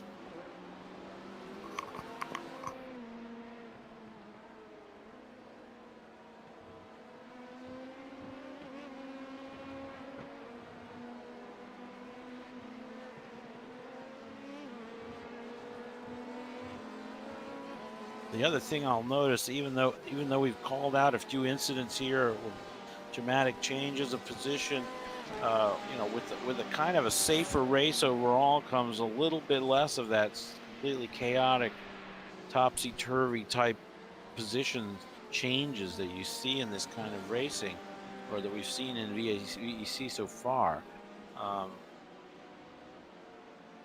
That said, a couple other things recently have potential to wind up that way. The Shawshank retirement, the Freaky Fast retirement. I will say Shawshank Racing is back out on the track at the moment, so that's good to see. Their car looks in fairly good shape so far. Now, front nose looks immaculate. Probably had it changed. Probably had some work done on the nose. MGR coming into the pits. Oh, big hit! Oh my gosh, sorry. I'm watching other cars. Not a big hit, but a little bit of a slice there, given to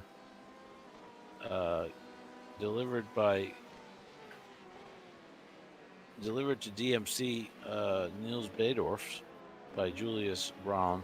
A little bit of a love tap there. Not sure what this it caused him to spin. Now, there you go. I think that was it. Looks like it. Yep. A little bit of a love tap. It's a jungle out there, kids. Really, don't try this at home unless you're really ready for it. Okay? And we see Nils heading into the pits, if I'm not mistaken. Oh no, that's Tobias Matsky of MJR up on the jacks.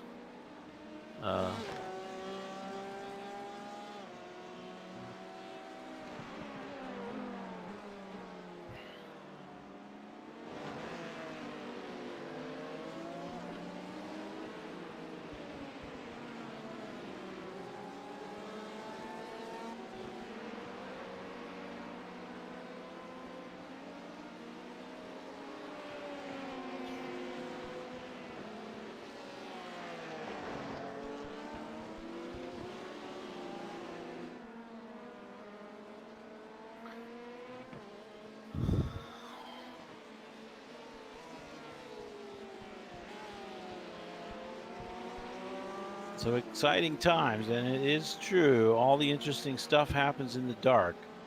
That's what my friend told me when we were teenagers. Just kidding.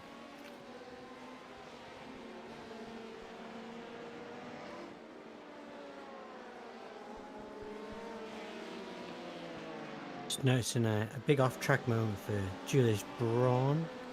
We had that big incident earlier. Let's have a little. Yeah, I'm not so sure that might not be our issue. We'll see. Let's take a look. Oh, look, missing. I took the wrong turn. Wrong turn at Albuquerque. What the heck?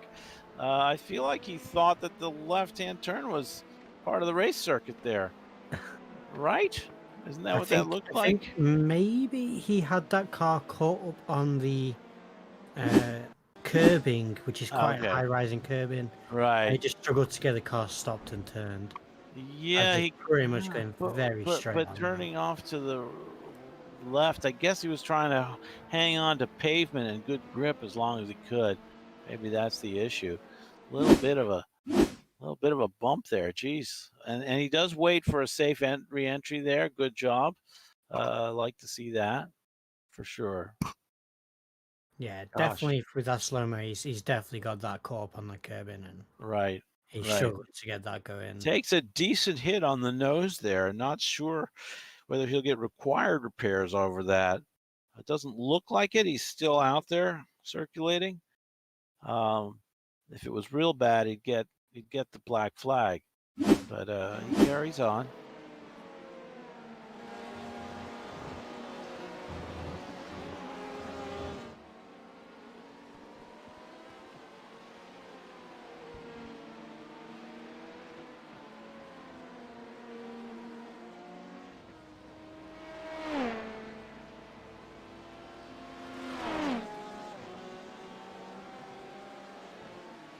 Venom Works Endurance pulling out to put another GTE a lap down.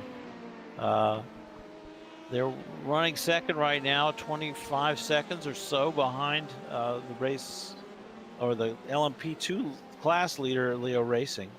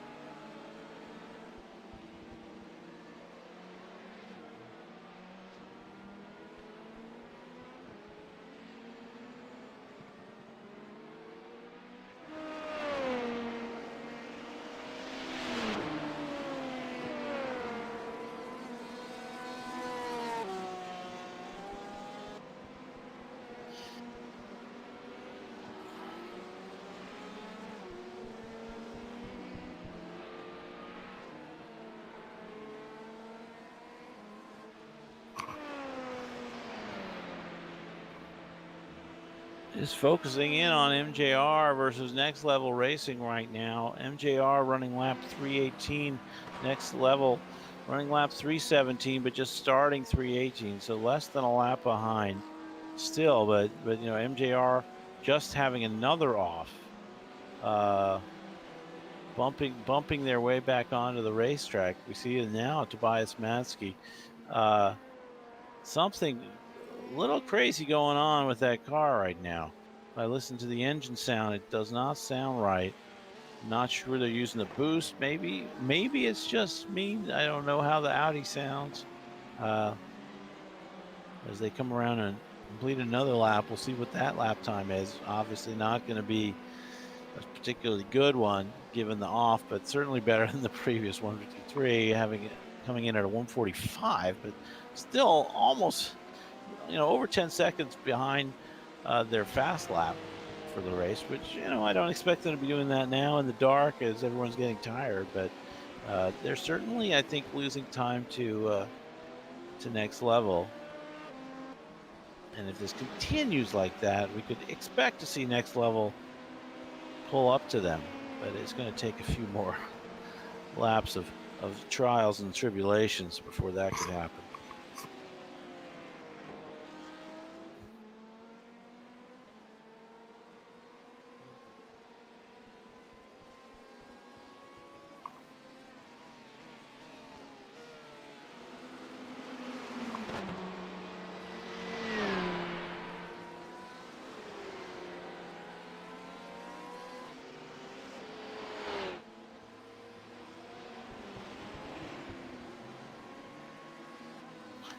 Honestly, the car sounds like it's going to stall in the corners, but not sure if that's how it's supposed to sound. Maybe jump on board, maybe with Next Level. Yeah, it's pretty much a lawnmower sound from that Audi. I'm sure the Audi fans are not going to appreciate me saying that. I will mention that at this point, with the retirement of Garage 69, the only Porsche prototype in the field, we're going to have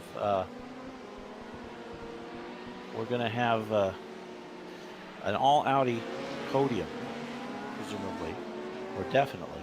Although I guess if you don't finish the race, you're not classified, right? Isn't that the rules? Anyway, we're coming up on the bottom of the hour here, and I believe it's going to be handover time shortly for the broadcast team of Colin Tabor and Thomas Cope, who have taken you into the evening hours here at the Nürburgring. It's been a lot of fun. Not just a handover time. I think this is a point where we have a quick restart and we change over for the second and final part to this broadcast. I'll be sticking around. I'll still be on the camera, so I'll still be here with the stream. But we'll be handing over to Colin and Vitor. Yeah, it'll be Charles and Vitor. Charles and Vitor. Yeah. That's right. I'll be taking a break. I may try and sneak back in for the end of the race along with the other guys, but we'll hand over the majority of the rest of the broadcast. As Thomas said, we're gonna cut this stream now at this point and start a part 2. So for the 13 people watching right here at this moment, please prepare to change stream.